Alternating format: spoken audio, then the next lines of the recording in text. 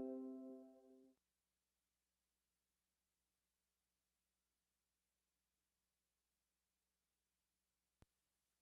Book of Joshua, chapter 1. Now after the death of Moses, the servant of the Lord, it came to pass that the Lord spake unto Joshua the son of Nun, Moses' minister, saying, Moses my servant is dead. Now therefore arise, go over this Jordan, thou and all this people, unto the land which I do give to them, even to the children of Israel. Every place that the sole of your foot shall tread upon, that have I given unto you, as I said unto Moses, from the wilderness and this Lebanon even unto the great river, the river Euphrates, all the land of the Hittites, and unto the great sea toward the going down of the sun, shall be your coast. There shall not any man be able to stand before thee all the days of thy life. As I was with Moses, so I will be with thee. I will not fail thee nor forsake thee. Be strong, and of a good courage. For unto this people shalt thou divide for an inheritance the land which I swear unto their fathers to give them.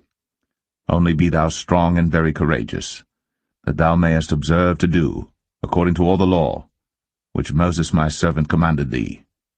Turn not from it to the right hand or to the left, that thou mayest prosper whithersoever thou goest. This book of the law shall not depart out of thy mouth, but thou shalt meditate therein day and night, that thou mayest observe to do according to all that is written therein. For then thou shalt make thy way prosperous, and then thou shalt have good success. Have not I commanded thee? Be strong, and of a good courage. Be not afraid, neither be thou dismayed. For the Lord thy God is with thee whithersoever thou goest.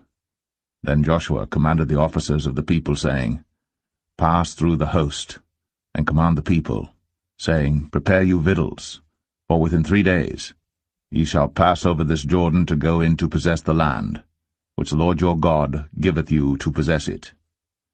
And to the Reubenites, and to the Gadites, and to half the tribe of Manasseh spake Joshua, saying, Remember the word which Moses the servant of the Lord commanded you, saying, The Lord your God hath given you rest, and hath given you this land. Your wives, your little ones, and your cattle shall remain in the land which Moses gave you on this side Jordan. But ye shall pass before your brethren armed, all the mighty men of valor, and help them, until the Lord have given your brethren rest, as he hath given you. And they also have possessed the land which the Lord your God giveth them. Then ye shall return unto the land of your possession, and enjoy it, which Moses the Lord's servant gave you on this side Jordan toward the sunrising. And they answered Joshua, saying, All that thou commandest us we will do, and whithersoever thou sendest us we will go, according as we hearkened unto Moses in all things, so will we hearken unto thee. Only the Lord thy God be with thee, as he was with Moses. Whosoever he be that doth rebel against thy commandment, and will not hearken unto thy words in all that thou commandest him, he shall be put to death. Only be strong, and of a good courage.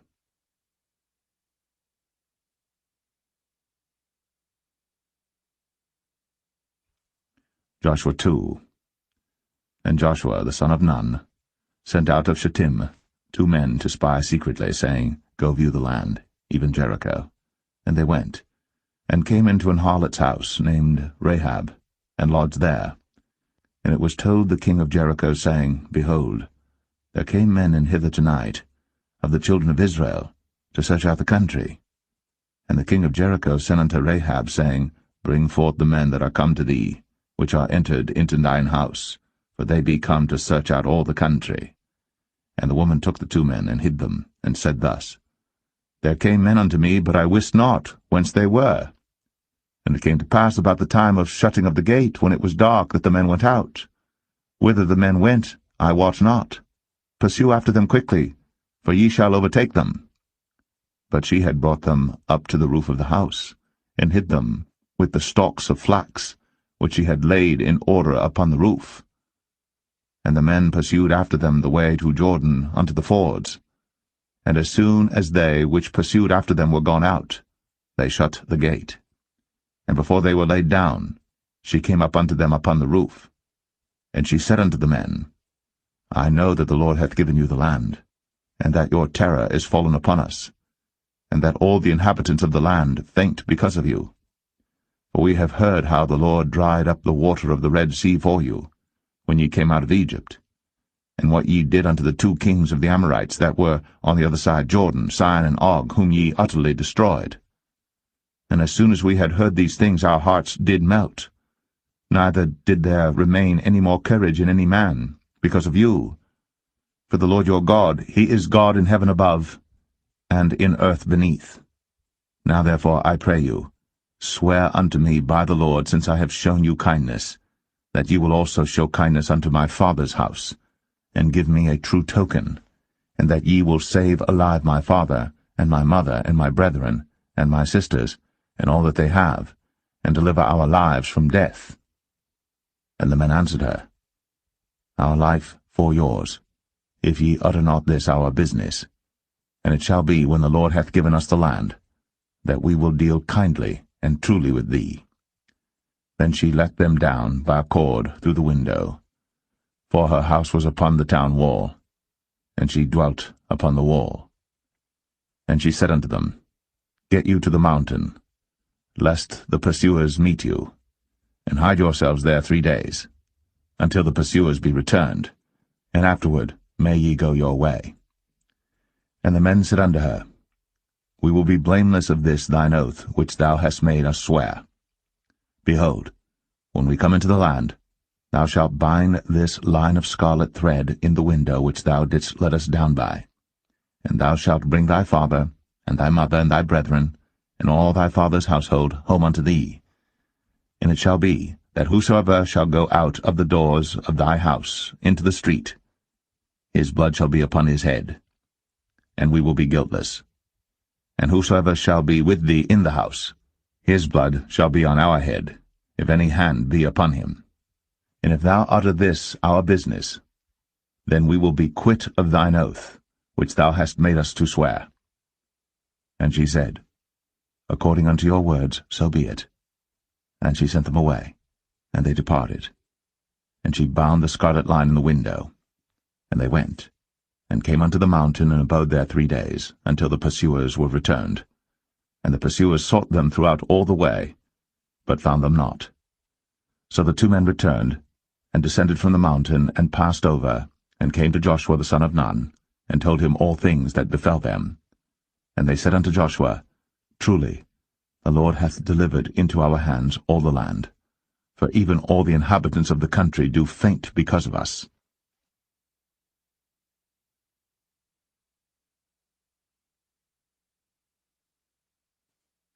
Joshua 3.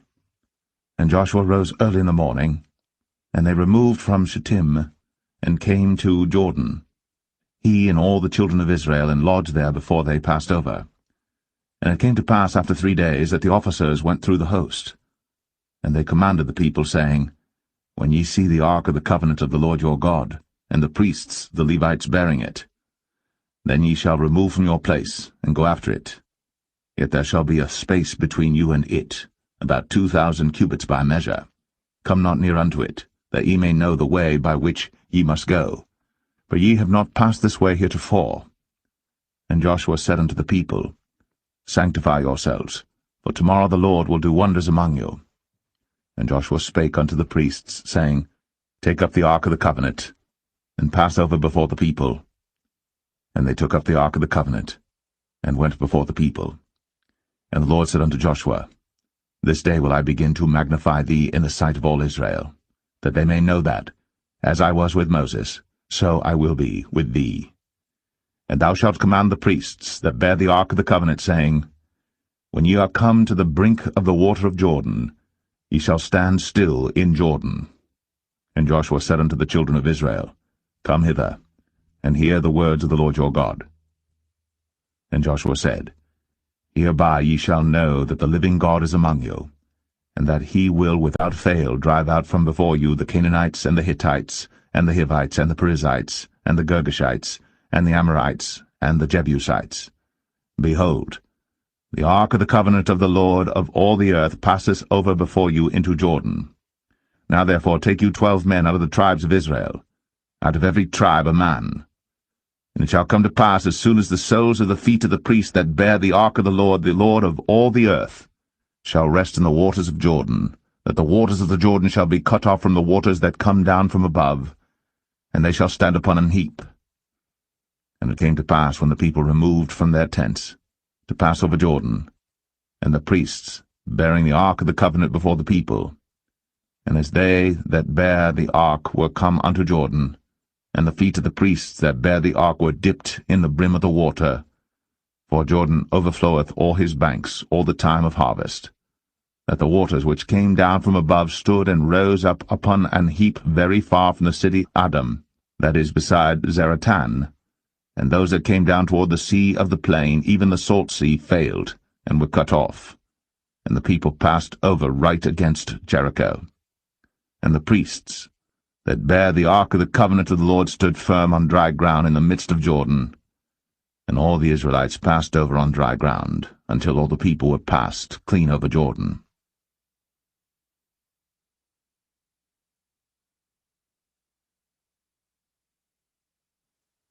Joshua 4. And it came to pass, when all the people were clean passed over Jordan, that the Lord spake unto Joshua, saying, Take you 12 men out of the people, out of every tribe a man, and command ye them, saying, Take you hence out of the midst of Jordan, out of the place where the priests' feet stood firm, 12 stones, and ye shall carry them over with you, and leave them in the lodging place, where ye shall lodge this night. Then Joshua called the 12 men, whom he had prepared of the children of Israel, out of every tribe a man. And Joshua said unto them, Pass over before the ark of the Lord your God into the midst of Jordan, and take you up every man of you a stone upon his shoulder, according unto the number of the tribes of the children of Israel, that this may be a sign among you, that when your children ask their fathers in time to come, saying, What mean ye by these stones? Then ye shall answer them, that the waters of Jordan were cut off before the ark of the covenant of the Lord when it passed over Jordan. The waters of Jordan were cut off, and these stones shall be for a memorial unto the children of Israel forever.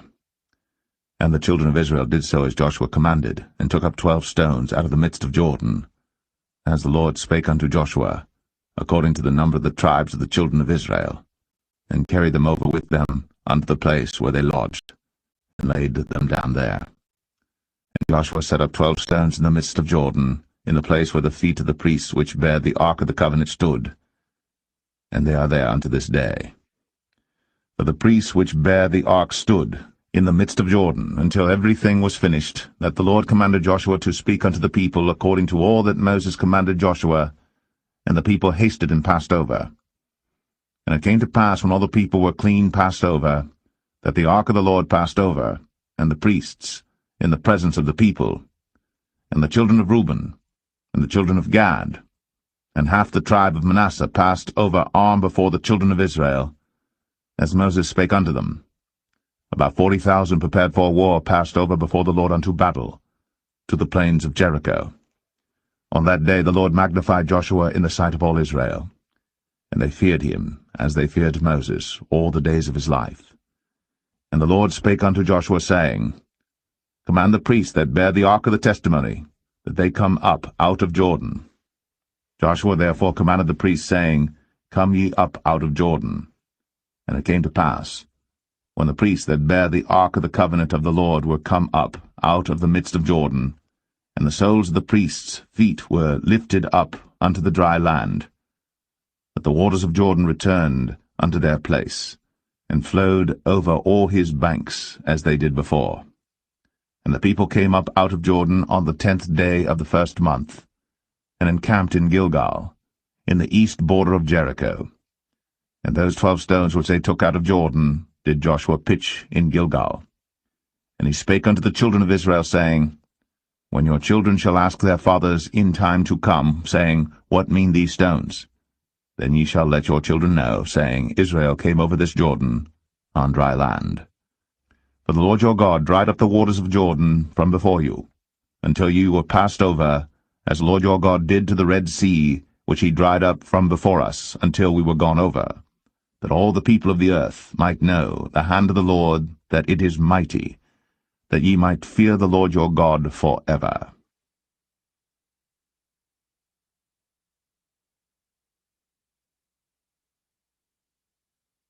Joshua 5. And it came to pass, when all the kings of the Amorites which were on the side of Jordan westward, and all the kings of the Canaanites which were by the sea, heard that the Lord had dried up the waters of the Jordan from before the children of Israel, until we were passed over, that their heart melted, neither was their spirit in them any more because of the children of Israel. At that time the Lord said unto Joshua, Make thee sharp knives, and circumcise again the children of Israel the second time. And Joshua made him sharp knives, and circumcised the children of Israel at the hill of the foreskins. And this is the cause why Joshua did circumcise all the people that came out of Egypt that were males, even all the men of war, died in the wilderness by the way, after they came out of Egypt. Now all the people that came out were circumcised, but all the people that were born in the wilderness by the way, as they came forth out of Egypt, them they had not circumcised. For the children of Israel walked 40 years in the wilderness, till all the people that were men of war, which came out of Egypt, were consumed, because they obeyed not the voice of the Lord, unto whom the Lord sware that he would not show them the land, which the Lord sware unto their fathers that he would give us, a land that floweth with milk and honey. And their children whom he raised up in their stead, them Joshua circumcised, but they were uncircumcised, because they had not circumcised them by the way. And it came to pass, when they had done circumcising all the people, that they abode in their places in the camp, till they were whole. And the Lord said unto Joshua, This day have I rolled away the reproach of Egypt from off you.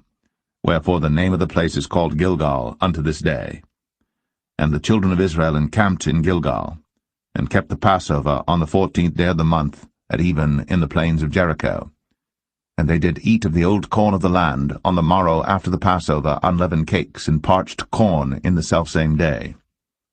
And the manna ceased on the morrow after they had eaten of the old corn of the land. Neither had the children of Israel manna any more, but they did eat of the fruit of the land of Canaan that year. And it came to pass, when Joshua was by Jericho, that he lifted up his eyes and looked, and behold, there stood a man over against him with his sword drawn in his hand. And Joshua went unto him, and said unto him, Art thou for us, or for our adversaries? And he said, Nay, but as captain of the host of the Lord am I now come.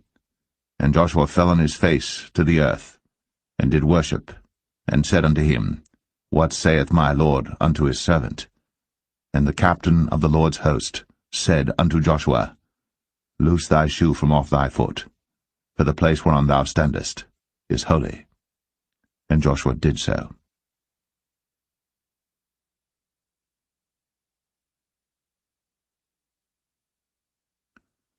Joshua 6.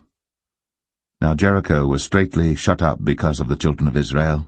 None went out, and none came in. And the Lord said unto Joshua, See, I have given into thine hand Jericho, and the king thereof, and the mighty men of valor. And ye shall compass the city, all ye men of war, and go round about the city once. Thus shalt thou do 6 days. And 7 priests shall bear before the ark 7 trumpets of ram's horns. And the 7th day ye shall compass the city 7 times, and the priests shall blow with the trumpets. And it shall come to pass, that when they make a long blast with the ram's horn, and when ye hear the sound of the trumpet, all the people shall shout with a great shout, and the wall of the city shall fall down flat. And the people shall ascend up every man straight before him. And Joshua the son of Nun called the priests, and said unto them, Take up the ark of the covenant, and let 7 priests bear 7 trumpets of ram's horns before the ark of the Lord. And he said unto the people, Pass on, and compass the city, and let him that is armed pass on before the ark of the Lord. And it came to pass, when Joshua had spoken unto the people, that the 7 priests bearing the 7 trumpets of ram's horns passed on before the Lord, and blew with the trumpets, and the ark of the covenant of the Lord followed them. And the armed men went before the priests that blew with the trumpets, and the rearward came after the ark, the priests going on, and blowing with the trumpets. And Joshua had commanded the people, saying, Ye shall not shout, nor make any noise with your voice, neither shall any word proceed out of your mouth until the day I bid you shout. Then shall ye shout. So the ark of the Lord compassed the city, going about it once. And they came into the camp, and lodge in the camp. And Joshua rose early in the morning, and the priests took up the ark of the Lord. And 7 priests bearing 7 trumpets of ram's horns before the ark of the Lord went on continually, and blew with the trumpets. And the armed men went before them. But the rearward came after the ark of the Lord, the priests going on and blowing with the trumpets. And the second day they compassed the city once, and returned into the camp. So they did 6 days. And it came to pass on the 7th day that they rose early about the dawning of the day, and compassed the city after the same manner 7 times. Only on that day they compassed the city 7 times. And it came to pass at the 7th time, when the priests blew with the trumpets, Joshua said unto the people, Shout, for the Lord hath given you the city. And the city shall be accursed, even it, and all that are therein to the Lord. Only Rahab the harlot shall live, she and all that are with her in the house, because she hid the messengers that we sent. And ye, in any wise, keep yourselves from the accursed thing, lest ye make yourselves accursed, when ye take of the accursed thing, and make the camp of Israel a curse, and trouble it. But all the silver and gold and vessels of brass and iron are consecrated unto the Lord, they shall come into the treasury of the Lord. So the people shouted when the priests blew with the trumpets. And it came to pass, when the people heard the sound of the trumpet, and the people shouted with a great shout, that the wall fell down flat, so that the people went up into the city, every man straight before him, and they took the city. And they utterly destroyed all that was in the city, both man and woman, young and old, and ox and sheep and ass, with the edge of the sword. But Joshua had said unto the 2 men that had spied out the country, Go into the harlot's house, and bring out thence the woman, and all that she hath, as ye swear unto her. And the young men that were spies went in, and brought out Rahab, and her father, and her mother, and her brethren, and all that she had. And they brought out all her kindred, and left them without the camp of Israel. And they burnt the city with fire, and all that was therein, only the silver and the gold, and the vessels of brass and of iron, they put into the treasury of the house of the Lord. And Joshua saved Rahab the harlot alive, and her father's household, and all that she had. And she dwelleth in Israel even unto this day, because she hid the messengers which Joshua sent to spy out Jericho. And Joshua adjured them at that time, saying, Cursed be the man before the Lord that riseth up and buildeth this city Jericho. He shall lay the foundation thereof in his firstborn, and in his youngest son shall he set up the gates of it. So the Lord was with Joshua, and his fame was noised throughout all the country.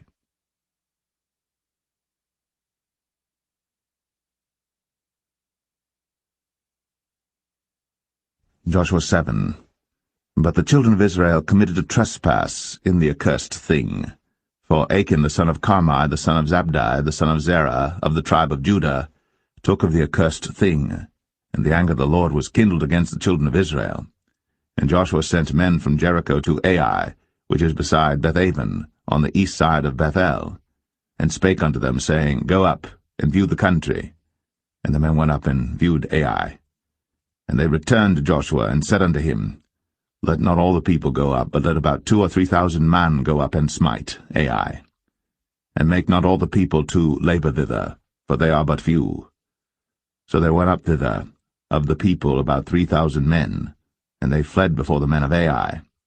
And the men of Ai smote of them about 36 men. For they chased them from before the gate even unto Shebarim, and smote them in the going down, wherefore the hearts of the people melted, and became as water. And Joshua rent his clothes, and fell to the earth upon his face before the ark of the Lord until the eventide, he and the elders of Israel, and put dust upon their heads. And Joshua said, Alas, O Lord God, wherefore hast thou at all brought this people over Jordan to deliver us into the hand of the Amorites to destroy us? Would to God we had been content and dwelt on the other side Jordan. O Lord, what shall I say when Israel turneth their backs before their enemies? For the Canaanites and all the inhabitants of the land shall hear of it, and shall environ us round, and cut off our name from the earth. And what wilt thou do unto thy great name? And the Lord said unto Joshua, Get thee up. Wherefore liest thou thus upon thy face? Israel hath sinned, and they have also transgressed my covenant which I commanded them. For they have even taken of the accursed thing, and have also stolen, and dissembled also, and they have put it even among their own stuff. Therefore the children of Israel could not stand before their enemies, but turned their backs before their enemies, because they were accursed. Neither will I be with you any more, except ye destroy the accursed from among you. Up, sanctify the people, and say, Sanctify yourselves against tomorrow. For thus saith the Lord God of Israel, There is an accursed thing in the midst of thee, O Israel. Thou canst not stand before thine enemies, until ye take away the accursed thing from among you. In the morning therefore ye shall be brought according to your tribes. And it shall be, that the tribe which the Lord taketh shall come according to the families thereof. And the family which the Lord shall take shall come by households, and the household which the Lord shall take shall come man by man. And it shall be that he that is taken with the accursed thing shall be burnt with fire, he and all that he hath, because he hath transgressed the covenant of the Lord, and because he hath wrought folly in Israel. So Joshua rose up early in the morning, and brought Israel by their tribes, and the tribe of Judah was taken. And he brought the family of Judah, and he took the family of the Zarhites, and he brought the family of the Zarhites man by man, and Zabdi was taken, and he brought his household man by man, and Achan the son of Carmi, the son of Zabdi, the son of Zerah, of the tribe of Judah was taken. And Joshua said unto Achan, My son, give, I pray thee, glory to the Lord God of Israel, and make confession unto him, and tell me now what thou hast done, hide it not from me. And Achan answered Joshua, and said, Indeed, I have sinned against the Lord God of Israel, and thus have I done. When I saw among the spoils a goodly Babylonish garment, and 200 shekels of silver, and a wedge of gold of 50 shekels weight, then I coveted them, and took them, and behold, they are hid in the earth in the midst of my tent, and the silver under it. So Joshua sent messengers, and they ran into the tent, and behold, it was hid in his tent, and the silver under it.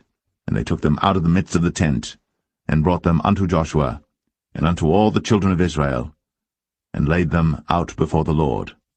And Joshua, and all Israel with him, took Achan, the son of Zerah, and the silver, and the garment, and the wedge of gold, and his sons, and his daughters, and his oxen, and his asses, and his sheep, and his tent, and all that he had. And they brought them unto the valley of Achor. And Joshua said, Why hast thou troubled us? The Lord shall trouble thee this day. And all Israel stoned him with stones, and burned them with fire, after they had stoned them with stones. And they raised over him a great heap of stones unto this day. So the Lord turned from the fierceness of his anger, wherefore the name of that place was called the Valley of Achor unto this day.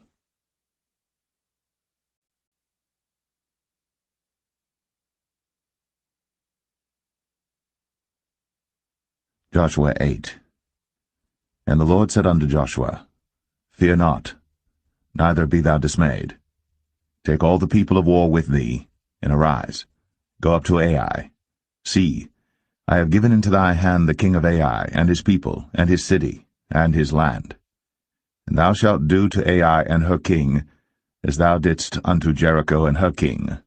Only the spoil thereof, and the cattle thereof shall ye take for a prey unto yourselves. Lay thee an ambush for the city behind it. So Joshua rose, and all the people of war, to go up against Ai. And Joshua chose out 30,000 mighty men of valor, and sent them away by night. And he commanded them, saying, Behold, ye shall lie in wait against the city, even behind the city. Go not very far from the city, but be ye all ready. And I, and all the people that are with me, will approach unto the city. And it shall come to pass, when they come out against us, as at the first, that we will flee before them. For they will come out after us, till we have drawn them from the city.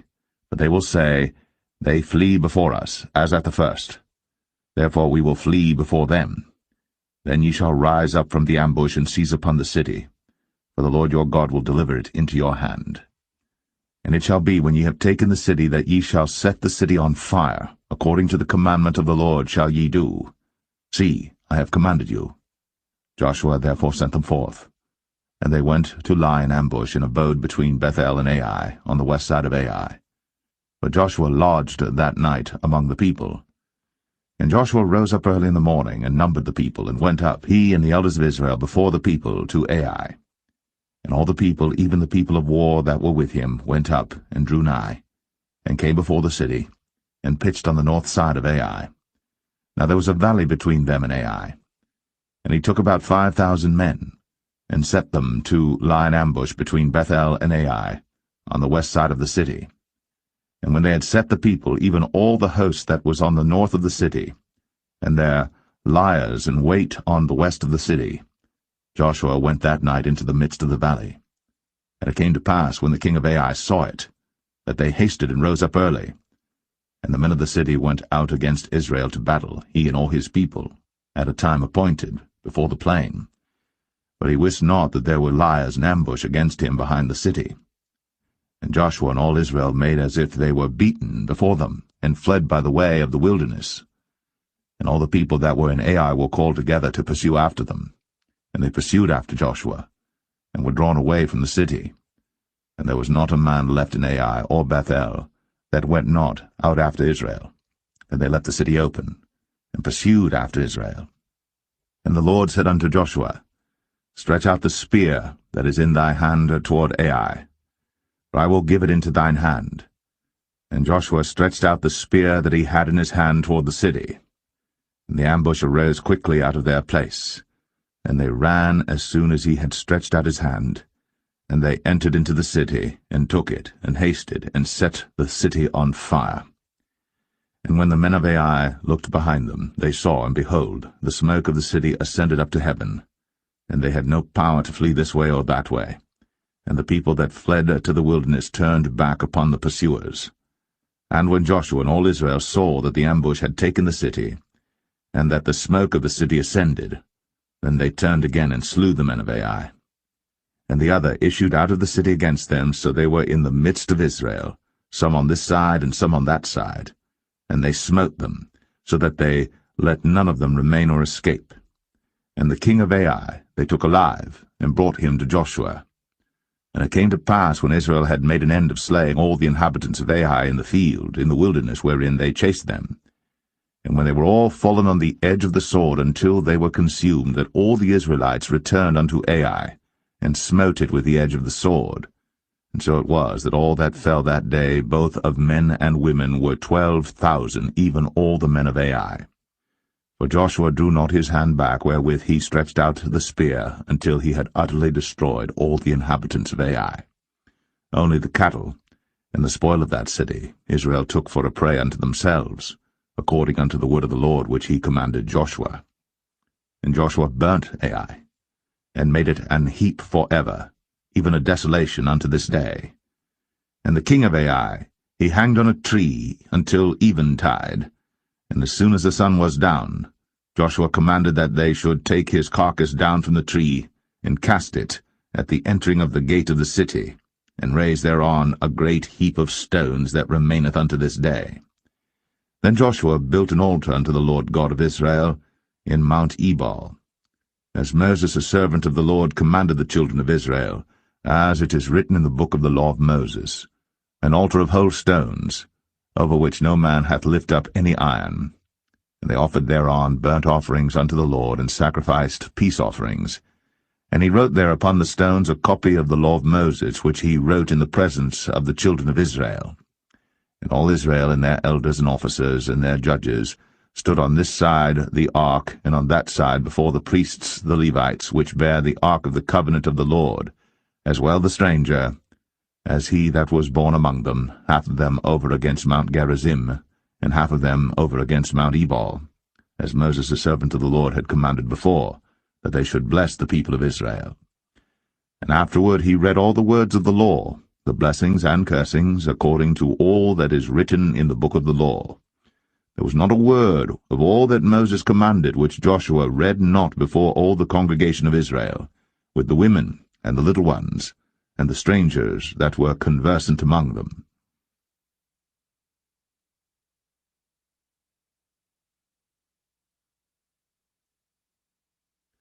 Joshua 9. And it came to pass, when all the kings which were on this side Jordan, in the hills and in the valleys, and in all the coasts of the great sea over against Lebanon, the Hittite and the Amorite, the Canaanite, the Perizzite, the Hivite, and the Jebusite heard thereof, that they gathered themselves together to fight with Joshua and with Israel, with one accord. And when the inhabitants of Gibeon heard what Joshua had done unto Jericho and to Ai, they did work wilily, and went and made as if they had been ambassadors, and took old sacks upon their asses, and wine bottles old and rent and bound up, and old shoes, and clouted upon their feet, and old garments upon them, and all the bread of their provision was dry and mouldy. And they went to Joshua unto the camp at Gilgal, and said unto him, and to the men of Israel, We be come from a far country. Now therefore make ye a league with us. And the men of Israel said unto the Hivites, Peradventure ye dwell among us, and how shall we make a league with you? And they said unto Joshua, We are thy servants. And Joshua said unto them, Who are ye? And from whence come ye? And they said unto him, From a very far country thy servants are come because of the name of the Lord thy God. For we have heard the fame of him, and all that he did in Egypt, and all that he did to the 2 kings of the Amorites that were beyond Jordan, to Sihon king of Heshbon, and to Og king of Bashan, which was at Ashtaroth.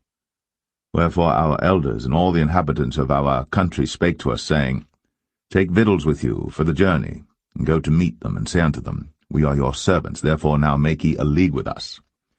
This our bread we took hot for our provision out of our houses on the day we came forth to go unto you. But now, behold, it is dry, and it is mouldy.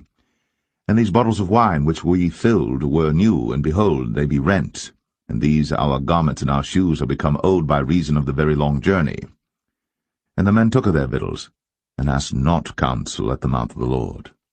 And Joshua made peace with them, and made a league with them, to let them live. And the princes of the congregation sware unto them. And it came to pass at the end of 3 days, after they had made a league with them, that they heard that they were their neighbors, and that they dwelt among them. And the children of Israel journeyed, and came unto their cities on the 3rd day. Now their cities were Gibeon, and Shephirah, and Beeroth, and Kirjath-jearim. And the children of Israel smote them not, because the princes of the congregation had sworn unto them by the Lord God of Israel. And all the congregation murmured against the princes. But all the princes said unto all the congregation, We have sworn unto them by the Lord God of Israel. Now therefore we may not touch them. This we will do to them. We will even let them live, lest wrath be upon us, because of the oath which we swear unto them. And the princes said unto them, Let them live, but let them be hewers of wood and drawers of water unto all the congregation, as the princes had promised them. And Joshua called for them, and he spake unto them, saying, Wherefore have ye beguiled us, saying, We are very far from you, when ye dwell among us? Now therefore ye are cursed, and there shall none of you be freed from being bondmen, and hewers of wood and drawers of water for the house of my God. And they answered Joshua and said, Because it was certainly told thy servants how that the Lord thy God commanded his servant Moses to give you all the land, and to destroy all the inhabitants of the land from before you. Therefore we were sore afraid of our lives because of you, and have done this thing. And now behold, we are in thine hand, as it seemeth good and right unto thee to do unto us, do. And so did he unto them, and delivered them out of the hand of the children of Israel, that they slew them not. And Joshua made them that day hewers of wood, and drawers of water for the congregation, and for the altar of the Lord, even unto this day, in the place which he should choose.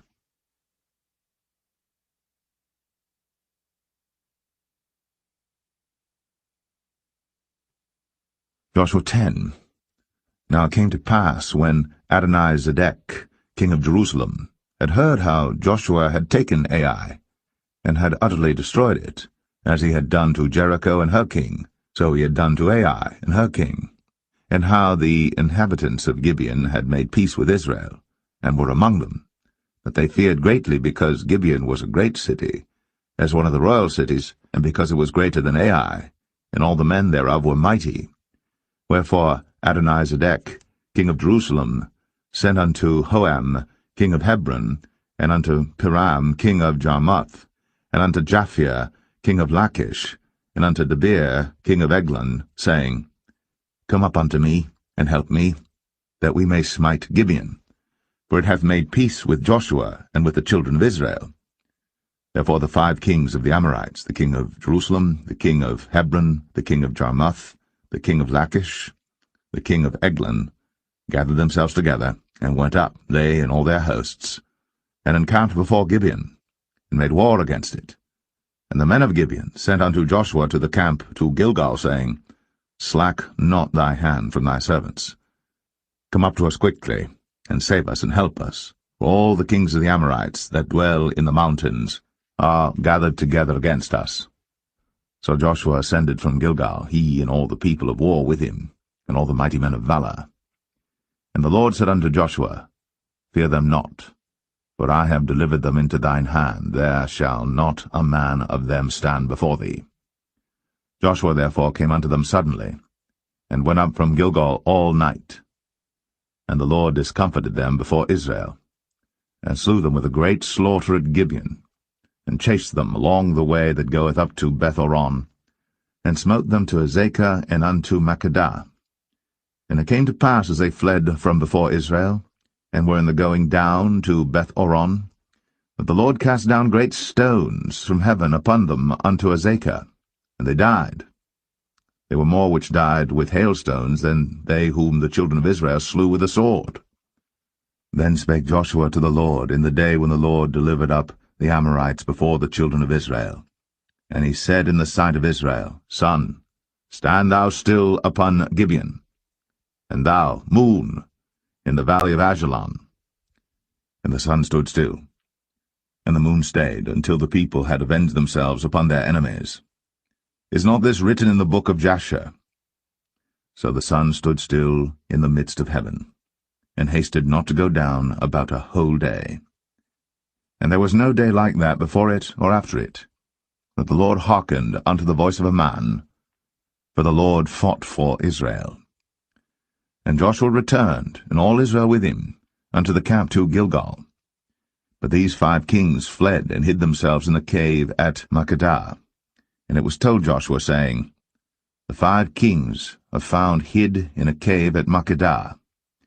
And Joshua said, Roll great stones upon the mouth of the cave, and set men by it for to keep them. And stay ye not, but pursue after your enemies, and smite the hindmost of them. Suffer them not to enter into their cities, for the Lord your God hath delivered them into your hand. And it came to pass, when Joshua and the children of Israel had made an end of slaying them with a very great slaughter, till they were consumed, that the rest which remained of them entered into fenced cities. And all the people returned to the camp to Joshua at Makkedah in peace. None moved his tongue against any of the children of Israel. Then said Joshua, Open the mouth of the cave, and bring out those 5 kings unto me out of the cave. And they did so, and brought forth those 5 kings unto him out of the cave, the king of Jerusalem, the king of Hebron, the king of Jarmuth, the king of Lachish, and the king of Eglon.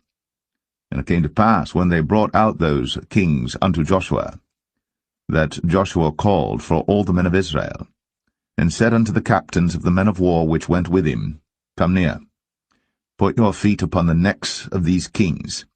And they came near, and put their feet upon the necks of them. And Joshua said unto them, Fear not, nor be dismayed. Be strong and of good courage. For thus shall the Lord do to all your enemies against whom ye fight.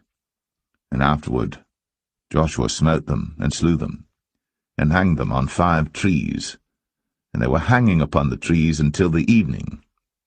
And it came to pass at the time of the going down of the sun, that Joshua commanded, and they took them down off the trees, and cast them into the cave wherein they had been hid, and laid great stones in the cave's mouth, which remain until this very day. And that day Joshua took Makkedah, and smote it with the edge of the sword. And the king thereof he utterly destroyed them, and all the souls that were therein. He let none remain. And he did to the king of Makkedah as he did unto the king of Jericho. Then Joshua passed from Makkedah, and all Israel with him, unto Libnah, and fought against Libnah. And the Lord delivered it also, and the king thereof, into the hand of Israel. And he smote it with the edge of the sword, and all the souls that were therein. He let none remain in it, but did unto the king thereof as he did unto the king of Jericho. And Joshua passed from Libnah, and all Israel with him, unto Lachish, and encamped against it, and fought against it. And the Lord delivered Lachish into the hand of Israel, which took it on the second day, and smote it with the edge of the sword, and all the souls that were therein, according to all that he had done to Libnah. Then Oram, king of Gezer, came up to help Lachish. And Joshua smote him and his people until he had left him none remaining. And from Lachish Joshua passed unto Eglon, and all Israel with him, and then camped against it, and fought against it. And they took it on that day, and smote it with the edge of the sword, and all the souls that were therein he utterly destroyed that day, according to all that he had done to Lachish.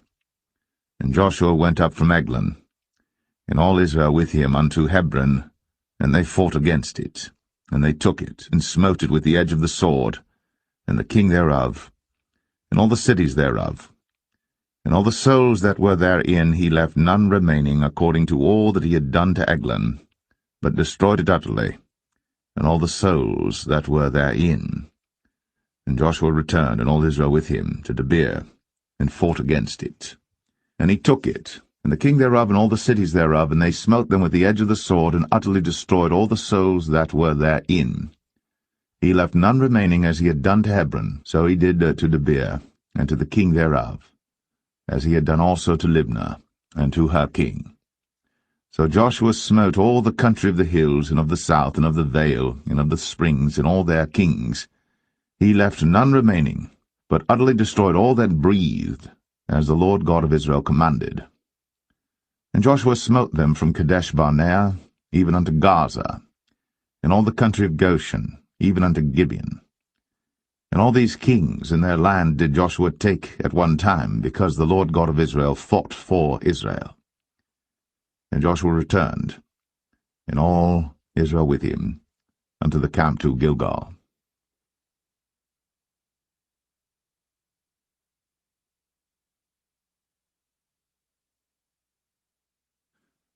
Joshua 11. And it came to pass, when Jabin, king of Hazor, had heard those things, that he sent to Jobab, king of Madon, and to the king of Shimron, and to the king of Achshaph, and to the kings that were on the north of the mountains, and of the plains south of Chinneroth, and in the valley, and in the borders of Dor on the west, and to the Canaanite on the east and on the west, and to the Amorite, and the Hittite, and the Perizzite, and the Jebusite in the mountains, and to the Hivite, under Hermon, in the land of Mizpeh.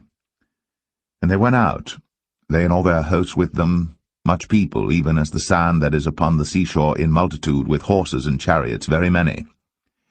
And when all these kings were met together, they came and pitched together at the waters of Merom, to fight against Israel. And the Lord said unto Joshua, Be not afraid because of them, for tomorrow about this time I will deliver them up all slain before Israel.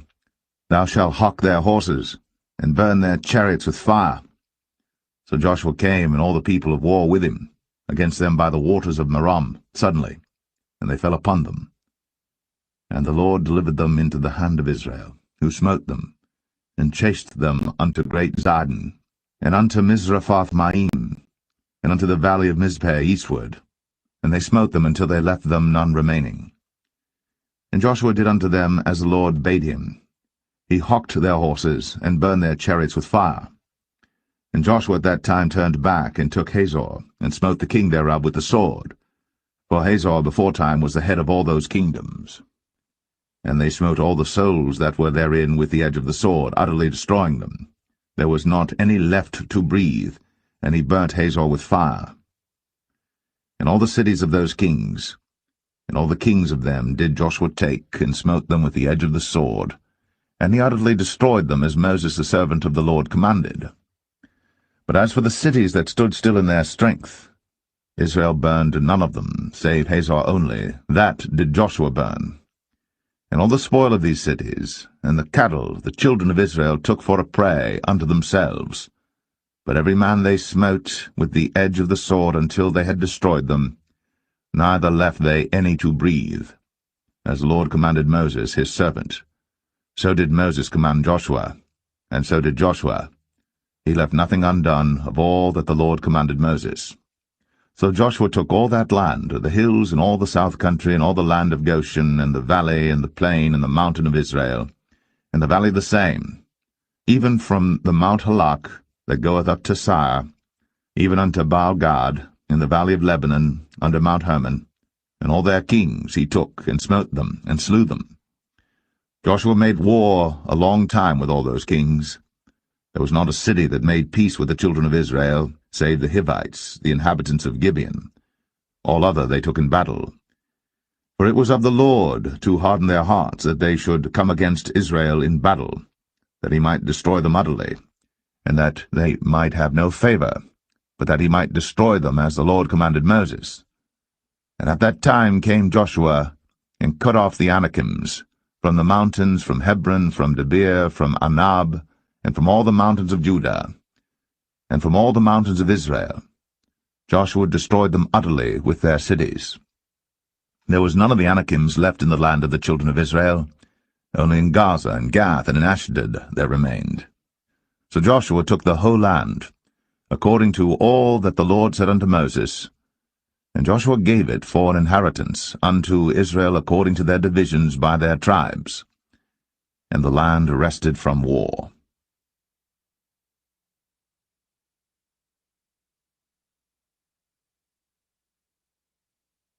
Joshua 12. Now these are the kings of the land which the children of Israel smote, and possessed their land on the other side Jordan toward the rising of the sun, from the river Arnon unto Mount Hermon, and all the plain on the east. Sihon king of the Amorites, who dwelt in Heshbon, and ruled from Aroer, which is upon the bank of the river Arnon, and from the middle of the river, and from half Gilead even unto the river Jabbok, which is the border of the children of Ammon, and from the plain of the sea of Chinneroth on the east, and unto the sea of the plain, even the salt sea on the east, the way to Beth Jeshemeth, and from the south under Ashtath Pisgah, and the coast of Og, king of Bashan, which was of the remnant of the giants that dwelt in Ashtaroth, and at Edrei, and reigned in Mount Hermon, and in Salcah, and in all Bashan, unto the border of the Geshurites, and the Maacathites, and half Gilead, the border of Sihon king of Heshbon. Them did Moses the servant of the Lord, and the children of Israel smite. And Moses the servant of the Lord gave it for a possession unto the Reubenites, and the Gadites, and the half tribe of Manasseh. And these are the kings of the country which Joshua and the children of Israel smote on this side Jordan on the west, from Baal-gad in the valley of Lebanon even unto the Mount Halak, that goeth up to Sire, which Joshua gave unto the tribes of Israel for possession according to their divisions, in the mountains, and in the valleys, and in the plains, and in the springs, and in the wilderness, and in the south country, the Hittites, the Amorites, and the Canaanites, the Perizzites, the Hivites, and the Jebusites. The king of Jericho won, the king of Ai, which is beside Bethel, won. The king of Jerusalem won, the king of Hebron won, the king of Jarmuth won, the king of Lachish won, the king of Eglon won, the king of Gezer won, the king of Debir won, the king of Geder won, the king of Hormah won, the king of Arad won, the king of Libnah won, the king of Adullam won, the king of Makkedah won, the king of Bethel won, the king of Tappuah won, the king of Hepher won, the king of Aphek won, the king of Lasharon won, the king of Madon won, the king of Hazor won, the king of Shimron Meron won, the king of Akshaph won, the king of Tanakh won, the king of Megiddo won, the king of Kadesh won, the king of Jokneam of Carmel won, the king of Dor in the coast of Dor won, the king of the nations of Gilgal won, the king of Tirzah won, all the kings 30-1.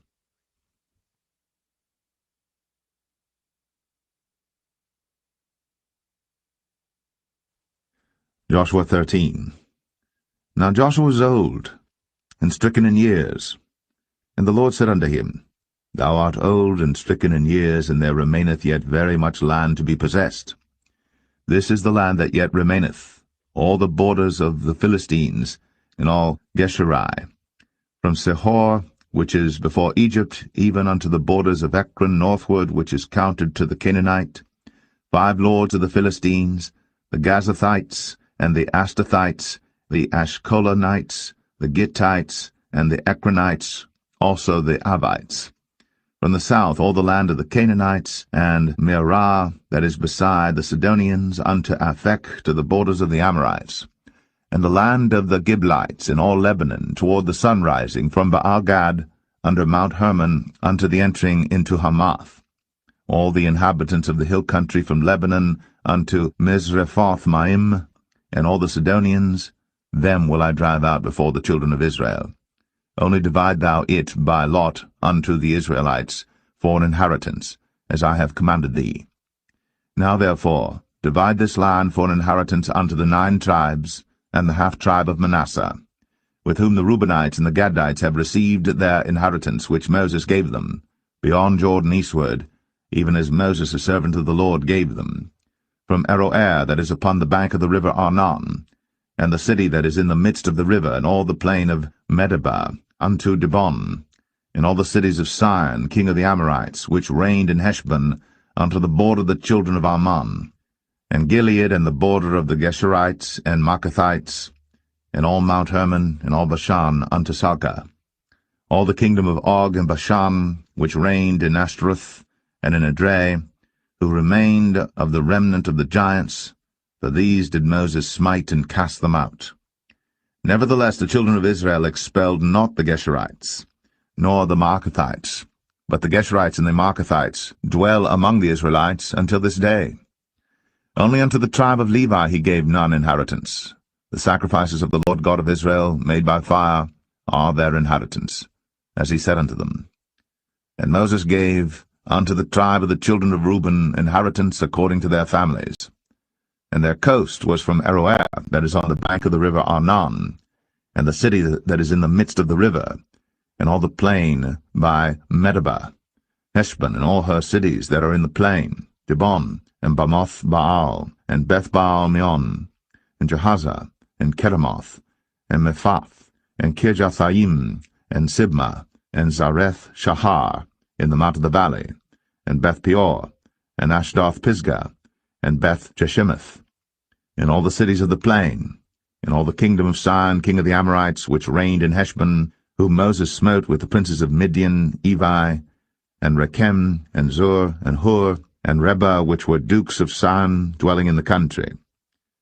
Balaam also the son of Beor, the soothsayer, did the children of Israel slay with the sword among them that were slain by them. And the border of the children of Reuben was Jordan, and the border thereof. This was the inheritance of the children of Reuben, after their families, the cities and the villages thereof. And Moses gave inheritance unto the tribe of Gad, even unto the children of Gad according to their families. And their coast was Jazer, and all the cities of Gilead, and half the land of the children of Ammon unto Aroer, that is before Rabbah, and from Heshbon unto Ramath-Mizpah, and Betonim, and from Mahanaim unto the border of Debir, and in the valley Beth-Aram and Beth-Nimrah, and Succoth and Zaphon, the rest of the kingdom of Sion, king of Heshbon, Jordan and his border, even unto the edge of the sea of Chinnereth, on the other side Jordan eastward. This is the inheritance of the children of Gad after their families, the cities and their villages. And Moses gave inheritance unto the half-tribe of Manasseh, and this was the possession of the half-tribe of the children of Manasseh by their families.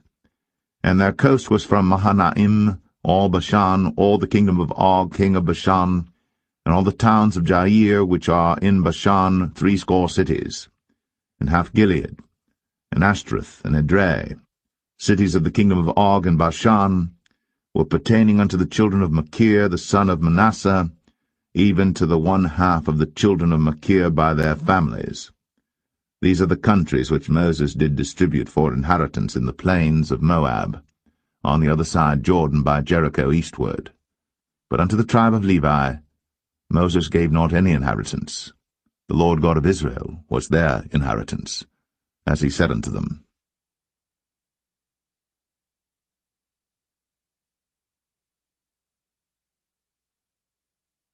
Joshua 14.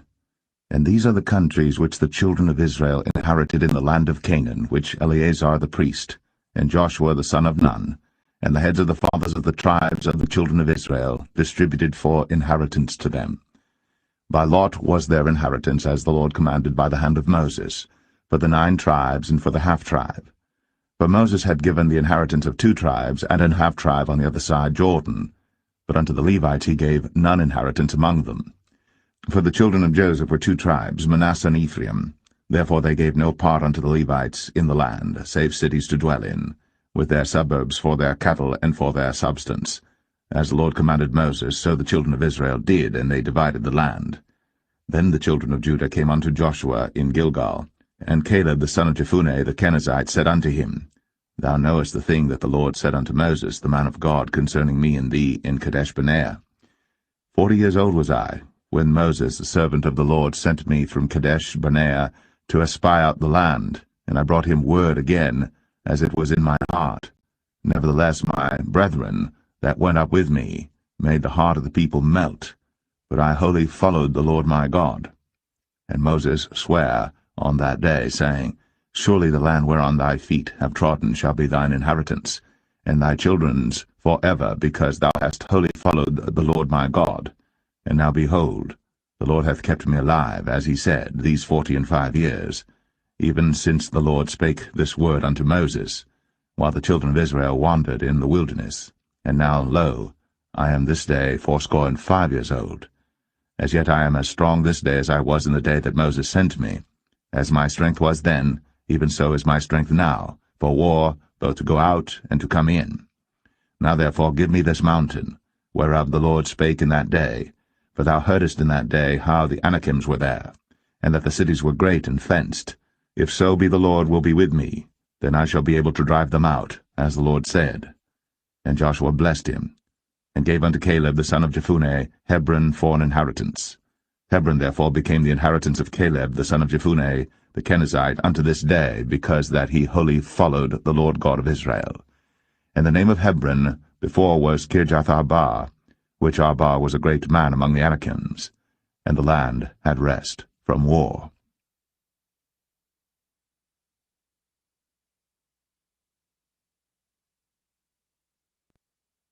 Joshua 15. This then was the lot of the tribe of the children of Judah by their families, even to the border of Edom, the wilderness of Zin. Southward was the uttermost part of the south coast. And their south border was from the shore of the salt sea, from the bay that looketh southward.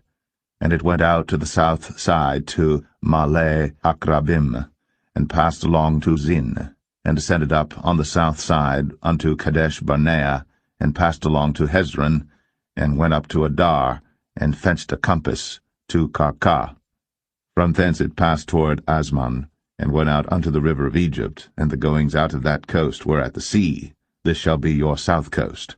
And the east border was the salt sea, even unto the end of Jordan, and their border in the north quarter was from the bay of the sea at the uttermost part of Jordan.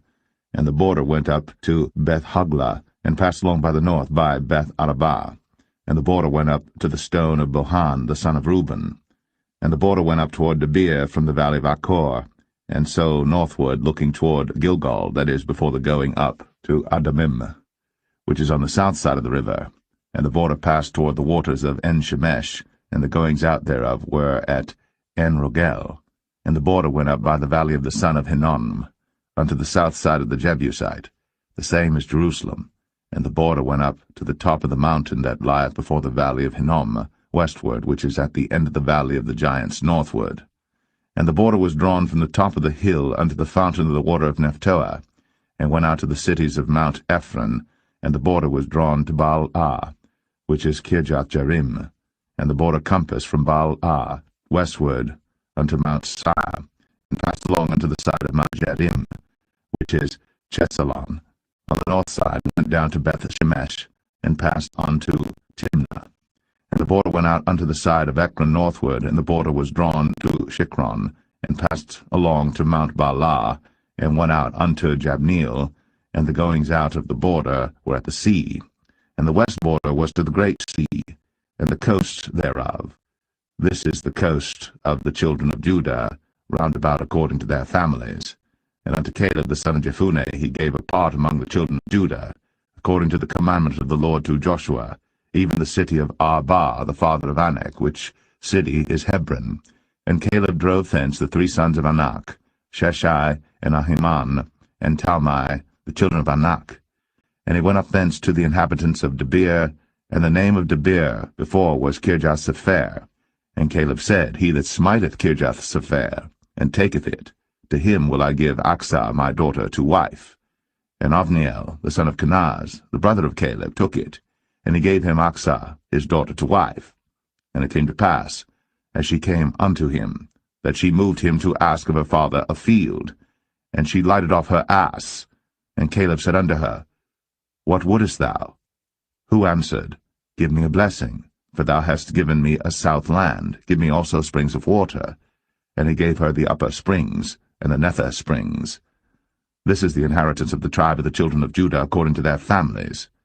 And the uttermost cities of the tribe of the children of Judah toward the coast of Edom southward were Kabzeel, and Adair, and Jagur, and Kinnah, and Dimnah, and Aradah, and Kadesh, and Hazor, and Ithnan, Ziph, and Telem, and Bealoth, and Hazor, and Haratah, and Kirioth, and Hezron, which is Hazor, Amam, and Shema, and Maladah, and Hazar Gadah, and Heshmon, and Beth Paulett, and Hazar Shual, and Beersheba, and Bizjothjah, Baalah, and Aim, and Azem, and El-Talad, and Chesil, and Hormah, and Ziklag, and Madmanah, and Sansanah, and Lebaoth, and Shilhim, and Ain, and Rimmon. All the cities are 29, with their villages. And in the valley, Eshtaol, and Zoreah, and Ashnah, and Zanoah, and Enganim, Tapua, and Anam, Jarmuth, and Adullam, Sokoh, and Azekah, and Shadaim, and Adathaim, and Gederah, and Gederothaim, 14 cities with their villages, Zenan, and Hadashah, and Migdal-Gad, and Dilian, and Mespah, and Joktheel, Lachish, and Bozkath, and Eglon, and Kabon, and Lamam, and Kitlish, and Gederoth, Beth-Dagon, and Naamah, and Makkedah, 16 cities with their villages, Libnah, and Ether, and Ashan, and Jiphthah, and Ashnah, and Nazib, and Keilah, and Akzib, and Maresha, 9 cities with their villages, Ekron with her towns and her villages. From Ekron even unto the sea all that lay near Ashdod with their villages, Ashdod with her towns and her villages, Gaza with her towns and her villages, unto the river of Egypt, and the great sea and the border thereof. And in the mountains Shamir, and Jatir, and Sokoh, and Danah, and Kirjath-sanah, which is Debir, and Anab, and Eshtema, and Anim, and Goshen, and Holon, and Gilo, 11 cities with their villages, Arab, and Dumah, and Eshan, and Janum, and Beth-Tapua, and Aphekah, and Humtah, and Kirjath-arba, which is Hebron, and Zior, 9 cities with their villages, Maon, Carmel, and Ziph, and Juttah, and Jezreel, and Jokdeam, and Zanoah, Cain, Gibeah, and Timnah, 10 cities with their villages, Halhal, Beth-zur, and Gedor, and Marath, and Beth-anoth, and El-Tekon, 6 cities with their villages, Kirjath-baal, which is Kirjath-jearim, and Rabbah, 2 cities with their villages. In the wilderness, Beth-arabah, Medin, and Sekaka, and Nibshan, and the city of Salt, and En-gedi, 6 cities with their villages. As for the Jebusites, the inhabitants of Jerusalem, the children of Judah could not drive them out, but the Jebusites dwell with the children of Judah at Jerusalem unto this day.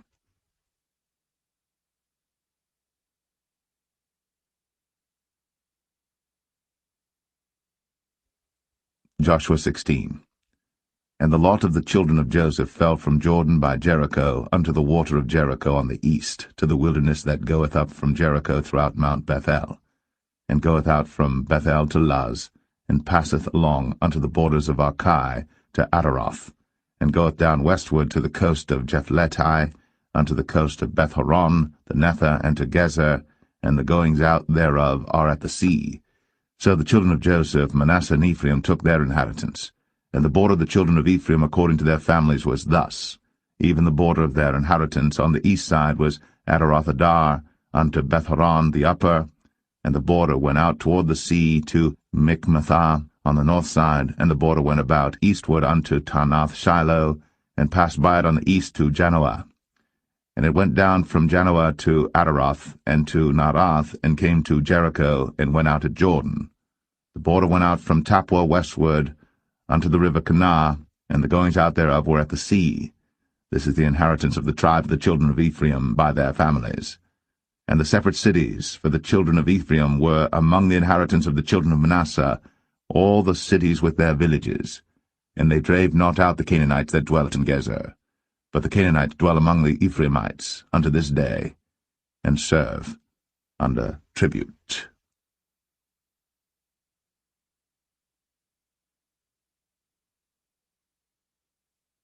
Joshua 17. There was also a lot for the tribe of Manasseh, for he was the firstborn of Joseph, to wit, for Machir, the firstborn of Manasseh, the father of Gilead, because he was a man of war. Therefore he had Gilead and Bashan. There was also a lot for the rest of the children of Manasseh by their families, for the children of Abiezer, and for the children of Helek, and for the children of Azriel, and for the children of Shechem, and for the children of Hepher, and for the children of Shemida. These were the male children of Manasseh, the son of Joseph, by their families. But Zelophehad, the son of Hepher, the son of Gilead, the son of Machir, the son of Manasseh, had no sons, but daughters, and these are the names of his daughters, Mahlah and Noah, Hoglah, Milcah, and Tirzah. And they came near before Eleazar the priest, and before Joshua the son of Nun, and before the princes, saying, The Lord commanded Moses to give us an inheritance among our brethren. Therefore, according to the commandment of the Lord, he gave them an inheritance among the brethren of their father. And there fell 10 portions to Manasseh, beside the land of Gilead and Bashan, which were on the other side Jordan, because the daughters of Manasseh had an inheritance among his sons, and the rest of Manasseh's sons had the land of Gilead. And the coast of Manasseh was from Asher to Michmethah, that lieth before Shechem, and the border went along on the right hand unto the inhabitants of En-Tappuah. Now Manasseh had the land of Tappuah, but Tappuah on the border of Manasseh belonged to the children of Ephraim. And the coast descended unto the river Kanah, southward of the river. These cities of Ephraim are among the cities of Manasseh. The coast of Manasseh also was on the north side of the river, and the outgoings of it were at the sea. Southward it was Ephraim's, and northward it was Manasseh's, and the sea is his border. And they met together in Asher on the north, and in Issachar on the east. And Manasseh had in Issachar and in Asher Beth-shean and her towns, and Ibleam and her towns, and the inhabitants of Dor and her towns, and the inhabitants of Endor and her towns, and the inhabitants of Taanach and her towns, and the inhabitants of Megiddo and her towns, even 3 countries. Yet the children of Manasseh could not drive out the inhabitants of those cities, but the Canaanites would dwell in that land. Yet it came to pass, when the children of Israel were waxen strong, that they put the Canaanites to tribute, but did not utterly drive them out. And the children of Joseph spake unto Joshua, saying, Why hast thou given me but one lot, and one portion to inherit, seeing I am a great people, forasmuch as the Lord hath blessed me hitherto? And Joshua answered them, If thou be a great people, then get thee up to the wood country, and cut down for thyself there in the land of the Perizzites, and of the giants, if Mount Ephraim be too narrow for thee. And the children of Joseph said, The hill is not enough for us, and all the Canaanites that dwell in the land of the valley have chariots of iron, both they who are of Beth-shean and her towns, and they who are of the valley of Jezreel. And Joshua spake unto the house of Joseph, even to Ephraim and to Manasseh, saying, Thou art a great people, and hast great power. Thou shalt not have one lot only. But the mountain shall be thine, for it is a wood, and thou shalt cut it down, and the outgoings of it shall be thine. For thou shalt drive out the Canaanites, though they have iron chariots, and though they be strong.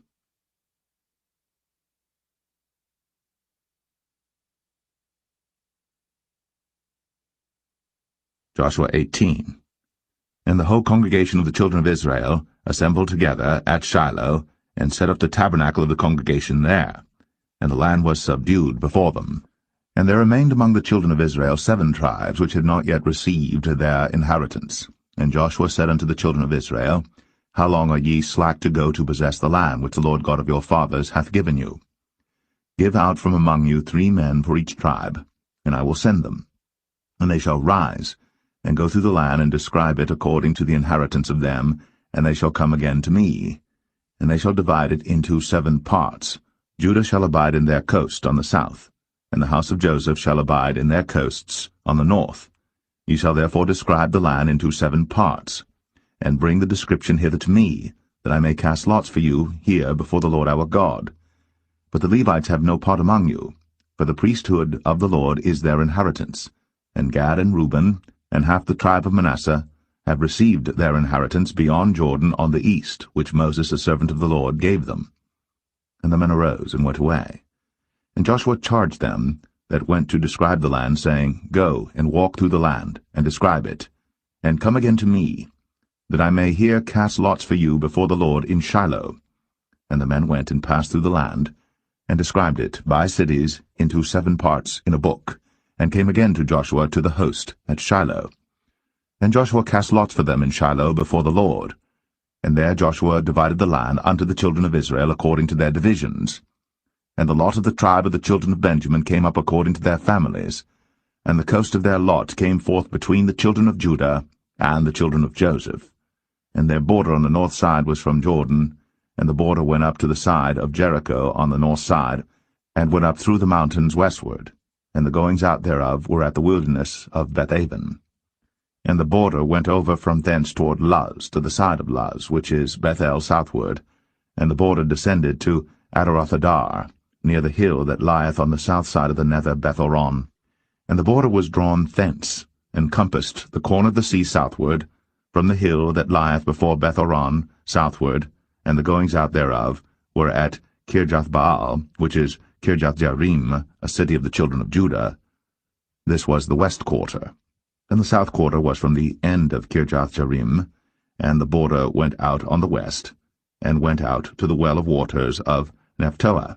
And the border came down to the end of the mountain that lieth before the valley of the son of Hinnom, and which is in the valley of the giants on the north, and descended to the valley of Hinnom, to the side of Jebusai on the south, and descended to En-Rogel, and was drawn from the north, and went forth to En-Shemesh, and went forth toward Gilaloth, which is over against the going up of Adumim, and descended to the stone of Boan, the son of Reuben, and passed along toward the side, over against Arabah northward, and went down unto Arabah.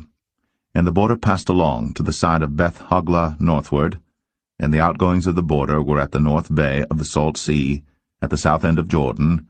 This was the south coast. And Jordan was the border of it on the east side. This was the inheritance of the children of Benjamin, by the coast thereof round about according to their families.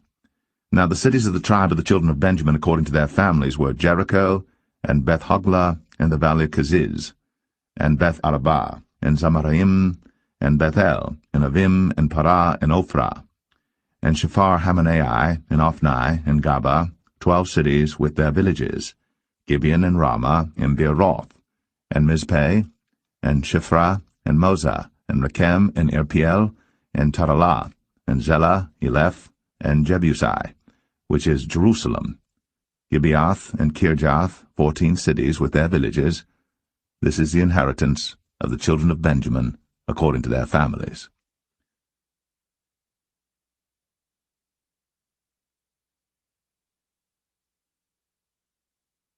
Joshua 19. And the second lot came forth to Simeon, even for the tribe of the children of Simeon according to their families, and their inheritance was within the inheritance of the children of Judah. And they had in their inheritance Beersheba, or Sheba, and Moladah, and Hazar-Shual, and Bala, and Azem, and El-Talad, and Bethul, and Hormah, and Ziklag, and Beth-Makabath, and Hazar-Susah, and Beth-Lebaoth, and Sharuim, 13 cities in their villages, Ain, Rimmon, and Ether, and Ashan, 4 cities in their villages, and all the villages that were round about these cities to Balath-beer, Ramoth of the south. This is the inheritance of the tribe of the children of Simeon according to their families. Out of the portion of the children of Judah was the inheritance of the children of Simeon, for the part of the children of Judah was too much for them. Therefore the children of Simeon had their inheritance within the inheritance of them. And the third lot came up for the children of Zebulun according to their families, and the border of their inheritance was unto Sarid.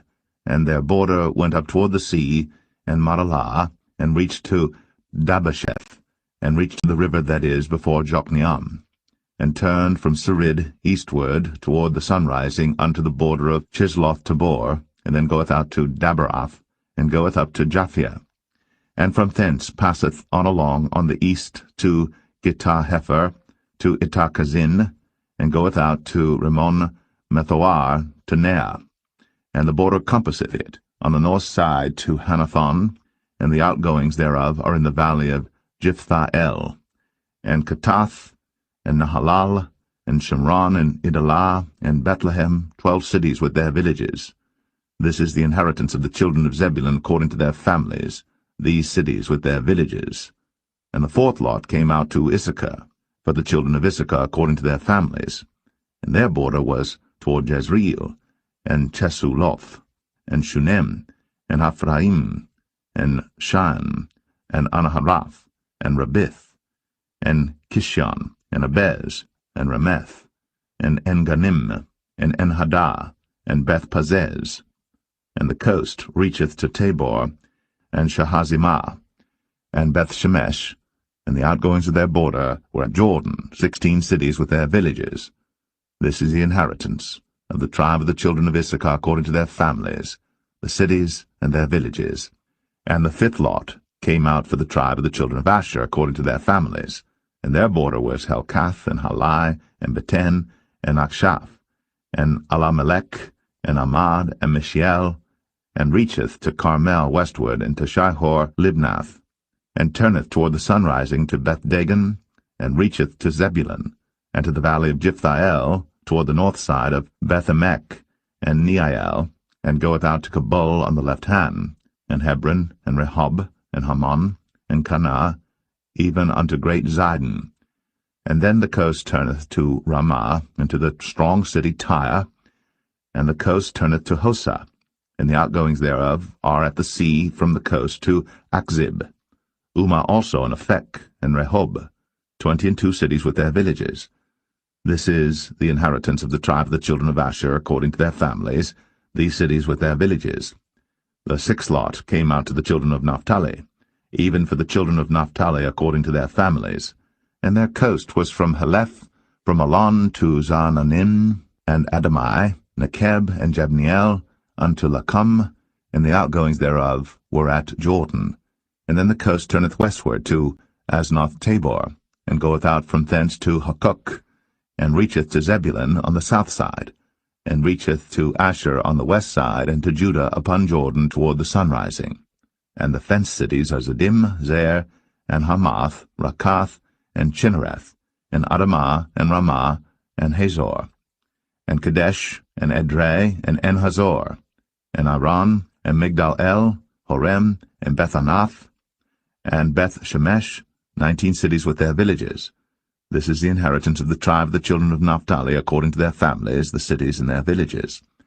And the seventh lot came out for the tribe of the children of Dan according to their families, and the coast of their inheritance was Zorah, and Eshtaol, and Ir-Shemesh, and Sha'alabim, and Ailan, and Jedlah, and Elon, and Thimnathah, and Ekron, and Eltekah, and Gibbethon, and Baalath, and Jehud, and Bene Barak, and Gath-Rimmon, and Mijarkon, and Rakon with the border before Japho.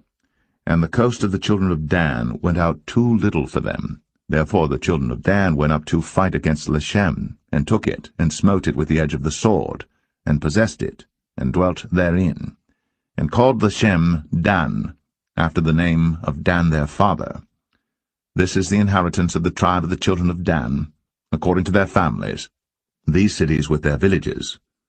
When they had made an end of dividing the land for inheritance by their coasts, the children of Israel gave an inheritance to Joshua the son of Nun among them. According to the word of the Lord they gave him the city which he asked, even Timnath-Serah, in Mount Ephraim, and he built the city, and dwelt therein. These are the inheritances which Eleazar the priest, and Joshua the son of Nun, and the heads of the fathers of the tribes of the children of Israel divided for an inheritance by lot in Shiloh before the Lord, at the door of the tabernacle of the congregation. So they made an end of dividing the country.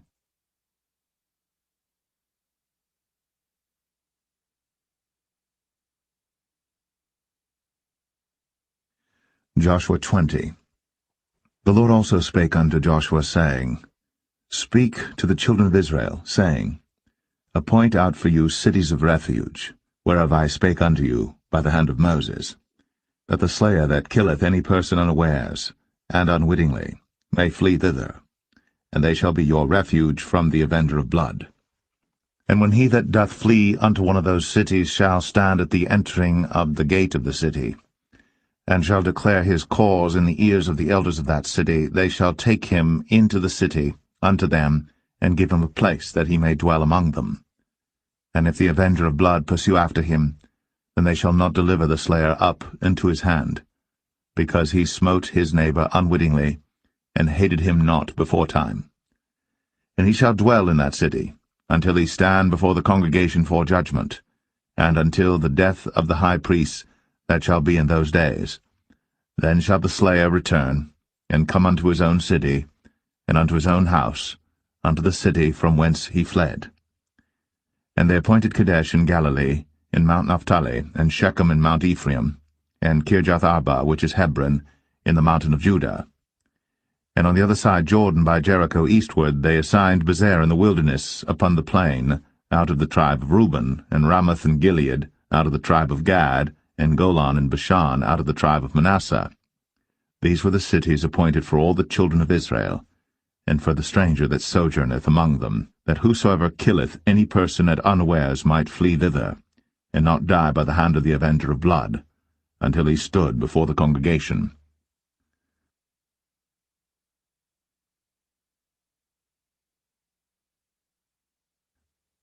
Joshua 21. Then came near the heads of the fathers of the Levites unto Eleazar the priest, and unto Joshua the son of Nun, and unto the heads of the fathers of the tribes of the children of Israel. And they spake unto them at Shiloh in the land of Canaan, saying, The Lord commanded by the hand of Moses to give us cities to dwell in, with the suburbs thereof for our cattle. And the children of Israel gave unto the Levites out of their inheritance, at the commandment of the Lord, these cities and their suburbs.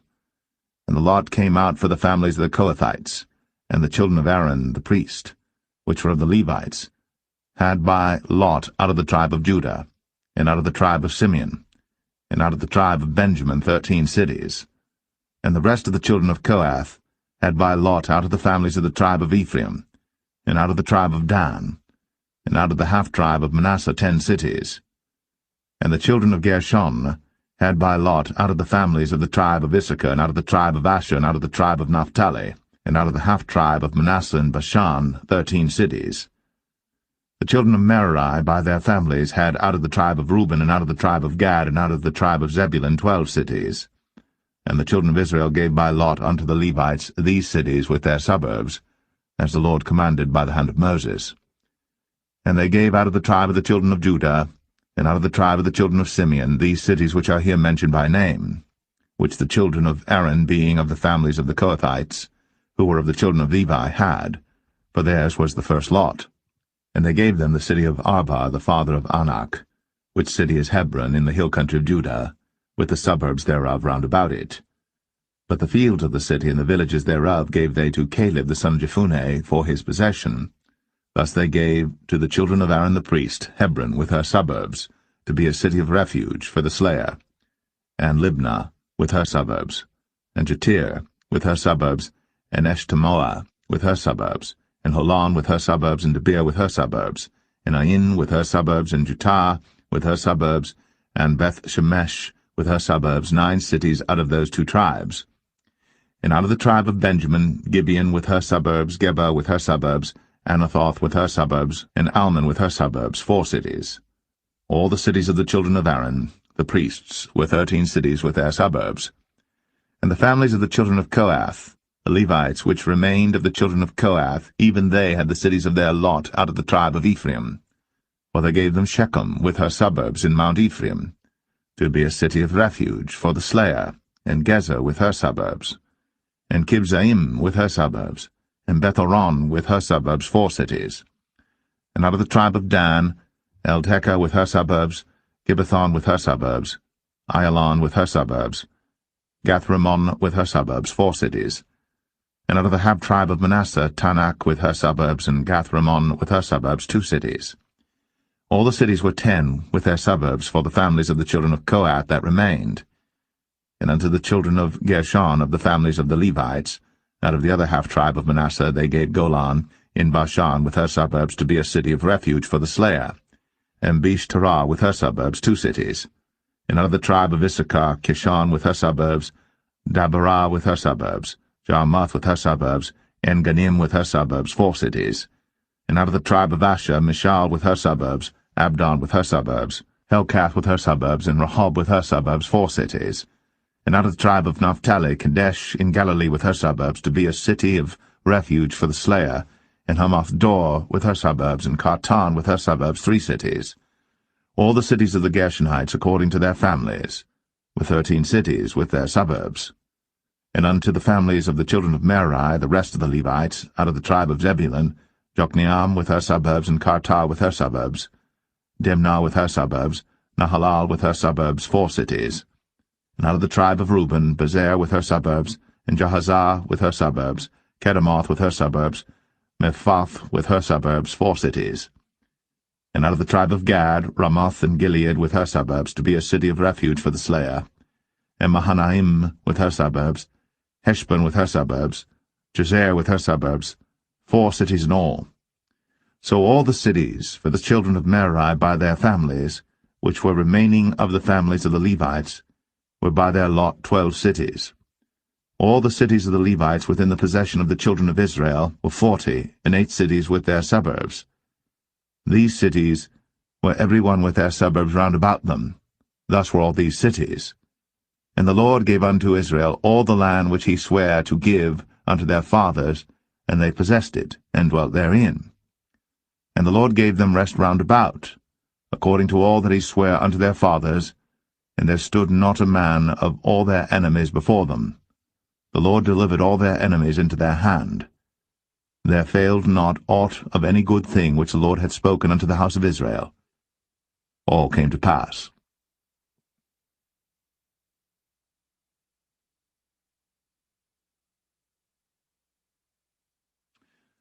Joshua 22.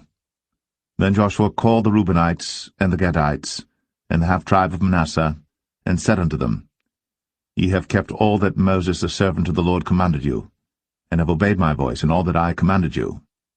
Ye have not left your brethren these many days unto this day, but have kept the charge of the commandment of the Lord your God. And now the Lord your God hath given rest unto your brethren, as he promised them. Therefore now return ye, and get you unto your tents, and unto the land of your possession, which Moses the servant of the Lord gave you on the other side Jordan. But take diligent heed to do the commandment and the law, which Moses the servant of the Lord charged you, to love the Lord your God, and to walk in all his ways, and to keep his commandments, and to cleave unto him, and to serve him with all your heart and with all your soul. So Joshua blessed them, and sent them away, and they went unto their tents. Now to the one half of the tribe of Manasseh Moses had given possession in Bashan, but unto the other half thereof gave Joshua among their brethren on this side Jordan westward. And when Joshua sent them away also unto their tents, then he blessed them, and he spake unto them, saying, Return with much riches unto your tents, and with very much cattle, with silver, and with gold, and with brass, and with iron, and with very much raiment. Divide the spoil of your enemies with your brethren. And the children of Reuben and the children of Gad, and the half-tribe of Manasseh returned, and departed from the children of Israel, out of Shiloh, which is in the land of Canaan, to go unto the country of Gilead, to the land of their possession, whereof they were possessed, according to the word of the Lord by the hand of Moses. And when they came unto the borders of Jordan, that are in the land of Canaan, the children of Reuben and the children of Gad, and the half-tribe of Manasseh, built there an altar by Jordan, a great altar to see to. And the children of Israel heard say, Behold, The children of Reuben and the children of Gad, and the half-tribe of Manasseh, have built an altar over against the land of Canaan, in the borders of Jordan, at the passage of the children of Israel. And when the children of Israel heard of it, the whole congregation of the children of Israel gathered themselves together at Shiloh to go up to war against them. And the children of Israel sent unto the children of Reuben, and to the children of Gad, and to the half-tribe of Manasseh, into the land of Gilead, Phinehas the son of Eleazar the priest, and with him 10 princes, of each chief house a prince throughout all the tribes of Israel. And each one was an head of the house of their fathers among the thousands of Israel. And they came unto the children of Reuben, and to the children of Gad, and to the half-tribe of Manasseh, unto the land of Gilead. And they spake with them, saying, Thus saith the whole congregation of the Lord, What trespass is this that ye have committed against the God of Israel, to turn away this day from following the Lord, in that ye have builded you an altar, that ye might rebel this day against the Lord? Is the iniquity of Peor too little for us, from which we are not cleansed until this day, although there was a plague in the congregation of the Lord, but that ye must turn away this day from following the Lord? And it will be, seeing ye rebel today against the Lord, that tomorrow he will be wroth with the whole congregation of Israel. Notwithstanding, if the land of your possession be unclean, then pass ye over unto the land of the possession of the Lord, wherein the Lord's tabernacle dwelleth, and take possession among us. But rebel not against the Lord, nor rebel against us, in building you an altar beside the altar of the Lord our God. Did not Achan the son of Zerah commit a trespass in the accursed thing, and wrath fell on all the congregation of Israel? And that man perished not alone in his iniquity.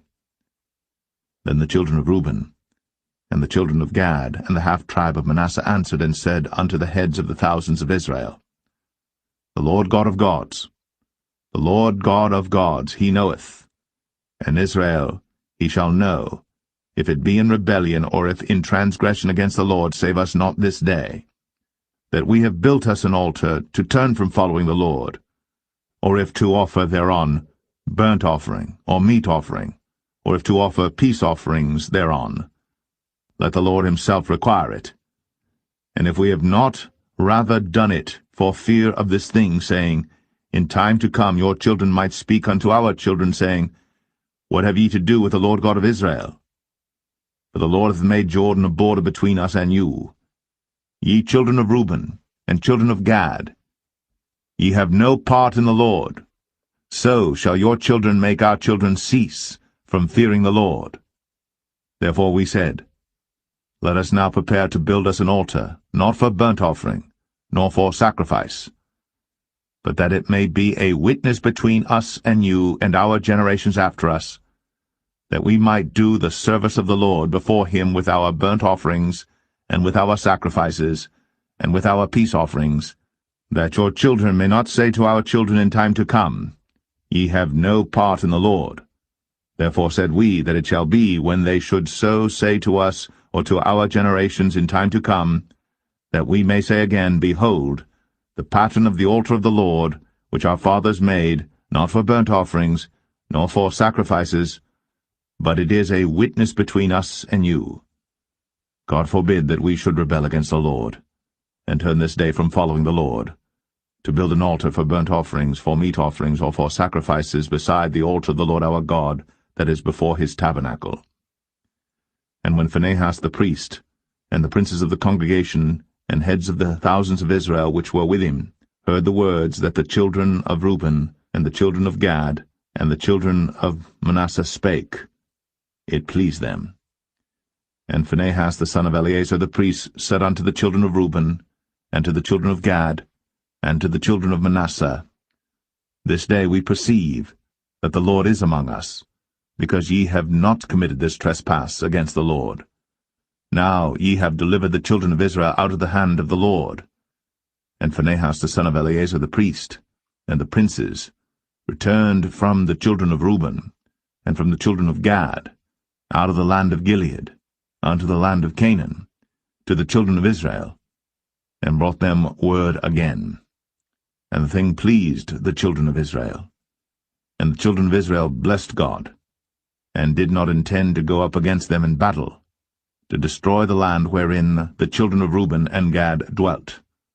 And the children of Reuben and the children of Gad called the altar Ed, for it shall be a witness between us that the Lord is God.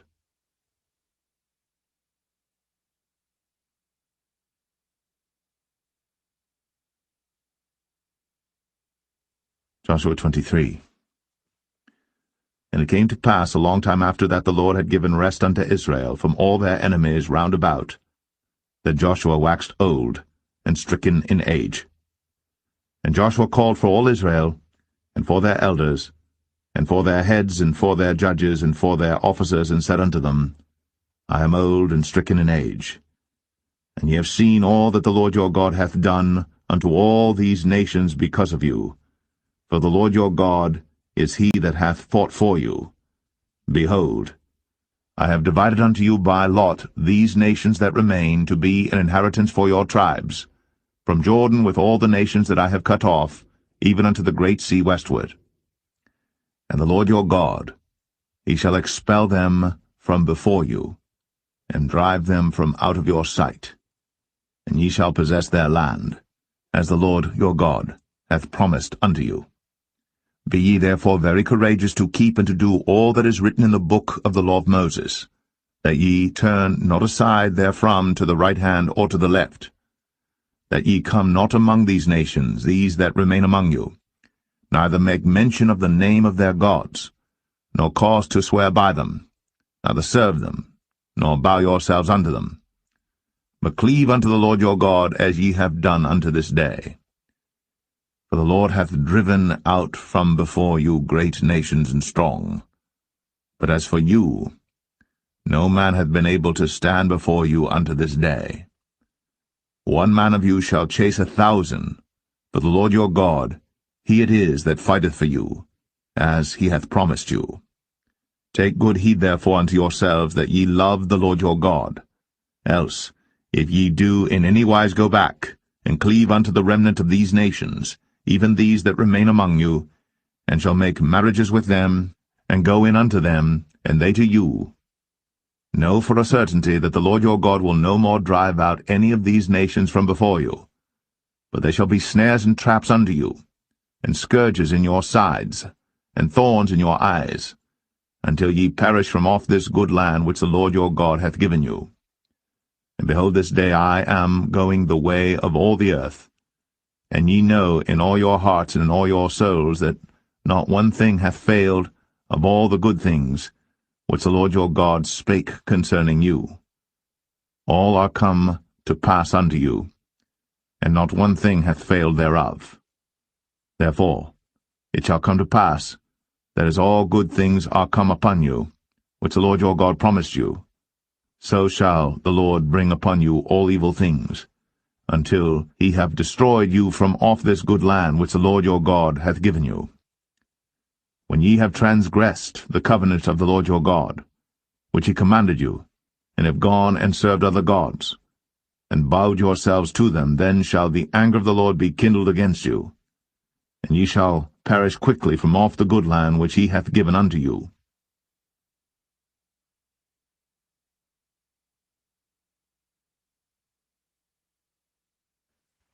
Joshua 24.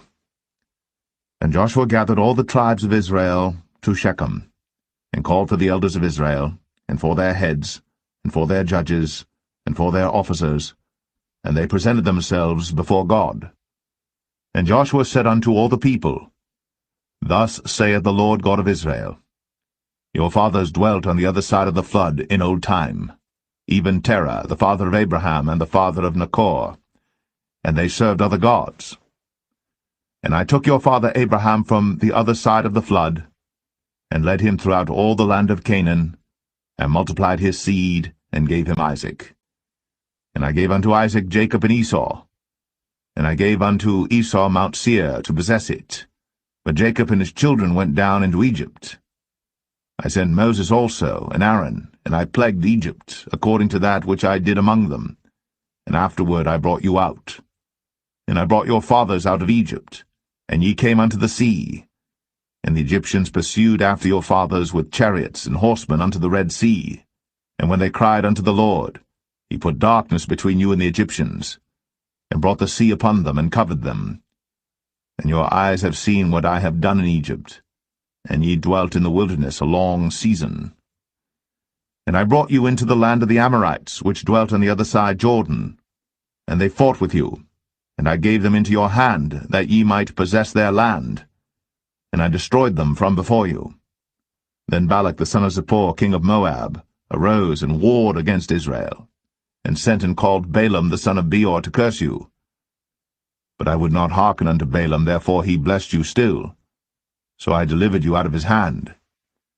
And ye went over Jordan, and came unto Jericho, and the men of Jericho fought against you, the Amorites, and the Perizzites, and the Canaanites, and the Hittites, and the Girgashites, the Hivites, and the Jebusites, and I delivered them into your hand. And I sent the hornet before you, which drave them out from before you, even the 2 kings of the Amorites, but not with thy sword, nor with thy bow. And I have given you a land for which ye did not labor, and cities which ye built not, and ye dwell in them. Of the vineyards and olive yards which ye planted not do ye eat. Now therefore fear the Lord, and serve him in sincerity and in truth, and put away the gods which your fathers served on the other side of the flood and in Egypt, and serve ye the Lord. And if it seem evil unto you to serve the Lord, choose you this day whom ye will serve, whether the gods which your fathers served that were on the other side of the flood, or the gods of the Amorites, in whose land ye dwell. But as for me and my house, we will serve the Lord. And the people answered and said, God forbid that we should forsake the Lord, to serve other gods. For the Lord our God, he it is that brought us up and our fathers out of the land of Egypt, from the house of bondage, and which did those great signs in our sight, and preserved us in all the way wherein we went, and among all the people through whom we passed. And the Lord drave out from before us all the people, even the Amorites which dwelt in the land. Therefore will we also serve the Lord, for he is our God. And Joshua said unto the people, Ye cannot serve the Lord, for he is an holy God. He is a jealous God. He will not forgive your transgressions nor your sins. If ye forsake the Lord, and serve strange gods, then he will turn, and do you hurt, and consume you. After that he hath done you good. And the people said unto Joshua, Nay, but we will serve the Lord. And Joshua said unto the people, Ye are witnesses against yourselves, that ye have chosen you the Lord to serve him. And they said, We are witnesses. Now therefore put away, said he, the strange gods which are among you, and incline your heart unto the Lord God of Israel. And the people said unto Joshua, The Lord our God will we serve, and his voice will we obey. So Joshua made a covenant with the people that day, and set them a statute and an ordinance in Shechem. And Joshua wrote these words in the book of the law of God, and took a great stone, and set it up there under an oak that was by the sanctuary of the Lord. And Joshua said unto all the people, Behold, this stone shall be a witness unto us, for it hath heard all the words of the Lord which he spake unto us. It shall be therefore a witness unto you, lest ye deny your God. So Joshua let the people depart, every man unto his inheritance. And it came to pass after these things that Joshua the son of Nun, the servant of the Lord, died, being 110 years old. And they buried him in the border of his inheritance in Timnath-Serah, which is in Mount Ephraim, on the north side of the hill of Gaash. And Israel served the Lord all the days of Joshua, and all the days of the elders that overlived Joshua, and which had known all the works of the Lord that he had done for Israel. And the bones of Joseph, which the children of Israel brought up out of Egypt, buried they in Shechem in a parcel of ground, which Jacob bought of the sons of Hamor, the father of Shechem, for 100 pieces of silver. And it became the inheritance of the children of Joseph. And Eleazar the son of Aaron died, and they buried him in a hill that pertained to Phinehas his son, which was given him in Mount Ephraim.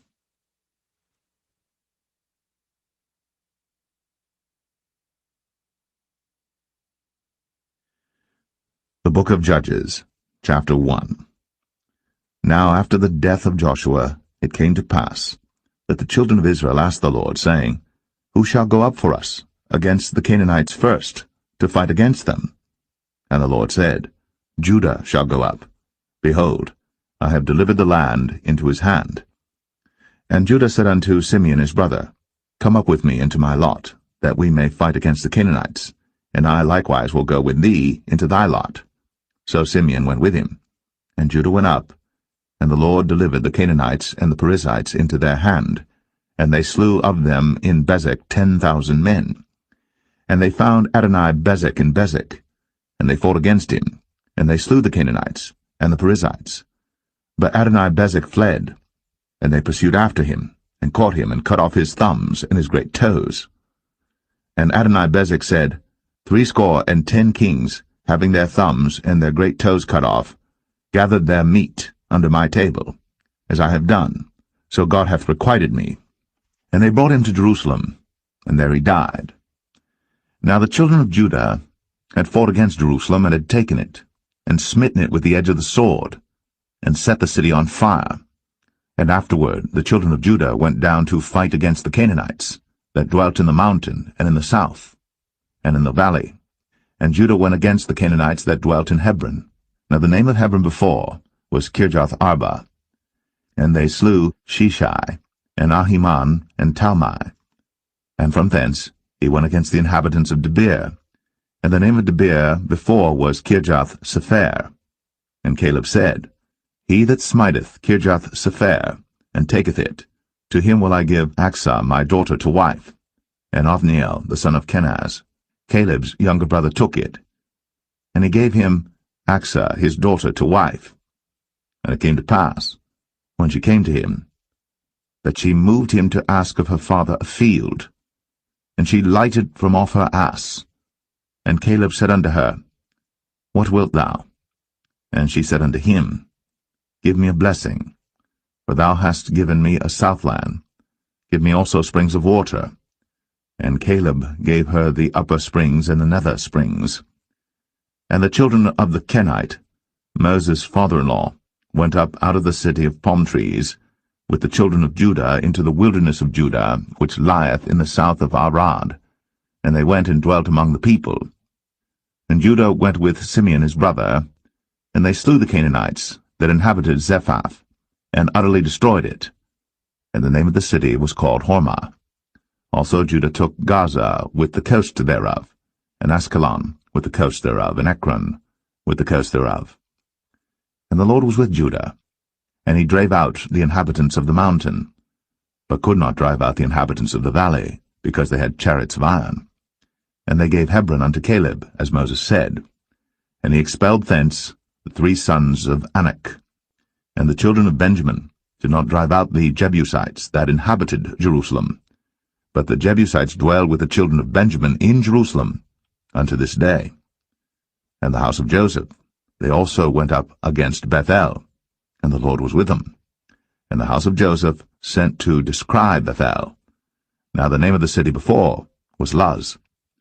And the spies saw a man come forth out of the city, and they said unto him, Show us, we pray thee, the entrance into the city, and we will show thee mercy.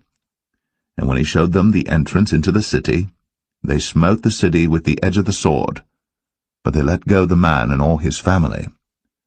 And the man went into the land of the Hittites, and built a city, and called the name thereof Luz, which is the name thereof unto this day. Neither did Manasseh drive out the inhabitants of Beth-shan and her towns, nor Tanakh and her towns, nor the inhabitants of Dor and her towns, nor the inhabitants of Ibleam and her towns, nor the inhabitants of Megiddo and her towns, but the Canaanites would dwell in that land. And it came to pass, when Israel was strong, that they put the Canaanites to tribute, and did not utterly drive them out. Neither did Ephraim drive out the Canaanites that dwelt in Gezer, but the Canaanites dwelt in Gezer among them. Neither did Zebulun drive out the inhabitants of Kitron, nor the inhabitants of Nahalol, but the Canaanites dwelt among them, and became tributaries. Neither did Asher drive out the inhabitants of Akko, nor the inhabitants of Zidon, nor of Alab, nor of Agzib, nor of Helba, nor of Aphik, nor of Rehob. But the Asherites dwelt among the Canaanites, the inhabitants of the land, for they did not drive them out. Neither did Naphtali drive out the inhabitants of Beth-Shemesh, nor the inhabitants of Beth-Anath, but he dwelt among the Canaanites, the inhabitants of the land. Nevertheless, the inhabitants of Beth-Shemesh and of Beth-Anath became tributaries unto them. And the Amorites forced the children of Dan into the mountain, for they would not suffer them to come down to the valley. But the Amorites would dwell in Mount Eres, in Ayalon, and in Shaalbim, yet the hand of the house of Joseph prevailed, so that they became tributaries. And the coast of the Amorites was from the going up to Akrabim, from the rock and upward.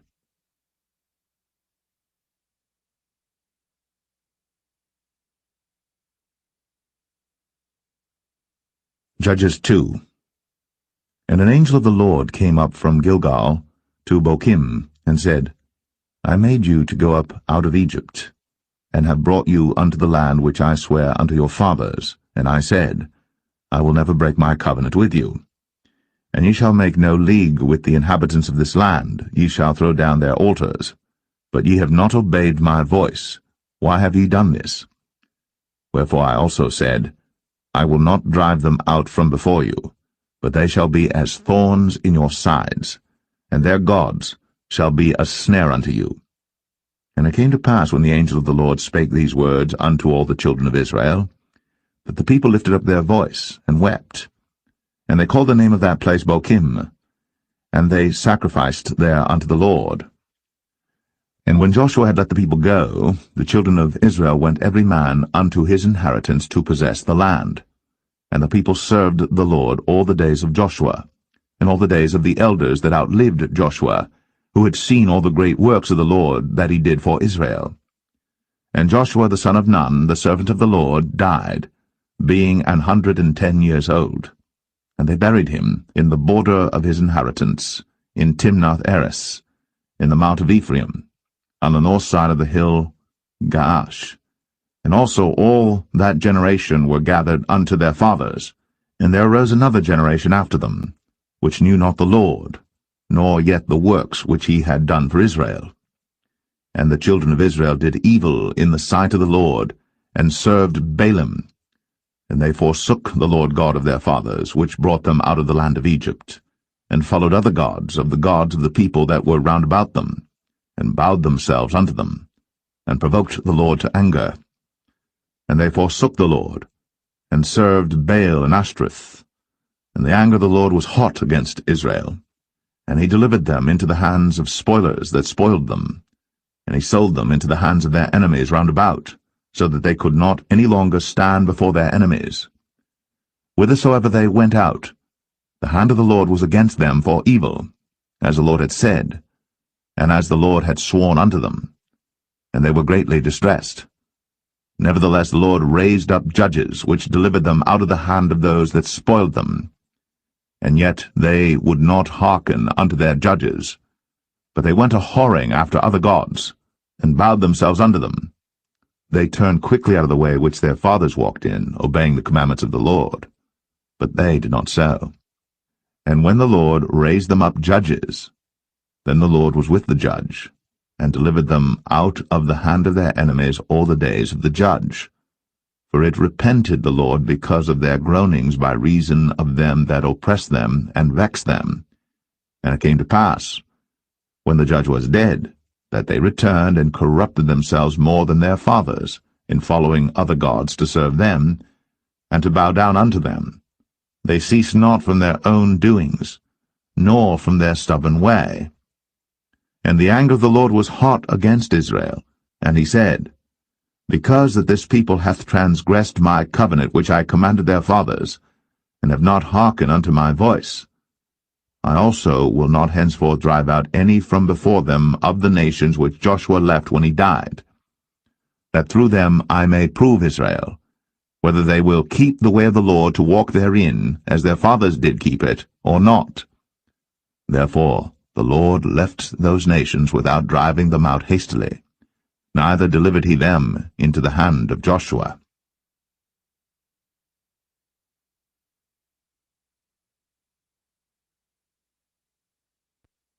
Judges 3.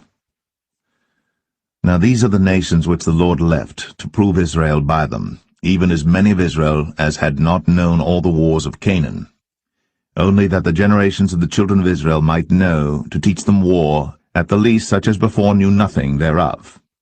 Namely, 5 lords of the Philistines, and all the Canaanites, and the Sidonians, and the Hivites, that dwelt in Mount Lebanon, from Mount Baal-Hermon unto the entering in of Hamath. And they were to prove Israel by them, to know whether they would hearken unto the commandments of the Lord, which he commanded their fathers by the hand of Moses. And the children of Israel dwelt among the Canaanites, Hittites, and Amorites, and Perizzites, and Hivites, and Jebusites. And they took their daughters to be their wives, and gave their daughters to their sons, and served their gods. And the children of Israel did evil in the sight of the Lord, and forgat the Lord their God, and served Baalim and the groves. Therefore the anger of the Lord was hot against Israel, and he sold them into the hand of Shushan-Rishathaim, king of Mesopotamia. And the children of Israel served Shushan-Rishathaim 8 years. And when the children of Israel cried unto the Lord raised up a deliverer to the children of Israel, who delivered them, even Othniel, the son of Kenaz, Caleb's younger brother. And the Spirit of the Lord came upon him, and he judged Israel, and went out to war. And the Lord delivered Shushan-Rishathaim, king of Mesopotamia, into his hand. And his hand prevailed against Shushan-Rishathaim. And the land had rest 40 years. And Othniel, the son of Kenaz, died. And the children of Israel did evil again in the sight of the Lord. And the Lord strengthened Eglon, the king of Moab, against Israel, because they had done evil in the sight of the Lord. And he gathered unto him the children of Ammon and Amalek, and went and smote Israel, and possessed the city of palm trees. So the children of Israel served Eglon, the king of Moab, 18 years. But when the children of Israel cried unto the Lord raised them up a deliverer, Ehud the son of Gera, a Benjamite, a man left-handed. And by him the children of Israel sent a present unto Eglon, the king of Moab. But Ehud made him a dagger, which had 2 edges of a cubit length, and he did gird it under his raiment, upon his right thigh. And he brought the present unto Eglon, king of Moab. And Eglon was a very fat man. And when he had made an end to offer the present, he sent away the people that bare the present. But he himself turned again from the quarries that were by Gilgal, and said, I have a secret errand unto thee, O king. Who said, Keep silence. And all that stood by him went out from him. And Ehud came unto him, and he was sitting in a summer parlor, which he had for himself alone. And Ehud said, I have a message from God unto thee. And he rose out of his seat. And Ehud put forth his left hand, and took the dagger from his right thigh, and thrust it into his belly. And the haft also went in after the blade, and the fat closed upon the blade, so that he could not draw the dagger out of his belly. And the dirt came out. Then Ehud went forth through the porch, and shut the doors of the parlor upon him, and locked them. When he was gone out, his servants came, and when they saw that, behold, the doors of the parlor were locked, they said, Surely he covereth his feet in his summer chamber. And they tarried till they were ashamed, and behold, he opened not the doors of the parlor. Therefore they took a key and opened them, and behold, their lord was fallen down dead on the earth. And Ehud escaped while they tarried, and passed beyond the quarries, and escaped unto Seirath. And it came to pass, when he was come, that he blew a trumpet in the mountain of Ephraim, and the children of Israel went down with him from the mount, and he before them. And he said unto them, Follow after me, for the Lord hath delivered your enemies the Moabites into your hand. And they went down after him, and took the fords of Jordan toward Moab, and suffered not a man to pass over. And they slew of Moab at that time about 10,000 men, all lusty, and all men of valor, and there escaped not a man. So Moab was subdued that day under the hand of Israel, and the land had rest 80 years.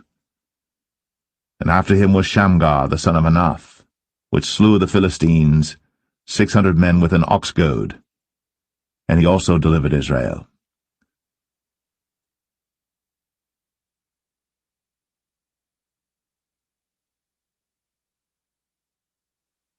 Judges 4.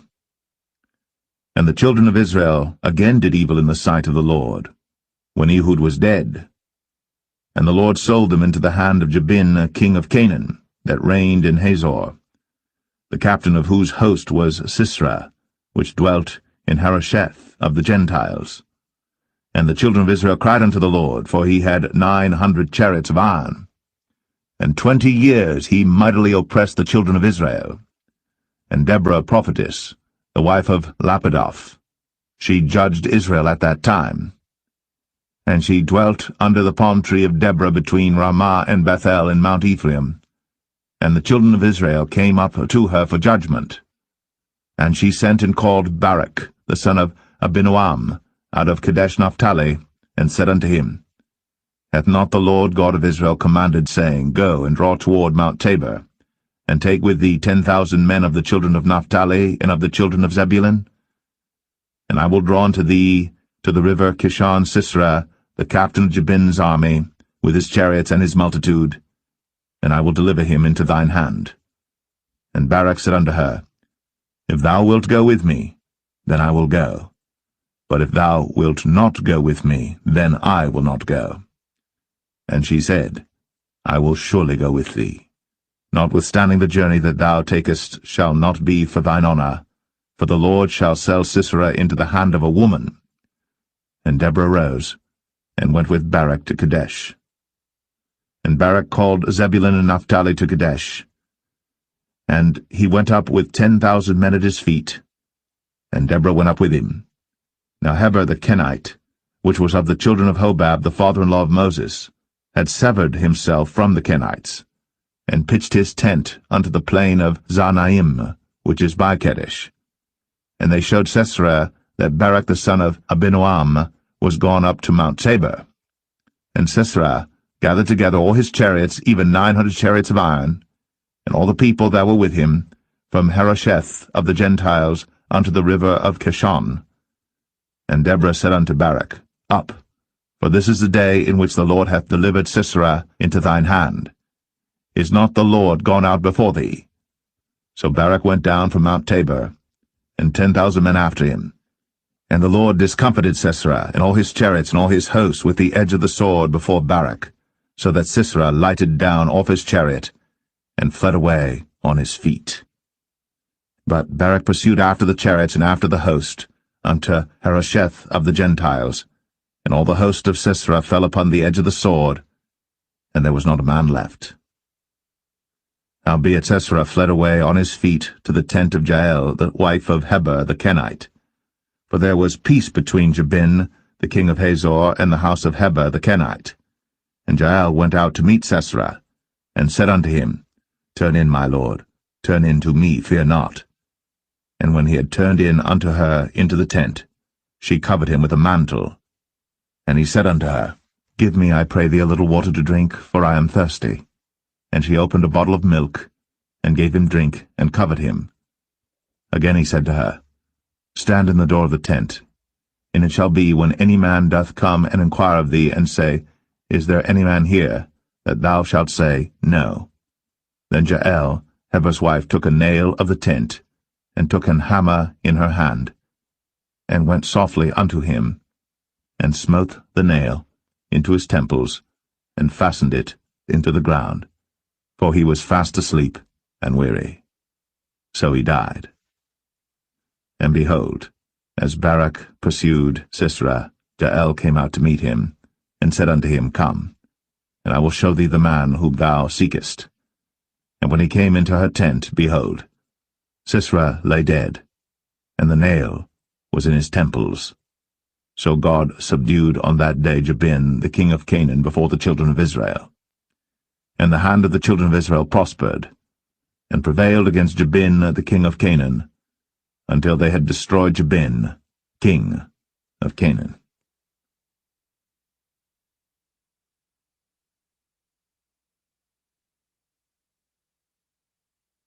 Judges 5. Then sang Deborah and Barak, the son of Abinoam, on that day, saying, Praise ye the Lord for the avenging of Israel, when the people willingly offered themselves. Hear, O ye kings, give ear, O ye princes. I, even I, will sing unto the Lord. I will sing praise to the Lord God of Israel. Lord, when thou wentest out of Seir, when thou marchedst out of the field of Edom, the earth trembled, and the heavens dropped. The clouds also dropped water. The mountains melted from before the Lord, even that Sinai from before the Lord God of Israel. In the days of Shamgar the son of Anath, in the days of Jael, the highways were unoccupied, and the travelers walked through byways. The inhabitants of the villages ceased. They ceased in Israel until that I, Deborah, arose, that I arose a mother in Israel. They chose new gods. Then was war in the gates. Was there a shield or spear seen among 40,000 in Israel? My heart is toward the governors of Israel, that offered themselves willingly among the people. Bless ye the Lord. Speak, ye that ride on white asses, ye that sit in judgment, and walk by the way. They that are delivered from the noise of archers in the places of drawing water, there shall they rehearse the righteous acts of the Lord, even the righteous acts toward the inhabitants of his villages in Israel. Then shall the people of the Lord go down to the gates. Awake, awake, Deborah. Awake, awake, utter a song. Arise, Barak, and lead thy captivity captive, thou son of Abinoam. Then he made him that remaineth have dominion over the nobles among the people. The Lord made me have dominion over the mighty. Out of Ephraim was there a root of them against Amalek, after thee Benjamin among thy people. Out of Machir came down governors, and out of Zebulun they that handle the pen of the writer. And the princes of Issachar were with Deborah, even Issachar, and also Barak. He was sent on foot into the valley. For the divisions of Reuben there were great thoughts of heart. Why abodest thou among the sheepfolds, to hear the bleatings of the flocks? For the divisions of Reuben there were great searchings of heart. Gilead abode beyond Jordan. And why did Dan remain in ships? Asher continued on the seashore, and abode in his breaches. Zebulun and Naphtali were a people that jeoparded their lives unto the death in the high places of the field. The kings came and fought. Then fought the kings of Canaan in Tanakh by the waters of Megiddo. They took no gain of money. They fought from heaven. The stars in their courses fought against Sisera. The river of Kishon swept them away, that ancient river, the river Kishon. O my soul, thou hast trodden down strength. Then were the horse hoofs broken by the means of the prancings of their mighty ones. Curse ye Maros, said the angel of the Lord.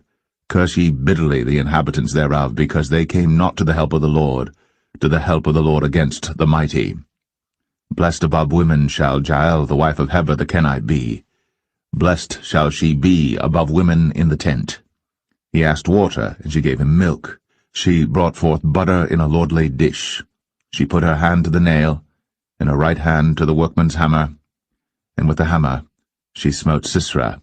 She smote off his head, when she had pierced and stricken through his temples.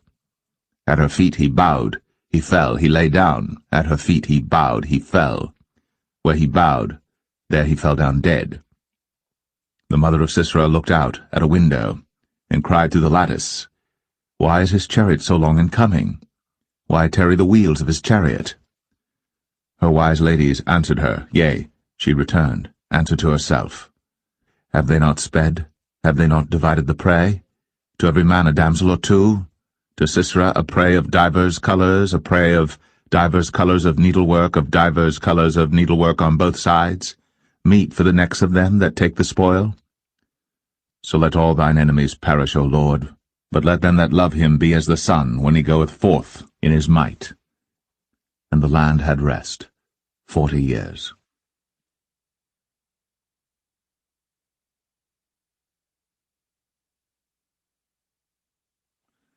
Judges 6.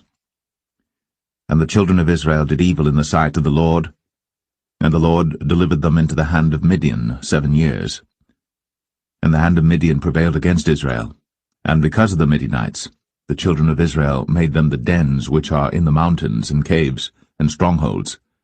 And so it was, when Israel had sown, that the Midianites came up, and the Amalekites and the children of the east, even they came up against them, and they encamped against them, and destroyed the increase of the earth, till thou come unto Gaza, and left no sustenance for Israel, neither sheep, nor ox, nor ass. For they came up with their cattle and their tents, and they came as grasshoppers for multitude, for both they and their camels were without number. And they entered into the land to destroy it. And Israel was greatly impoverished because of the Midianites, and the children of Israel cried unto the Lord. And it came to pass, when the children of Israel cried unto the Lord because of the Midianites, that the Lord sent a prophet unto the children of Israel, which said unto them, Thus saith the Lord God of Israel, I brought you up from Egypt, and brought you forth out of the house of bondage. And I delivered you out of the hand of the Egyptians, and out of the hand of all that oppressed you, and drave them out from before you, and gave you their land. I said unto you, I am the Lord your God. Fear not the gods of the Amorites, in whose land ye dwell. But ye have not obeyed my voice. And there came an angel of the Lord, and sat under an oak which was in Ophrah, that pertained unto Joash the Abiezrite. And his son Gideon threshed wheat by the winepress to hide it from the Midianites. And the angel of the Lord appeared unto him, and said unto him, The Lord is with thee, thou mighty man of valour. And Gideon said unto him, O my Lord, if the Lord be with us, why then is all this befallen us? And where be all his miracles which our fathers told us of, saying, Did not the Lord bring us up from Egypt? But now the Lord hath forsaken us, and delivered us into the hands of the Midianites. And the Lord looked upon him, and said, Go in this thy might, and thou shalt save Israel from the hand of the Midianites. Have not I sent thee? And he said unto him, O my Lord, wherewith shall I save Israel? Behold, my family is poor in Manasseh, and I am the least in my father's house. And the Lord said unto him, Surely I will be with thee, and thou shalt smite the Midianites as one man. And he said unto him, If now I have found grace in thy sight, then show me a sign that thou talkest with me. Depart not hence, I pray thee, until I come unto thee, and bring forth my present, and set it before thee. And he said, I will tarry until thou come again.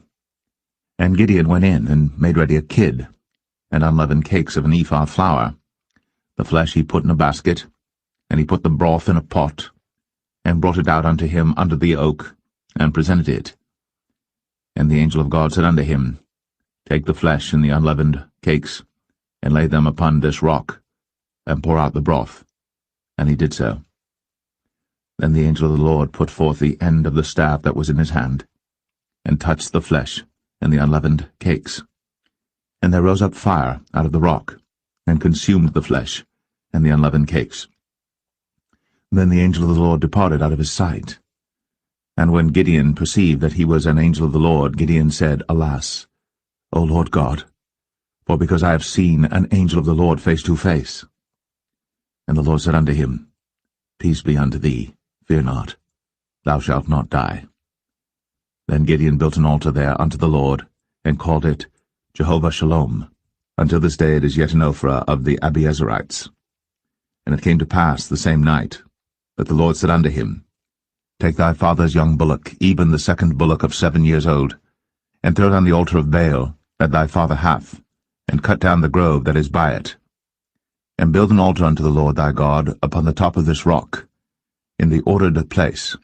And take the second bullock, and offer a burnt sacrifice with the wood of the grove which thou shalt cut down. Then Gideon took 10 men of his servants, and did as the Lord had said unto him. And so it was, because he feared his father's household and the men of the city, that he could not do it by day, that he did it by night. And when the men of the city arose early in the morning, behold, the altar of Baal was cast down, and the grove was cut down that was by it, and the second bullock was offered upon the altar that was built. And they said one to another, Who hath done this thing? And when they inquired and asked, they said, Gideon the son of Joash hath done this thing. Then the men of the city said unto Joash, Bring out thy son, that he may die, because he hath cast down the altar of Baal, and because he hath cut down the grove that was by it. And Joash said unto all that stood against him, Will ye plead for Baal? Will ye save him? He that will plead for him, let him be put to death, whilst it is yet morning, if he be a god. Let him plead for himself, because one hath cast down his altar. Therefore on that day he called him Jerubbaal, saying, Let Baal plead against him, because he hath thrown down his altar. Then all the Midianites and the Amalekites and the children of the east were gathered together, and went over and pitched in the valley of Jezreel. But the Spirit of the Lord came upon Gideon, and he blew a trumpet, and Abiezer was gathered after him. And he sent messengers throughout all Manasseh, who also was gathered after him. And he sent messengers unto Asher, and unto Zebulun, and unto Naphtali, and they came up to meet them. And Gideon said unto God, If thou wilt save Israel by mine hand, as thou hast said, behold, I will put a fleece of wool in the floor. And if the dew be on the fleece only, and it be dry upon all the earth beside, then shall I know that thou wilt save Israel by mine hand, as thou hast said. And it was so. For he rose up early on the morrow, and thrust the fleece together, and wring the dew out of the fleece, a bowl full of water. And Gideon said unto God, Let not thine anger be hot against me, and I will speak but this once. Let me prove, I pray thee, but this once with the fleece. Let it now be dry only upon the fleece, and upon all the ground let there be dew. And God did so that night, for it was dry upon the fleece only, and there was dew on all the ground.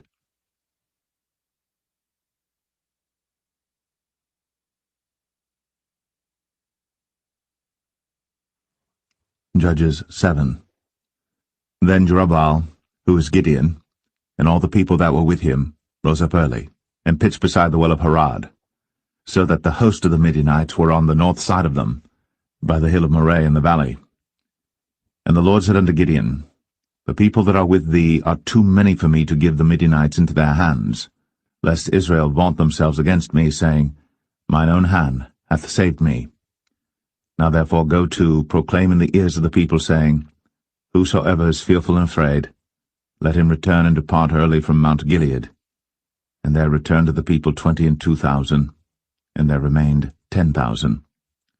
And the Lord said unto Gideon, The people are yet too many.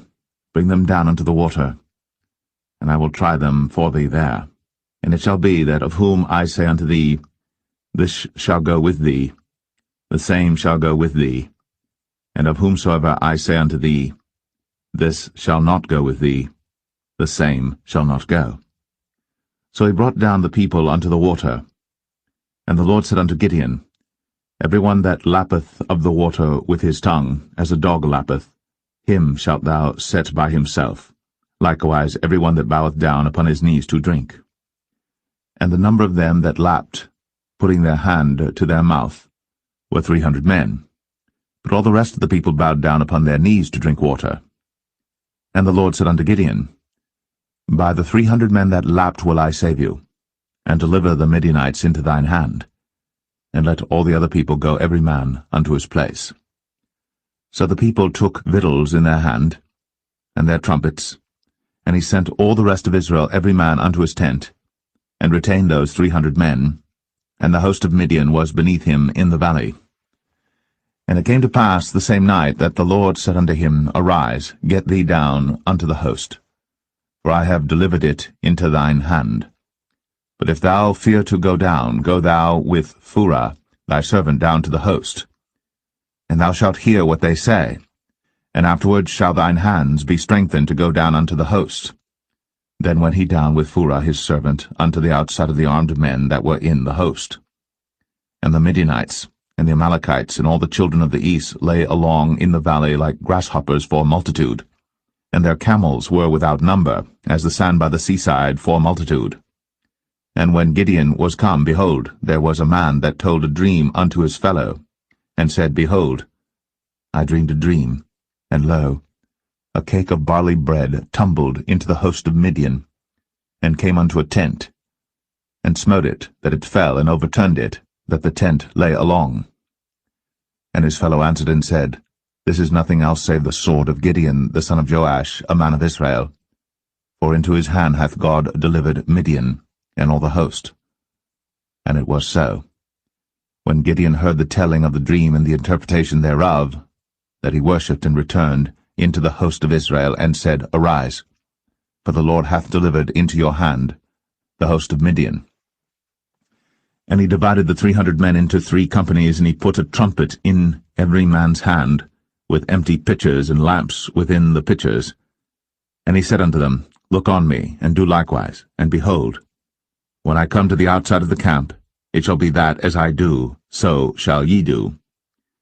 When I blow with the trumpet, I and all that are with me, then blow ye the trumpets also on every side of all the camp, and say, The sword of the Lord and of Gideon. So Gideon and the 100 men that were with him came unto the outside of the camp in the beginning of the middle watch. And they had but newly set the watch, and they blew the trumpets, and brake the pitchers that were in their hands. And the 3 companies blew the trumpets, and brake the pitchers, and held the lamps in their left hands, and the trumpets in their right hands, to blow withal. And they cried, The sword of the Lord and of Gideon. And they stood every man in his place round about the camp. And all the host ran and cried and fled. And the 300 blew the trumpets, and the Lord set every man's sword against his fellow, even throughout all the host.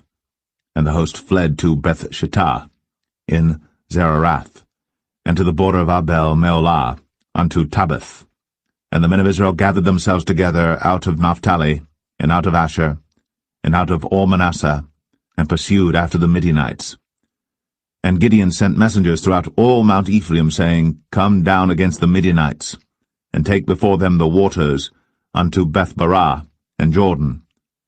Then all the men of Ephraim gathered themselves together, and took the waters unto Beth-barah and Jordan. And they took 2 princes of the Midianites, Oreb and Zeb. And they slew Oreb upon the rock Oreb, and Zeb they slew at the winepress of Zeb, and pursued Midian, and brought the heads of Oreb and Zeb to Gideon on the other side Jordan.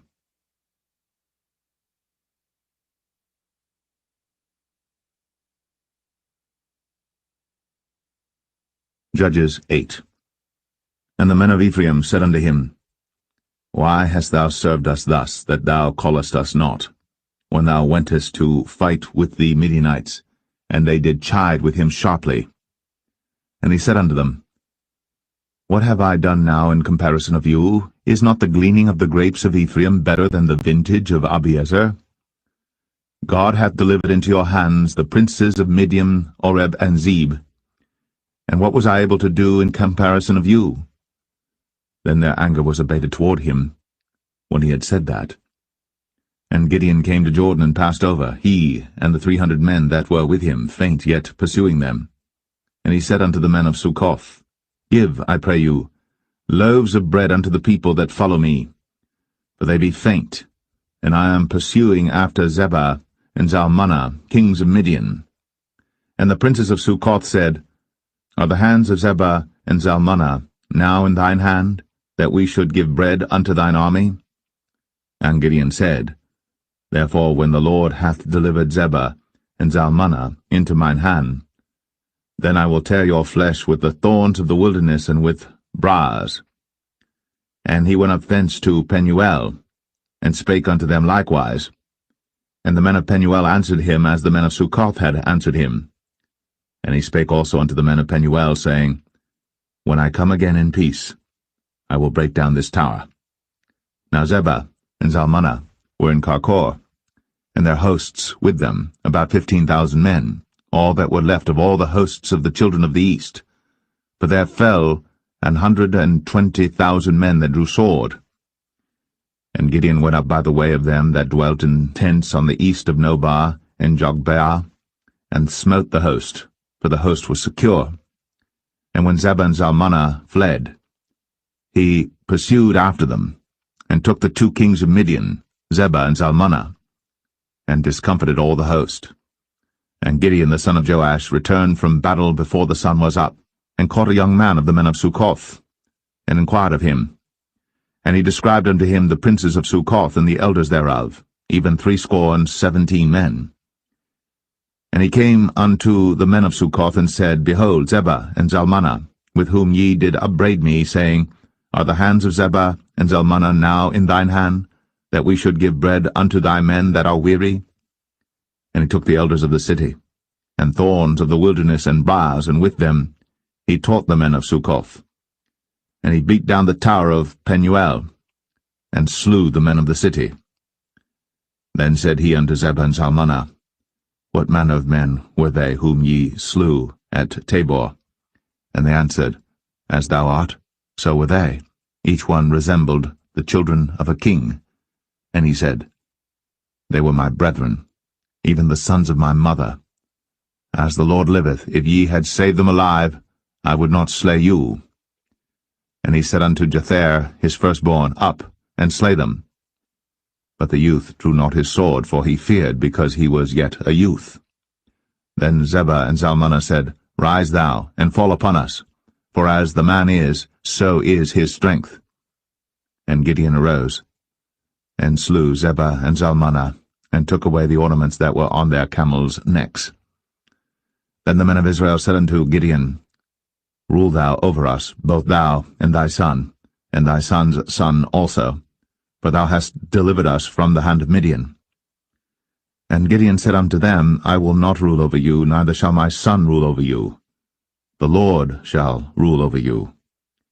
And Gideon said unto them, I would desire a request of you, that ye would give me every man the earrings of his prey. For they had golden earrings, because they were Ishmaelites. And they answered, We will willingly give them. And they spread a garment, and did cast therein every man the earrings of his prey. And the weight of the golden earrings that he requested was 1,700 shekels of gold, beside ornaments and collars and purple raiment that was on the king of Midian, and beside the chains that were about their camels' necks. And Gideon made an ephod thereof, and put it in his city, even in Ophrah. And all Israel went thither a whoring after it, which thing became a snare unto Gideon and to his house. Thus was Midian subdued before the children of Israel, so that they lifted up their heads no more. And the country was in quietness 40 years in the days of Gideon. And Jerubbaal the son of Joash went and dwelt in his own house.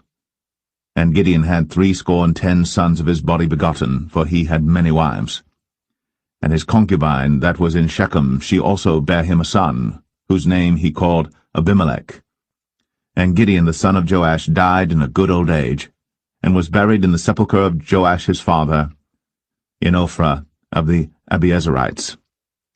And it came to pass, as soon as Gideon was dead, that the children of Israel turned again, and went a whoring after Baalim, and made Baal-berith their god. And the children of Israel remembered not the Lord their God, who had delivered them out of the hands of all their enemies on every side. Neither showed they kindness to the house of Jerubbaal, namely Gideon, according to all the goodness which he had shown unto Israel.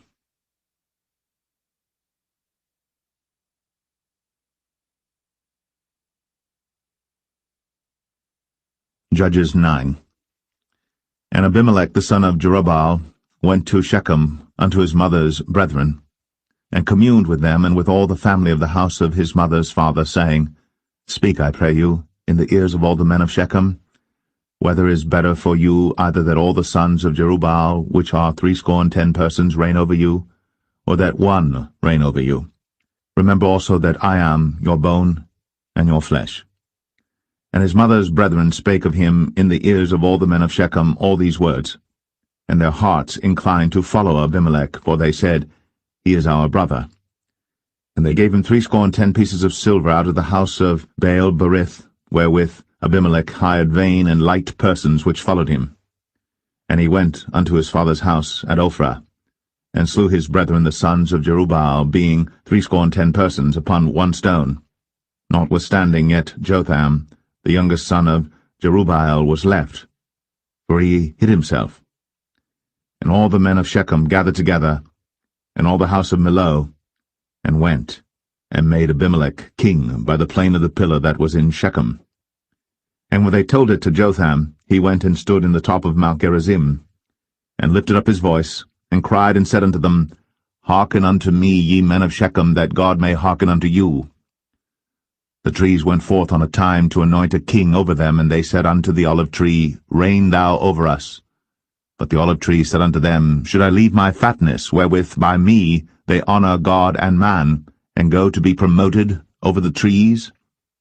And the trees said to the fig tree, Come thou, and reign over us. But the fig tree said unto them, Should I forsake my sweetness and my good fruit, and go to be promoted over the trees?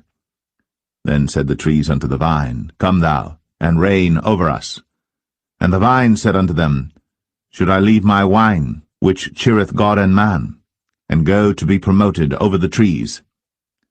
Then said all the trees unto the bramble, Come thou, and reign over us. And the bramble said unto the trees, If in truth ye anoint me king over you, then come, and put your trust in my shadow, and if not, let fire come out of the bramble, and devour the cedars of Lebanon. Now therefore, if ye have done truly and sincerely, in that ye have made Abimelech king, and if ye have dealt well with Jerubbaal and his house, and have done unto him according to the deserving of his hands, for my father fought for you, and adventured his life far, and delivered you out of the hand of Midian. And ye are risen up against my father's house this day, and have slain his sons, 70 persons, upon one stone, and have made Abimelech the son of his maidservant king over the men of Shechem, because he is your brother. If ye then have dealt truly and sincerely with Jerubbaal and with his house this day, then rejoice ye in Abimelech, and let him also rejoice in you. But if not, let fire come out from Abimelech, and devour the men of Shechem, and the house of Millo. And let fire come out from the men of Shechem, and from the house of Millo, and devour Abimelech. And Jotham ran away, and fled, and went to Beer, and dwelt there for fear of Abimelech his brother. When Abimelech had reigned 3 years over Israel, then God sent an evil spirit between Abimelech and the men of Shechem.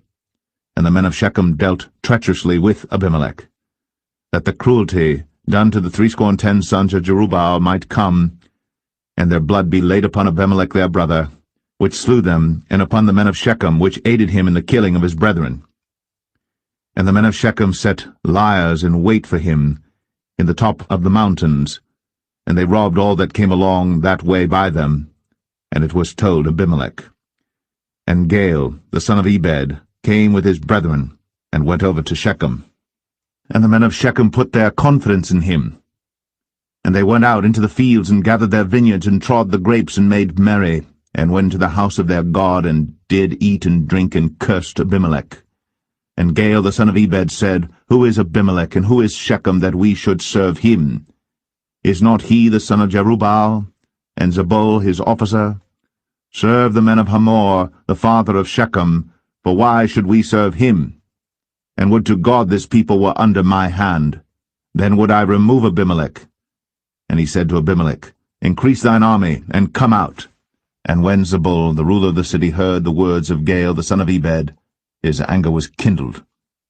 And he sent messengers unto Abimelech privily, saying, Behold, Gaal the son of Ebed and his brethren be come to Shechem, and behold, they fortify the city against thee. Now therefore up by night thou and the people that is with thee, and lie in wait in the field. And it shall be that in the morning, as soon as the sun is up, thou shalt rise early, and set upon the city, and behold, when he and the people that is with him come out against thee, then mayest thou do to them as thou shalt find occasion. And Abimelech rose up, and all the people that were with him by night, and they laid wait against Shechem in 4 companies. And Gaal the son of Ebed went out, and stood in the entering of the gate of the city. And Abimelech rose up, and the people that were with him, from lying in wait. And when Gaal saw the people, he said to Zebul, Behold, there come people down from the top of the mountains. And Zebul said unto him, Thou seest the shadow of the mountains, as if they were men. And Gaal spake again, and said, See, there come people down by the middle of the land, and another company come along by the plain of Meonim. Then said Zebul unto him, Where is now thy mouth wherewith thou saidst, Who is Abimelech, that we should serve him? Is not this the people that thou hast despised? Go out, I pray now, and fight with them. And Gaal went out before the men of Shechem, and fought with Abimelech. And Abimelech chased him, and he fled before him, and many were overthrown and wounded, even unto the entering of the gate. And Abimelech dwelt at Arumah. And Zebul thrust out Gaal and his brethren, that they should not dwell in Shechem. And it came to pass on the morrow that the people went out into the field. And they told Abimelech. And he took the people and divided them into 3 companies, and laid wait in the field, and looked. And behold, the people were come forth out of the city. And he rose up against them, and smote them. And Abimelech and the company that was with him rushed forward, and stood in the entering of the gate of the city. And the 2 other companies ran upon all the people that were in the fields, and slew them. And Abimelech fought against the city all that day, and he took the city, and slew the people that was therein, and beat down the city, and sowed it with salt. And when all the men of the tower of Shechem heard that, they entered into an hold of the house of the god Berith. And it was told Abimelech that all the men of the tower of Shechem were gathered together. And Abimelech gat him up to Mount Zalmon, he and all the people that were with him. And Abimelech took an axe in his hand, and cut down a bough from the trees, and took it, and laid it on his shoulder, and said unto the people that were with him, What ye have seen me do, make haste, and do as I have done. And all the people likewise cut down every man his bough, and followed Abimelech, and put them to the hold, and set the hold on fire upon them, so that all the men of the tower of Shechem died also, about 1,000 men and women. Then went Abimelech to Thebez, and encamped against Thebez, and took it. But there was a strong tower within the city, and thither fled all the men and women, and all they of the city, and shut it to them, and gat them up to the top of the tower. And Abimelech came unto the tower, and fought against it, and went hard unto the door of the tower to burn it with fire.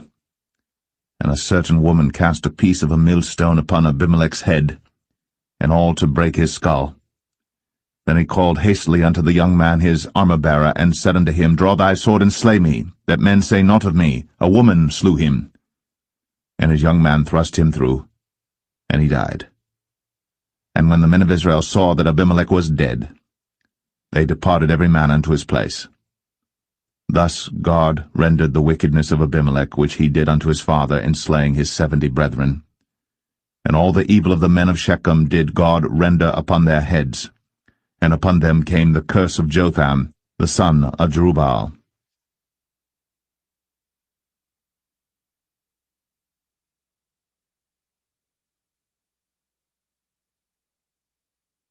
Judges 10. And after Abimelech there arose to defend Israel Tola the son of Puah, the son of Dodo, a man of Issachar.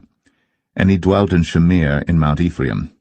And he judged Israel 23 years, and died, and was buried in Shamir. And after him arose Jair, a Gileadite, and judged Israel 22 years. And he had 30 sons that rode on 30 ass colts.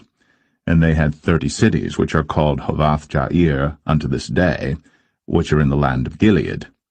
And Jair died, and was buried in Kaman. And the children of Israel did evil again in the sight of the Lord, and served Baalim, and Ashtoreth, and the gods of Syria, and the gods of Zidon, and the gods of Moab, and the gods of the children of Ammon, and the gods of the Philistines, and forsook the Lord, and served not him. And the anger of the Lord was hot against Israel, and he sold them into the hands of the Philistines, and into the hands of the children of Ammon. And that year they vexed and oppressed the children of Israel. 18 years, all the children of Israel that were on the other side Jordan in the land of the Amorites, which is in Gilead. Moreover, the children of Ammon passed over Jordan to fight also against Judah, and against Benjamin, and against the house of Ephraim, so that Israel was sore distressed. And the children of Israel cried unto the Lord, saying, We have sinned against thee, both because we have forsaken our God, and also served Baalim. And the Lord said unto the children of Israel, Did not I deliver you from the Egyptians, and from the Amorites, from the children of Ammon, and from the Philistines?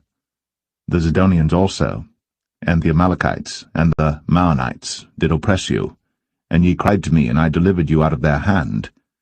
Yet ye have forsaken me, and served other gods, wherefore I will deliver you no more. Go, and cry unto the gods which ye have chosen, let them deliver you in the time of your tribulation. And the children of Israel said unto the Lord, We have sinned. Do thou unto us whatsoever seemeth good unto thee. Deliver us only, we pray thee, this day. And they put away the strange gods from among them, and served the Lord, and his soul was grieved for the misery of Israel. Then the children of Ammon were gathered together and encamped in Gilead.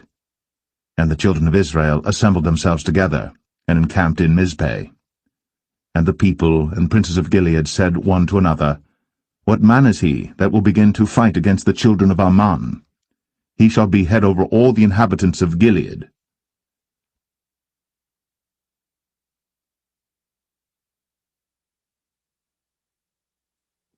Judges 11.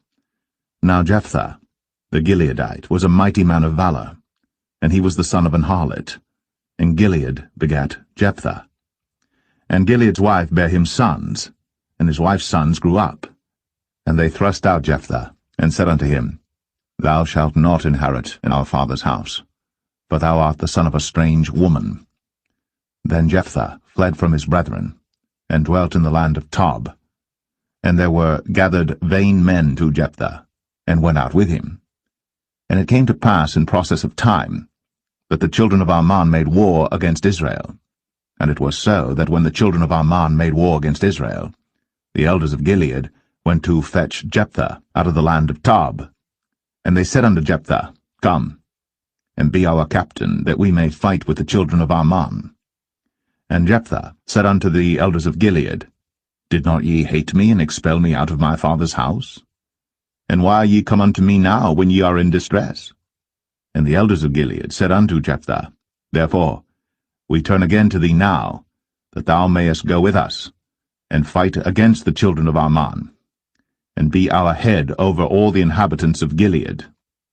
And Jephthah said unto the elders of Gilead, If ye bring me home again to fight against the children of Ammon, and the Lord deliver them before me, shall I be your head? And the elders of Gilead said unto Jephthah, The Lord be witness between us, if we do not so according to thy words. Then Jephthah went with the elders of Gilead, and the people made him head and captain over them. And Jephthah uttered all his words before the Lord in Mizpeh. And Jephthah sent messengers unto the king of the children of Ammon, saying, What hast thou to do with me, that thou art come against me to fight in my land? And the king of the children of Ammon answered unto the messengers of Jephthah, Because Israel took away my land when they came up out of Egypt, from Arnon even unto Jabbok, and unto Jordan. Now therefore restore those lands again peaceably. And Jephthah sent messengers again unto the king of the children of Ammon, and said unto him, Thus saith Jephthah, Israel took not away the land of Moab, nor the land of the children of Ammon.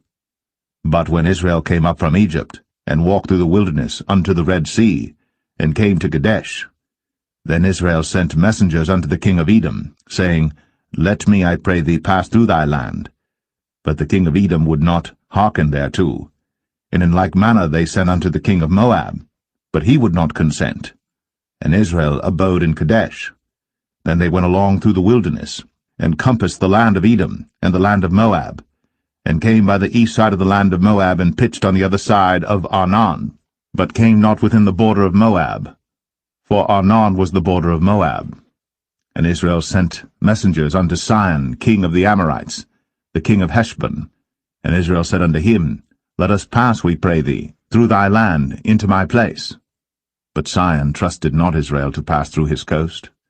But Sihon gathered all his people together, and pitched in Jahaz, and fought against Israel. And the Lord God of Israel delivered Sihon and all his people into the hand of Israel, and they smote them. So Israel possessed all the land of the Amorites, the inhabitants of that country. And they possessed all the coasts of the Amorites, from Arnon even unto Jabbok, and from the wilderness even unto Jordan. So now the Lord God of Israel hath dispossessed the Amorites from before his people Israel.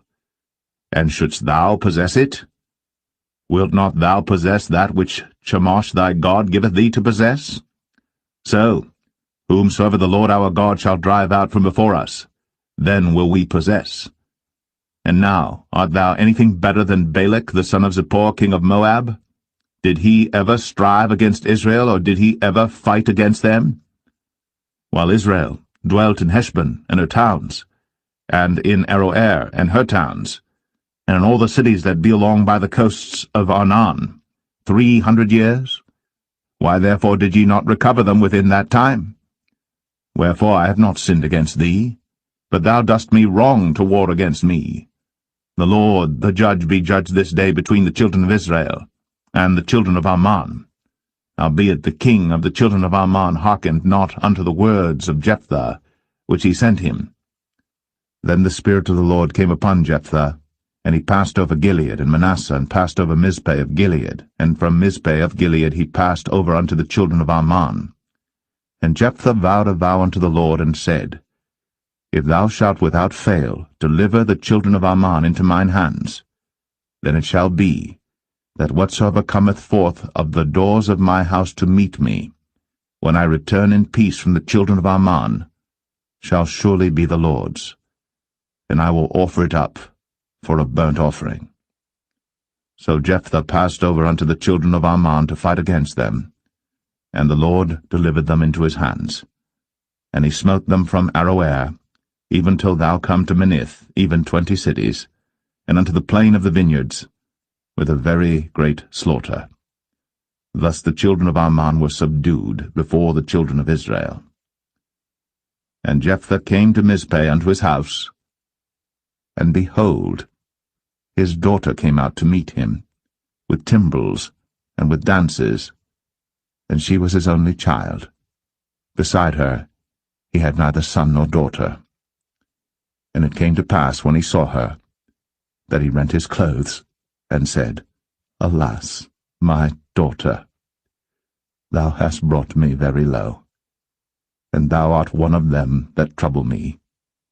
For I have opened my mouth unto the Lord, and I cannot go back. And she said unto him, My father, if thou hast opened thy mouth unto the Lord, do to me according to that which hath proceeded out of thy mouth.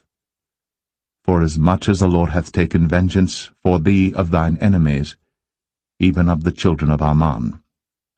And she said unto her father, Let this thing be done for me. Let me alone 2 months, that I may go up and down upon the mountains and bewail my virginity, I and my fellows. And he said, Go. And he sent her away for 2 months. And she went with her companions, and bewailed her virginity upon the mountains. And it came to pass at the end of 2 months, that she returned unto her father, who did with her according to his vow which he had vowed. And she knew no man. And it was a custom in Israel, that the daughters of Israel went yearly to lament the daughter of Jephthah the Gileadite, 4 days in a year.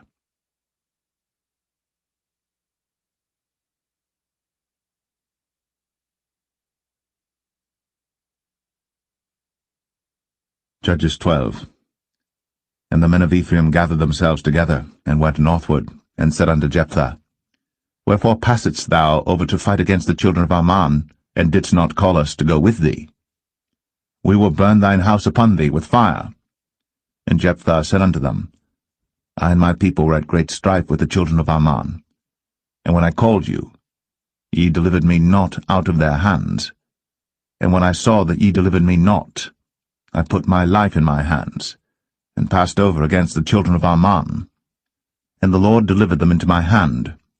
Wherefore then are ye come up unto me this day to fight against me?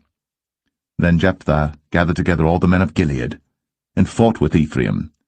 And the men of Gilead smote Ephraim, because they said, Ye Gileadites are fugitives of Ephraim among the Ephraimites, and among the Manassites. And the Gileadites took the passages of Jordan before the Ephraimites, And it was so that when those Ephraimites which were escaped said, Let me go over, that the men of Gilead said unto him, Art thou an Ephraimite? If he said, Nay. Then said they unto him, Say now, Shibboleth. And he said, Sibboleth, for he could not frame to pronounce it right. Then they took him, and slew him at the passages of Jordan. And there fell at that time of the Ephraimites 42,000. And Jephthah judged Israel 6 years. Then died Jephthah the Gileadite, and was buried in one of the cities of Gilead. And after him Ibzan of Bethlehem judged Israel. And he had 30 sons, and 30 daughters, whom he sent abroad, and took in 30 daughters from abroad for his sons. And he judged Israel 7 years. Then died Ibzan, and was buried at Bethlehem. And after him Elon, a Zebulunite, judged Israel. And he judged Israel 10 years. And Elon the Zebulunite died, and was buried in Ailon in the country of Zebulun. And after him Abdon, the son of Hillel, a Pirathonite, judged Israel. And he had 40 sons and 30 nephews, that rode on 70 ass colts. And he judged Israel 8 years. And Abdon, the son of Hillel, the Pirathonite, died, and was buried in Pirathon, in the land of Ephraim, in the mount of the Amalekites.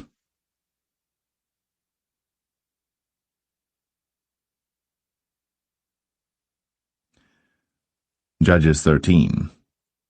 And the children of Israel did evil again in the sight of the Lord, and the Lord delivered them into the hand of the Philistines 40 years. And there was a certain man of Zorah, of the family of the Danites, whose name was Manoah, and his wife was barren, and bare not. And the angel of the Lord appeared unto the woman, and said unto her, Behold now, thou art barren, and bearest not, but thou shalt conceive, and bear a son. Now therefore beware, I pray thee, and drink not wine, nor strong drink, and eat not any unclean thing. For lo, thou shalt conceive and bear a son, and no razor shall come on his head, for the child shall be a Nazarite unto God from the womb, and he shall begin to deliver Israel out of the hand of the Philistines. Then the woman came and told her husband, saying, A man of God came unto me, and his countenance was like the countenance of an angel of God, very terrible. But I asked him not whence he was, neither told he me his name. But he said unto me, Behold, thou shalt conceive, and bear a son. And now drink no wine nor strong drink, neither eat any unclean thing, for the child shall be a Nazarite to God from the womb to the day of his death. Then Manoah entreated the Lord, and said, O my Lord, let the man of God which thou didst send come again unto us, and teach us what we shall do unto the child that shall be born. And God hearkened to the voice of Manoah. And the angel of God came again unto the woman as she sat in the field. But Manoah, her husband, was not with her. And the woman made haste, and ran, and showed her husband, and said unto him, Behold, the man hath appeared unto me, that came unto me the other day. And Manoah arose, and went after his wife, and came to the man, and said unto him, Art thou the man that spakest unto the woman? And he said, I am. And Manoah said, Now let thy words come to pass. How shall we order the child, and how shall we do unto him? And the angel of the Lord said unto Manoah, Of all that I said unto the woman, let her beware. She may not eat of anything that cometh of the vine, neither let her drink wine or strong drink, nor eat any unclean thing. All that I commanded her, let her observe. And Manoah said unto the angel of the Lord, I pray thee, let us detain thee, until we shall have made ready a kid for thee. And the angel of the Lord said unto Manoah, Though thou detain me, I will not eat of thy bread, and if thou wilt offer a burnt offering, thou must offer it unto the Lord. For Manoah knew not that he was an angel of the Lord. And Manoah said unto the angel of the Lord, What is thy name, that when thy sayings come to pass, we may do thee honor? And the angel of the Lord said unto him, Why askest thou thus after my name, seeing it is secret?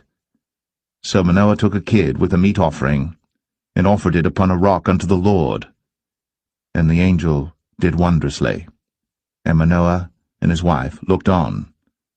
For it came to pass, when the flame went up toward heaven from off the altar, that the angel of the Lord ascended in the flame of the altar. And Manoah and his wife looked on it, and fell on their faces to the ground. But the angel of the Lord did no more appear to Manoah and to his wife. Then Manoah knew that he was an angel of the Lord. And Manoah said unto his wife, We shall surely die, because we have seen God. But his wife said unto him, If the Lord were pleased to kill us, he would not have received a burnt offering and a meat offering at our hands, neither would he have shown us all these things, nor would as at this time have told us such things as these. And the woman bare a son, and called his name Samson. And the child grew, and the Lord blessed him. And the Spirit of the Lord began to move him at times in the camp of Dan, between Zorah and Eshtaol.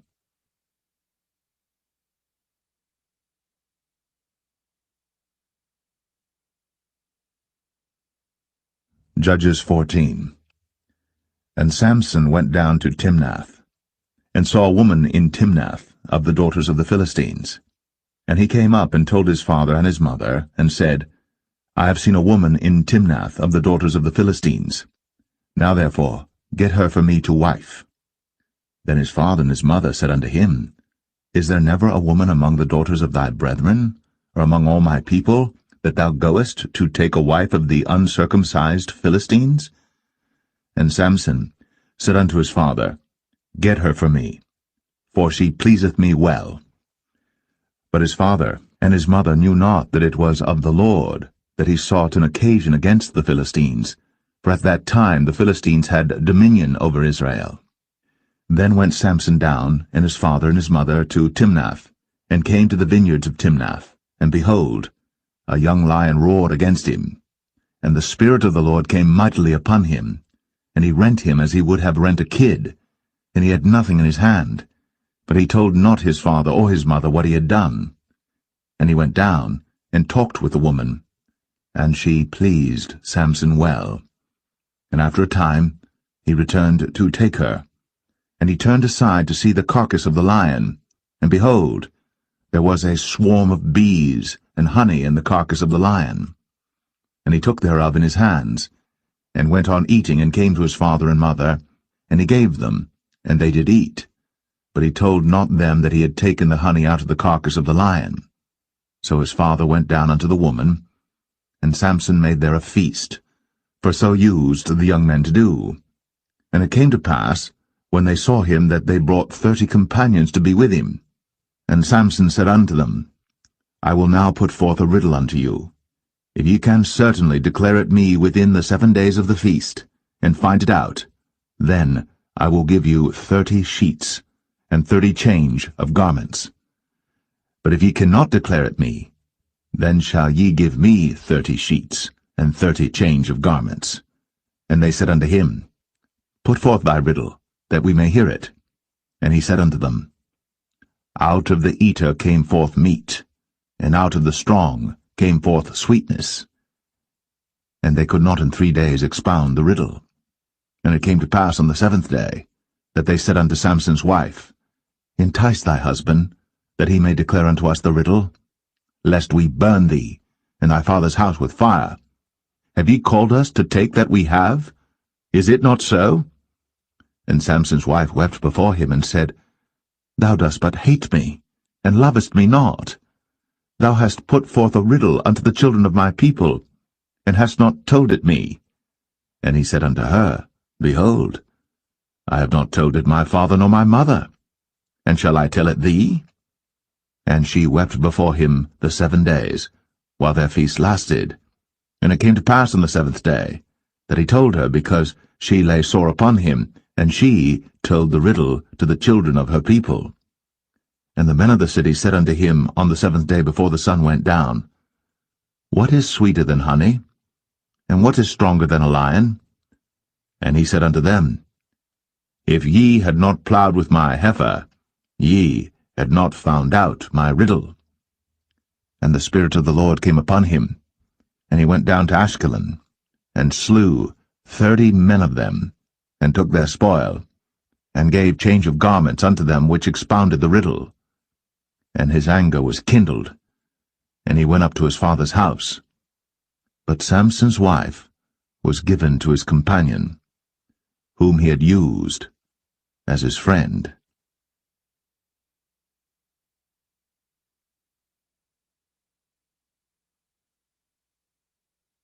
Judges 15.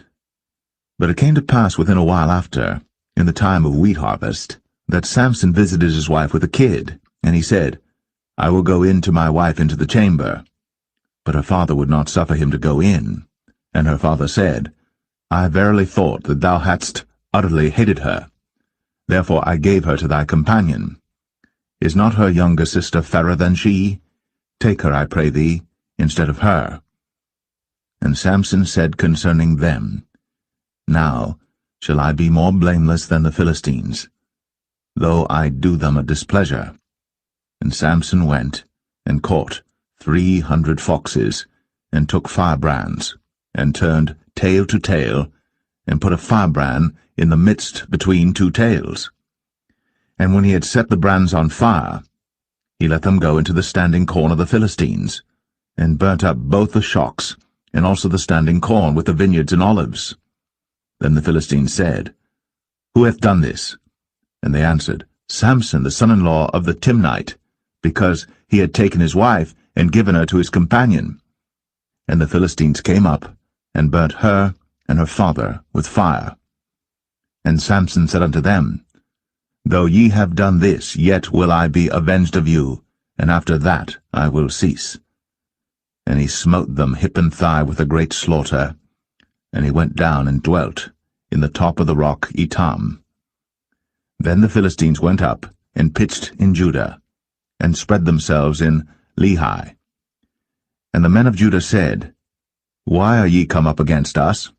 And they answered, To bind Samson are we come up, to do to him as he hath done to us.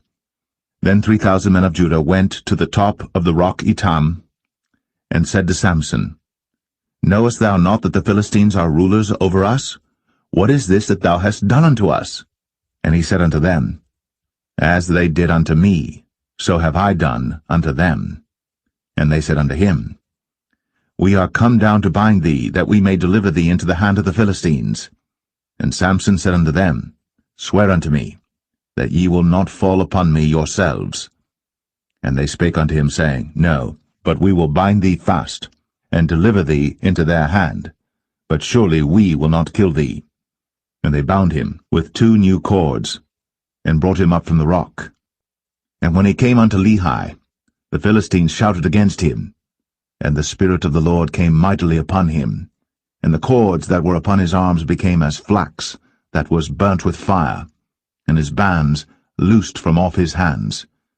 And he found a new jawbone of an ass, and put forth his hand, and took it, and slew 1,000 men therewith.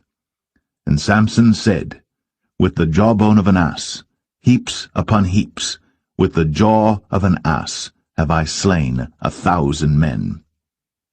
And it came to pass, when he had made an end of speaking, that he cast away the jawbone out of his hand, and called that place Ramath Lehi. And he was sore athirst, and called on the Lord, and said, Thou hast given this great deliverance into the hand of thy servant, and now shall I die for thirst, and fall into the hand of the uncircumcised? But God clave an hollow place that was in the jaw, and there came water thereout. And when he had drunk, his spirit came again, and he revived. Wherefore he called the name thereof En-Hakkore, which is in Lehi unto this day. And he judged Israel in the days of the Philistines 20 years.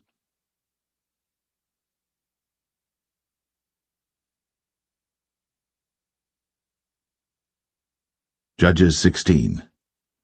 Then went Samson to Gaza, and saw there an harlot, and went in unto her. And it was told the Gazites, saying, Samson is come hither. And they compassed him in, and laid wait for him all night in the gate of the city, and were quiet all the night, saying, In the morning, when it is day, we shall kill him.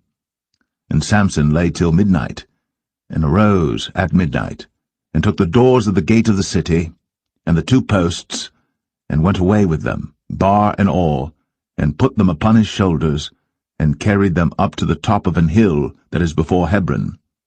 And it came to pass afterward, that he loved a woman in the valley of Sorek, whose name was Delilah.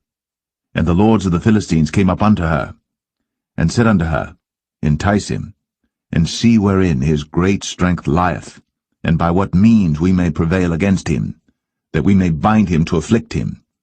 And we will give thee every one of us 1,100 pieces of silver.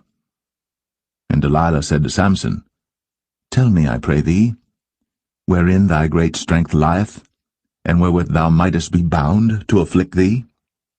And Samson said unto her, If they bind me with 7 green withs that were never dried, then shall I be weak, and be as another man. Then the lords of the Philistines brought up to her 7 green withs, which had not been dried, and she bound him with them. Now there were men lying in wait, abiding with her in the chamber. And she said unto him, The Philistines be upon thee, Samson. And he brake the withs, as a thread of tow is broken when it toucheth the fire. So his strength was not known. And Delilah said unto Samson, Behold, thou hast mocked me, and told me lies. Now tell me, I pray thee, wherewith thou mightest be bound. And he said unto her, If they bind me fast with new ropes, that never were occupied, then shall I be weak, and be as another man. Delilah therefore took new ropes, and bound him therewith, and said unto him, The Philistines be upon thee, Samson. And there were liers in wait, abiding in the chamber. And he brake them from off his arms like a thread. And Delilah said unto Samson, Hitherto thou hast mocked me, and told me lies. Tell me wherewith thou mightest be bound. And he said unto her, If thou weavest the 7 locks of my head with the web. And she fastened it with the pin, and said unto him, The Philistines be upon thee, Samson. And he awaked out of his sleep, and went away with the pin of the beam, and with the web. And she said unto him, How canst thou say, I love thee, when thine heart is not with me? Thou hast mocked me these 3 times, and hast not told me wherein thy great strength lieth. And it came to pass, when she pressed him daily with her words, and urged him, so that his soul was vexed unto death, that he told her all his heart, and said unto her, There hath not come a razor upon mine head, for I have been a Nazarite unto God from my mother's womb. If I be shaven, then my strength will go from me, and I shall become weak, and be like any other man. And when Delilah saw that he had told her all his heart, she sent and called for the lords of the Philistines, saying, Come up this once, for he hath shown me all his heart. Then the lords of the Philistines came up unto her, and brought money in their hand. And she made him sleep upon her knees, and she called for a man, and she caused him to shave off the 7 locks of his head, and she began to afflict him, and his strength went from him. And she said, The Philistines be upon thee, Samson. And he awoke out of his sleep, and said, I will go out as at other times before, and shake myself. And he wist not that the Lord was departed from him. But the Philistines took him, and put out his eyes, and brought him down to Gaza, and bound him with fetters of brass, and he did grind in the prison house. Howbeit, the hair of his head began to grow again after he was shaven. Then the lords of the Philistines gathered them together, for to offer a great sacrifice unto Dagon their god, and to rejoice, for they said, Our God hath delivered Samson our enemy into our hand. And when the people saw him, they praised their God, for they said, Our God hath delivered into our hands our enemy, and the destroyer of our country, which slew many of us.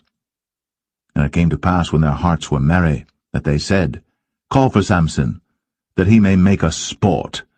And they called for Samson out of the prison house, and he made them sport, and they set him between the pillars.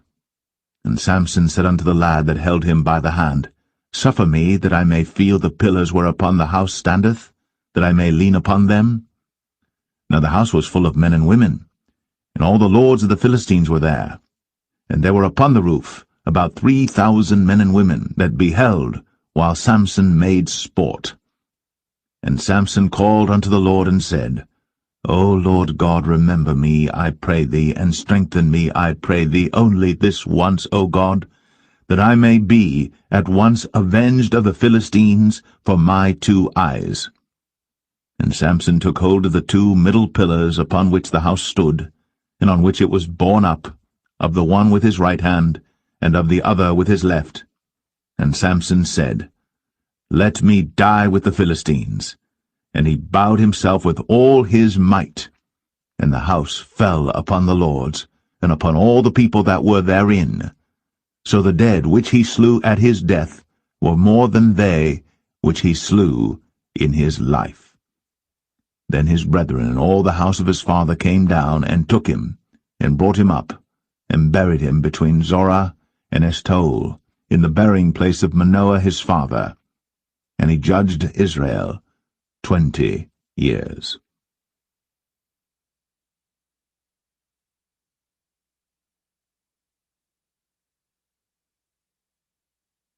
Judges 17. And there was a man of Mount Ephraim, whose name was Micah. And he said unto his mother, The 1,100 shekels of silver that were taken from thee, about which thou cursedst, and spakest of also in mine ears, behold, the silver is with me, I took it. And his mother said, Blessed be thou of the Lord, my son. And when he had restored the 1,100 shekels of silver to his mother said, I had wholly dedicated the silver unto the Lord from my hand for my son, to make a graven image and a molten image. Now therefore I will restore it unto thee. Yet he restored the money unto his mother, and his mother took 200 shekels of silver, and gave them to the founder, who made thereof a graven image and a molten image, and they were in the house of Micah. And the man Micah had an house of gods, and made an ephod, and teraphim, and consecrated one of his sons, who became his priest. In those days there was no king in Israel, but every man did that which was right in his own eyes. And there was a young man out of Bethlehem, Judah, of the family of Judah, who was a Levite, and he sojourned there. And the man departed out of the city from Bethlehem, Judah, to sojourn where he could find a place. And he came to Mount Ephraim, to the house of Micah, as he journeyed. And Micah said unto him, Whence comest thou? And he said unto him, I am a Levite of Bethlehem, Judah, and I go to sojourn where I may find a place. And Micah said unto him, Dwell with me, and be unto me a father and a priest, and I will give thee 10 shekels of silver by the year, and a suit of apparel, and thy victuals. So the Levite went in, and the Levite was content to dwell with the man, and the young man was unto him as one of his sons. And Micah consecrated the Levite, and the young man became his priest, and was in the house of Micah. Then said Micah, Now know I that the Lord will do me good, seeing I have a Levite to my priest.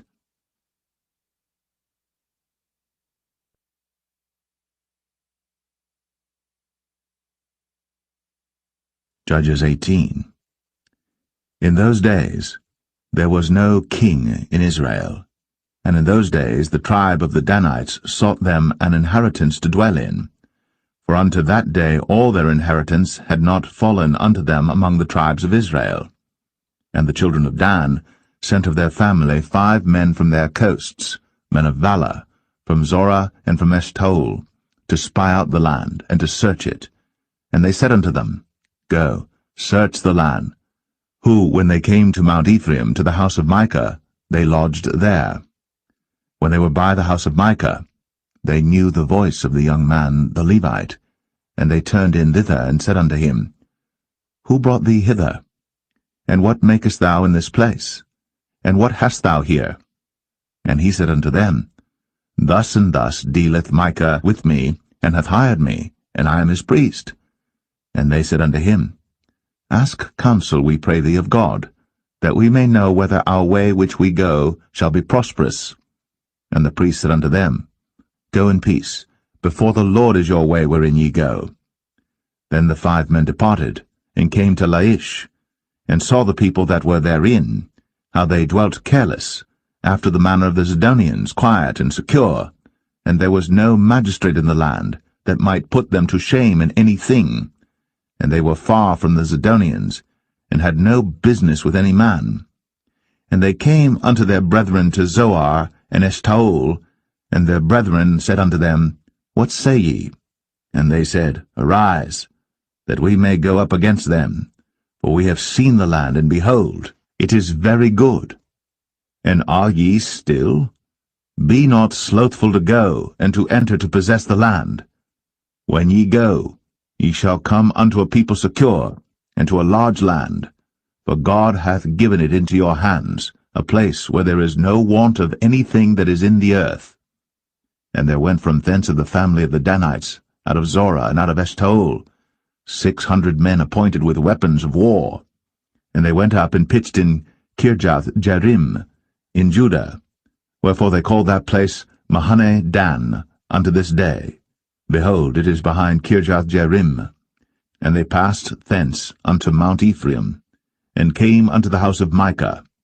Then answered the 5 men that went to spy out the country of Laish, and said unto their brethren, Do ye know that there is in these houses an ephod, and teraphim, and a graven image, and a molten image? Now therefore consider what ye have to do. And they turned thitherward, and came to the house of the young man the Levite, even unto the house of Micah, and saluted him. And the 600 men appointed with their weapons of war, which were of the children of Dan, stood by the entering of the gate. And the 5 men that went to spy out the land went up, and came in thither, and took the graven image, and the ephod, and the teraphim, and the molten image. And the priest stood in the entering of the gate with the 600 men that were appointed with weapons of war. And these went into Micah's house, and fetched the carved image, the ephod, and the teraphim, and the molten image. Then said the priest unto them, What do ye? And they said unto him, Hold thy peace, lay thine hand upon thy mouth, and go with us, and be to us a father and a priest. Is it better for thee to be a priest unto the house of one man, or that thou be a priest unto a tribe and a family in Israel? And the priest's heart was glad, and he took the ephod, and the teraphim, and the graven image, and went in the midst of the people. So they turned, and departed, and put the little ones and the cattle in the carriage before them. And when they were a good way from the house of Micah, the men that were in the houses near to Micah's house were gathered together, and overtook the children of Dan. And they cried unto the children of Dan, and they turned their faces, and said unto Micah, What aileth thee, that thou comest with such a company? And he said, Ye have taken away my gods which I made, and the priest and ye are gone away. And what have I more? And what is this that ye say unto me? What aileth thee? And the children of Dan said unto him, Let not thy voice be heard among us, lest angry fellows run upon thee, and thou lose thy life, with the lives of thy household. And the children of Dan went their way. And when Micah saw that they were too strong for him, he turned, and went back unto his house. And they took the things which Micah had made, and the priest which he had, and came unto Laish, unto a people that were at quiet and secure. And they smote them with the edge of the sword, and burnt the city with fire. And there was no deliverer, because it was far from Zidon, and they had no business with any man. And it was in the valley that lieth by Beth-rehob, and they built a city, and dwelt therein. And they called the name of the city Dan, after the name of Dan their father, who was born unto Israel, howbeit the name of the city was Laish at the first. And the children of Dan set up the graven image, and Jonathan the son of Gershom, the son of Manasseh, he and his sons were priests to the tribe of Dan until the day of the captivity of the land. And they set them up, Micah's graven image, which he made, all the time that the house of God was in Shiloh.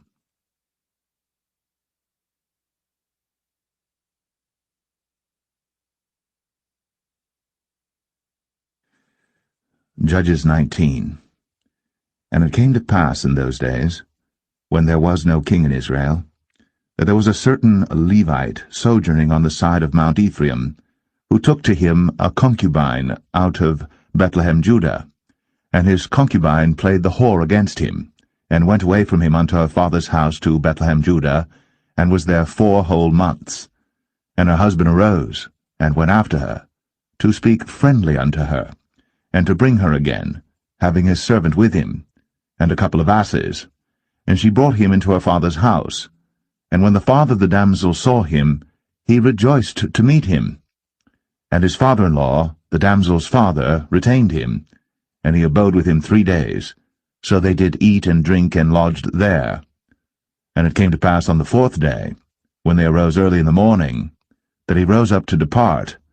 And the damsel's father said unto his son-in-law, Comfort thine heart with a morsel of bread, and afterward go your way.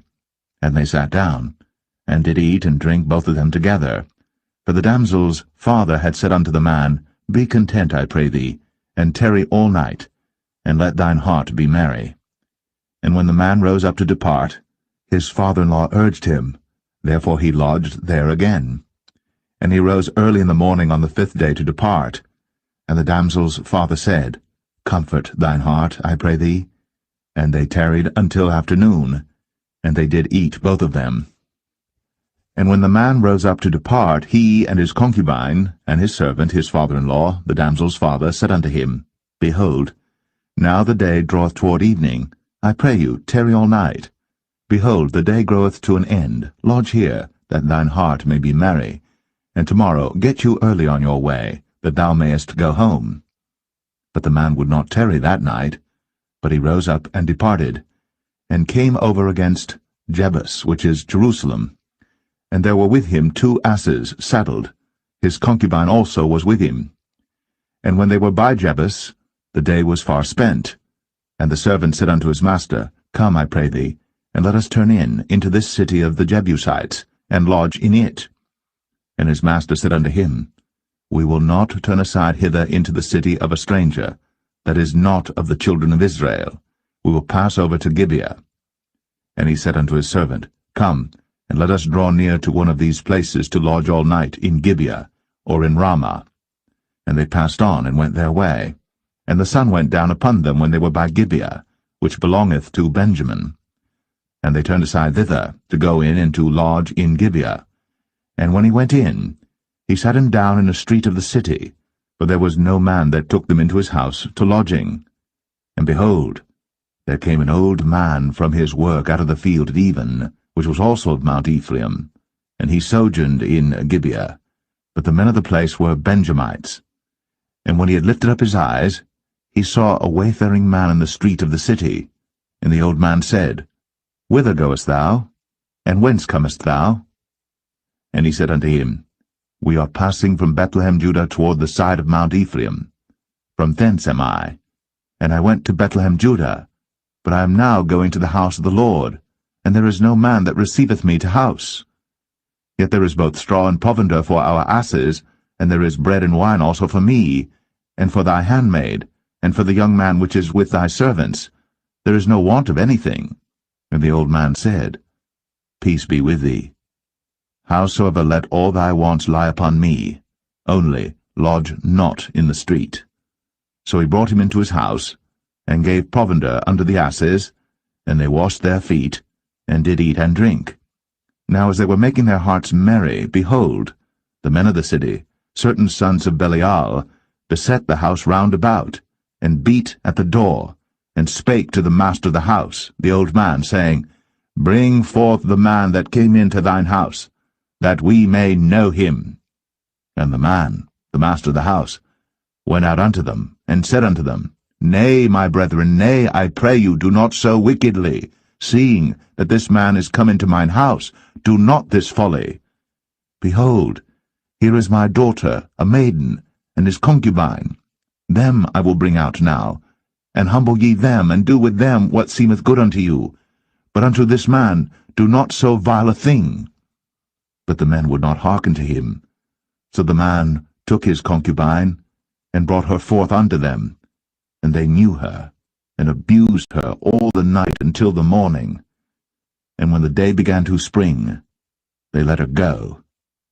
Then came the woman in the dawning of the day, and fell down at the door of the man's house, where her lord was, till it was light. And her lord rose up in the morning, and opened the doors of the house, and went out to go his way. And behold, the woman, his concubine, was fallen down at the door of the house, and her hands were upon the threshold. And he said unto her, Up, and let us be going. But none answered. Then the man took her up upon an ass. And the man rose up, and gat him unto his place. And when he was come into his house, he took a knife, and laid hold on his concubine, and divided her, together with her bones, into 12 pieces, and sent her into all the coasts of Israel. And it was so, that all that saw it said, There was no such deed done, nor seen from the day that the children of Israel came up out of the land of Egypt, unto this day. Consider of it, take advice, and speak your minds.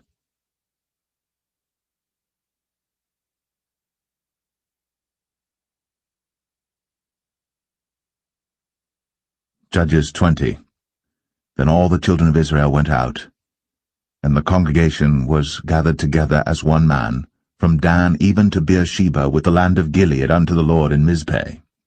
And the chief of all the people, even of all the tribes of Israel, presented themselves in the assembly of the people of God, 400,000 footmen that drew sword.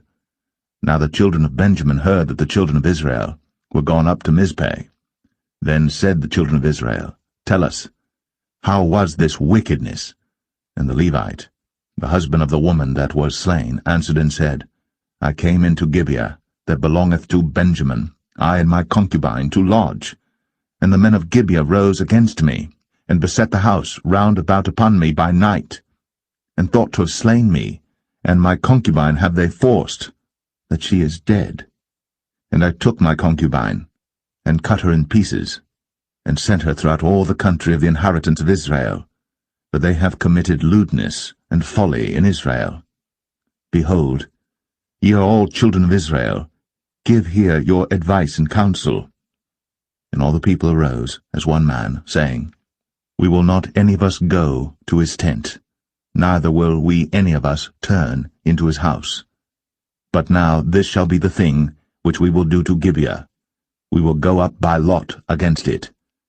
And we will take 10 men of 100 throughout all the tribes of Israel, and 100 of 1,000, and 1,000 out of 10,000, to fetch victual for the people, that they may do, when they come to Gibeah of Benjamin, according to all the folly that they have wrought in Israel. So all the men of Israel were gathered against the city, knit together as one man. And the tribes of Israel sent men through all the tribe of Benjamin, saying, What wickedness is this that is done among you? Now therefore, deliver us the men, the children of Belial, which are in Gibeah, that we may put them to death, and put away evil from Israel. But the children of Benjamin would not hearken to the voice of their brethren, the children of Israel. But the children of Benjamin gathered themselves together out of the cities unto Gibeah, to go out to battle against the children of Israel. And the children of Benjamin were numbered at that time out of the cities 26,000 men that drew sword, beside the inhabitants of Gibeah, which were numbered 700 chosen men. Among all this people there were 700 chosen men left-handed. Every one could sling stones at an hairbreadth, and not miss. And the men of Israel beside Benjamin were numbered 400,000 men that drew sword. All these were men of war. And the children of Israel arose, and went up to the house of God, and asked counsel of God, and said, Which of us shall go up first to the battle against the children of Benjamin? And the Lord said, Judah shall go up first. And the children of Israel rose up in the morning, and encamped against Gibeah. And the men of Israel went out to battle against Benjamin. And the men of Israel put themselves in array to fight against them at Gibeah. And the children of Benjamin came forth out of Gibeah, and destroyed down to the ground of the Israelites that day 22,000 men. And the people, the men of Israel, encouraged themselves, and set their battle again in array in the place where they put themselves in array the first day. And the children of Israel went up and wept before the Lord until even, and asked counsel of the Lord, saying, Shall I go up again to battle against the children of Benjamin my brother? And the Lord said, Go up against him. And the children of Israel came near against the children of Benjamin the second day. And Benjamin went forth against them out of Gibeah the second day, and destroyed down to the ground of the children of Israel again 18,000 men. All these drew the sword.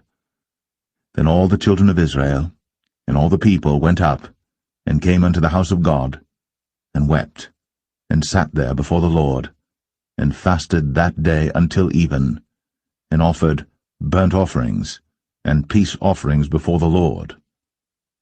And the children of Israel inquired of the Lord, for the ark of the covenant of God was there in those days.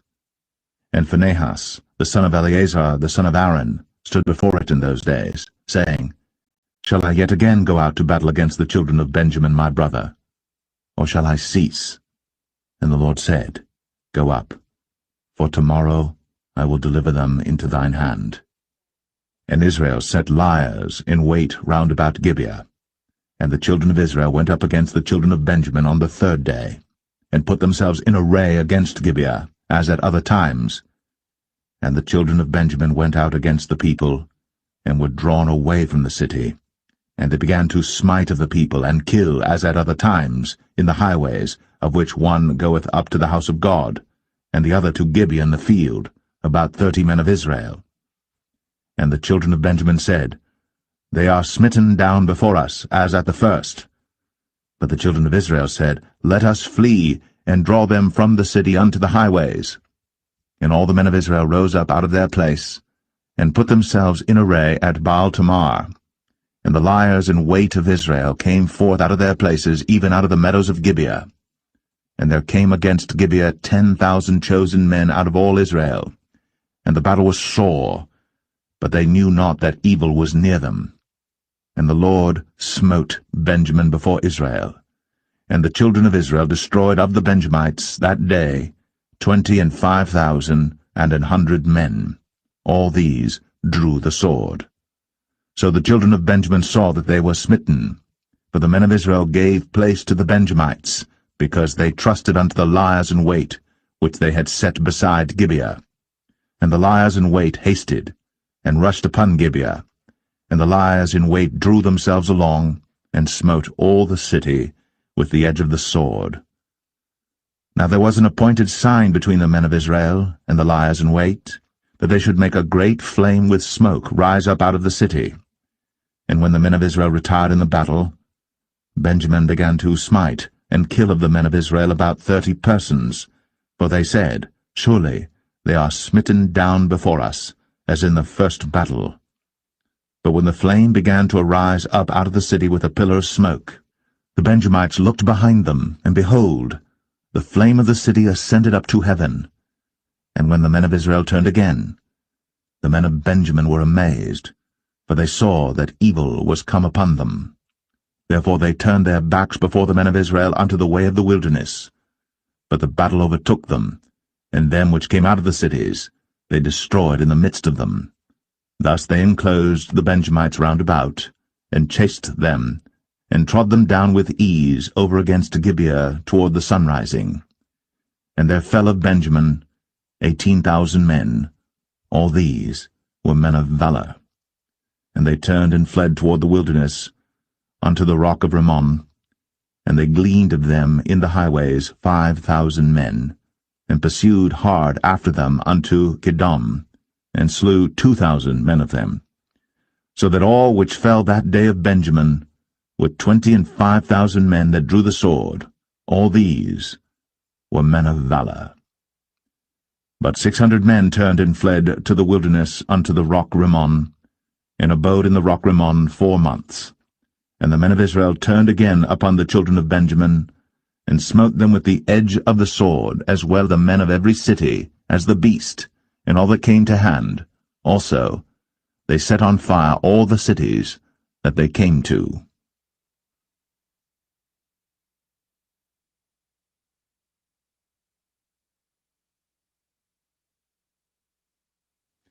Judges 21. Now the men of Israel had sworn in Mizpeh, saying, There shall not any of us give his daughter unto Benjamin to wife. And the people came to the house of God, and abode there till even before God, and lifted up their voices, and wept sore, and said, O Lord God of Israel, why is this come to pass in Israel, that there should be today one tribe lacking in Israel? And it came to pass on the morrow, that the people rose early, and built there an altar, and offered burnt offerings, and peace offerings. And the children of Israel said, Who is there among all the tribes of Israel, that came not up with the congregation unto the Lord? For they had made a great oath concerning him that came not up to the Lord to Mizpeh, saying, He shall surely be put to death. And the children of Israel repented them for Benjamin their brother, and said, There is one tribe cut off from Israel this day. How shall we do for wives for them that remain, seeing we have sworn by the Lord, that we will not give them of our daughters to wives? And they said, What one is there of the tribes of Israel, that came not up to Mizpeh to the Lord? And behold, there came none to the camp, from Jabesh Gilead to the assembly. For the people were numbered, and behold, there were none of the inhabitants of Jabesh Gilead there. And the congregation sent thither 12,000 men, of the valiantest, and commanded them, saying, Go, and smite the inhabitants of Jabesh Gilead with the edge of the sword, with the women and the children. And this is the thing that ye shall do. Ye shall utterly destroy every male, and every woman that hath lain by man. And they found among the inhabitants of Jabesh Gilead 400 young virgins, that had known no man by lying with any male. And they brought them unto the camp to Shiloh, which is in the land of Canaan. And the whole congregation sent some to speak to the children of Benjamin that were in the rock Rimmon, and to call peaceably unto them. And Benjamin came again at that time, and they gave them wives which they had saved alive of the women of Jabesh Gilead, and yet so they sufficed them not. And the people repented them for Benjamin, because that the Lord had made a breach in the tribes of Israel. Then the elders of the congregation said, How shall we do for wives for them that remain, seeing the women are destroyed out of Benjamin? And they said, There must be an inheritance for them that be escaped of Benjamin, that a tribe be not destroyed out of Israel. Howbeit we may not give them wives of our daughters, for the children of Israel have sworn, saying, Cursed be he that giveth a wife to Benjamin.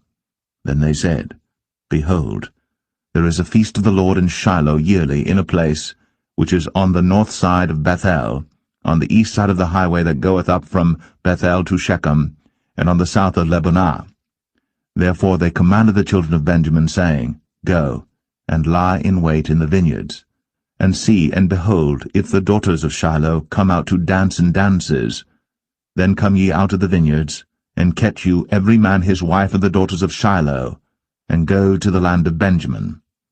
And it shall be, when their fathers or their brethren come unto us to complain, that we will say unto them, Be favorable unto them for our sakes, because we reserved not to each man his wife in the war, for ye did not give unto them at this time, that ye should be guilty. And the children of Benjamin did so, and took them wives, according to their number of them that danced, whom they caught, and they went and returned unto their inheritance, and repaired the cities, and dwelt in them. And the children of Israel departed thence at that time, every man to his tribe and to his family, and they went out from thence every man to his inheritance. In those days There was no king in Israel. Every man did that which was right in his own eyes.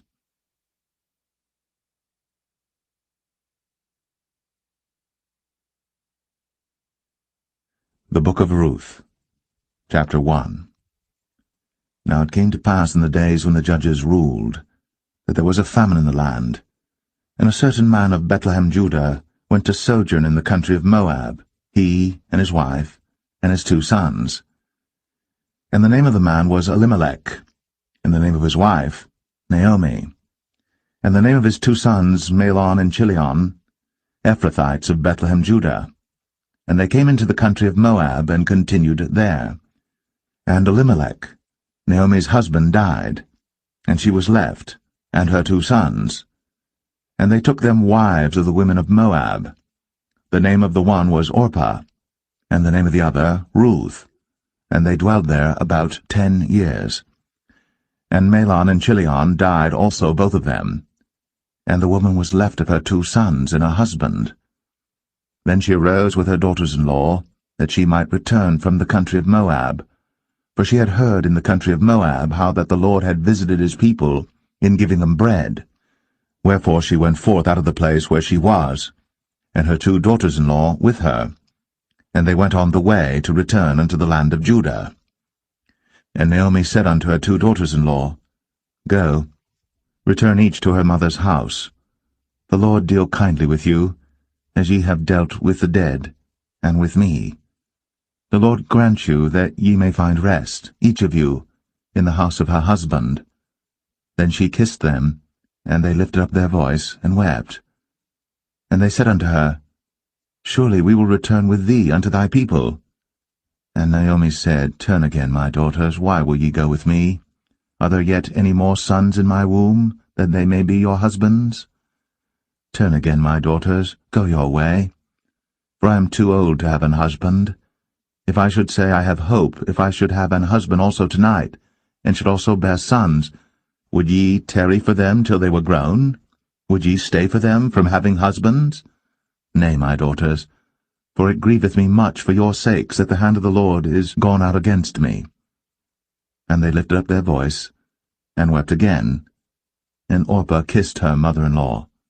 But Ruth clave unto her, and she said, Behold, thy sister-in-law is gone back unto her people, and unto her gods. Return thou after thy sister-in-law. And Ruth said, Entreat me not to leave thee, or to return from following after thee, for whither thou goest, I will go, and where thou lodgest, I will lodge. Thy people shall be my people, and thy God my God. Where thou diest will I die, and there will I be buried. The Lord do so to me, and more also, if aught but death part thee and me. When she saw that she was steadfastly minded to go with her, then she left speaking unto her. So they 2 went until they came to Bethlehem. And it came to pass, when they were come to Bethlehem, that all the city was moved about them, and they said, Is this Naomi? And she said unto them, Call me not Naomi, call me Mara, for the Almighty hath dealt very bitterly with me. I went out full, and the Lord hath brought me home again empty. Why then call ye me Naomi, seeing the Lord hath testified against me, and the Almighty hath afflicted me? So Naomi returned, and Ruth the Moabitess her daughter-in-law with her, which returned out of the country of Moab, and they came to Bethlehem in the beginning of barley harvest.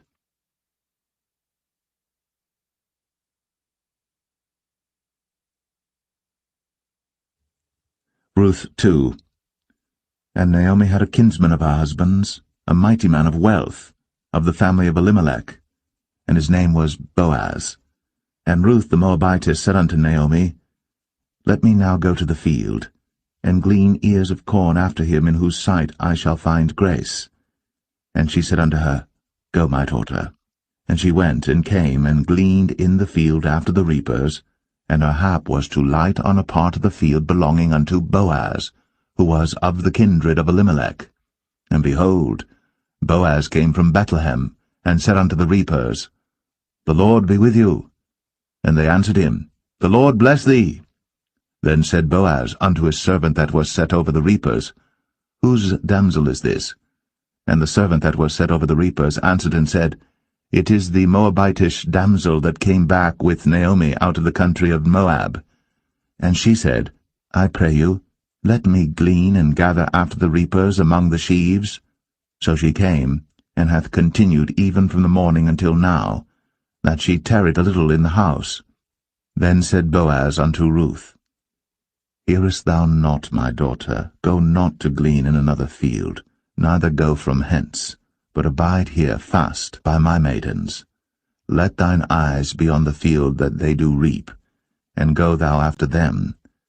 Have I not charged the young men that they shall not touch thee? And when thou art athirst, go unto the vessels, and drink of that which the young men have drawn. Then she fell on her face, and bowed herself to the ground, and said unto him, Why have I found grace in thine eyes, that thou shouldst take knowledge of me, seeing I am a stranger? And Boaz answered and said unto her, It hath fully been shown me all that thou hast done unto thy mother-in-law since the death of thine husband, and how thou hast left thy father and thy mother, and the land of thy nativity, and art come unto a people which thou knewest not heretofore.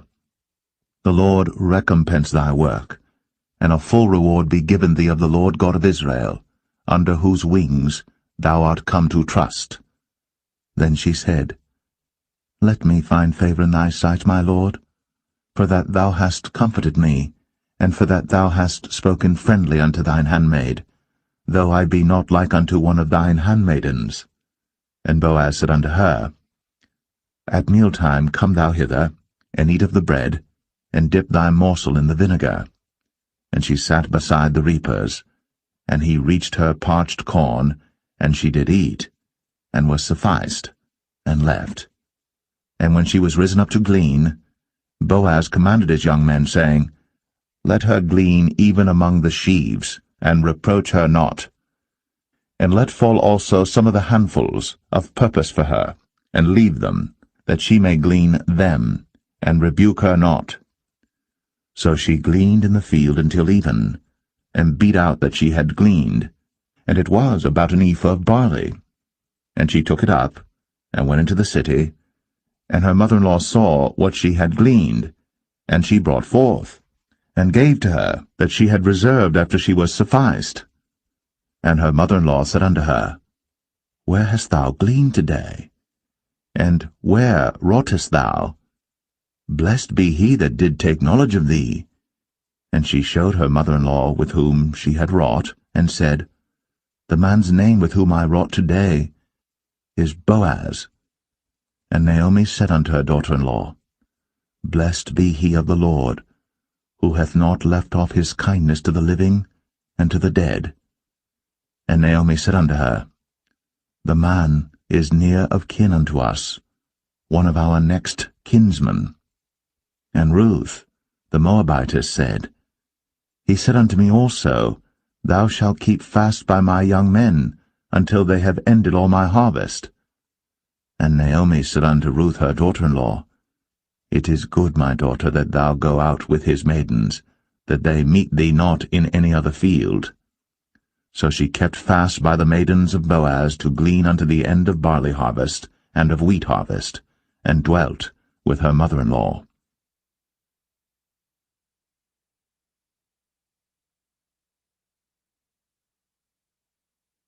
Ruth 3. Then Naomi her mother-in-law said unto her, My daughter, shall I not seek rest for thee, that it may be well with thee? And now is not Boaz of our kindred, with whose maidens thou wast? Behold, he winnoweth barley tonight in the threshing floor. Wash thyself therefore, and anoint thee, and put thy raiment upon thee, and get thee down to the floor. But make not thyself known unto the man until he shall have done eating and drinking. And it shall be, when he lieth down, that thou shalt mark the place where he shall lie, and thou shalt go in, and uncover his feet, and lay thee down, and he will tell thee what thou shalt do. And she said unto her, All that thou sayest unto me, I will do. And she went down unto the floor, and did according to all that her mother-in-law bade her. And when Boaz had eaten and drunk, and his heart was merry, he went to lie down at the end of the heap of corn. And she came softly, and uncovered his feet, and laid her down. And it came to pass at midnight, that the man was afraid, and turned himself, and behold, a woman lay at his feet. And he said, Who art thou? And she answered, I am Ruth thine handmaid. Spread therefore thy skirt over thine handmaid, for thou art a near kinsman. And he said, Blessed be thou of the Lord, my daughter, for thou hast shown more kindness in the latter end than at the beginning, inasmuch as thou followest not young men, whether poor or rich. And now, my daughter, fear not. I will do to thee all that thou requirest, for all the city of my people doth know that thou art a virtuous woman. And now it is true that I am thy near kinsman, howbeit there is a kinsman nearer than I. Tarry this night, and it shall be in the morning that if he will perform unto thee the part of a kinsman, well, let him do the kinsman's part. But if he will not do the part of a kinsman to thee, then will I do the part of a kinsman to thee, as the Lord liveth. Lie down until the morning. And she lay at his feet until the morning, and she rose up before one could know another. And he said, Let it not be known that a woman came into the floor. Also he said, Bring the veil that thou hast upon thee, and hold it. And when she held it, he measured 6 measures of barley, and laid it on her. And she went into the city. And when she came to her mother-in-law, she said, Who art thou, my daughter? And she told her all that the man had done to her. And she said, These 6 measures of barley gave he me, for he said to me, Go not empty unto thy mother-in-law. Then said she, Sit still, my daughter, until thou know how the matter will fall, for the man will not be in rest until he have finished the thing this day.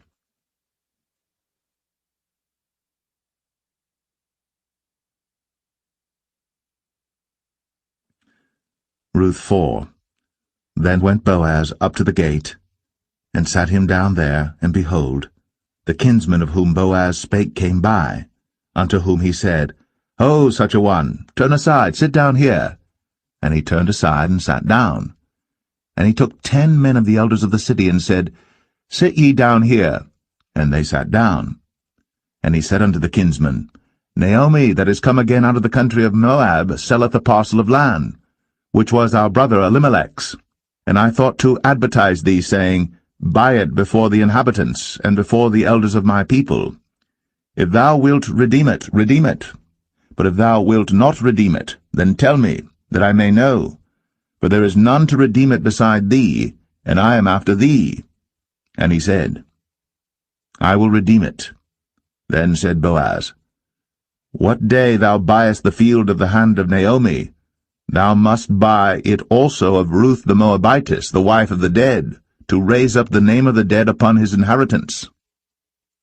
And the kinsman said, I cannot redeem it for myself, lest I mar mine own inheritance. Redeem thou my right to thyself, for I cannot redeem it. Now this was the manner in former time in Israel concerning redeeming and concerning changing, for to confirm all things, a man plucked off his shoe, and gave it to his neighbor, and this was a testimony in Israel. Therefore the kinsman said unto Boaz, Buy it for thee. So he drew off his shoe. And Boaz said unto the elders, and unto all the people, Ye are witnesses this day, that I have bought all that was Elimelech's, and all that was Chilion's and Mahlon's of the hand of Naomi. Moreover, Ruth the Moabitess, the wife of Mahlon, have I purchased to be my wife, to raise up the name of the dead upon his inheritance, that the name of the dead be not cut off from among his brethren, and from the gate of his place. Ye are witnesses this day. And all the people that were in the gate, and the elders said, We are witnesses. The Lord make the woman that is come into thine house like Rachel and like Leah, which two did build the house of Israel. And do thou worthily in Ephratah, and be famous in Bethlehem. And let thy house be like the house of Pharez, whom Tamar bare unto Judah, of the seed which the Lord shall give thee of this young woman.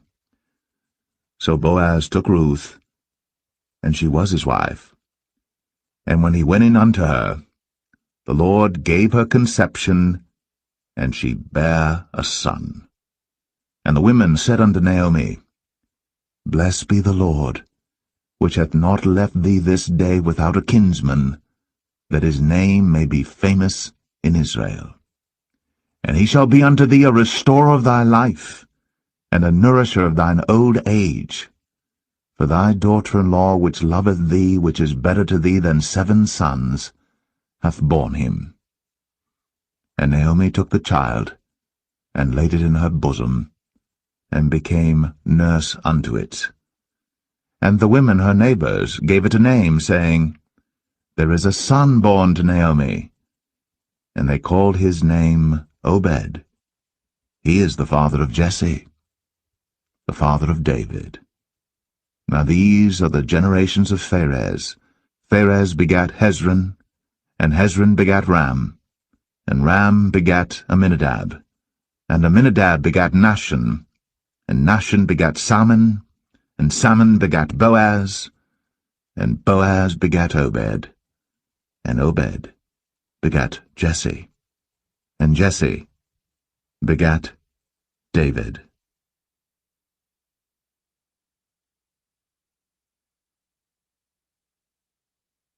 The first book of Samuel, chapter 1. Now there was a certain man of Ramathaim Zophim of Mount Ephraim, and his name was Elkanah, the son of Jeroham, the son of Elihu, the son of Tohu, the son of Zoph, an Ephrathite. And he had 2 wives. The name of the one was Hannah, and the name of the other was Peninnah. And Peninnah had children, but Hannah had no children. And this man went up out of his city yearly to worship and to sacrifice unto the Lord of hosts in Shiloh. And the 2 sons of Eli, Hophni and Phinehas, the priests of the Lord, were there. And when the time was that Elkanah offered, he gave to Peninnah his wife and to all her sons and her daughters portions.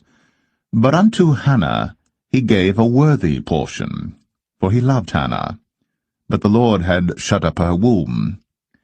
And her adversary also provoked her sore, for to make her fret, because the Lord had shut up her womb. And as he did so year by year, when she went up to the house of the Lord, so she provoked her. Therefore she wept, and did not eat.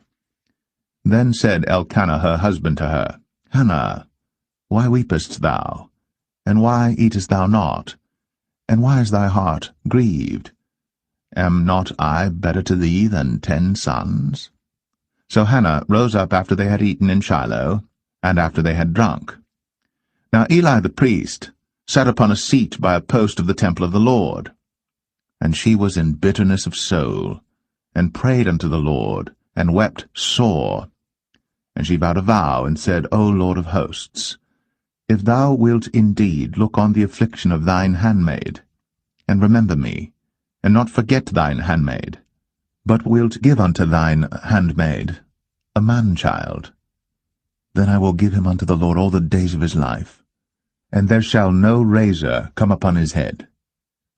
And it came to pass, as she continued praying before the Lord, that Eli marked her mouth.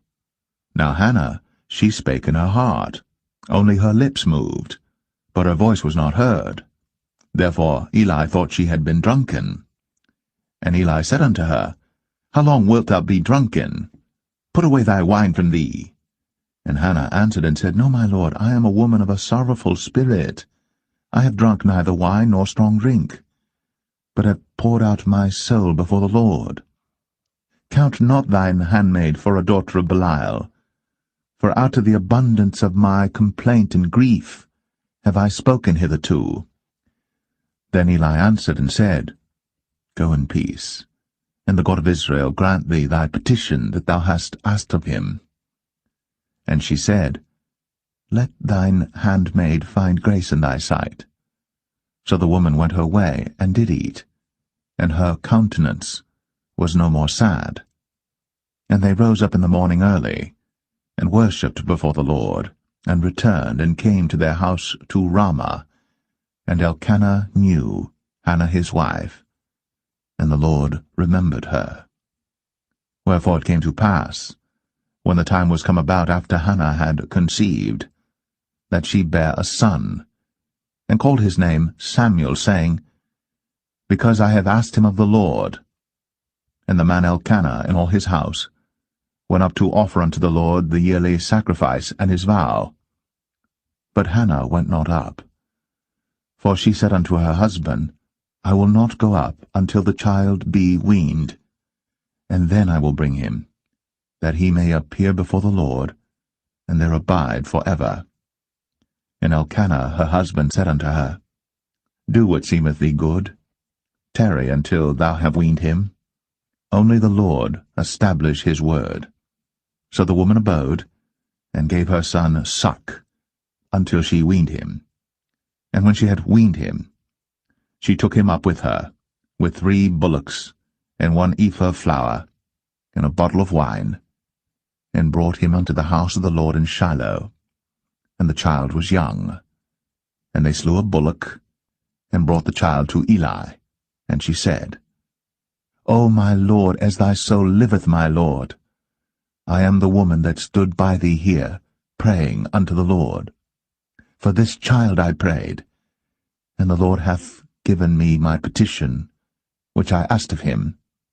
Therefore also I have lent him to the Lord. As long as he liveth, he shall be lent to the Lord.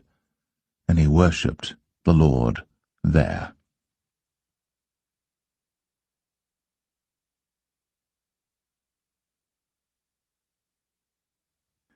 1 Samuel chapter 2. And Hannah prayed and said, My heart rejoiceth in the Lord. Mine horn is exalted in the Lord. My mouth is enlarged over mine enemies, because I rejoice in thy salvation. There is none holy as the Lord, for there is none beside thee, neither is there any rock like our God. Talk no more so exceeding proudly. Let not arrogancy come out of your mouth. For the Lord is a God of knowledge, and by him actions are weighed.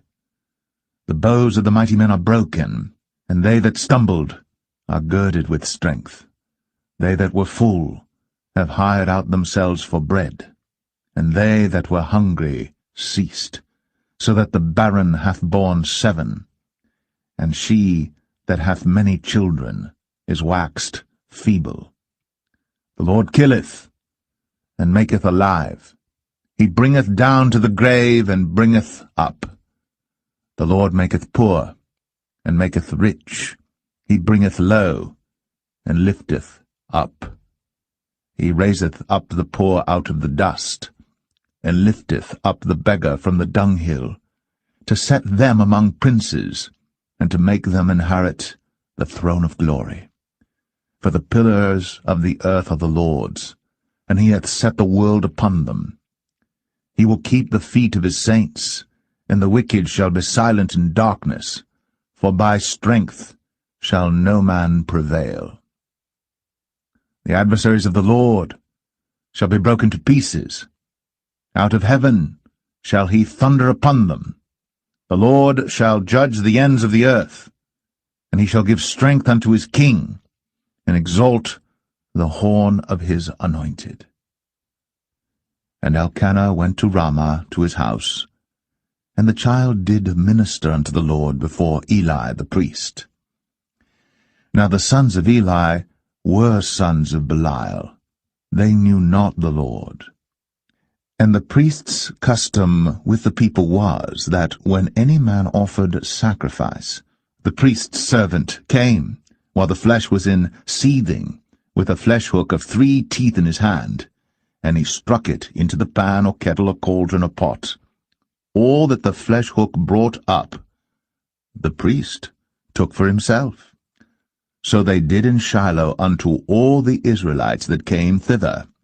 Also before they burnt the fat, the priest's servant came and said to the man that sacrificed, Give flesh to roast for the priest, for he will not have sodden flesh of thee, but raw. And if any man said unto him, Let them not fail to burn the fat presently, and then take as much as thy soul desireth, then he would answer him, Nay, but thou shalt give it me now, and if not, I will take it by force. Wherefore the sin of the young men was very great before the Lord, for men abhorred the offering of the Lord. But Samuel ministered before the Lord, being a child, girded with a linen ephod.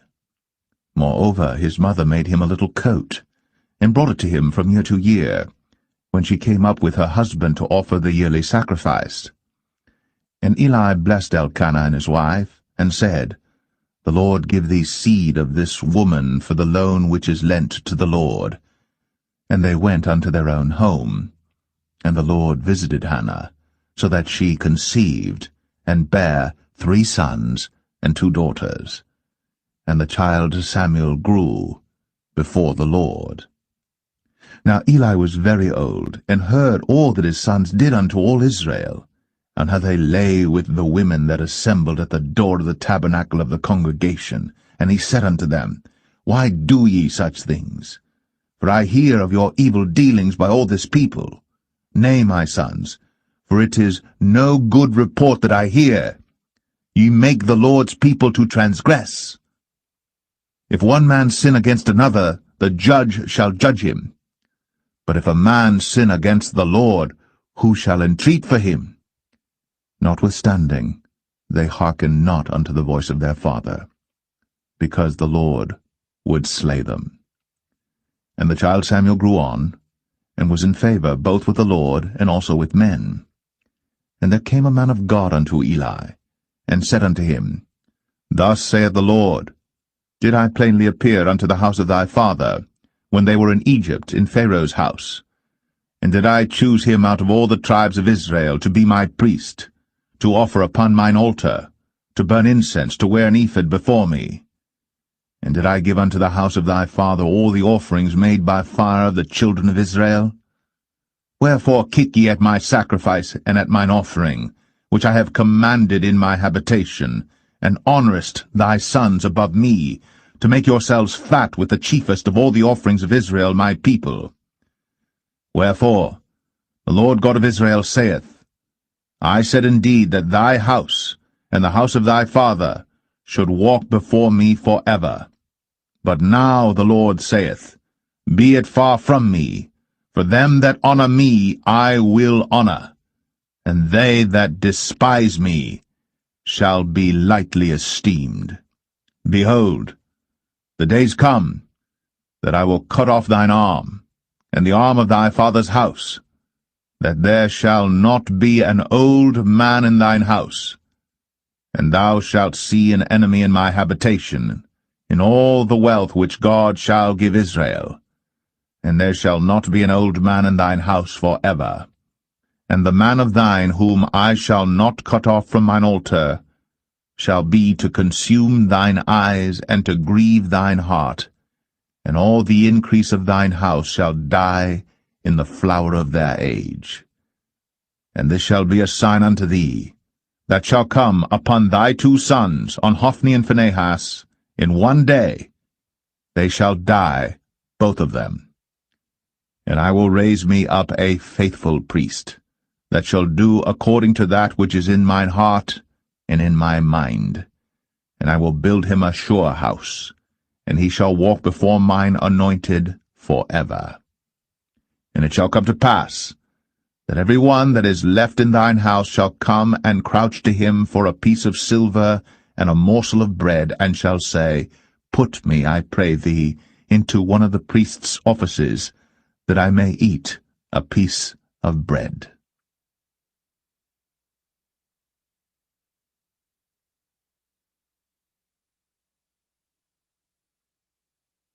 1 Samuel 3. And the child Samuel ministered unto the Lord before Eli. And the word of the Lord was precious in those days. There was no open vision. And it came to pass at that time, when Eli was laid down in his place, and his eyes began to wax dim, that he could not see, And ere the lamp of God went out in the temple of the Lord, where the ark of God was, and Samuel was laid down to sleep, that the Lord called Samuel, and he answered, Here am I. And he ran unto Eli, and said, Here am I, for thou calledst me. And he said, I called not, lie down again. And he went and lay down.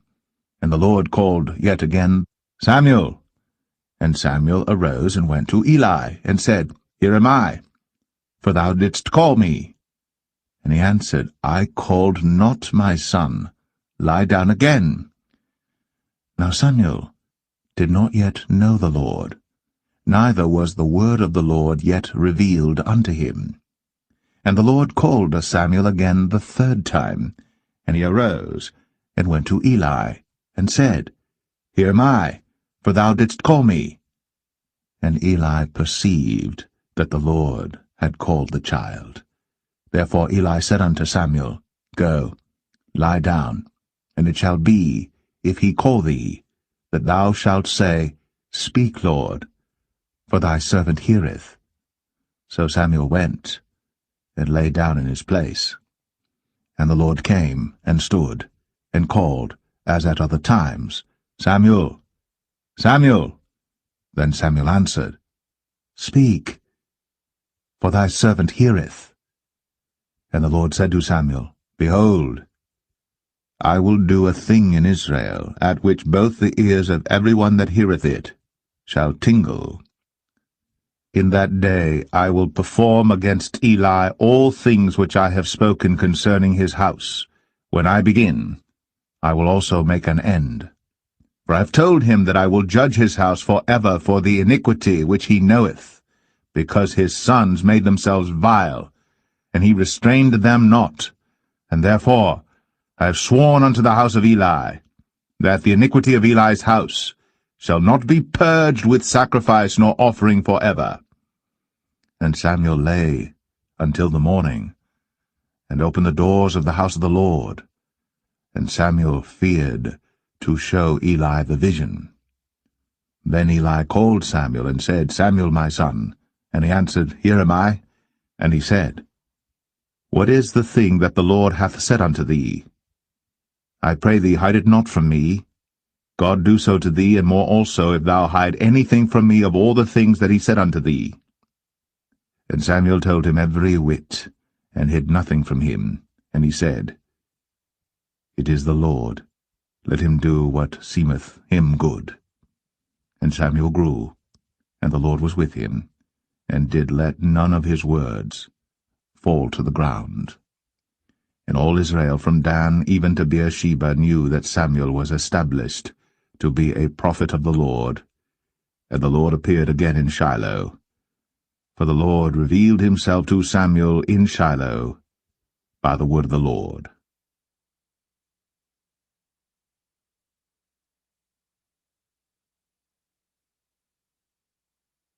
1 Samuel 4. And the word of Samuel came to all Israel. Now Israel went out against the Philistines to battle, and pitched beside Ebenezer. And the Philistines pitched in Aphek. And the Philistines put themselves in array against Israel. And when they joined battle, Israel was smitten before the Philistines, and they slew of the army in the field about 4,000 men. And when the people were come into the camp, the elders of Israel said, Wherefore hath the Lord smitten us today before the Philistines? Let us fetch the ark of the covenant of the Lord out of Shiloh unto us, that, when it cometh among us, it may save us out of the hand of our enemies. So the people sent to Shiloh, that they might bring from thence the ark of the covenant of the Lord of hosts, which dwelleth between the cherubims. And the two sons of Eli, Hophni and Phinehas, were there with the ark of the covenant of God. And when the ark of the covenant of the Lord came into the camp, all Israel shouted with a great shout, so that the earth rang again. And when the Philistines heard the noise of the shout, they said, What meaneth the noise of this great shout in the camp of the Hebrews? And they understood that the ark of the Lord was come into the camp. And the Philistines were afraid, for they said, God is come into the camp. And they said, Woe unto us, for there hath not been such a thing heretofore. Woe unto us! Who shall deliver us out of the hand of these mighty gods? These are the gods that smote the Egyptians with all the plagues in the wilderness. Be strong, and quit yourselves like men, O ye Philistines, that ye be not servants unto the Hebrews, as they have been to you. Quit yourselves like men, and fight. And the Philistines fought, and Israel was smitten, and they fled every man into his tent. And there was a very great slaughter, for there fell of Israel 30,000 footmen. And the ark of God was taken, and the two sons of Eli, Hophni and Phinehas, were slain. And there ran a man of Benjamin out of the army, and came to Shiloh the same day with his clothes rent, and with earth upon his head. And when he came, lo, Eli sat upon a seat by the wayside, watching, for his heart trembled for the ark of God. And when the man came into the city and told it, all the city cried out. And when Eli heard the noise of the crying, he said, What meaneth the noise of this tumult? And the man came in hastily, and told Eli. Now Eli was 98 years old, and his eyes were dim, that he could not see. And the man said unto Eli, I am he that came out of the army, and I fled today out of the army. And he said, What hast thou done, my son?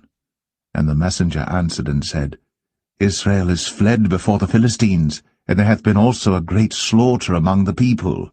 And thy two sons also, Hophni and Phinehas, are dead, and the ark of God is taken. And it came to pass, when he made mention of the ark of God, that he fell from off the seat backward by the side of the gate, and his neck brake, and he died. For he was an old man and heavy, and he had judged Israel 40 years. And his daughter-in-law Phinehas' wife was with child, near to be delivered. And when she heard the tidings that the ark of God was taken, and that her father-in-law and her husband were dead, she bowed herself and travailed, for her pains came upon her. And about the time of her death the women that stood by her said unto her, Fear not, for thou hast borne a son. But she answered not, neither did she regard it. And she named the child Ichabod, saying, The glory is departed from Israel, because the ark of God was taken, and because of her father-in-law and her husband. And she said, The glory is departed from Israel, for the ark of God is taken.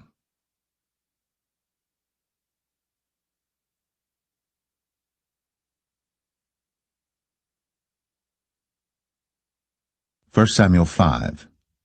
And the Philistines took the ark of God, and brought it from Ebenezer unto Ashdod. When the Philistines took the ark of God, they brought it into the house of Dagon, and set it by Dagon. And when they of Ashdod arose early on the morrow, behold, Dagon was fallen upon his face to the earth before the ark of the Lord. And they took Dagon, and set him in his place again.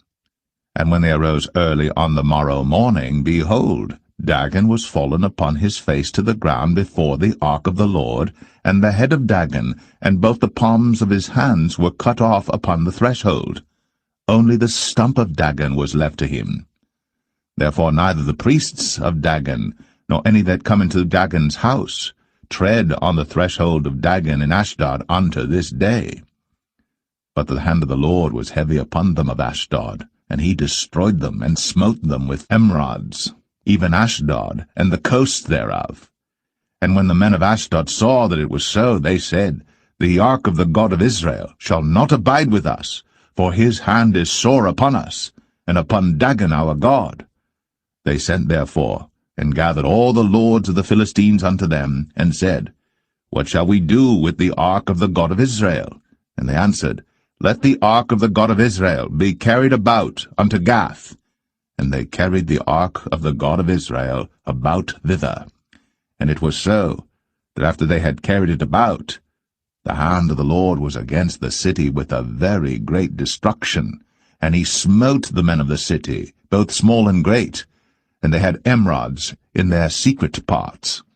Therefore they sent the ark of God to Ekron, and it came to pass, as the ark of God came to Ekron, that the Ekronites cried out, saying, They have brought about the ark of the God of Israel to us, to slay us and our people. So they sent and gathered together all the lords of the Philistines, and said, Send away the ark of the God of Israel, and let it go again to his own place, that it slay us not and our people. For there was a deadly destruction throughout all the city. The hand of God was very heavy there. And the men that died not were smitten with the emerods, and the cry of the city went up to heaven.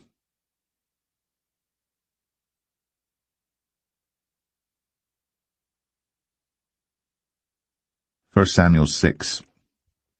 And the ark of the Lord was in the country of the Philistines 7 months. And the Philistines called for the priests and the diviners, saying, What shall we do to the ark of the Lord? Tell us wherewith we shall send it to his place. And they said, If ye send away the ark of the God of Israel, send it not empty, but in any wise return him a trespass offering. Then ye shall be healed, and it shall be known to you why his hand is not removed from you. Then said they, What shall be the trespass offering which we shall return to him? They answered, 5 golden emerods, and 5 golden mice, according to the number of the lords of the Philistines. For one plague was on you all, and on your lords. Wherefore ye shall make images of your emerods, and images of your mice that mar the land, and ye shall give glory unto the God of Israel. Peradventure he will lighten his hand from off you, and from off your gods, and from off your land. Wherefore then do ye harden your hearts, as the Egyptians and Pharaoh hardened their hearts, when he had wrought wonderfully among them? Did they not let the people go, and they departed? Now therefore make a new cart, and take 2 milch kine, on which there hath come no yoke, and tie the kine to the cart, and bring their calves home from them. And take the ark of the Lord, and lay it upon the cart, and put the jewels of gold, which ye return him for a trespass offering, in a coffer by the side thereof, and send it away, that it may go. And see, if it goeth up by the way of his own coast, to Bethshemesh, then he hath done us this great evil. But if not, then we shall know that it is not his hand that smote us. It was a chance that happened to us. And the men did so, and took 2 milch kine, and tied them to the cart, and shut up their calves at home. And they laid the ark of the Lord upon the cart, and the coffer with the mice of gold, and the images of their emerods. And the kine took the straight way to the way of Bethshemesh, and went along the highway, lowing as they went, and turned not aside to the right hand or to the left.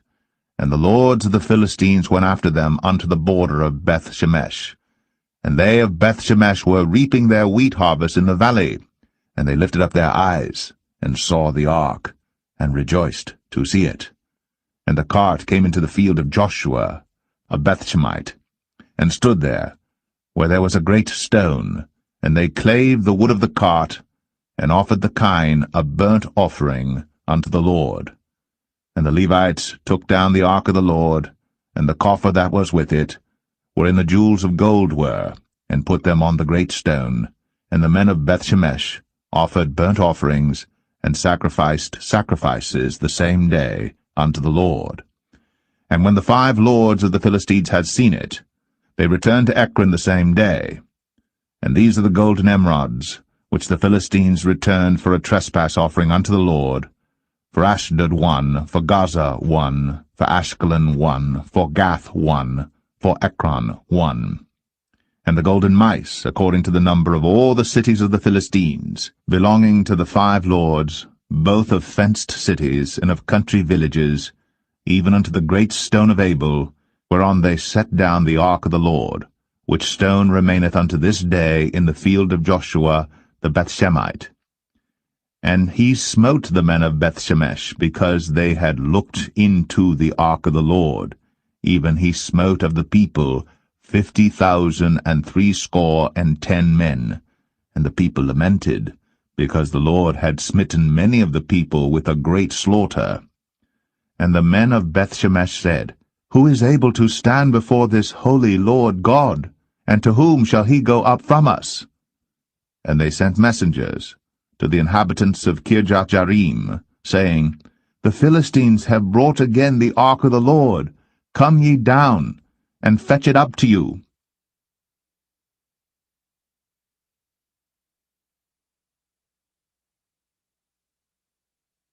First Samuel 7. And the men of Kirjath-jearim came and fetched up the ark of the Lord, and brought it into the house of Abinadab in the hill, and sanctified Eleazar his son to keep the ark of the Lord. And it came to pass, while the ark abode in Kirjath-jearim, that the time was long, for it was 20 years. And all the house of Israel lamented after the Lord. And Samuel spake unto all the house of Israel, saying, If ye do return unto the Lord with all your hearts, then put away the strange gods and Ashtoreth from among you, and prepare your hearts unto the Lord, and serve him only, and he will deliver you out of the hand of the Philistines. Then the children of Israel did put away Baalim and Ashtoreth, and served the Lord only. And Samuel said, Gather all Israel to Mizpeh, and I will pray for you unto the Lord. And they gathered together to Mizpeh, and drew water, and poured it out before the Lord, and fasted on that day, and said there, We have sinned against the Lord. And Samuel judged the children of Israel in Mizpeh. And when the Philistines heard that the children of Israel were gathered together to Mizpeh, the lords of the Philistines went up against Israel. And when the children of Israel heard it, they were afraid of the Philistines. And the children of Israel said to Samuel, Cease not to cry unto the Lord our God for us, that he will save us out of the hand of the Philistines. And Samuel took a sucking lamb, and offered it for a burnt offering holy unto the Lord. And Samuel cried unto the Lord for Israel, and the Lord heard him. And as Samuel was offering up the burnt offering, the Philistines drew near to battle against Israel. But the Lord thundered with a great thunder on that day upon the Philistines, and discomfited them, and they were smitten before Israel. And the men of Israel went out of Mizpeh, and pursued the Philistines, and smote them until they came unto Bethkar. Then Samuel took a stone, and set it between Mizpeh and Shen, and called the name of it Ebenezer, saying, Hitherto hath the Lord helped us. So the Philistines were subdued, and they came no more into the coast of Israel. And the hand of the Lord was against the Philistines all the days of Samuel. And the cities which the Philistines had taken from Israel were restored to Israel, from Ekron even unto Gath. And the coasts thereof did Israel deliver out of the hands of the Philistines. And there was peace between Israel and the Amorites. And Samuel judged Israel all the days of his life. And he went from year to year in circuit to Bethel, and Gilgal, and Mizpeh, and judged Israel in all those places. And his return was to Ramah, for there was his house, and there he judged Israel, and there he built an altar unto the Lord.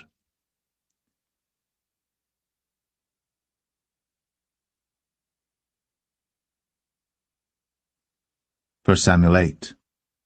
And it came to pass, when Samuel was old, that he made his sons judges over Israel. Now the name of his firstborn was Joel, and the name of his second Abiah. They were judges in Beersheba. And his sons walked not in his ways, but turned aside after lucre, and took bribes, and perverted judgment.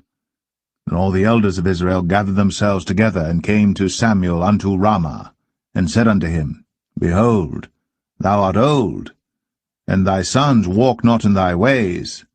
Now make us a king to judge us like all the nations. But the thing displeased Samuel, when they said, Give us a king to judge us. And Samuel prayed unto the Lord. And the Lord said unto Samuel, Hearken unto the voice of the people, in all that they say unto thee. For they have not rejected thee, but they have rejected me, that I should not reign over them.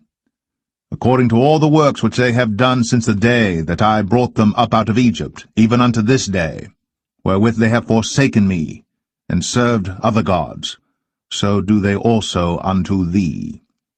Now therefore hearken unto their voice, howbeit yet protest solemnly unto them, and show them the manner of the king that shall reign over them. And Samuel told all the words of the Lord unto the people that asked of him a king. And he said, This will be the manner of the king that shall reign over you. He will take your sons, and appoint them for himself, for his chariots, and to be his horsemen, and some shall run before his chariots. And he will appoint him captains over thousands, and captains over fifties, and will set them to ear his ground, and to reap his harvest, and to make his instruments of war, and instruments of his chariots. And he will take your daughters to be confectionaries, and to be cooks, and to be bakers. And he will take your fields, and your vineyards, and your oliveyards, even the best of them, and give them to his servants. And he will take the tenth of your seed, and of your vineyards, and give to his officers, and to his servants. And he will take your men-servants, and your maidservants, and your goodliest young men, and your asses, and put them to his work. He will take the tenth of your sheep, and ye shall be his servants. And ye shall cry out in that day because of your king which ye shall have chosen you. And the Lord will not hear you in that day. Nevertheless, the people refused to obey the voice of Samuel, and they said, Nay, but we will have a king over us, that we also may be like all the nations, and that our king may judge us, and go out before us, and fight our battles. And Samuel heard all the words of the people, and he rehearsed them in the ears of the Lord. And the Lord said to Samuel, Hearken unto their voice, and make them a king. And Samuel said unto the men of Israel, Go ye every man unto his city.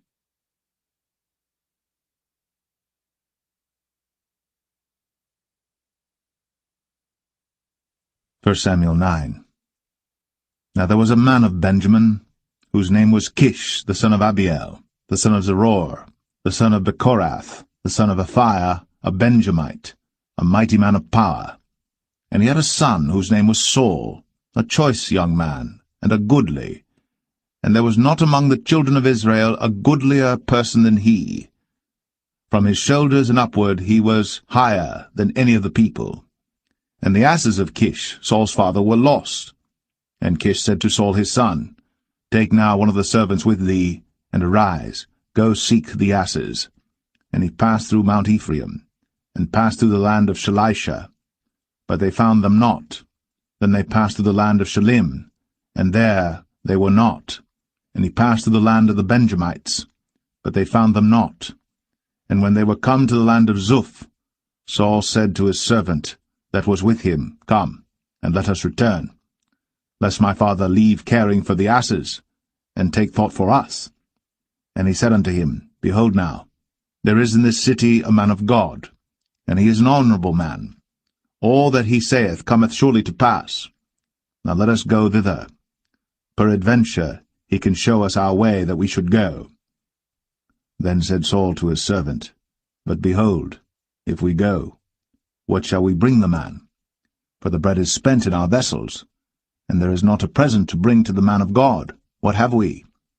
And the servant answered Saul again, and said, Behold, I have here at hand the 4th part of a shekel of silver. That will I give to the man of God, to tell us our way. Before time in Israel, when a man went to inquire of God, thus he spake, Come, and let us go to the seer. For he that is now called a prophet was before time called a seer.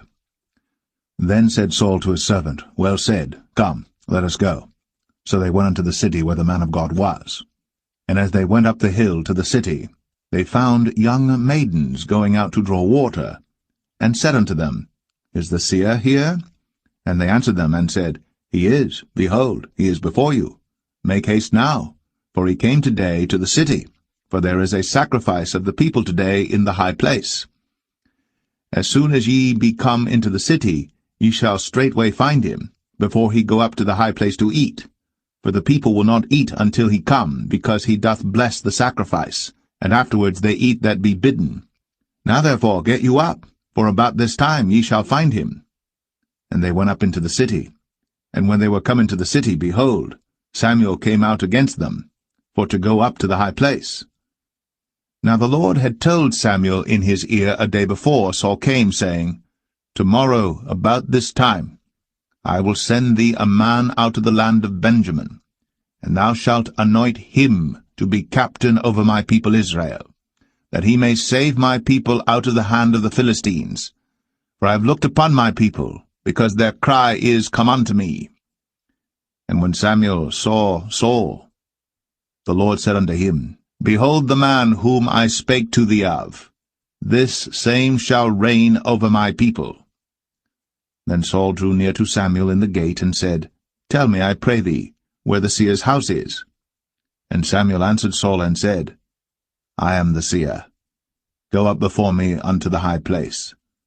For ye shall eat with me today, and tomorrow I will let thee go, and will tell thee all that is in thine heart.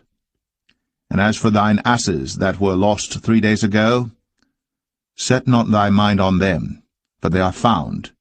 And on whom is all the desire of Israel? Is it not on thee, and on all thy father's house?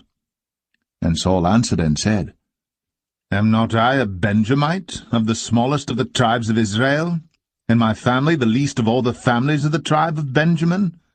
Wherefore then speakest thou so to me? And Samuel took Saul and his servant, and brought them into the parlour, and made them sit in the chiefest place among them that were bidden, which were about 30 persons. And Samuel said unto the cook, Bring the portion which I gave thee, of which I said unto thee, Set it by thee. And the cook took up the shoulder, and that which was upon it, and set it before Saul. And Samuel said, Behold that which is left, set it before thee, and eat. For unto this time hath it been kept for thee, since I said, I have invited the people. So Saul did eat with Samuel that day. And when they were come down from the high place into the city, Samuel communed with Saul upon the top of the house. And they arose early.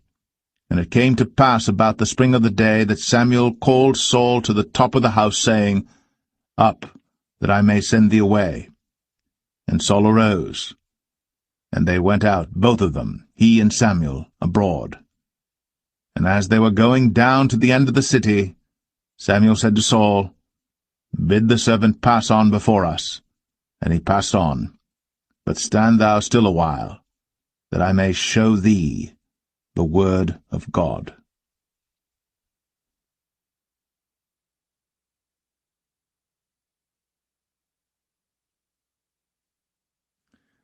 1 Samuel 10. Then Samuel took a vial of oil, and poured it upon his head, and kissed him, and said, Is it not because the Lord hath anointed thee to be captain over his inheritance? When thou art departed from me today, then thou shalt find 2 men by Rachel's sepulchre, in the border of Benjamin at Zelzah. And they will say unto thee, The asses which thou wentest to seek are found. And lo, thy father hath left the care of the asses, and sorroweth for you, saying, What shall I do for my son? Then shalt thou go on forward from thence, and thou shalt come to the plain of Tabor. And there shall meet thee 3 men going up to God to Bethel, one carrying 3 kids, and another carrying 3 loaves of bread, and another carrying a bottle of wine. And they will salute thee, and give thee 2 loaves of bread, which thou shalt receive of their hands. After that thou shalt come to the hill of God, where is the garrison of the Philistines. And it shall come to pass, when thou art come thither to the city, that thou shalt meet a company of prophets coming down from the high place, with a psaltery, and a tabret, and a pipe, and a harp before them. And they shall prophesy. And the Spirit of the Lord will come upon thee, and thou shalt prophesy with them, and shalt be turned into another man. And let it be, when these signs are come unto thee, that thou do as occasion serve thee, for God is with thee. And thou shalt go down before me to Gilgal, and behold, I will come down unto thee to offer burnt offerings, and to sacrifice sacrifices of peace offerings.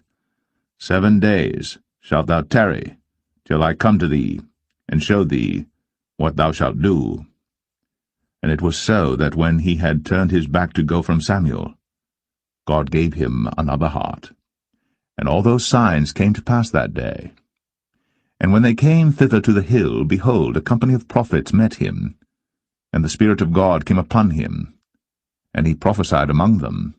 And it came to pass, when all that knew him beforetime saw that, behold, he prophesied among the prophets, then the people said one to another, What is this that is come unto the son of Kish? Is Saul also among the prophets? And one of the same place answered and said, But who is their father? Therefore it became a proverb, Is Saul also among the prophets? And when he had made an end of prophesying, he came to the high place. And Saul's uncle said unto him and to his servant, Whither went ye? And he said, To seek the asses. And when we saw that they were nowhere, we came to Samuel. And Saul's uncle said, Tell me, I pray thee, what Samuel said unto you. And Saul said unto his uncle, He told us plainly that the asses were found. But of the matter of the kingdom whereof Samuel spake, he told him not. And Samuel called the people together unto the Lord to Mizpeh, and said unto the children of Israel, Thus saith the Lord God of Israel, I brought up Israel out of Egypt, and delivered you out of the hand of the Egyptians, and out of the hand of all kingdoms, and of them that oppressed you. And ye have this day rejected your God, who himself saved you out of all your adversities and your tribulations. And ye have said unto him, Nay, but set a king over us. Now therefore present yourselves before the Lord by your tribes and by your thousands. And when Samuel had caused all the tribes of Israel to come near, the tribe of Benjamin was taken.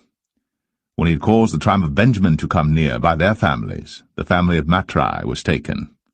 And Saul the son of Kish was taken. And when they sought him, he could not be found. Therefore they inquired of the Lord further, if the man should yet come thither. And the Lord answered, Behold, he hath hid himself among the stuff. And they ran and fetched him thence. And when he stood among the people, he was higher than any of the people, from his shoulders and upward. And Samuel said to all the people, See ye him, whom the Lord hath chosen, that there is none like him among all the people? And all the people shouted and said, God save the king. Then Samuel told the people the manner of the kingdom, and wrote it in a book, and laid it up before the Lord. And Samuel sent all the people away, every man to his house.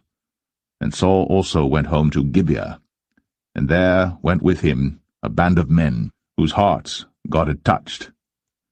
But the children of Belial said, How shall this man save us?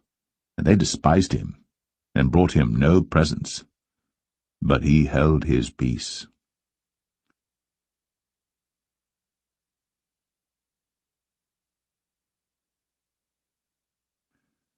1 Samuel 11. Then Nahash the Ammonite came up, and encamped against Jabesh-Gilead.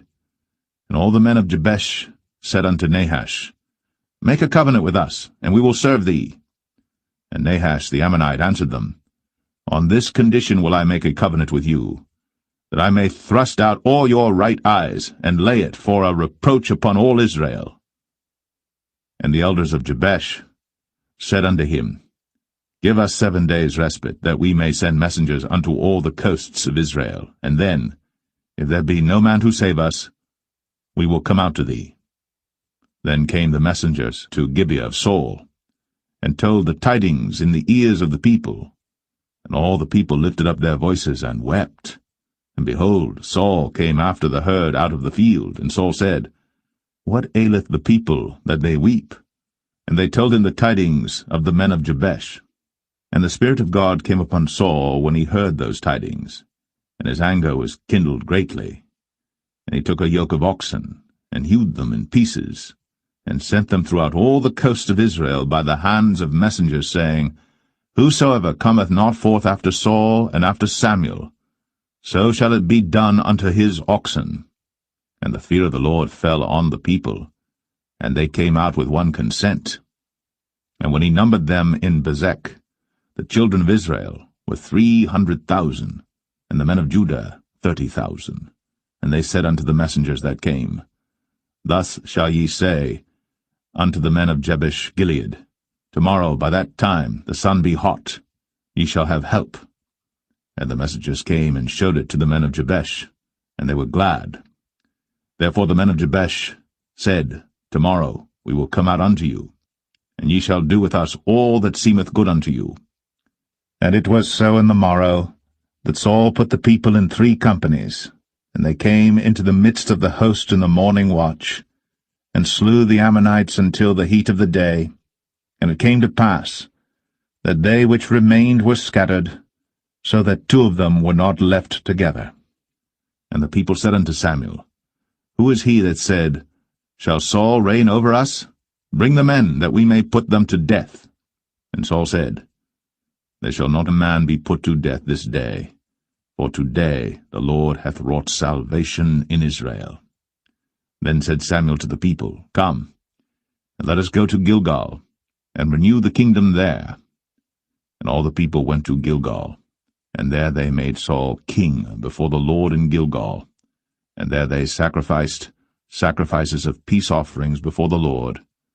And there Saul and all the men of Israel rejoiced greatly.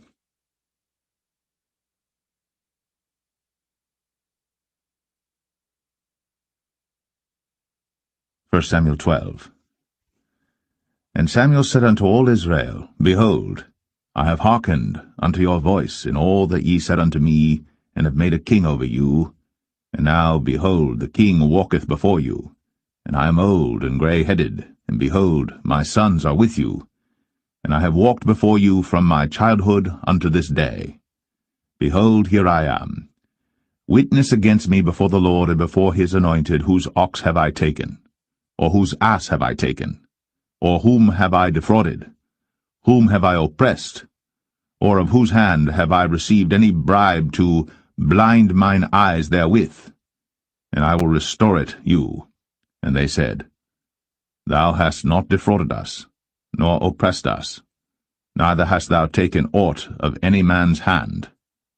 And he said unto them, The Lord is witness against you, and his anointed is witness this day, that ye have not found aught in my hand. And they answered, He is witness. And Samuel said unto the people, It is the Lord that advanced Moses and Aaron, and that brought your fathers up out of the land of Egypt. Now therefore stand still, that I may reason with you before the Lord of all the righteous acts of the Lord which he did to you and to your fathers. When Jacob was come into Egypt, and your fathers cried unto the Lord, then the Lord sent Moses and Aaron, which brought forth your fathers out of Egypt, and made them dwell in this place. And when they forgat the Lord their God, he sold them into the hand of Sisera, captain of the host of Hazor, and into the hand of the Philistines, and into the hand of the king of Moab. And they fought against them. And they cried unto the Lord, and said, We have sinned, because we have forsaken the Lord, and have served Balaam and Ashtoreth. But now deliver us out of the hand of our enemies, and we will serve thee. And the Lord sent Jerubbaal, and Bedan, and Jephthah, and Samuel, and delivered you out of the hand of your enemies on every side, and ye dwelled safe. And when ye saw that Nahash the king of the children of Ammon came against you, ye said unto me, Nay, but a king shall reign over us, when the Lord your God was your king. Now therefore, behold, the king whom ye have chosen, and whom ye have desired, and behold, the Lord hath set a king over you. If ye will fear the Lord, and serve him, and obey his voice, and not rebel against the commandment of the Lord, then shall both ye and also the king that reigneth over you continue following the Lord your God. But if ye will not obey the voice of the Lord, but rebel against the commandment of the Lord, then shall the hand of the Lord be against you, as it was against your fathers. Now therefore stand and see this great thing which the Lord will do before your eyes. Is it not wheat harvest today? I will call unto the Lord, And he shall send thunder and rain, that ye may perceive and see that your wickedness is great, which ye have done in the sight of the Lord in asking you a king. So Samuel called unto the Lord, and the Lord sent thunder and rain that day. And all the people greatly feared the Lord and Samuel. And all the people said unto Samuel, Pray for thy servants unto the Lord thy God, that we die not, for we have added unto all our sins this evil, to ask us a king. And Samuel said unto the people, Fear not, ye have done all this wickedness. Yet turn not aside from following the Lord, but serve the Lord with all your heart. And turn ye not aside, for then should ye go after vain things which cannot profit nor deliver, for they are vain. For the Lord will not forsake his people for his great name's sake, because it hath pleased the Lord to make you his people. Moreover, as for me, God forbid that I should sin against the Lord in ceasing to pray for you. But I will teach you the good and the right way. Only fear the Lord, and serve him in truth with all your heart. For consider how great things he hath done for you. But if ye shall still do wickedly, ye shall be consumed, both ye and your king.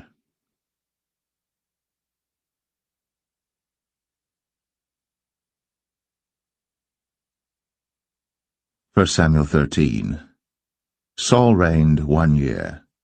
And when he had reigned 2 years over Israel, Saul chose him 3,000 men of Israel, whereof 2,000 were with Saul in Michmash and in Mount Bethel, and 1,000 were with Jonathan in Gibeah of Benjamin. And the rest of the people he sent every man to his tent. And Jonathan smote the garrison of the Philistines that was in Geba, and the Philistines heard of it. And Saul blew the trumpet throughout all the land, saying, Let the Hebrews hear. And all Israel heard say that Saul had smitten a garrison of the Philistines, and that Israel also was had in abomination with the Philistines. And the people were called together after Saul to Gilgal. And the Philistines gathered themselves together to fight with Israel, 30,000 chariots and 6,000 horsemen, and people as the sand which is on the seashore in multitude. And they came up, and pitched in Michmash, eastward from Bethaven. When the men of Israel saw that they were in a strait, for the people were distressed, then the people did hide themselves in caves, and in thickets, and in rocks, and in high places, and in pits. And some of the Hebrews went over Jordan to the land of Gad and Gilead. As for Saul, he was yet in Gilgal, and all the people followed him, trembling. And he tarried 7 days according to the set time that Samuel had appointed. But Samuel came not to Gilgal, and the people were scattered from him. And Saul said, Bring hither a burnt offering to me, and peace offerings. And he offered the burnt offering. And it came to pass that as soon as he had made an end of offering the burnt offering, behold, Samuel came. And Saul went out to meet him, that he might salute him. And Samuel said, What hast thou done? And Saul said, Because I saw that the people were scattered from me, and that thou camest not within the days appointed, and that the Philistines gathered themselves together at Michmash. Therefore said I, The Philistines will come down now upon me to Gilgal, and I have not made supplication unto the Lord. I forced myself therefore, and offered a burnt offering. And Samuel said to Saul, Thou hast done foolishly. Thou hast not kept the commandment of the Lord thy God, which he commanded thee. For now would the Lord have established thy kingdom upon Israel forever. But now thy kingdom shall not continue. The Lord hath sought him a man after his own heart. And the Lord hath commanded him to be captain over his people, because thou hast not kept that which the Lord commanded thee. And Samuel arose, and gat him up from Gilgal unto Gibeah of Benjamin. And Saul numbered the people that were present with him about 600 men. And Saul and Jonathan his son, and the people that were present with him, abode in Gibeah of Benjamin. But the Philistines encamped in Michmash. And the spoilers came out of the camp of the Philistines in 3 companies. 1 company turned unto the way that leadeth to Ophrah, unto the land of Shual. And another company turned the way to Bethhoron, and another company turned to the way of the border that looketh to the valley of Zeboim, toward the wilderness. Now there was no smith found throughout all the land of Israel, For the Philistines said, Lest the Hebrews make them swords or spears. But all the Israelites went down to the Philistines to sharpen every man his share, and his coulter, and his axe, and his mattock. Yet they had a file for the mattocks, and for the coulters, and for the forks, and for the axes, and to sharpen the goads. So it came to pass in the day of battle that there was neither sword nor spear found in the hand of any of the people that were with Saul and Jonathan. But with Saul and with Jonathan his son was there found. And the garrison of the Philistines went out to the passage of Michmash.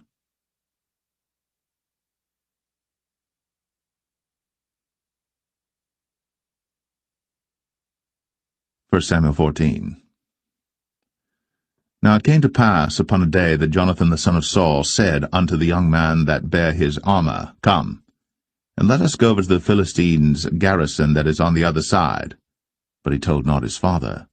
And Saul tarried in the uttermost part of Gibeah, under a pomegranate tree which is in Migron, and the people that were with him were about 600 men.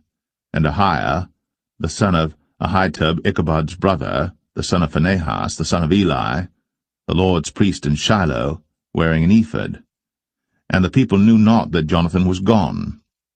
And between the passages, by which Jonathan sought to go over unto the Philistines' garrison, there was a sharp rock on the one side, and a sharp rock on the other side.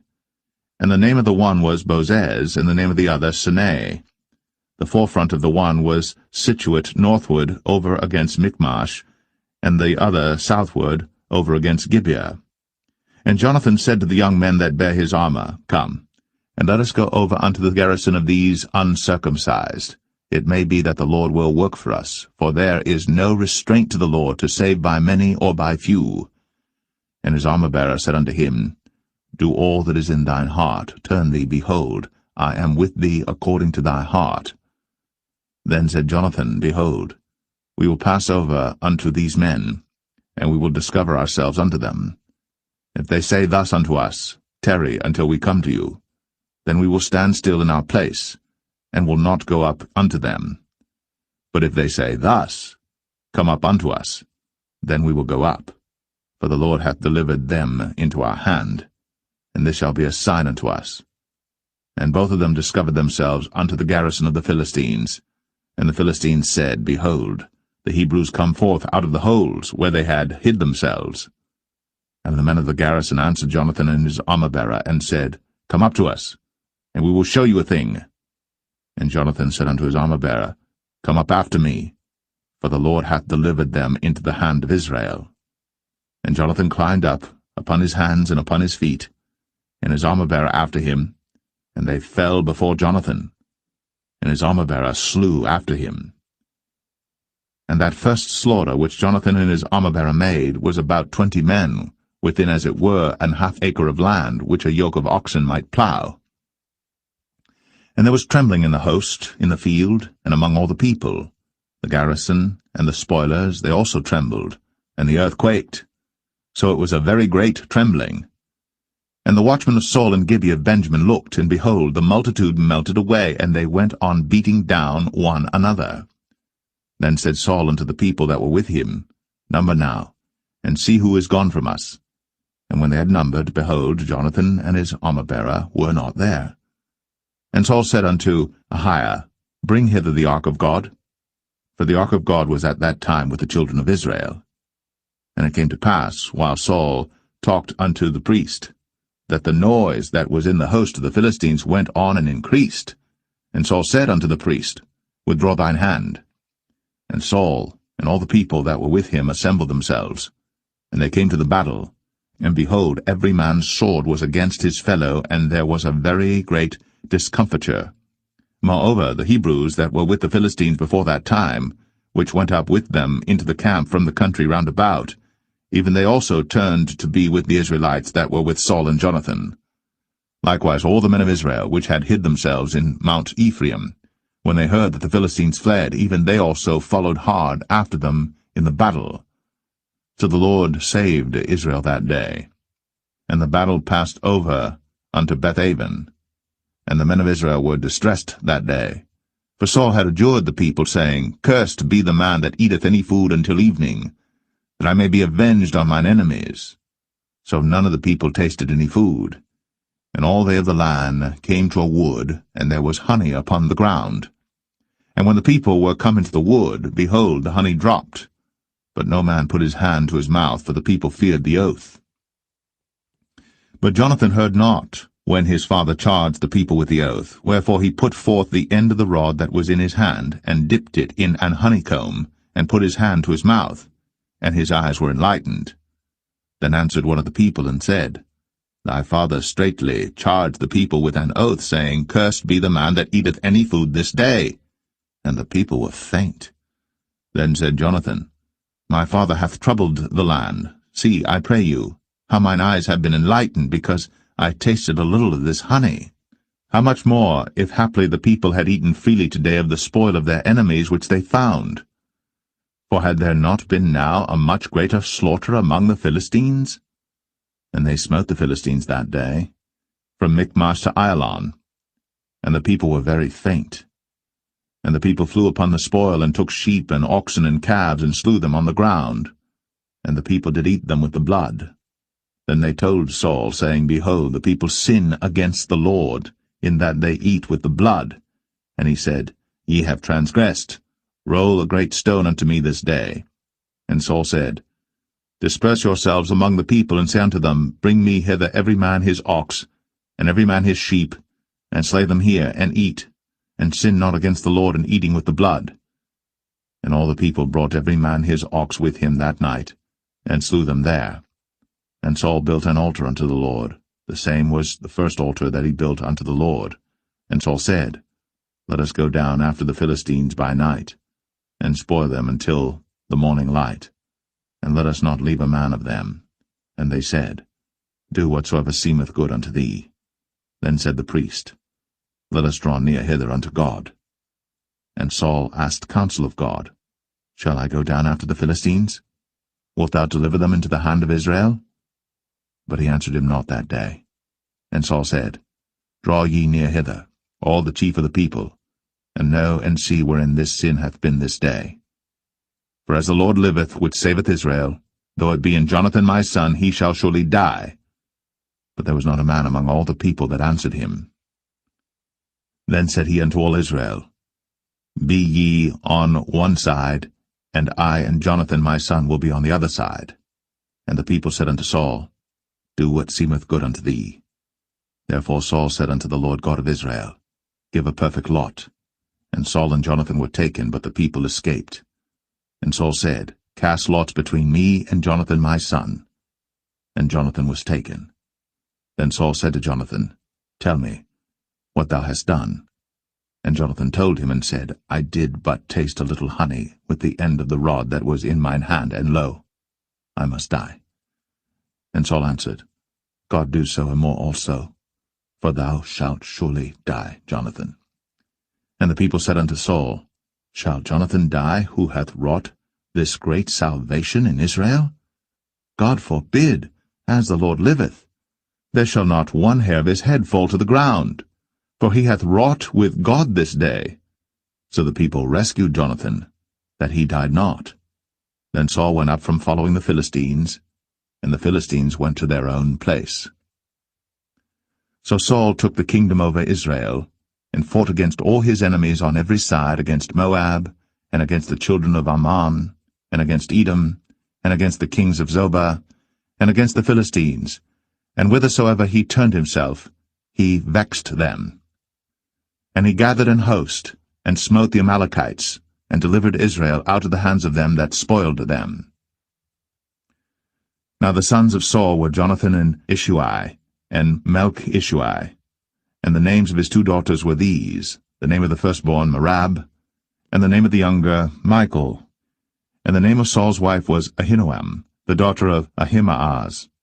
And the name of the captain of his host was Abner, the son of Ner, Saul's uncle. And Kish was the father of Saul, and Ner, the father of Abner, was the son of Abiel. And there was sore war against the Philistines all the days of Saul. And when Saul saw any strong man or any valiant man, he took him unto him.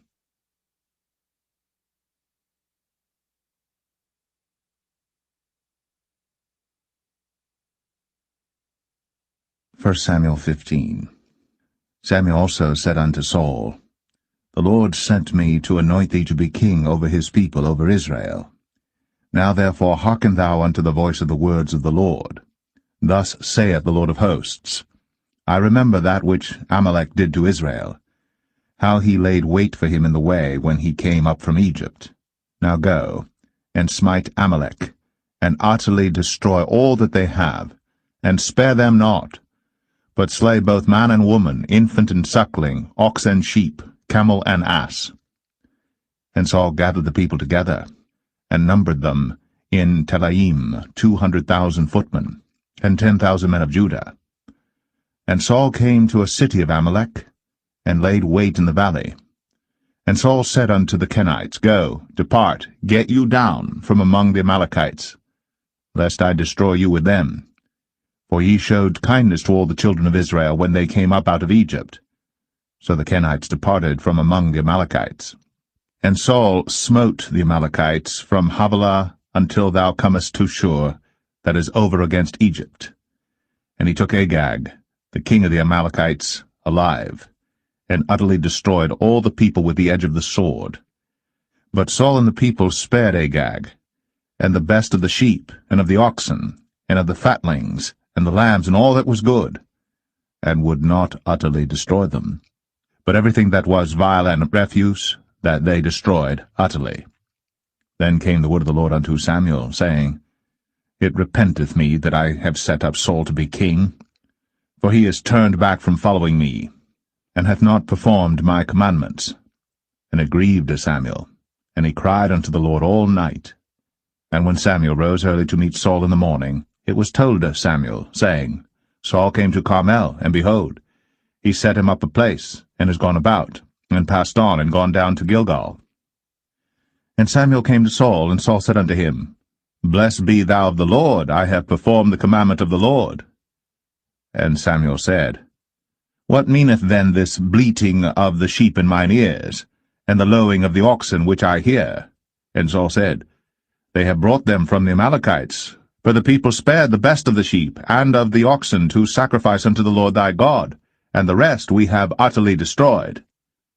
Then Samuel said unto Saul, Stay, and I will tell thee what the Lord hath said to me this night.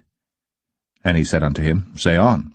And Samuel said, When thou wast little in thine own sight, wast thou not made the head of the tribes of Israel? And the Lord anointed thee king over Israel? And the Lord sent thee on a journey, and said, Go, and utterly destroy the sinners, the Amalekites, and fight against them until they be consumed. Wherefore then didst thou not obey the voice of the Lord, but didst fly upon the spoil, and didst evil in the sight of the Lord? And Saul said unto Samuel, Yea, I have obeyed the voice of the Lord, and have gone the way which the Lord sent me, and have brought Agag, the king of Amalek, and have utterly destroyed the Amalekites. But the people took of the spoil sheep and oxen, the chief of the things which should have been utterly destroyed, to sacrifice unto the Lord thy God in Gilgal.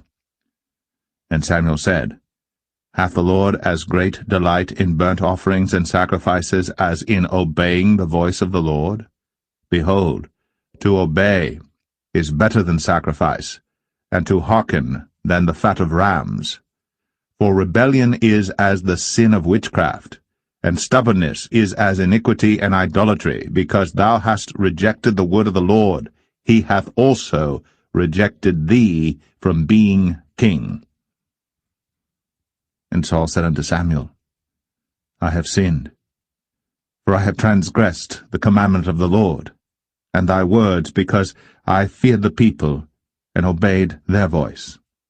Now therefore, I pray thee, pardon my sin, and turn again with me, that I may worship the Lord. And Samuel said unto Saul, I will not return with thee, for thou hast rejected the word of the Lord, and the Lord hath rejected thee from being king over Israel. And as Samuel turned about to go away, he laid hold upon the skirt of his mantle, and it rent. And Samuel said unto him, The Lord hath rent the kingdom of Israel from thee this day, and hath given it to a neighbor of thine, that is better than thou. And also the strength of Israel will not lie nor repent, for he is not a man that he should repent. Then he said, I have sinned. Yet honor me now, I pray thee, before the elders of my people, and before Israel, and turn again with me, that I may worship the Lord thy God. So Samuel turned again after Saul, and Saul worshipped the Lord. Then said Samuel, Bring ye hither to me Agag the king of the Amalekites. And Agag came unto him delicately, and Agag said, Surely the bitterness of death is past. And Samuel said, As thy sword hath made women childless, so shall thy mother be childless among women. And Samuel hewed Agag in pieces before the Lord in Gilgal. Then Samuel went to Ramah, and Saul went up to his house to Gibeah of Saul. And Samuel came no more to see Saul until the day of his death. Nevertheless Samuel mourned for Saul, and the Lord repented that he had made Saul king over Israel.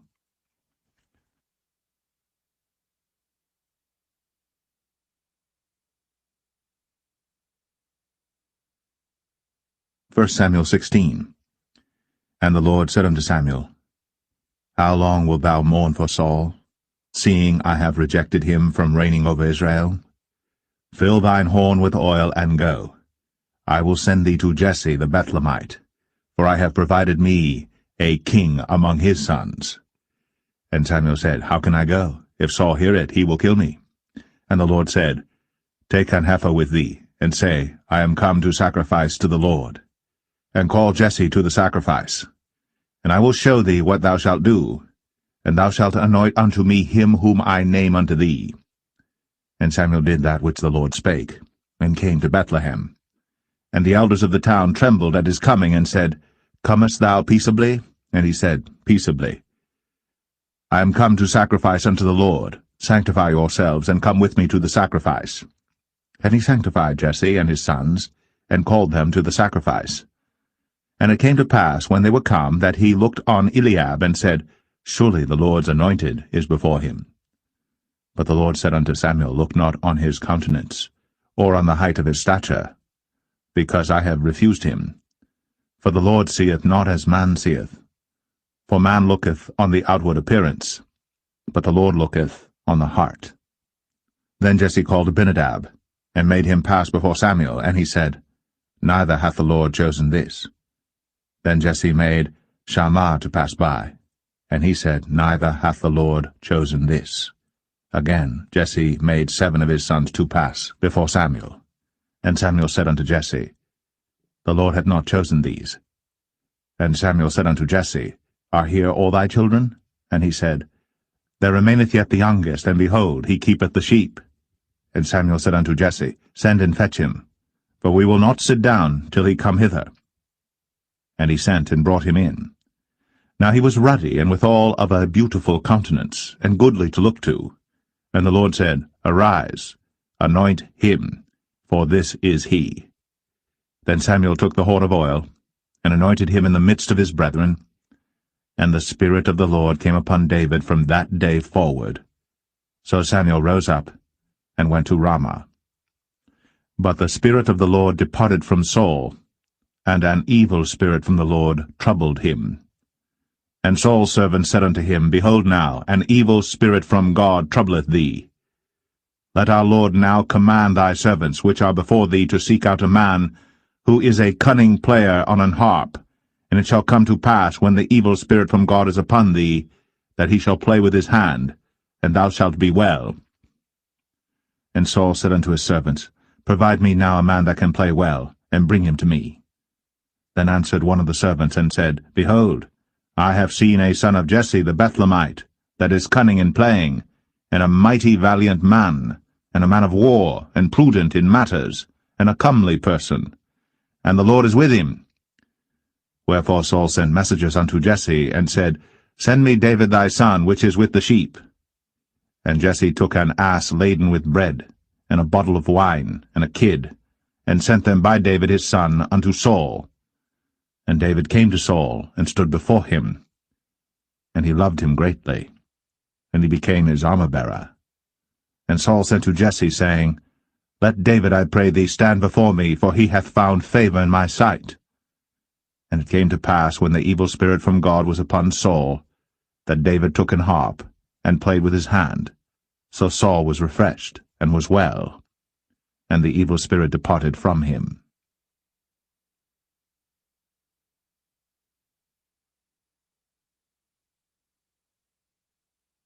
1 Samuel 17. Now the Philistines gathered together their armies to battle, and were gathered together at Shochoh, which belongeth to Judah, and pitched between Shochoh and Azekah in Ephes-dammim. And Saul and the men of Israel were gathered together and pitched by the valley of Elah, and set the battle in array against the Philistines. And the Philistines stood on a mountain on the one side, and Israel stood on a mountain on the other side, and there was a valley between them. And there went out a champion out of the camp of the Philistines, named Goliath of Gath, whose height was 6 cubits and a span. And he had an helmet of brass upon his head, and he was armed with a coat of mail, and the weight of the coat was 5,000 shekels of brass. And he had greaves of brass upon his legs, and a target of brass between his shoulders. And the staff of his spear was like a weaver's beam, and his spear's head weighed 600 shekels of iron, and one bearing a shield went before him. And he stood and cried unto the armies of Israel, and said unto them, Why are ye come out to set your battle in array? Am not I a Philistine, and ye servants to Saul? Choose you a man for you, and let him come down to me. If he be able to fight with me and to kill me, then will we be your servants. But if I prevail against him, and kill him, then shall ye be our servants, and serve us. And the Philistine said, I defy the armies of Israel this day. Give me a man, that we may fight together. When Saul and all Israel heard those words of the Philistine, they were dismayed, and greatly afraid. Now David was the son of that Ephrathite of Bethlehem, Judah, whose name was Jesse, and he had 8 sons. And the man went among men for an old man in the days of Saul. And the 3 eldest sons of Jesse went and followed Saul to the battle. And the names of his 3 sons that went to the battle were Eliab the firstborn, and next unto him Abinadab, and the third Shammah. And David was the youngest, and the 3 eldest followed Saul. But David went and returned from Saul to feed his father's sheep at Bethlehem. And the Philistine drew near morning and evening, and presented himself 40 days. And Jesse said unto David his son, Take now for thy brethren an ephah of this parched corn, and these 10 loaves, and run to the camp to thy brethren. And carry these 10 cheeses unto the captain of their 1,000, and look how thy brethren fare, and take their pledge. Now Saul and they, and all the men of Israel, were in the valley of Elah, fighting with the Philistines. And David rose up early in the morning, and left the sheep with a keeper, and took and went, as Jesse had commanded him. And he came to the trench, as the host was going forth to the fight, and shouted for the battle. For Israel and the Philistines had put the battle in array, army against army. And David left his carriage in the hand of the keeper of the carriage, and ran into the army, and came and saluted his brethren. And as he talked with them, behold, there came up the champion, the Philistine of Gath, Goliath by name, out of the armies of the Philistines, and spake according to the same words, and David heard them. And all the men of Israel, when they saw the man, fled from him, and were sore afraid. And the men of Israel said, Have ye seen this man that is come up? Surely to defy Israel is he come up. And it shall be that the man who killeth him, the king will enrich him with great riches, and will give him his daughter, and make his father's house free in Israel. And David spake to the men that stood by him, saying, What shall be done to the man that killeth this Philistine, and taketh away the reproach from Israel? For who is this uncircumcised Philistine, that he should defy the armies of the living God? And the people answered him after this manner, saying, So shall it be done to the man that killeth him. And Eliab, his eldest brother, heard when he spake unto the men. And Eliab's anger was kindled against David, and he said, Why camest thou down hither? And with whom hast thou left those few sheep in the wilderness? I know thy pride, and the naughtiness of thine heart, for thou art come down that thou mightest see the battle. And David said, What have I now done? Is there not a cause? And he turned from him toward another, and spake after the same manner. And the people answered him again after the former manner. And when the words were heard which David spake, they rehearsed them before Saul, and he sent for him. And David said to Saul, Let no man's heart fail because of him. Thy servant will go and fight with this Philistine. And Saul said to David, Thou art not able to go against this Philistine to fight with him, for thou art but a youth, and he a man of war from his youth. And David said unto Saul, Thy servant kept his father's sheep, and there came a lion and a bear, and took a lamb out of the flock. And I went out after him, and smote him, and delivered it out of his mouth. And when he arose against me, I caught him by his beard, and smote him, and slew him.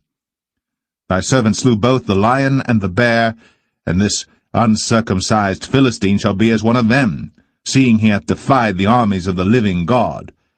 David said, moreover, The Lord that delivered me out of the paw of the lion, and out of the paw of the bear, he will deliver me out of the hand of this Philistine. And Saul said unto David, Go, and the Lord be with thee. And Saul armed David with his armor, and he put an helmet of brass upon his head. Also he armed him with a coat of mail. And David girded his sword upon his armor, and he essayed to go, for he had not proved it. And David said unto Saul, I cannot go with these, for I have not proved them. And David put them off him. And he took his staff in his hand, and chose him 5 smooth stones out of the brook, and put them in a shepherd's bag which he had, even in a scrip, and his sling was in his hand. And he drew near to the Philistine. And the Philistine came on and drew near unto David, and the man that bare the shield went before him. And when the Philistine looked about and saw David, he disdained him, for he was but a youth, and ruddy, and of a fair countenance. And the Philistine said unto David, Am I a dog that thou comest to me with staves? And the Philistine cursed David by his gods. And the Philistine said to David, Come to me, and I will give thy flesh unto the fowls of the air, and to the beasts of the field.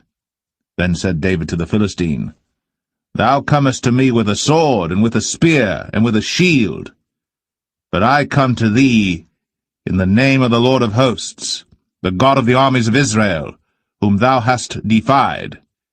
This day will the Lord deliver thee into mine hand, and I will smite thee, and take thine head from thee. And I will give the carcasses of the host of the Philistines this day unto the fowls of the air, and to the wild beasts of the earth, that all the earth may know that there is a God in Israel. And all this assembly shall know that the Lord saveth not with sword and spear, for the battle is the Lord's, and he will give you into our hands. And it came to pass, when the Philistine arose, and came and drew nigh to meet David, that David hasted, and ran toward the army to meet the Philistine. And David put his hand in his bag, and took thence a stone, and slang it, and smote the Philistine in his forehead, that the stone sunk into his forehead, and he fell upon his face to the earth. So David prevailed over the Philistine with a sling and with a stone, and smote the Philistine, and slew him. But there was no sword in the hand of David. Therefore David ran, and stood upon the Philistine, and took his sword, and drew it out of the sheath thereof, and slew him, and cut off his head therewith. And when the Philistines saw their champion was dead, they fled. And the men of Israel and of Judah arose, and shouted, and pursued the Philistines until thou come to the valley, and to the gates of Ekron. And the wounded of the Philistines fell down by the way to Sharaim, even unto Gath and unto Ekron. And the children of Israel returned from chasing after the Philistines, and they spoiled their tents. And David took the head of the Philistine, and brought it to Jerusalem, but he put his armor in his tent. And when Saul saw David go forth against the Philistines, he said unto Abner, the captain of the host, Abner, whose son is this youth? And Abner said, As thy soul liveth, O king, I cannot tell. And the king said, Inquire thou whose son the stripling is. And as David returned from the slaughter of the Philistine, Abner took him, and brought him before Saul with the head of the Philistine in his hand. And Saul said to him, Whose son art thou, thou young man? And David answered, I am the son of thy servant Jesse, the Bethlehemite.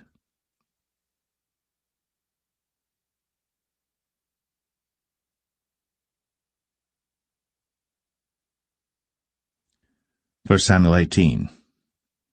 And it came to pass, when he had made an end of speaking unto Saul, that the soul of Jonathan was knit with the soul of David, and Jonathan loved him as his own soul.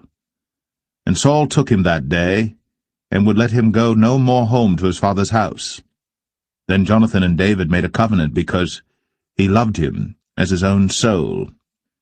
And Jonathan stripped himself of the robe that was upon him, and gave it to David, and his garments, even to his sword, and to his bow, and to his girdle.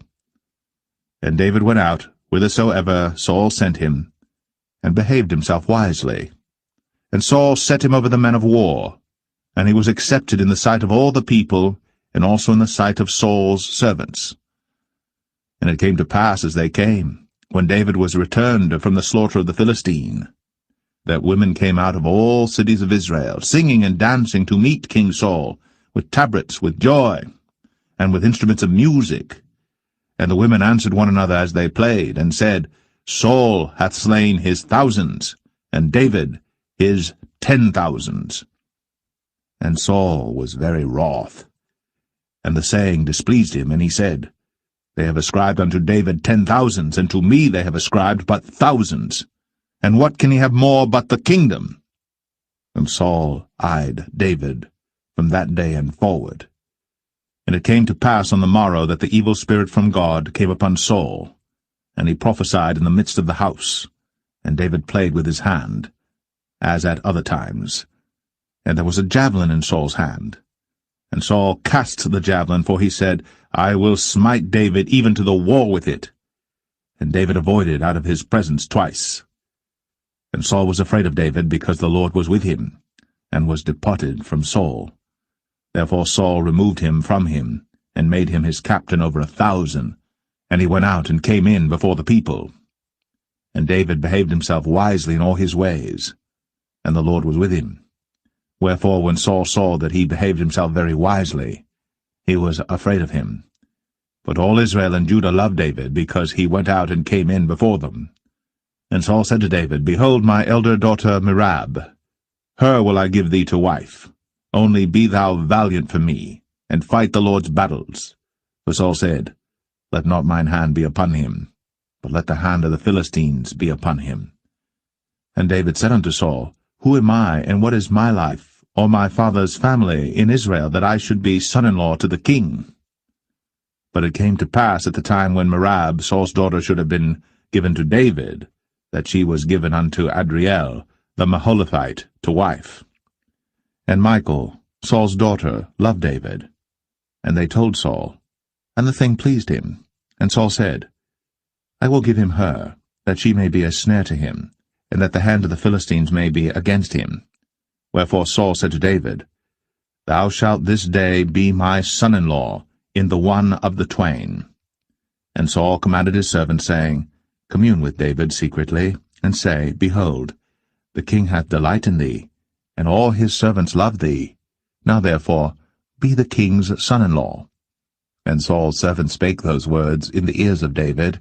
And David said, Seemeth it to you a light thing to be a king's son-in-law, seeing that I am a poor man, and lightly esteemed? And the servants of Saul told him, saying, On this manner spake David. And Saul said, Thus shall ye say to David, The king desireth not any dowry, but 100 foreskins of the Philistines to be avenged of the king's enemies. But Saul thought to make David fall by the hand of the Philistines. And when his servants told David these words, it pleased David well to be the king's son-in-law, and the days were not expired. Wherefore David arose, and went, he and his men, and slew of the Philistines 200 men. And David brought their foreskins, and they gave them in full tale to the king, that he might be the king's son-in-law. And Saul gave him Michal his daughter to wife. And Saul saw and knew that the Lord was with David, and that Michal, Saul's daughter, loved him. And Saul was yet the more afraid of David, and Saul became David's enemy continually. Then the princes of the Philistines went forth, and it came to pass after they went forth that David behaved himself more wisely than all the servants of Saul, so that his name was much set by.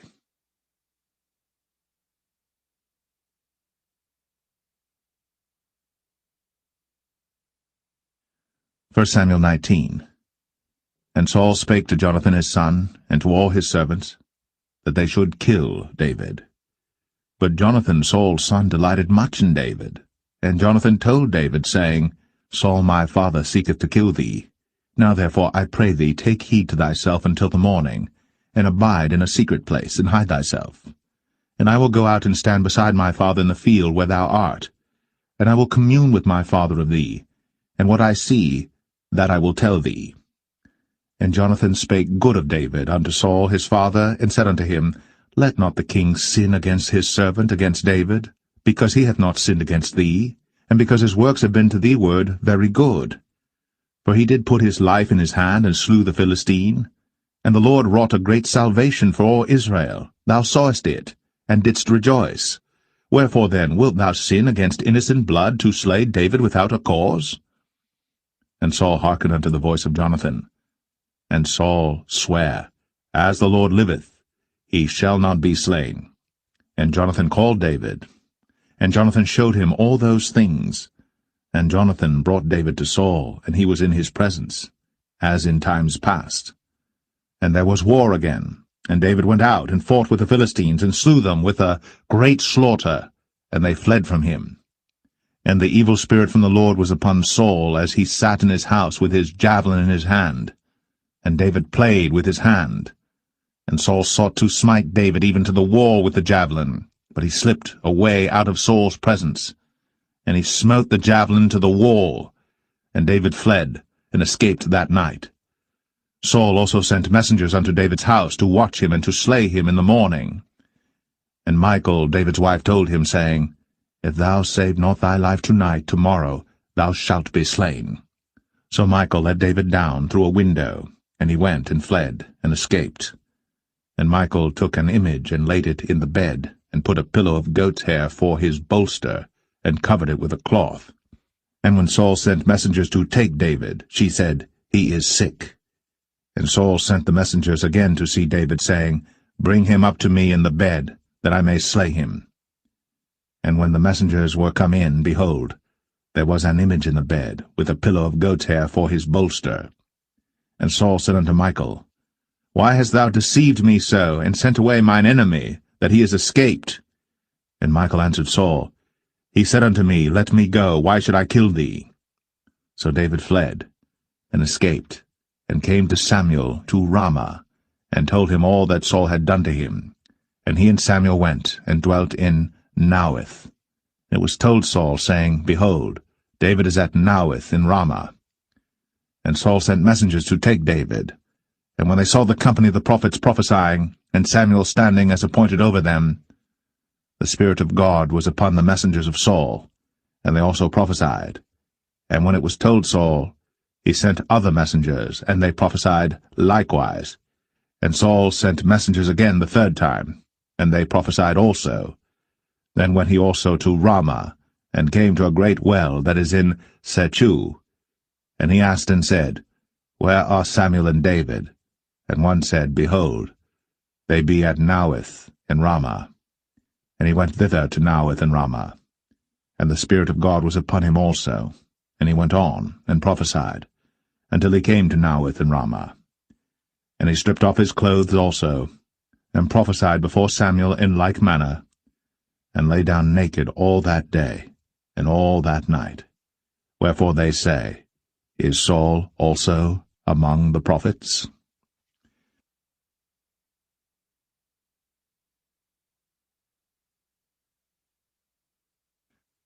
First Samuel 20.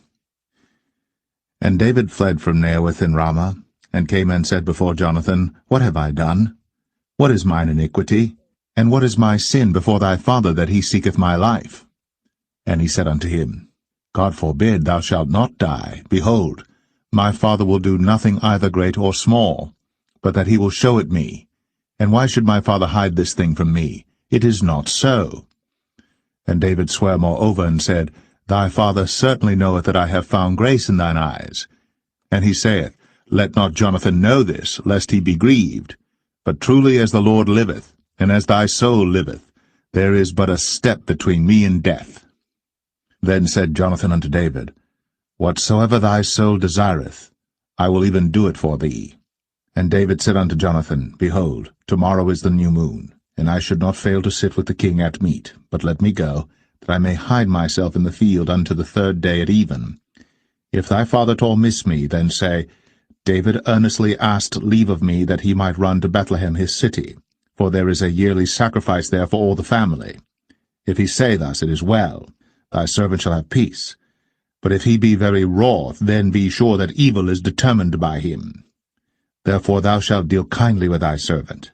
For thou hast brought thy servant into a covenant of the Lord with thee. Notwithstanding, if there be in me iniquity, slay me thyself. For why shouldest thou bring me to thy father? And Jonathan said, Far be it from thee, for if I knew certainly that evil were determined by my father to come upon thee, then would not I tell it thee? Then said David to Jonathan, Who shall tell me? Or what if thy father answer thee roughly? And Jonathan said unto David, Come, and let us go out into the field. And they went out, both of them, into the field. And Jonathan said unto David, O Lord God of Israel, when I have sounded my father about tomorrow any time, or the 3rd day, and behold, if there be good toward David, and I then send not unto thee, and show it thee, the Lord do so, and much more to Jonathan. But if it please my father to do thee evil, then I will show it thee, and send thee away, that thou mayest go in peace, and the Lord be with thee, as he hath been with my father. And thou shalt not only while yet I live show me the kindness of the Lord, that I die not, but also thou shalt not cut off thy kindness from my house for ever, no, not when the Lord hath cut off the enemies of David every one from the face of the earth. So Jonathan made a covenant with the house of David, saying, Let the Lord even require it at the hand of David's enemies. And Jonathan caused David to swear again, because he loved him, for he loved him as he loved his own soul. Then Jonathan said to David, Tomorrow is the new moon, and thou shalt be missed, because thy seat will be empty. And when thou hast stayed 3 days, then thou shalt go down quickly, and come to the place where thou didst hide thyself when the business was in hand, and shalt remain by the stone Zelle. And I will shoot 3 arrows on the side thereof, as though I shot at a mark, and behold, I will send a lad, saying, Go, find out the arrows. If I expressly say unto the lad, Behold, the arrows are on this side of thee, take them, then come thou. For there is peace to thee, and no hurt, as the Lord liveth. But if I say thus unto the young man, Behold, the arrows are beyond thee, go thy way, for the Lord hath sent thee away.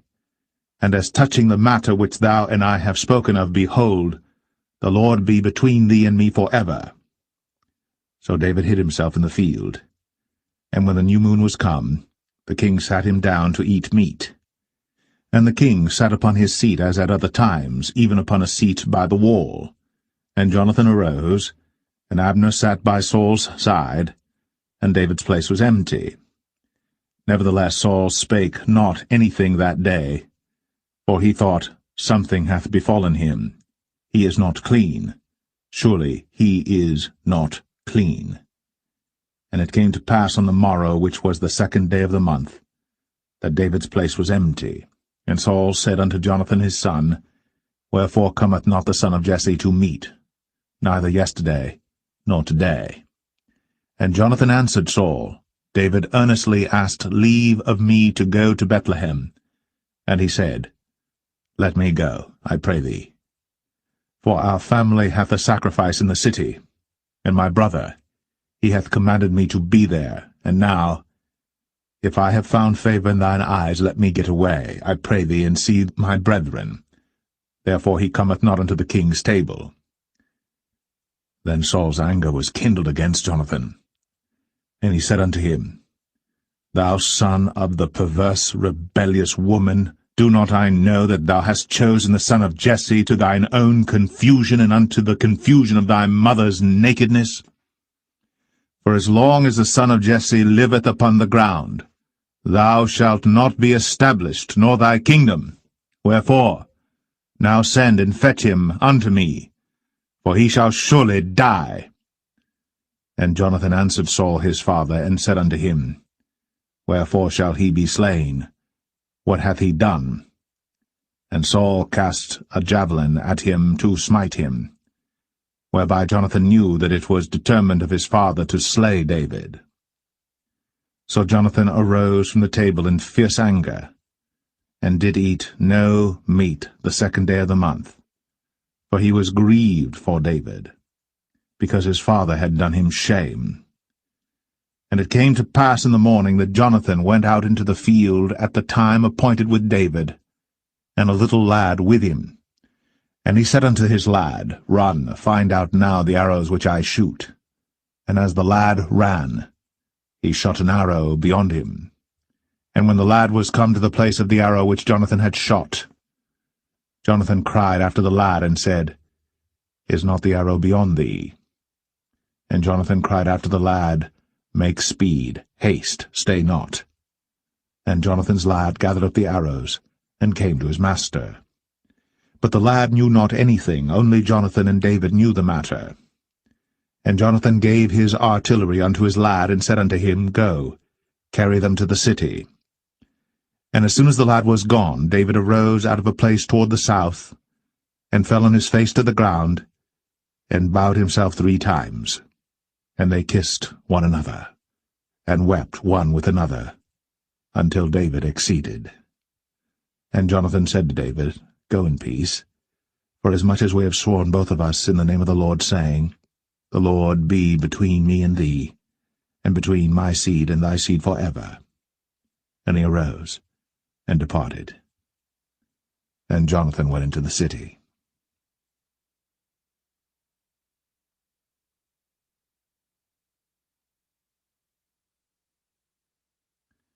1 Samuel 21. Then came David to Nob, to Ahimelech the priest. And Ahimelech was afraid at the meeting of David, and said unto him, Why art thou alone, and no man with thee? And David said unto Ahimelech the priest, The king hath commanded me a business, and hath said unto me, Let no man know anything of the business whereabout I send thee, and what I have commanded thee. And I have appointed my servants to such and such a place. Now therefore, what is under thine hand? Give me 5 loaves of bread in mine hand, or what there is present. And the priest answered David, and said, There is no common bread under mine hand, but there is hallowed bread, if the young men have kept themselves at least from women. And David answered the priest, and said unto him, Of a truth, women have been kept from us, about these 3 days, since I came out. And the vessels of the young men are holy, and the bread is in a manner common, yea, though it was sanctified this day in the vessel. So the priests gave him hallowed bread, for there was no bread there but the showbread, that was taken from before the Lord, to put hot bread in the day when it was taken away. Now a certain man of the servants of Saul was there that day, detained before the Lord, and his name was Doeg, an Edomite, the chiefest of the herdmen that belonged to Saul. And David said unto Ahimelech, And is there not here under thine hand spear or sword? For I have neither brought my sword nor my weapons with me, because the king's business required haste. And the priest said, The sword of Goliath the Philistine, whom thou slewest in the valley of Elah, behold, it is here, wrapped in a cloth behind the ephod. If thou wilt take that, take it, for there is no other save that here. And David said, There is none like that, give it me. And David arose, and fled that day for fear of Saul, and went to Achish, the king of Gath. And the servants of Achish said unto him, Is not this David the king of the land? Did they not sing one to another of him in dances, saying, Saul hath slain his thousands, and David his 10,000s? And David laid up these words in his heart, and was sore afraid of Achish the king of Gath. And he changed his behaviour before them, and feigned himself mad in their hands, and scrabbled on the doors of the gate, and let his spittle fall down upon his beard. Then said Achish unto his servants, Lo, ye see the man is mad. Wherefore then have ye brought him to me? Have I need of madmen that ye have brought this fellow to play the madman in my presence? Shall this fellow come into my house?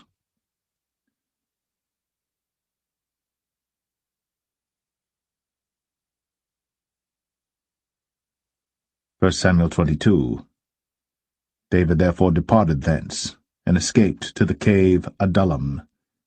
And when his brethren and all his father's house heard it, they went down thither to him. And every one that was in distress, and every one that was in debt, and every one that was discontented gathered themselves unto him. And he became a captain over them. And there were with him about 400 men. And David went thence to Mizpeh of Moab. And he said unto the king of Moab, Let my father and my mother, I pray thee, come forth, and be with you, till I know what God will do for me. And he brought them before the king of Moab, and they dwelt with him all the while that David was in the hold. And the prophet Gad said unto David, Abide not in the hold, depart, and get thee into the land of Judah. Then David departed, and came into the forest of Hareth. When Saul heard that David was discovered, and the men that were with him. Now Saul abode in Gibeah under a tree in Ramah, having his spear in his hand, and all his servants were standing about him. Then Saul said unto his servants that stood about him, Hear now, ye Benjamites. Will the son of Jesse give every one of you fields and vineyards, and make you all captains of thousands and captains of hundreds, that all of you have conspired against me? And there is none that showeth me that my son hath made a league with the son of Jesse. And there is none of you that is sorry for me, or showeth unto me that my son hath stirred up my servant against me, to lie in wait, as at this day. Then answered Doeg the Edomite, which was set over the servants of Saul, and said, I saw the son of Jesse coming to Nob, to Ahimelech, the son of Ahitub. And he inquired of the Lord for him, and gave him victuals, and gave him the sword of Goliath the Philistine. Then the king sent to call Ahimelech the priest, the son of Ahitub, and all his father's house, the priests that were in Nob, and they came all of them to the king. And Saul said, Hear now, thou son of Ahitub. And he answered, Here I am, my lord. And Saul said unto him, Why have ye conspired against me, thou and the son of Jesse, in that thou hast given him bread and a sword, and hast inquired of God for him, that he should rise against me to lie in wait, as at this day? Then Ahimelech answered the king, and said, And who is so faithful among all thy servants as David, which is the king's son-in-law, and goeth at thy bidding, and is honourable in thine house? Did I then begin to inquire of God for him? Be it far from me. Let not the king impute anything unto his servant, nor to all the house of my father, for thy servant knew nothing of all this, less or more. And the king said, Thou shalt surely die, Ahimelech, thou, and all thy father's house. And the king said unto the footmen that stood about him, Turn, and slay the priests of the Lord, because their hand also is with David, and because they knew when he fled, and did not show it to me. But the servants of the king would not put forth their hand to fall upon the priests of the Lord. And the king said to Doeg, Turn thou, and fall upon the priests. And Doeg the Edomite turned, and he fell upon the priests, and slew on that day 75 persons that did wear a linen ephod.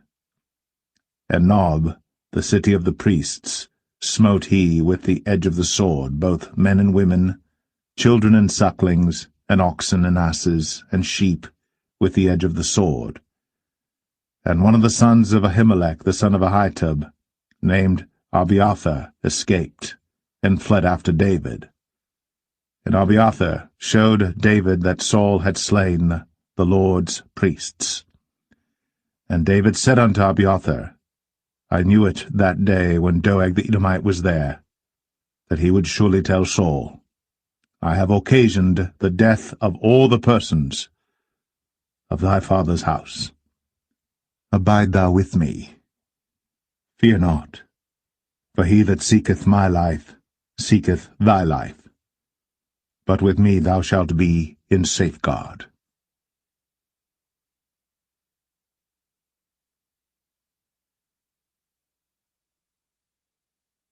1 Samuel 23. Then they told David, saying, Behold, the Philistines fight against Keilah, and they rob the threshing floors.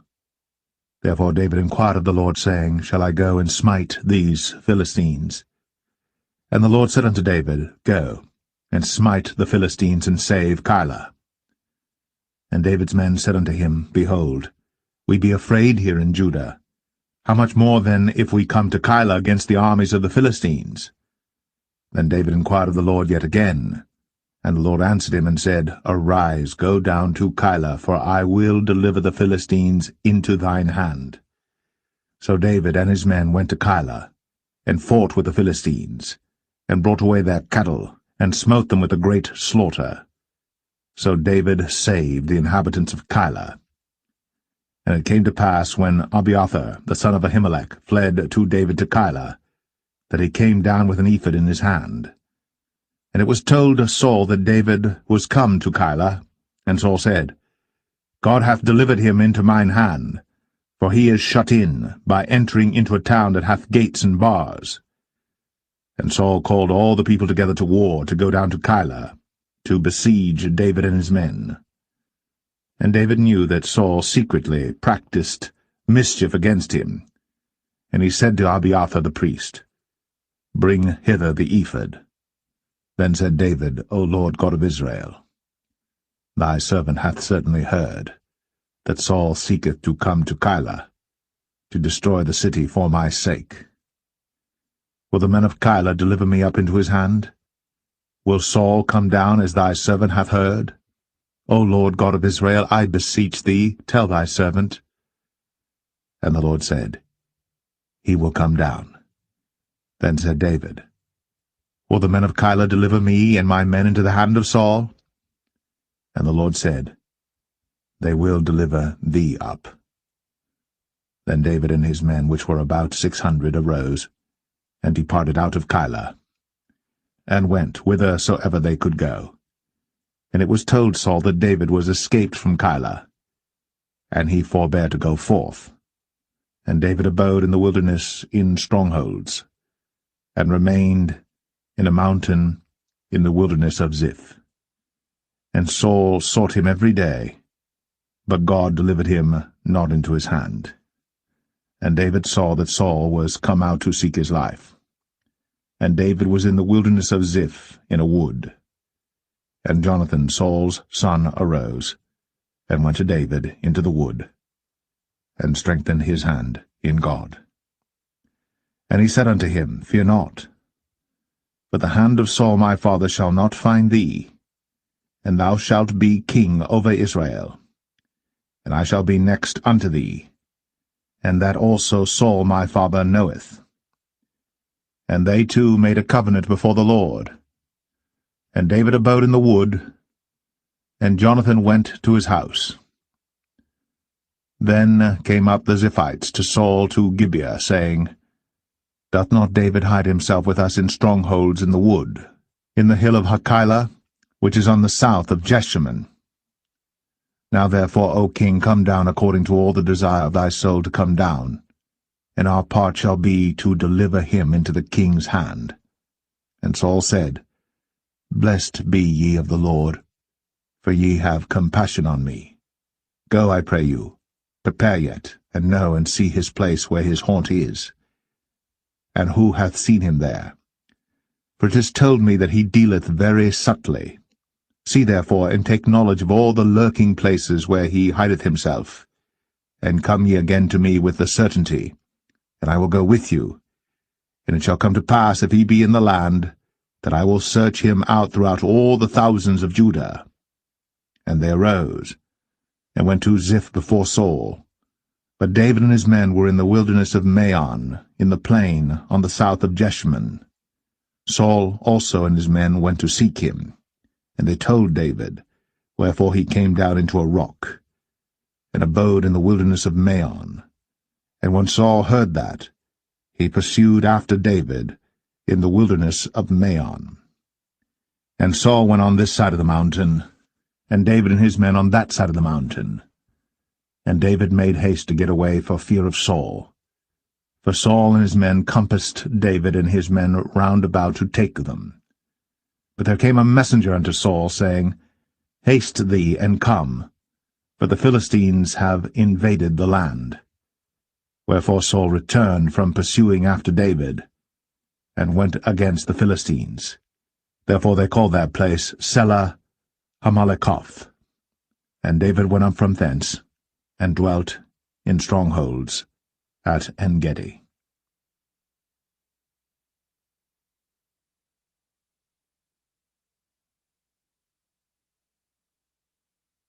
1 Samuel 24. And it came to pass, when Saul was returned from following the Philistines, that it was told him, saying, Behold, David is in the wilderness of En-gedi. Then Saul took 3,000 chosen men out of all Israel, and went to seek David and his men upon the rocks of the wild goats. And he came to the sheepcots by the way, where was a cave. And Saul went in to cover his feet, and David and his men remained in the sides of the cave. And the men of David said unto him, Behold the day of which the Lord said unto thee, Behold, I will deliver thine enemy into thine hand, that thou mayest do to him as it shall seem good unto thee. Then David arose, and cut off the skirt of Saul's robe privily. And it came to pass afterward that David's heart smote him, because he had cut off Saul's skirt. And he said unto his men, The Lord forbid that I should do this thing unto my master, the Lord's anointed, to stretch forth mine hand against him, seeing he is the anointed of the Lord. So David stayed his servants with these words, and suffered them not to rise against Saul. But Saul rose up out of the cave, and went on his way. David also rose afterward, and went out of the cave, and cried after Saul, saying, My lord the king. And when Saul looked behind him, David stooped with his face to the earth, and bowed himself. And David said to Saul, Wherefore hearest thou men's words, saying, Behold, David seeketh thy hurt? Behold, this day thine eyes have seen how that the Lord had delivered thee today into mine hand in the cave, and some bade me kill thee. But mine eye spared thee, and I said, I will not put forth mine hand against my Lord, for he is the Lord's anointed. Moreover, my father, see the skirt of thy robe in my hand. For in that I cut off the skirt of thy robe, and killed thee not. Know thou, and see that there is neither evil nor transgression in mine hand. And I have not sinned against thee, yet thou huntest my soul to take it. The Lord judge between me and thee, and the Lord avenge me of thee, but mine hand shall not be upon thee. As saith the proverb of the ancients, Wickedness proceedeth from the wicked, but mine hand shall not be upon thee. After whom is the king of Israel come out? After whom dost thou pursue? After a dead dog, after a flea? The Lord therefore be judge, and judge between me and thee, and see, and plead my cause, and deliver me out of thine hand. And it came to pass, when David had made an end of speaking these words unto Saul, that Saul said, Is this thy voice, my son David? And Saul lifted up his voice, and wept. And he said to David, Thou art more righteous than I, for thou hast rewarded me good, whereas I have rewarded thee evil. And thou hast shown this day how that thou hast dealt well with me, forasmuch as when the Lord had delivered me into thine hand, thou killedst me not. For if a man find his enemy, will he let him go well away? Wherefore the Lord reward thee good for that thou hast done unto me this day. And now behold, I know well that thou shalt surely be king, and that the kingdom of Israel shall be established in thine hand.